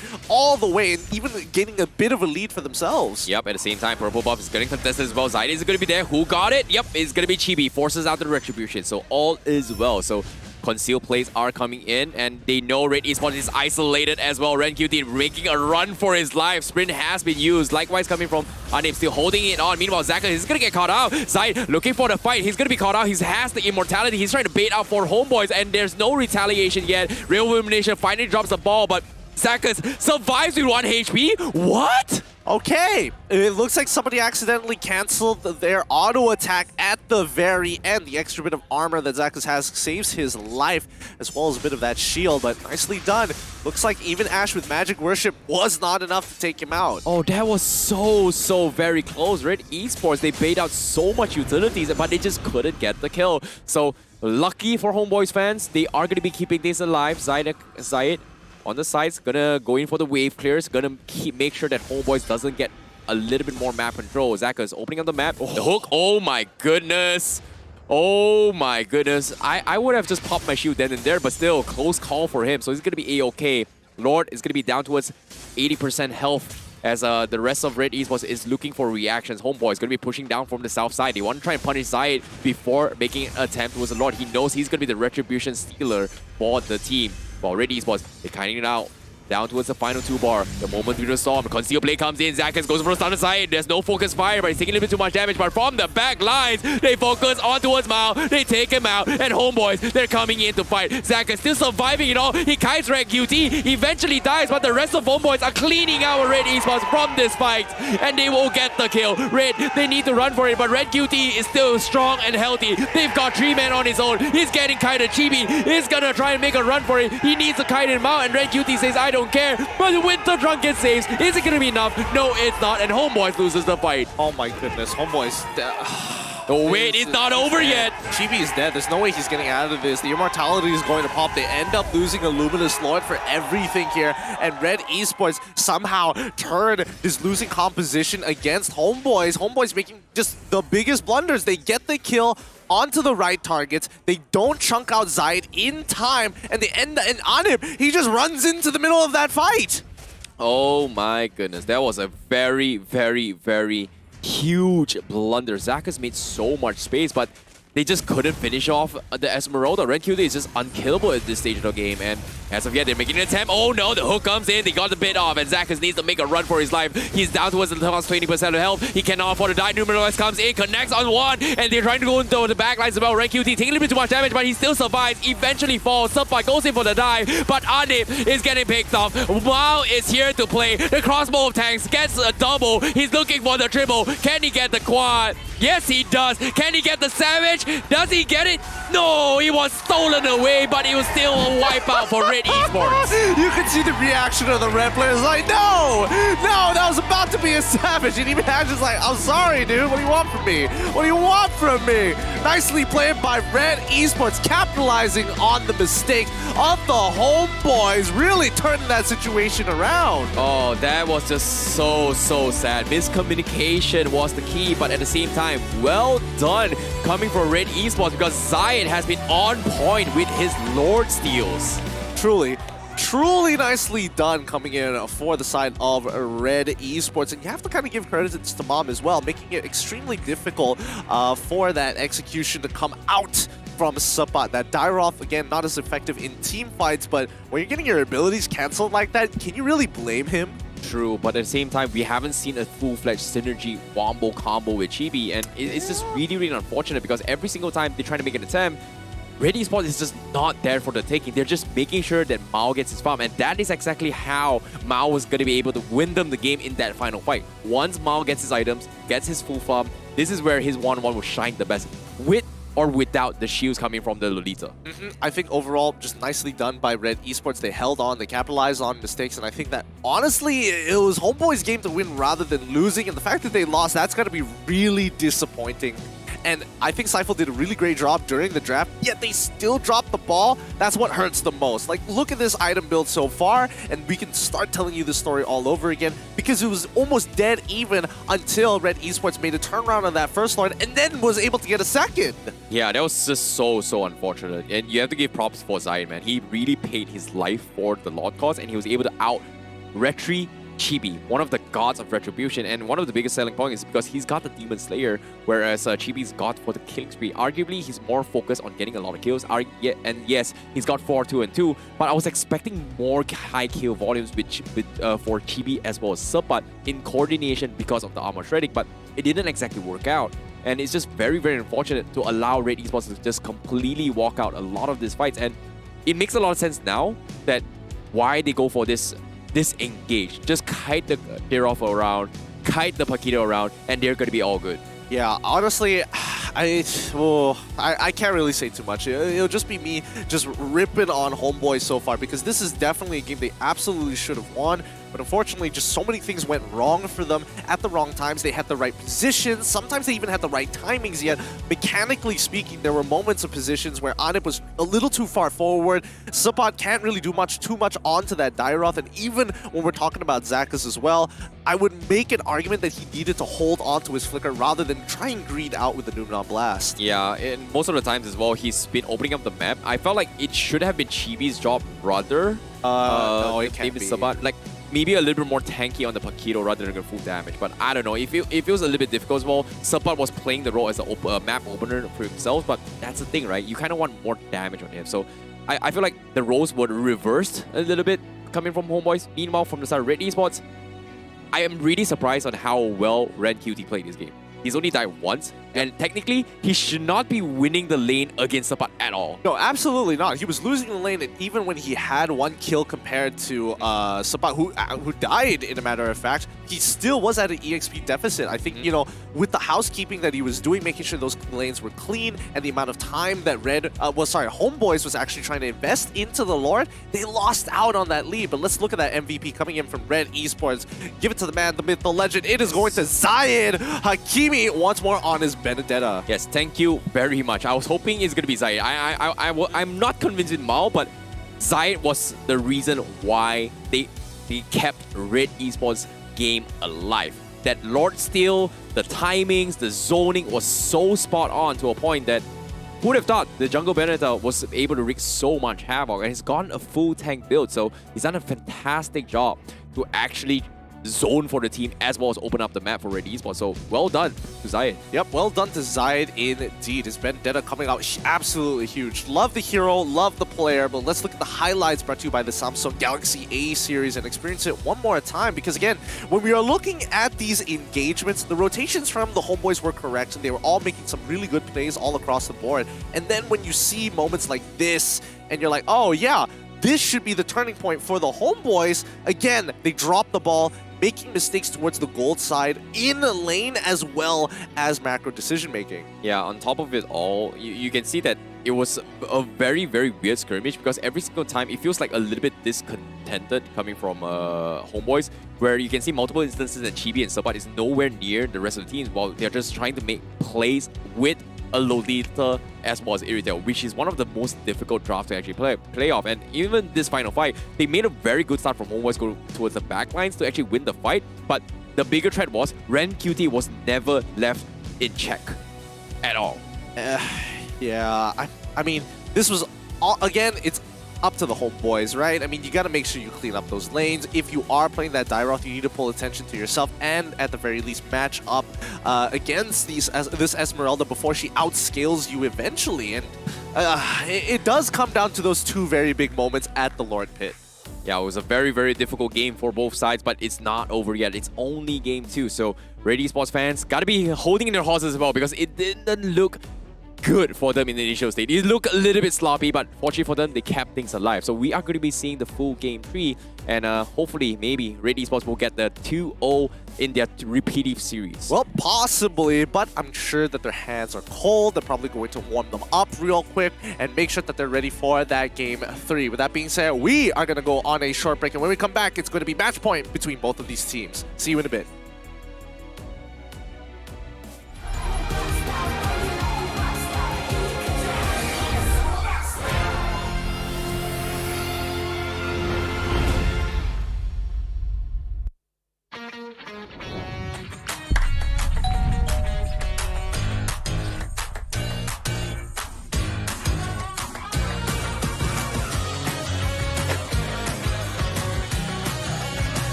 Welcome to Stream Valley, a beautiful village hidden in the mountains of Cadia Riverlands.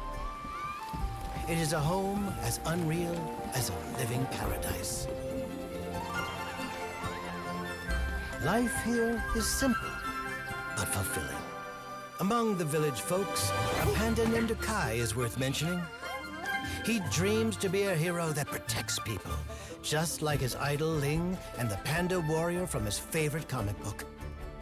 Even though our chubby friend knows it may take him years of practice.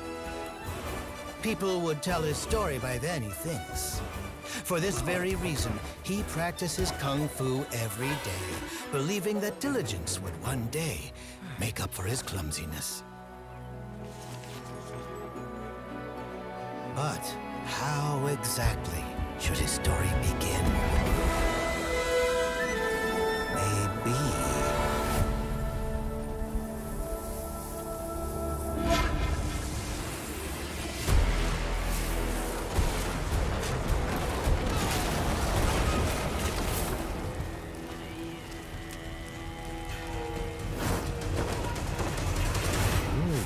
I wonder what happened to Ling.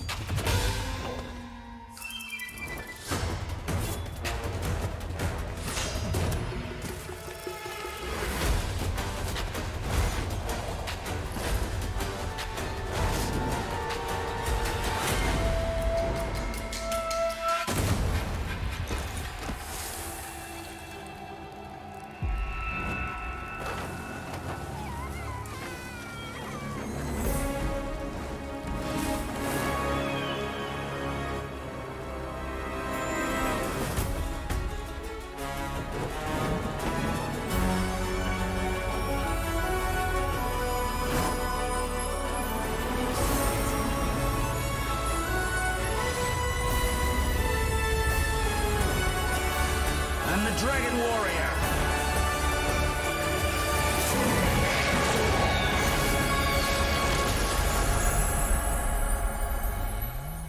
Maybe it all begins in a dream? But is it just a dream? Kai knows his story begins now, and it goes like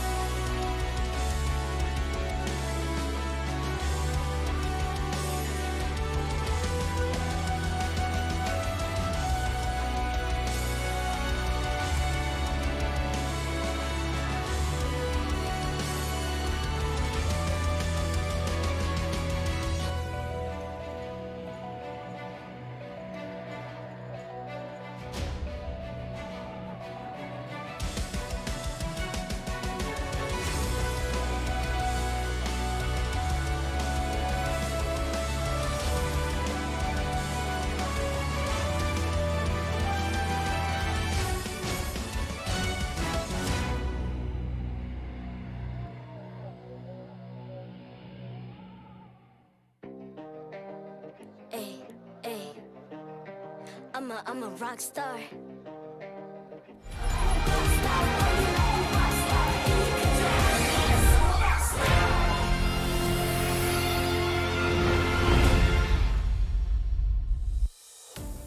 Welcome back to MPL MY Season 10 Regular Season Week 4 in the final match of the day. This is gonna be a very, very important one from both of these teams, especially for both HOMEBOIS as well as Red eSports, because we saw a pretty interesting comeback coming from Red eSports, and they bounced back, swing pretty hard. However, Game 3 is going to be the decider for them. My name is ICBB12. Joining me is going to be Getting Q as we continue to be your commentators for today. Hope you guys are enjoying a pretty good time, because I know I sure am. This next final game, what other advantages is going to be made between both these teams? I think for Red, a lot of it's going to come down to the draft. I will say that HOMEBOIS, they had a good draft. However, it's their micro mechanics, micro decision making, as well as their macro wise, which is severely different compared to game number 1, where it was very clean and on point. It just got extremely sloppy during that second game, and a lot of misplays happening coming up from their side, dropping this game despite having a much stronger draft. So to me personally, I think HOMEBOIS don't have too much. They really just need to focus back on their basics, because again, you're looking at those damage charts, the right people are dealing damage. Bang, unfortunately, unable to drop the real world manipulation in an ideal spot and combo with the rest of that team. However, Red eSports, Zayed is really hot right now, so hopefully they give him big playmakers. Yeah, I think Zayed has been performing out of his mind for the entirety of the fight, and I think one of the fans are actually going in a video call just to kind of, you know, cheese their way to watch a game live here. I don't know if they're just watching the TikTok live and holding that up as well. That'd be very funny if they're doing that too. True, but at the same time, let's talk about the damage output coming from Sabat. You know, he didn't exactly do his role really as we kind of expected him to do, considering how SMG played it, but it didn't exactly do too well, because Red QT was able to do a lot of zoning with 32,000 damage. He was able to benefit from most of the shields coming in from the Lolita shield itself. So I really like the Esmeralda pickup, and I'm surprised HOMEBOIS picked the Lolita into it, but it's understandable that they needed him to block most of the crossbow tanks, which was smart. But when he opens up the map, means he's not always in position to actually block those crossbow tanks, and that is actually what one of the reasons why that Zako is not able to protect the backlines from it at all. Well, I mean, to be fair, I will say that is a lot of credit to Mal holding on to that crossbow of Tang and using it when the Guardian's Bulwark is down. And I will give credit to Rank QT actually, because Sabat, the fact that he was going toe-to-toe with him in lane for a long period of time before actually making the mistake, well, I would say the entire team making the mistake in investing so much in Lord, and still it got stolen, that was when everything goes wrong, and Ren QT shoots so far ahead in terms of farm. I think he farmed like, what, 2-3 waves on top of the fact that he broke tier 2 down bot side and also got tier 1 in the middle. So again, hopefully those mistakes don't happen as we jump into the drafting phase. Yep, heading into game number 3 of the drafts, and this time I think it's going to be HOMEBOIS on the blue side. Yes, it is, and they will respect ban the 1-1 from the get-go. I see a little bit of sigh coming from the coach there, and it feels like they are going to be banning the Fanny, so HOMEBOIS will not have a chance to play the Fanny once again, and Red eSports is... are they going to focus on getting the Dirov again? Maybe the Franco again for Mom?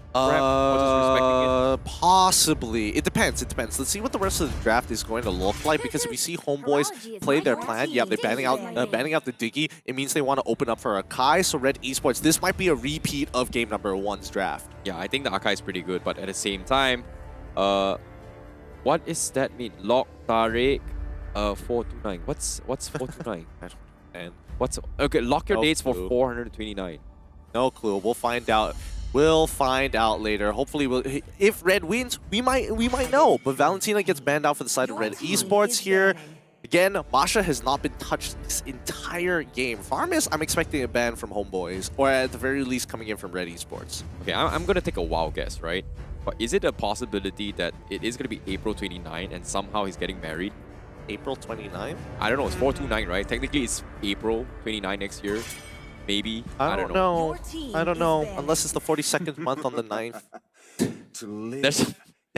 Made you think there for a second. Made you think there for a second, didn't I? You're thinking, what month is on the 42nd? Anyways, Farmus gets banned out for the side of Homeboys, as Red Esports, on the other hand, are looking to answer the same question as they did in game number 1. Do they ban out the Akai? Do they let Homeboys take Fanny this time round? Oh, wait, no, Fanny's already banned out. Okay, okay, so this is a little different. With Fanny not on the table, that means something else got through. Wait a minute, let me just Akai and Valentina. Akai, sorry, got banned. Yeah, so it's just the Akai right now. Yeah, I think it's a pretty no-brainer. They should ban off the Akai. At the same time, I think... Wait, what was it that actually stayed off? No, wait, they let the Akai slide? Really? Really? They're forcing GB to play the Akai right here now? I don't mind this too much, okay? You get the Akai, that's totally fine. You don't have the counter pick in that Diggy. Do they have an answer for this? That's what I'm curious about. To be honest, if they play like how game 1 went, just by completely dodging the fights, it's honestly, pretty if Homeboys play like how they played in game number 2, Red Esports don't need to do anything. I'm gonna be real, man. They didn't really need to do much, to be fair. Fair enough. But at the same time, I'm a little bit curious on what Mao is gonna be playing. Is he gonna be forced to play his Beatrix, or maybe even I don't know, the Popo and Koopa, maybe? I don't. It's tough, but I feel like Franco is got to be a no-brainer for them. But it seems like he's gonna deny Anip the Beatrix. He picks it for himself, and the Benedetta again. So this is comfort heroes for both Ren, QT, and Zai. So they are keeping in options for flexible picks, but they don't really care about the Paquito anymore. I think that they can deal with it for Homeboys. It looks like both teams are devolving to just playing comfort picks at this point in time. Beatrix is really stable for Mal. The Benedetta getting showed this early on. I don't know if Ren QT is going to pick it up, but we haven't seen him play it for like a decent amount of time. I think one we've only season. seen it once. Yeah, no.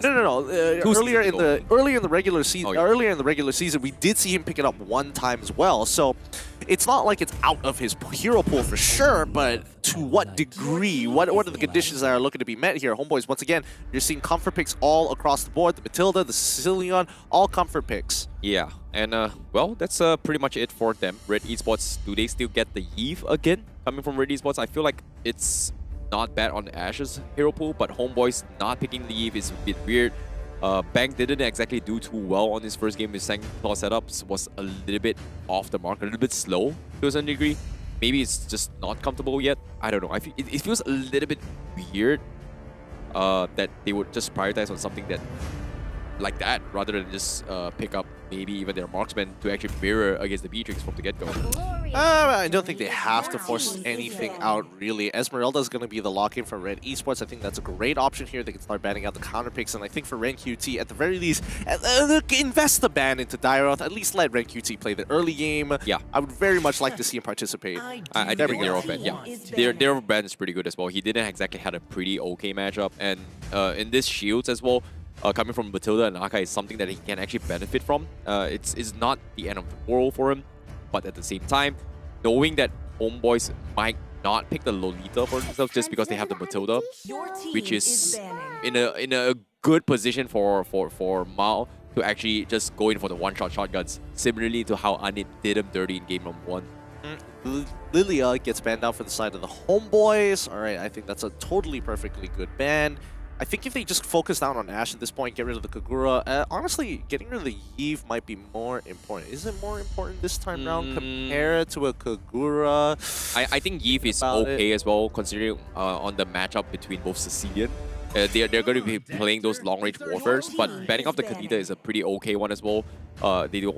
But I feel like Kagura is the best option for Red Esports. If they are going for a similar composition, just kind of dodge out. If you get heavy spin, oh, it's okay. You know, before you actually do anything, I'm going to be out of there from the get-go. Maybe even just Purify out there as well, which is something that I think Esmeralda, once upon a time, was popular by going for Purify instead of sprints. Yeah. You're right. Kagura is probably the way to go here for the side of Homeboys, but then I feel like Eve is just like a little too good. But then again, we still haven't seen the EXP lane come out. EXP selection for the side of the Homeboys, so they could still technically find another hero to actually break or interrupt the real-world manipulation if it does go through. So we'll see right here. They're going to be banning something else. It looks like it's Franco. There we go. Yeah. Franco ban.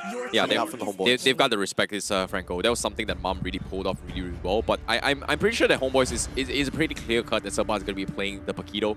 We were expecting it in game number 2, but nope, didn't exactly go into their favor. Sabah was forced to play the Dairoth. So it felt a little bit uncomfortable, I'm not gonna lie. But I think Paquito is very no-brainer. Unless Red Esports says, you know what, I know you love your Paquito, let's go for Benita and Paquito, which is, we're back to what, Season 8? Yeah, that would be Season 8. That would be Season 8 stuff. I would like to see Supat instead go for the Yuzong once more, and that would be a lot of fun to see. Because again, you're just trying to dive and get that backline, or stun them up just enough to either initiate and set up so that GB can follow up, or maybe allow Bang to just walk up and, you know, just drop a Sanguine Claw on top of everybody and pull him in for a fat combo. Yeah, I think... Well, seems like they are going to go for the Kufra. Okay, I'm a little bit surprised by this pickup coming from Red Esports. So that's going to be Mom playing on his comfort hero pool. Limited hero pool for Mom, maybe? No, I don't think it's a limitation on the hero pool. Again, you see Matilda, you get on top of Matilda, or you intercept people trying to take Matilda Airlines with the bouncing ball. So again, the Guiding Wind just lost a lot of its value, especially if you're trying to protect someone like Anip, who's going to be playing that marksman. Clint going to be the lock-in for the side of the Homeboys. That might be a little rough, especially when you're up against a Benedetta. She can chase you down pretty fast. Yeah, I think comfort picks is the way to go. Anip is looking for those kind of burst potential. It's something that they're going to go for as well. Paquito is a no-brainer for Sabat, so nothing super crazy within their hero pools. But I'm curious on what the mage is going to be played from Ashe. Is it going to be in Kadita? Is it going to go for maybe the Kagura? But I like Kadita just because of the fact that you can actually knock up the heavy spin of the Archives. I suppose. That's a pretty okay-ish. Honestly, I would say Kagura at this point, because if you go for the Eve, it might be a little difficult as the real world manipulation may not work, but Xavier going to be the pick of choice for the side of Red Esports. I like that, because at least then your combination is a lot easier to pull off compared to Kagura. You have to send the Umbrella in, then drop the ult. You might not have as much time as you would like. However, it is still risky. Dawning Light is a great ability, but not being able to get out of a heavy spin might be even worse. Yeah, at the same time, the Wombo combo late game potential is still very, very in towards Xavier's composition, and it is to mirror the Cecilian. So I get why they get it, but can they pull it off? It has taken a huge nerf in the current meta. Hopefully, they will be able to come back stronger. But ladies and gentlemen, the draft has been set. It's been a while since we've seen a Xavier in this current season, and I'm looking forward to see how well it's going to be able to perform as they take on Red Esports as well as Homeboys in this matchup. It is time as we make our way into the Land of Dawn for one final time this week here on day number 3. Who's going to be coming up on top? Is it going to be Red Esports or the Homeboys? Well, let's find out. Sapat going to be setting up an ambush as well, knowing that Mom tends to get a little bit aggressive. I don't think Mom will take the bait a second time, right? It happened before, and looks like he's going to respect his boundaries now. Yep, and I think it was a good move to make. Homeboys already setting up the trap for him in case he decided invade, but you know, at the very least, Mom understands that, hey, he is going to be playing Kufra. Kufra isn't exactly, you know, known to invade people very often. However, Zach is going to be as annoying as possible as he tries to harass Side, kind of keep him under check. Yeah, and Zayed gonna go for harassment. Sanguine Claw misses the mark. Bang not gonna be able to hit the shot, but Zayed taking a little bit too much damage than necessary, but he will be able to escape this. So Little Wonder is gonna be on towards Homeboy's favor, but look at this, Mom. He's laying in the bush, but why is he doing there? Is he soaking XP or something? But no, you can't soak XP from it. So I think he's trying to actually steal it away from me. He got very close to doing so. Luckily, Chibi still manages to get it at the end of the day. Mom trying to walk off with Zakas. Oh, he gets locked in by the gate so far. However, bottom side, we are seeing that Anip getting shoved in pretty hard by Mal as he hits his level 3.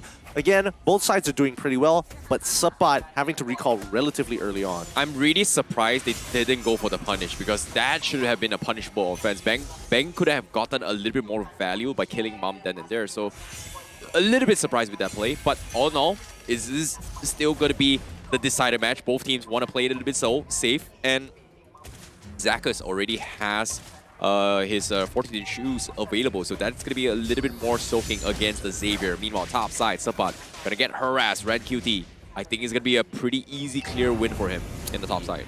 Yeah, I mean, it's difficult. It's real difficult if you don't get like a good trade-in at some point pre-level 4. The moment Ren QT is going to hit his level 4, he's at an advantage. Zayed, however, might get chunked out. 50% of his HP already gone.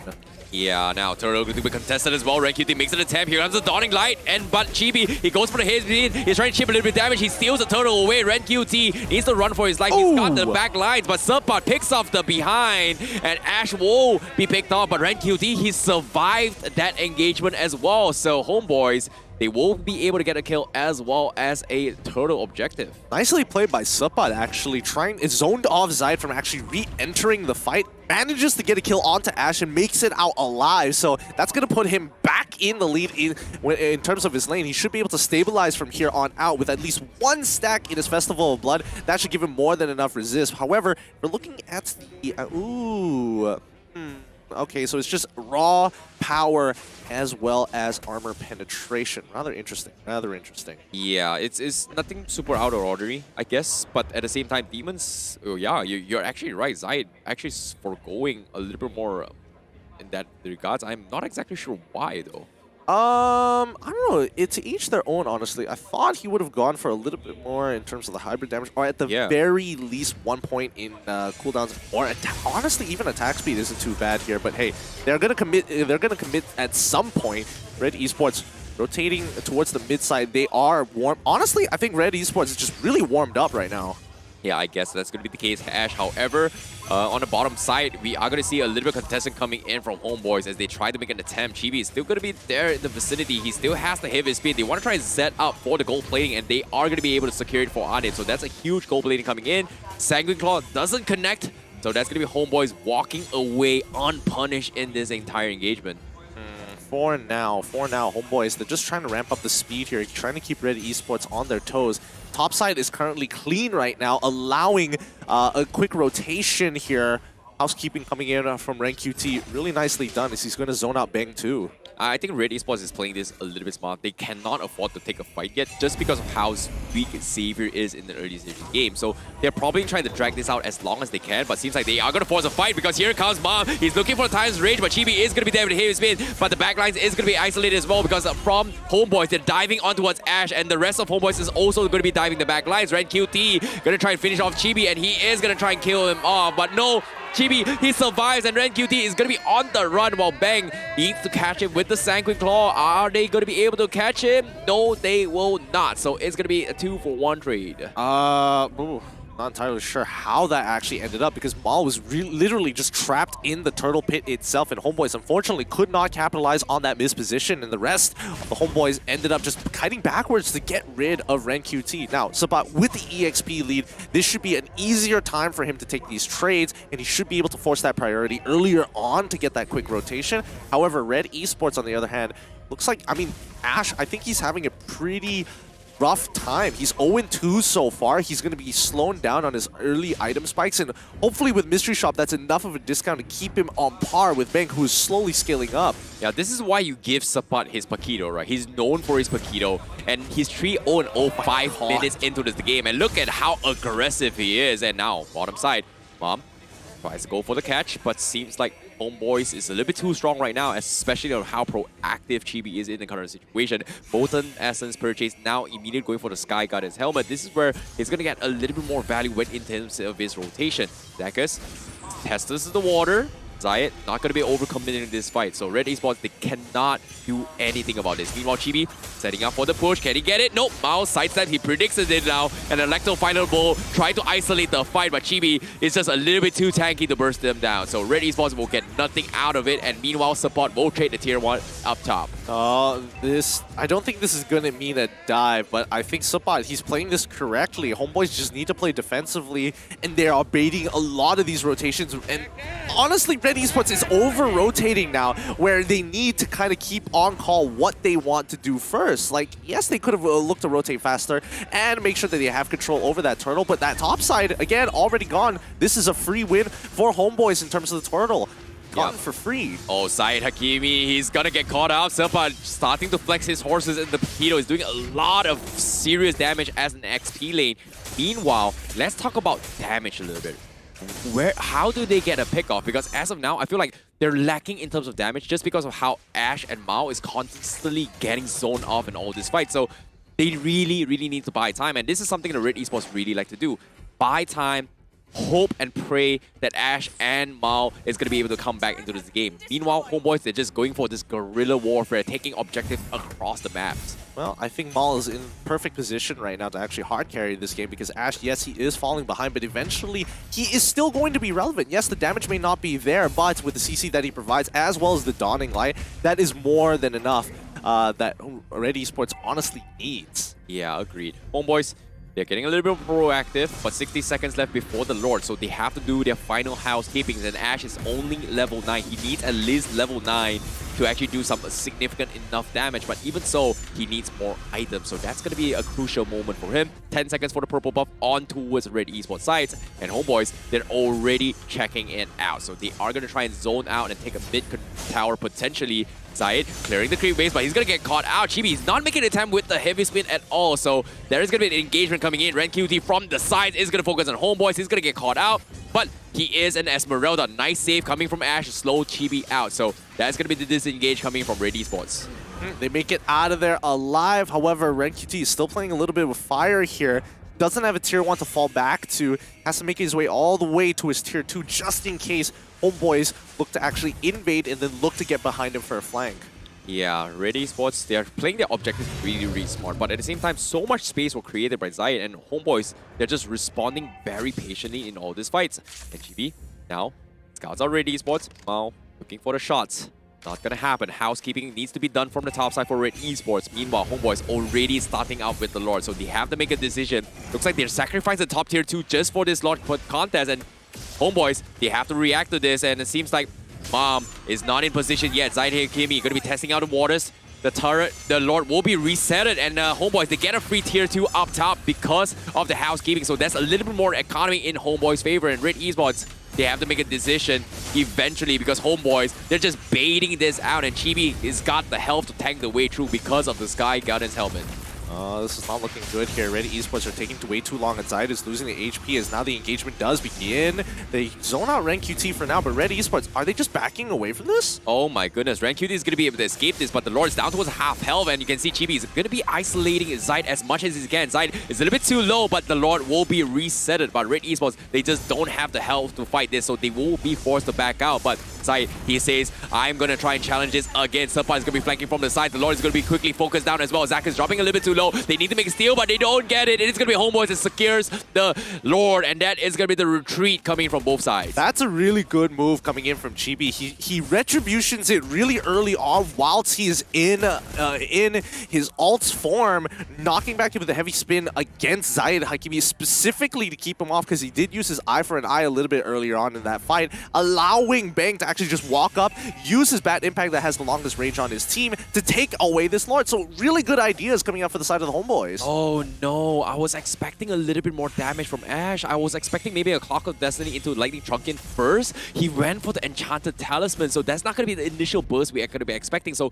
he's going to be prioritizing on CCs rather than the Lightning Trunkin burst, where you can see Bang is starting to scale a little bit more as he also has the Ice Queen 1 on top of that. Yeah, I mean, naturally Bang, when you have the... Hold on, Chibi might be in some trouble here. Nope, he's tanky enough to actually get out. But at the end of the day, Xavier's passive is going to be him spamming his abilities to get that extra power. The Sanguine Claw a little bit too close by Ash. He's going to be caught out. He flickers forward. Chibi forces the heavy spin, but from the side, Suppa out of nowhere. Bursts the smithereens. He gets a double. He'll pay with his life, but it was a well worth it trade. And now the Red Esports, they have to defend against this. The Lord is going to be pushing on the top side. RenQT and Zayed is going to be there. They have the damage, but Homeboys also has the damage to break the inhibitor. So that's going to be the inhibitor falling through as Homeboys wants to focus on the crystal, but is a little bit risky because Red Esports, they're back online with 6 seconds, and Red Esports, they've got the bodies, they've got the AoEs, and they get the kill off Zaka. Zayed Hakimi clears the minions, and Red Esports will be able to push them back. Now, with the Dawning Light scaring Bang off,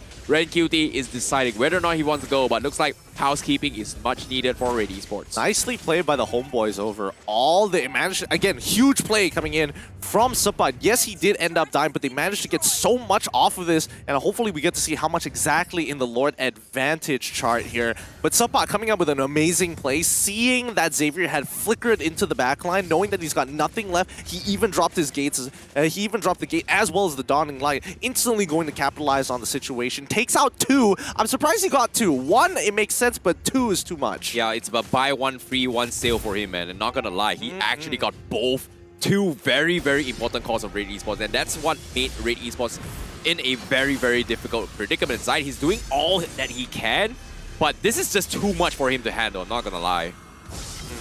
I mean, as long as this game goes, Sicilian's going to ramp up really, really quick here. Ash, unfortunately, 2 levels down. He's got a lot of legwork to actually do to get back into this, but with a 5k gold lead and 15 seconds until the Luminous Lord comes online, Homeboys, they've got one opportunity to do this. Honestly, I think that might be a second opportunity, but that depends whether Zayed survives this encounter. It's gonna be fine. He's got the damage to sustain his way through, but he just doesn't have the Sky Guardian's helmet, so as of yet, he's doing a fantastic job zoning his way through. The Lord is going to be up. It's down towards half HP, but he's getting chunked out pretty low. The Sicilian is starting to hurt, and looks like it is going to be a free Homeboys Lord in this vicinity. Serpent, he's going aggressively, but at the same time, he managed to zone them off, and Red QT is going to run for his life. He's diving to his turret as well, and Red QT, does he survive? No, wait a minute, he does, and the rest of Red Esports is here to back him out, and he didn't even get the kill. How? Just how did he survive that? Doesn't matter. It doesn't matter too much. Right now, they just need Serpent to get back and quickly spell vamp off of literally anything right now. Zayed Hakimi is trying to take out that mid wave,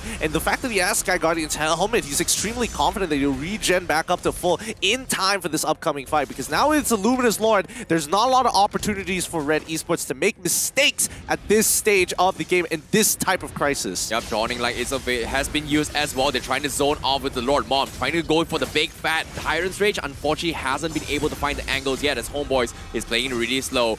Chibi gets caught up with the stun, but nothing much is going to be happening. So Red Esports, they managed to defend against this for now. But Zayed is trying his best to zone the back lines. Zoning like misses the mark. He's going to focus his way through, but Chibi from the back lines, he's going for the heavy spin. He's taking a little bit too much damage from the turrets, but he's going to be A-okay. Red Esports, they won't retaliate. Red QT is going to be there, but wow, completely whiffs the render, and that is going to be Homeboys disengaging, but still, it is going to be enough to scare Homeboys back. Strong defense coming up for the side of Red Esports. Zayed playing his heart out right now, but with the help of Ash's Dawning and Light consistently coming out to take out these waves, and clears it generally quick with the help of that Beatrix. Red Esports get to hold on for another full minute here. Yeah, Lightning Trunkin finally up on Ash. That is a very long Lightning Trunkin purchase, but at the same time, we are going to be expecting a little bit more damage coming out of Ash, while Bang is 3 levels ahead. So this Sicilian has starting to hurt Red Esports a little bit more, and we can take a look at the items as well. He's down towards his final item progression. Most likely it's going to be the Divine Glaive.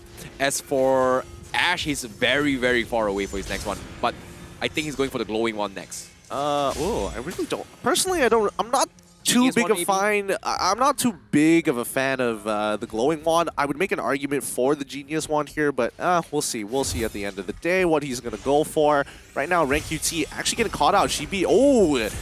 Ren taking a very different path here. He doesn't want to get caught out by Chibi, and he's willing to take the damage from the rest of that team, but manages to walk on out for free. Yep, at the same time, Chibi is gonna get caught up. Heavy spin has been expended for absolutely nothing, so that's a big ultimate being baited out. Zayed, he wants to still try force the issue, but Homeboys, they will be disciplined and respect the boundaries, and they will back out because 20 seconds left on the clock. The Lord is going to be the objective, but Chibi doesn't have his cooldowns up for at least a good solid 25 seconds.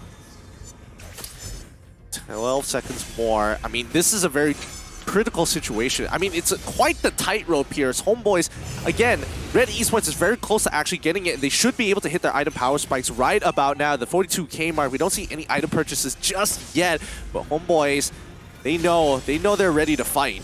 Yeah, now Red QT is buying a little bit more time. Chibi is also going to be showing himself in the back line, so Red Esports know exactly where they are, but the Lord dropping towards that 50% mark. They need to force an issue. Chibi going to be holding for the swing, but no, he brings it into his Mao's face. He goes for the heavy spin, but Mao wasn't locked in check, so he's going to sacrifice Zuckus in the process, but he does have the immortality to go for the fight. Homeboys, they need to play this safely, but now the disengage commences, but they will only burn out the immortality. Oh my goodness, that was the coolest style points ever. That was an almost crazy play coming out for both Zakis as well as Chibi. Had they locked down Mal and Mal not flickered out in time, that would have been a very different story, but housekeeping needs to be done on top side. So now it's a 5v4 situation, and Homeboys have a man advantage. Yep, they have the damage and the capabilities as well. Circling comes in Zakis, they're pulling Again! on Chibi, and again, they try to make an attempt, but he doesn't have the heavy speed. They will lose Zakis in the process. Chibi trying his best to zone off Ash. Can he get the kill? Yes, he do, but at the same time, the rest of the backlines for Homeboys is getting isolated and icing their way through.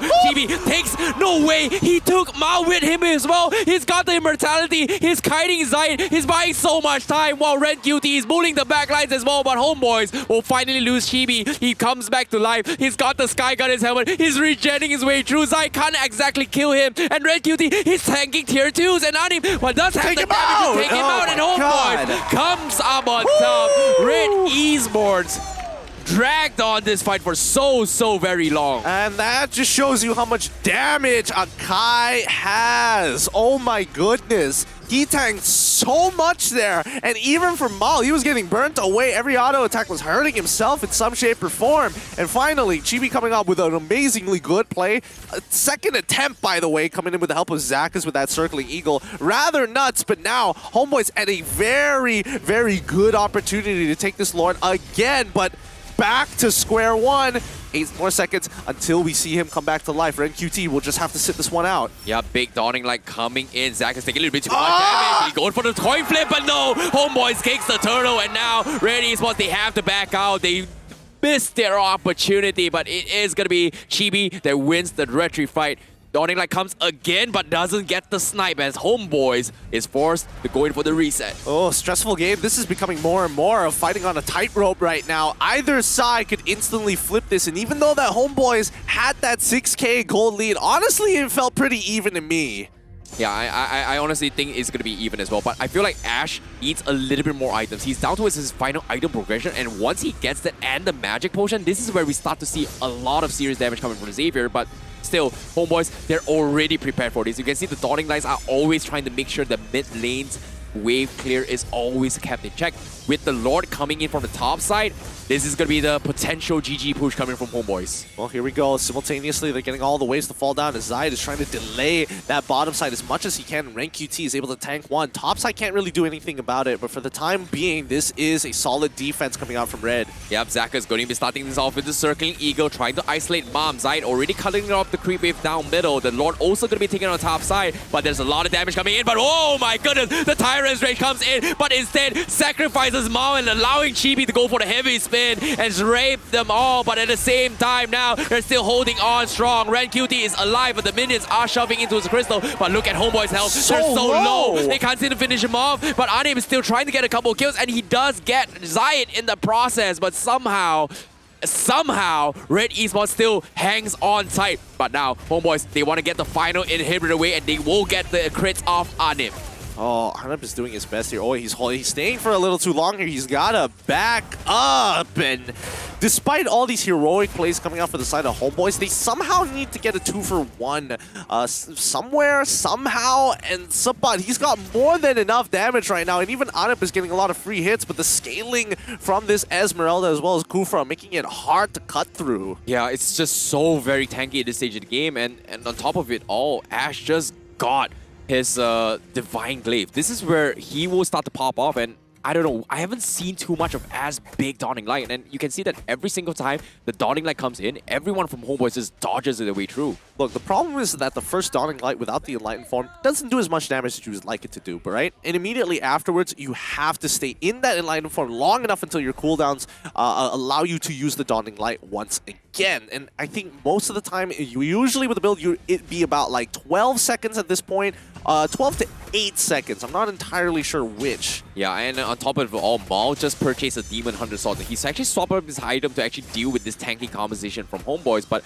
I feel like he needs the Haas Claws to actually tank the plate armor, but I don't know. It seems like he's just going for value damage, so it's going to be a little bit risky. Next, Lord is going to be up on the top side, and Homeboys, they're already in position. They've got 4 immortalities available. No, sorry, make that 5 immortalities, and they can actually go in for the Winter Trunk and swap later on. So it's all about buying time. Twilight Armor purchase coming from Zayt for the damage value, but Can they dare it? No, the Dawning Light has been whipped from Ash. This is go time for Homeboys. They know they've got the upper hand. They have the damage advantage. Chibi isolates Zide. He's trying to cut him off, but does he get the Lord? No way! Red eSports, they got the Lord with the Kufra, but here comes Mom. He goes for the Titan Rage. He's gonna get picked apart. Now Red eSports, all they gotta do is run to safety. The Lord is gonna be pushing out. They lose 2 men, but Homeboys, they're getting desperate. They need to get kills, but they just can't seem to do it. But the Lord is not spawning yet. But the creeps, they're here. The Gibbs are here. The Zangling Claw is coming in, but from the backline, they don't have enough. They don't really care, but do they have the damage? Yes, they do. They're throwing bodies and they get the finish. And that is gonna be Homeboys taking the win for game number 3. All the timing was so very close for Red eSports. Lord was just about to spawn, and had it spawned, that would have been such a turnaround. Even Red eSports frustrated at the timing there. They cannot be disappointed with their performance in game number 3 against the Homeboys. What a round! What a round! Wow, it was a 50-50 coin flip, and to my surprise, the one that got the Lord was the auto attack coming from Mom. Yep. That was crazy. That was the big difference maker here. Oh my goodness, what a great game coming in from Homeboys. Game number 3 where both sides really putting everything on the floor here. Nothing to be disappointed about. The drafts were looking a lot better compared to games 1 and 2, and they really started to warm up. Yeah, that was a crazy game, and I feel like both teams really poured their heart and soul, and it is a probability it was going to into a 3-game series, and it did. And I'm looking forward to see what Homeboys think about that match, because we are going to be throwing it with the host, with Sif. Walaupun kedua pasukan bermain dengan begitu baik, tetapi hanya satu saja yang akan mendapatkan kemenangan, dan kemenangan tersebut diberikan kepada pasukan Homeboys. Dan sekarang ni anda bersama saya selaku host bersama dengan pemain-pemain pasukan Homeboys. Izinkan saya berdiri dekat tengah sebab saya pakai tongkolok. Alright. Terima kasih. Sekarang ni saya nak tanya untuk pemain-pemain daripada pasukan Homeboys. Saya mulakan dengan Zakus terlebih dahulu. Alright. Permainan yang cukup mendebarkan, mengambil masa yang cukup lama di game yang ketiga. Apa sebenarnya penyebab pasukan Homeboys mampu untuk bertahan dan sekaligus berjaya mendapatkan kemenangan di game yang ketiga sebentar tadi? Untuk game ketiga tu sebab kita orang di game kedua kita orang mistake dekat lot. 2 kali kita orang perang lot, kita orang kena KS. So game ketiga tu kita orang betul-betul set up betul-betul, selagi damage retry tu tak lupa. Perang kita pastikan disiplin lah untuk menangkan lot tu. Kalau kita kalah, kita dapatkan kill, baru kita finish. Dan nampak perkara tersebut dilakukan oleh pasukan Homeboys di game yang ketiga. Di game yang kedua, sebentar tadi awak ada mengatakan tertewasnya dari segi mendapatkan lot 2 kali kalau tak salah saya. 2 kali. Apa sebenarnya yang cuba dilakukan oleh pasukan Homeboys ketika itu? Anip, relax Anip. Okey, Zaku sambung balik. Okey, begitu sebab kita orang memang percaya CB punya retry, so kita orang ambil risiko untuk fight, dan bila benda tu tak ready, game ketiga kita orang disiplin lah, iaitu pastikan benda tu memang confirm dapat baru kita fight. Alright, saya nak tanya satu soalan kepada Chibi. Soalan simple. Dekat dalam grup A, mana pasukan yang awak nak sangat jumpa? Bagi saya tengok kebelah Timah Patihak nombor 1 kan. So kita jumpa Patihak je lah. Alright. Kata-kata terakhir kepada peminat-peminat pasukan Homeboys yang tak henti-henti memberikan sokongan kepada pasukan Homeboys. Okey, untuk penyokong-penyokong Homeboys, terima kasih kerana support kita orang. Walaupun kita orang kalah menang, stay support. Untuk yang kat rumah, thank you juga sebab support kita orang. So, thank you very much. Wow, thank you very much. Corek tanya sekali lagi diucapkan kepada pasukan Homeboys yang berjaya menewaskan pasukan Red Esports dengan kemenangan 2-1.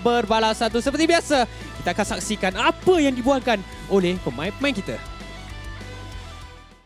Dah. Nice. Aku tak tahu, aku tak tarik. Aku ada ni. Jelas si bodoh ni. Nice. Nice. Ani free. Nice. Aku dapat kill. Ikut reset. Battle bell menye. Okey, gila. Ikut. Don't offside tu. Percaya don't offside. Kena pancing. Kita dulu. Nice! Boleh. Aku dah tahu. Bagi tolong. Aku bawa Aiman. Naik boleh dengan alok tu. Dia jangan sangat je. Dapat. Belah. Lari. Dapat lot. Belah. Jangan mati, jangan ratu. Jangan ratu. Lagi dia. Ni. Mata. Hati bang. Kita tak ada minta. Boleh, Man. Wah, beda, Man. Dapat. Sebe, Man. Sebe. Aku belakang. Fikir. Berapa dua? Mantap. Dua mati guys. Kita ada lot. Kita ada lot. Sini. Dapat. Okey, dia fikir. Aku jago, Beng. Belakang. Dia mati, Beng. Nice. Ni aku ni, Beng. Nice. Aku backup ni. Bakal. Boleh lagi. Pencet motor dia tu. Gas. Tower kawan. Tower dulu. Nice! Well, what an interesting turn of events. HOMEBOIS secures the victory against Red Esports. And an interesting interview with Chibi as well, because the team that they're looking for the Intercross group stages, which is going to be happening next week, is going to be none other than Team Hawk. Interesting indeed. And most of the time you would have expected, TODAK to be at the top of that list for most of these teams, but so far, I mean, they're just going based solely on the standings. Yeah, I guess that's going to be the case for them, but I'm looking forward to see how it all goes down. But now, the round robins for each respective group is pretty much concluded, but let's talk about Game 3 first, because I want to talk about the items real quick for both HOMEBOIS as well as Red Esports, because I did pay attention that Zaid finally got the the Sky Guardians element on his Benedetta to kind of match up with the Arkai to try and sustain and poke around, and that's one of the reasons why they were able to prolong a lot in this jungle skirmishes. Yeah, and I mean, as long as Zaid stays as slippery as he was, he could get these steals done. He just needs to make sure that he's topped off most of the time so he doesn't get bursted down like he did in game number 1 on that Balmont. So, well played. I think, honestly, HOMEBOIS, they were, again, the zone control was interesting, and if you look at Sapat, he went for the full damage Paquito build, and that's why you can see him, like, honestly getting some really huge plays, 2-for-1s, whenever the low members of Red Esports were looking to back off. Paquito just lurking behind them, ready to take it. Nothing personal, kid, you know what I'm saying? Yeah, at the same time, Chibi's got 3-0-6 as Arkai. He's got that blade armor, right? One thing that kind of concerned me was that how Mao has died to Chibi just because he didn't have enough lifesteal. Arguably, the Wind Nature Demon Hunter Sword gives you some sort of value lifesteal, but I would have preferred the Haas Claw instead to deal with the blade armor. I mean, that's one way of putting it, but I do think you need that little bit of extra, percentage health damage to make the difference. It's one of those hard situations to make a call for, but I would make an even bigger argument. Maybe he should just sell his boots and go for the Haas Claw and just double down on it. But then you see situations where he's like outrunning a Kai, being able to flicker out just in time with the boots as well when he's going against Clint. It's tough to say. Yeah, it's really surprising that Ash as well, he's doing a lot of damage, but he took so long to come up online, and you can see that he's only done 76,000 damage on Xavier, and this nerf kind of hit Xavier pretty hard, not gonna lie. Yeah, it does. He doesn't hurt so much even at full build. It does take a little bit of skill to consistently hit those spells over and over again, rather than just like, hey, I hit one combo, you die. Yeah. Speaking of which, damage dealt here coming from the side of HOMEBOIS is 320,000, and Ane being one of the top damage dealers of 100,535. He's been critting his way through the entirety of their fight, and with that extended range from the passive of Clint, it allows him to go for a safe poke multiple times, whereas Mao is forced to be in a position where he needs to go for the wombo combo rather than safe poking throughout the entirety of the skirmishes.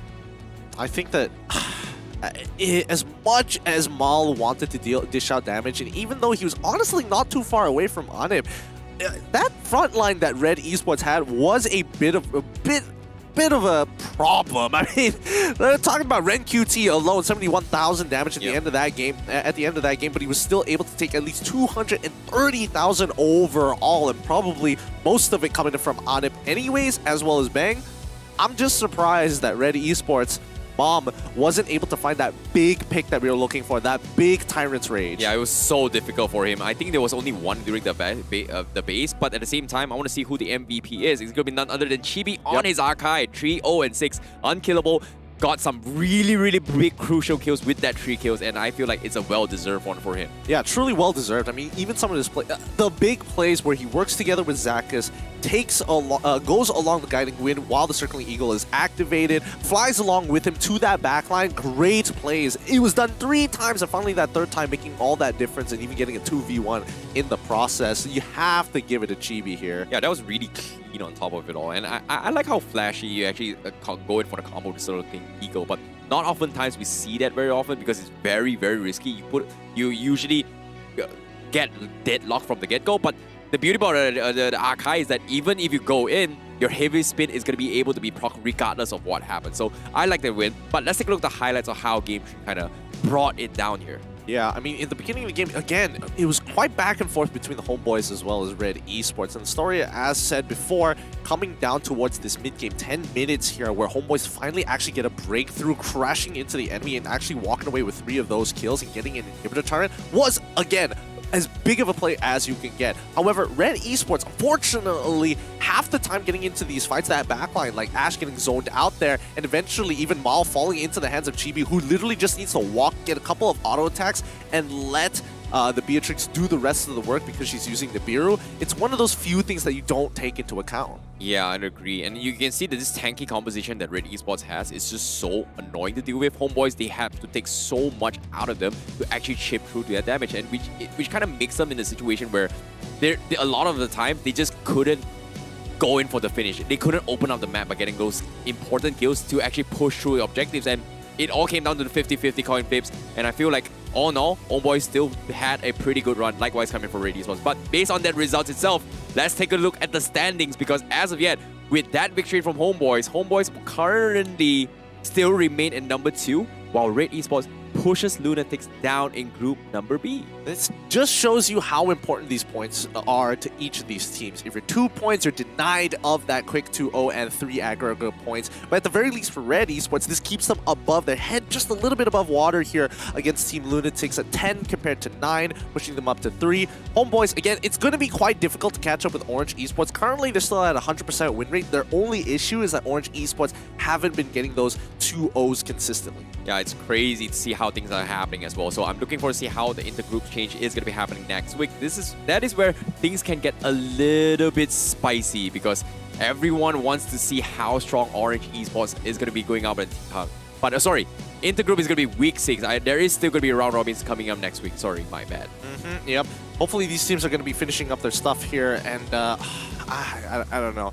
Honestly, I thought that even for me, I thought that the round robin was going to be done by week 4, but we still have a little bit more to go here. The second round, again, a lot of these teams adapting very, very quickly to what the meta is currently, and more importantly so, just finding their identity in it. Yeah, I definitely agree. So it's all about adapting, practicing, as well as honing their skills. Every single team was trying to figure out the composition. We've seen the Faramis composition, we've seen the Dirov as well as the Paquito, the Iritel combo. Now, I want to see what else is next. But before that, let's talk about the keys to victory between both Red Esports as well as Homeboys. Game 1, Game 3 for Homeboys. What are your thoughts? Well, I mean, starting off with disciplined team fights, that's where we do see that Homeboys taking a lot of, again, really important that they do, because you see the significant difference between game 1 and 3 compared to game number 2, where they got very sloppy, very, very fast, taking a lot of bad trades, even though they had the better composition. So you can see by the stats itself, 4 wins, 1 draw compared to 5 wins, 1 draw in games 1 as well as 3. Let's not consider game 2. We don't need to see that one. I think game 2 was more like retribution timing. I feel like discipline-wise, they were able to do it. Zai was just putting some really, really big... Like, how the heck did he manage to, iframe his way through, gets the retribution against Chibi? So I think, like, in terms of position-wise, 4 of them were there. But when it comes to, the 50-50 coin trade, Zai is just so good. I mean, we talk about that in game number 2, but a lot of it has to do with Ren QT in the background, making sure that he's actually getting that pressure, but coming into Sumpad as well, distribute and absorb it as much as he can, taking a lot of damage, but also kind of opening up and making sure that he didn't make the same mistake as game number 2, where he's so overly invested in Lord. They can't really do too much if they don't clean it up. Yep, considering how great the games were, I know you guys were enjoying it. Thank you guys for sharing the entire stream as well, because we've hit the 1,000 share milestone. So this is going to be the giveaway code for you guys. Thank you guys so much at home who's been constantly sharing the English broadcast. Thank you to each and every one of you who are watching the English broadcast as well. Honestly, so far so good. 1,000 share milestone to end the week seems very fitting. Yeah, it's an even round number. Who knows? We might actually give in the 1,200. It might be just a little bit slip in here. Nope, we'll see. We'll see if that happens. Honestly, if they can like clutch it out in the last couple of seconds, it'll be a little tough. But first, we have to give a big shout out to our winners of They Need You. With your supportive comments already, you've earned yourself some prizes. Quickly check your account for whoever is in that little box section down below us. And if you want to participate, come up with the most creative comment that you have supporting your favorite teams. Use the hashtag #TEMBERSAMA, and don't forget about your game ID as well as server ID so we can straight away send these prizes right into your account. Yep, thank you guys so much for supporting and showing kind words as well. So I'm looking forward to see more of you guys in the following weeks to come. But as of yet, I want to play a little bit of a game with Ian. What game are you talking about here? Wait, hold up. It looks like our news. We've just hit our last share milestone right at the very end. You were right, Terrence. It looks like you guys at home clutched it out for the very last Tier S share milestone. Thank you guys so much for achieving it with us here. You see, I'm a good predictor, man. They call me the prophet just for this segment. 5 minutes profit, all right? The 5-minute profit. Wow. Wow. All right. I don't know how much copium you've been huffing, but hey, with that being said, thank you guys once again for the English broadcast. Hitting that 1.2. I can't wait for what this Guess Who is going to be like.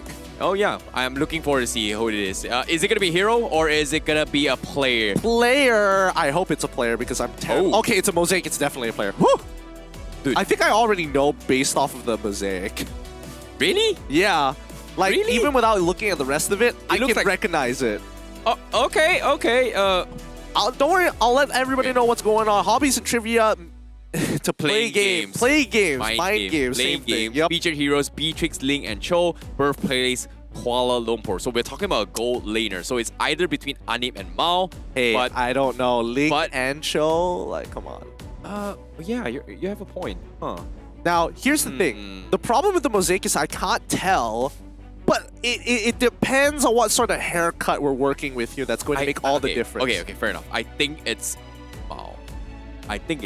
You think? I think it's Mao because he's the only one that, haircut like here. Yeah. That's the thing. I was thinking around the same things, and you can kind of see the discoloration in the eyes, which is glasses. And I'm pretty sure Anip doesn't wear glasses. Okay, the blue color thing, right? That's what I'm assuming. But for me, I think it's like Anip wearing a big hoodie.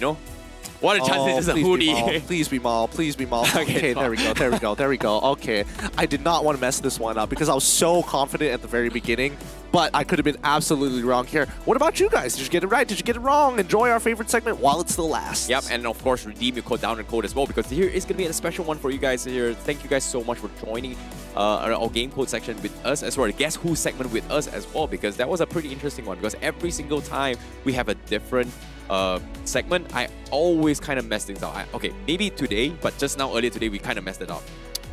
With the hero? No, the player. Well, I'm not entirely sure about that. But guys, just in case you want to know, here is next week's schedule. Starting off with week 5, day number 1, we're going to kick things off with Suha's eSports up against Team SMG, Orange eSports against Team Caracal. So that's going to be an exciting start to week number 5. Well, Suha's eSports has made a pretty good showing in the previous yesterday's game against TODAK. Hopefully, he's going to be able to do it against SMG. Well, unless SMG gets the clean 2-0, that's going to put SMG in a very, very comfortable spot against TODAK. And if Suhas is able to 15-0 TODAK, they can 15-0 anybody. Okay, I'm looking forward to see. It is very possible. It is very possible. Just let Farmus and Diggy off and we'll see fireworks fly. Farmus and Diggy. I think Red Esports actually pulled off that common week 1, but it didn't exactly go too well. It didn't go 15-0, that's for sure. But all things considered, week 4 has been ended as well, and I hope you guys enjoyed the entirety of the show. And I'm looking forward to see you guys in next week. But at the same time, need you guys a little bit of a reminder as well because Independence Day is going to be a little bit over as well in the next coming few days. So we are here to celebrate with the Malika as well as you guys for some mobile action. But we would like to see you guys next week, and this is MPL MY Season 10.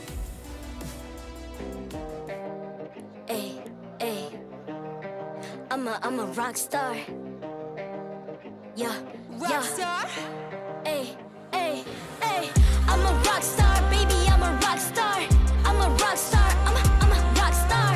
I'm a rock star. Panggil aku rock star. Ini kejohanan kita semua orang rock star. Kita rockstar, kita buat saja gaya kita. Makin panas apinya sudah membara. Macam mana pun kau menempuh segala. Demi negara kau buat semua bangga. Step into my world, you know I'm always in my zone. You know I got my team, no I'm never alone. Bring out my best, buat yang terbaik. Jadi juara perlahan kita naik. Aku nak push, naik-naik jadi lebih bagus. Jadi hero, ku ada skill. Berapa banyak musuh aku dah kill. Ramai cuba mencapai, cause they envy me. Tiap game aku pasti jadi MVP. Easy. I'm a rockstar, baby, I'm a rockstar. I'm a rockstar, I'm a rockstar. I'm a rockstar, panggil aku rockstar. Ini kejohanan kita semua orang rockstar. I'm a rockstar, baby, I'm a rockstar. I'm a rockstar, I'm a rockstar. I'm a rockstar, panggil aku rockstar. Ini kejohanan kita semua orang rockstar. Tengok nanti siapa yang juara. Ni peluang kita bawa pulang piala. This is my game, this is my time. Menang semua, everything will be mine. Kalau jatuh kau pasti kembali. Bangun balik ku tegak berdiri. Kuatkanlah tenaga, ganjaran diperoleh. Ni kejohanan kita, Malaysia memang boleh. Rise up to the top, kita buat bersama. Semangat kita kuat di bawah satu bendera. I'ma go hard for the